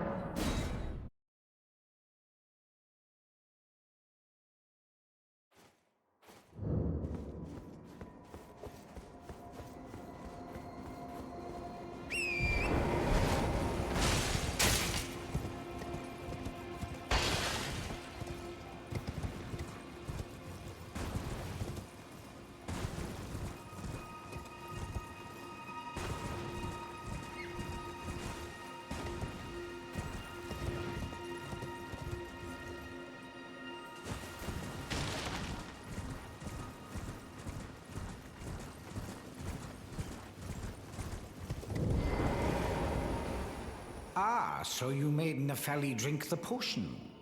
Well done. You are a touch more useful than I had thought. Very well.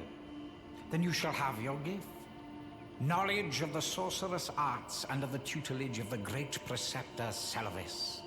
I doubt much of it will lay within the grasp of a mere tarnished, but if you put your mind to it, perhaps you won't embarrass our lady.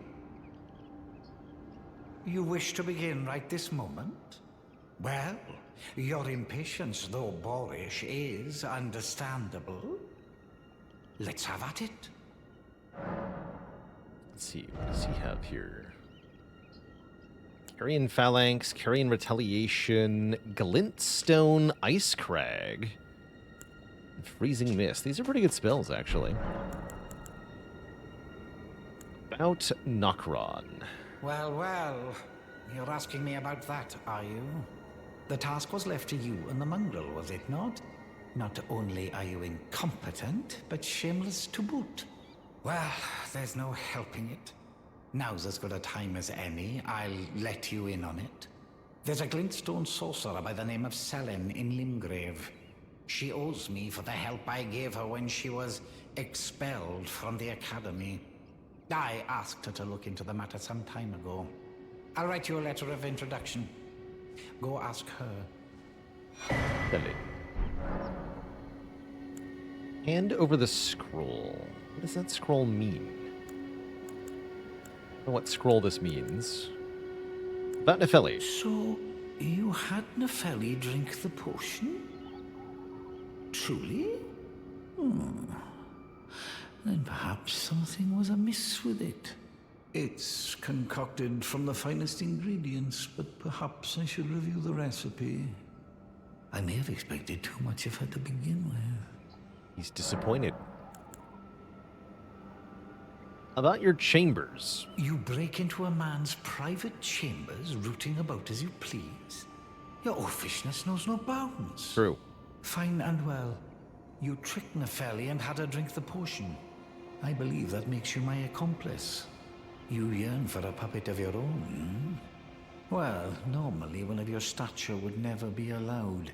But perhaps I can make a very special exception. Now, choose. Jar white. Cool. Here, take this scroll. Oh, I see. Conspectus scroll. That's a sorcery scroll. We don't need to do that. All right. Thanks for the talk. We have to go consult with Selin in Limgrave. Who is here.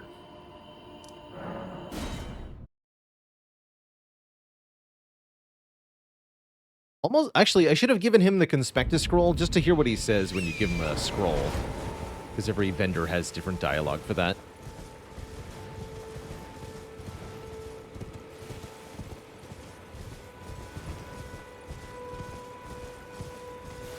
Hey-ya.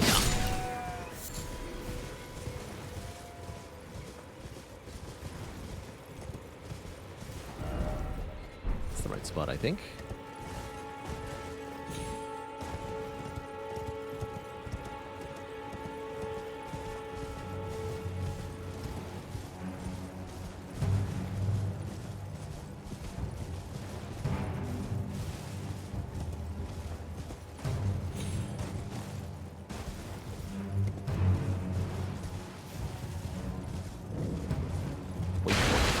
I think so.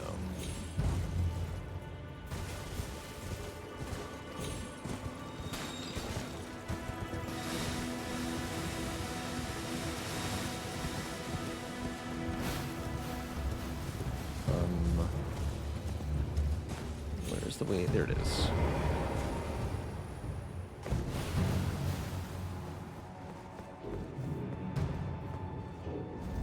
Pumpkinhead.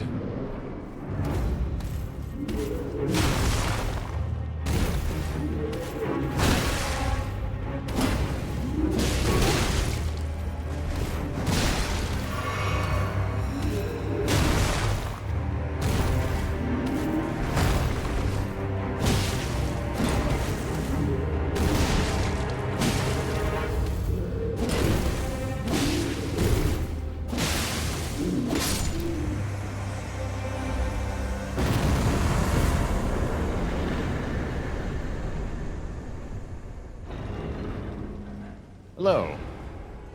Why are you in a locked room behind a pumpkin man?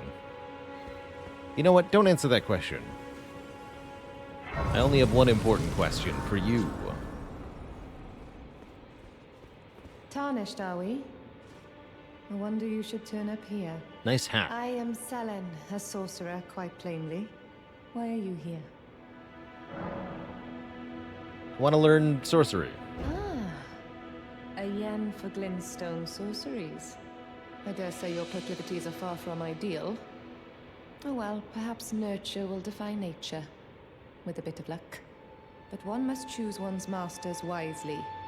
I was exiled from the Academy of Rea Lucaria as a reviled, apostate witch. For not Do wearing you still shoes? wish to learn from me? Thought witches had to wear shoes. Well, you are a piece of work. Very well. You are now my protege in glintstone sorcery. But I refuse to coddle or cast kind words. Never. Anticipate grievances, young apprentice. You sound fun to learn from. Here, I have this. Well, well. Celavis is not a name I ever wanted to hear again. But fine. If it will help you, my apprentice, I offer my knowledge. The stars alter the fate of the Karian royal family, and the fate of your mistress, Rani. But long ago, General Radahn challenged the swirling constellations, and in a crushing victory arrested their cycles. Now he is the force that repulses the stars. If General Radahn were to die, the stars would resume their movement, and so too would Rani's destiny. General Radahn must die, so that the stars may resume their movement, held as they are in place by his sheer force of might, it seems. Doing so will free Rani's destiny, allowing her to act freely, changing her fate. It's quite something. Let's report this news back to Blythe.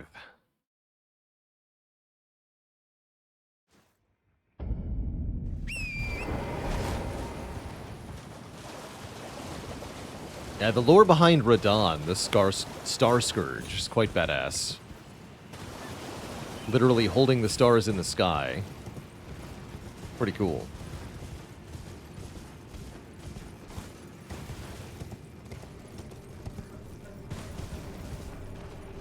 We don't get an explanation here as to why Radahn fought the stars. But I think that information is hinted at in the game. Somewhere. As we'll come to learn, the stars are not so friendly in the world of Elden Ring.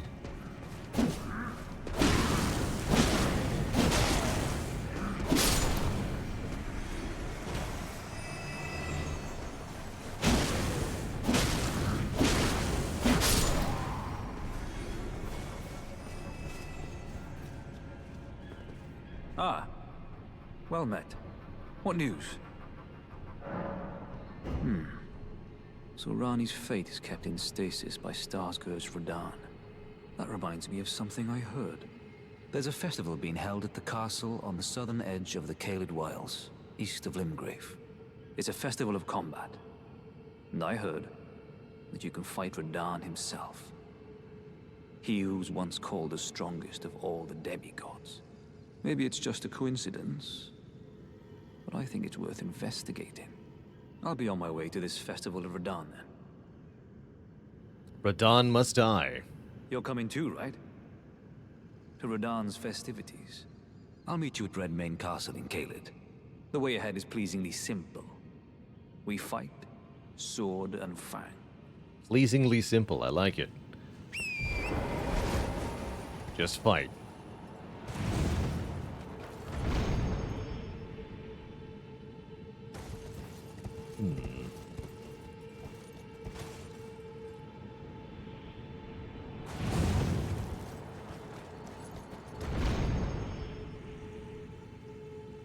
Uh-oh. That's not quite what I meant to do.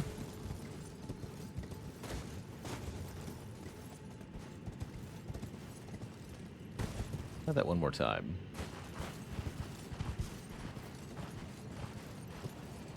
So I can't just double jump out of this, right?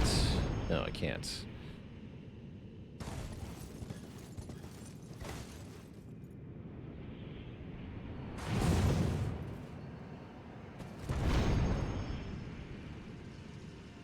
Oh well.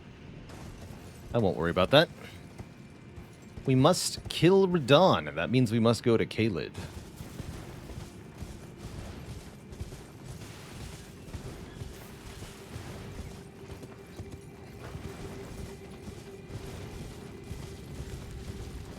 Caelid is not a friendly place, though. We've been there a little bit before.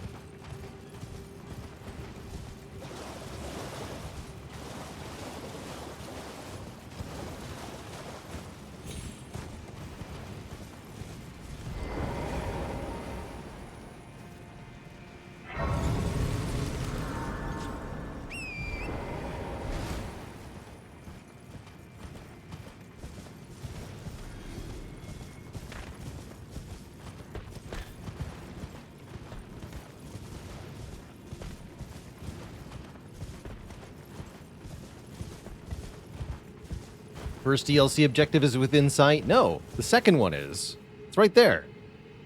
Look at him. He's right there. So tempting.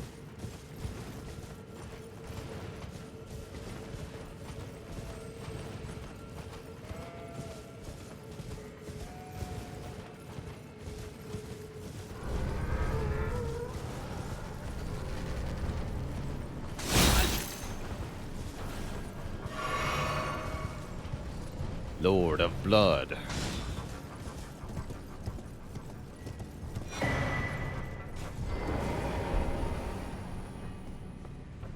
I've been collecting these.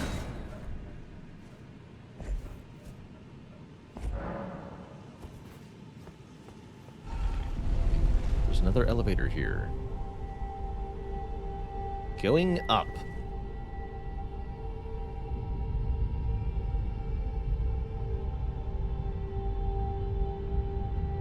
Way up.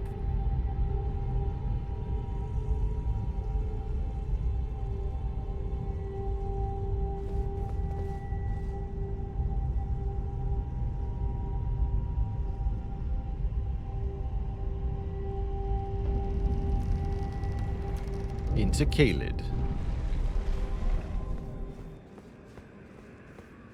We arrive to a blasted red sky. Some creepy guardian things. An ominous chasm, whatever you want to call it. This Twitch chat is where we must leave things off for today, for it is late o'clock. Definitely time for me to get going. But we'll be back to Elden Ring tomorrow, venturing into Caelid, and experiencing, well, some stuff. Definitely some stuff. Till next time, my friends, though, this is me saying so long and farewell. Have a great night, stay cozy, and be good to one another, my friends. Toodaloo, everybody. Until next time.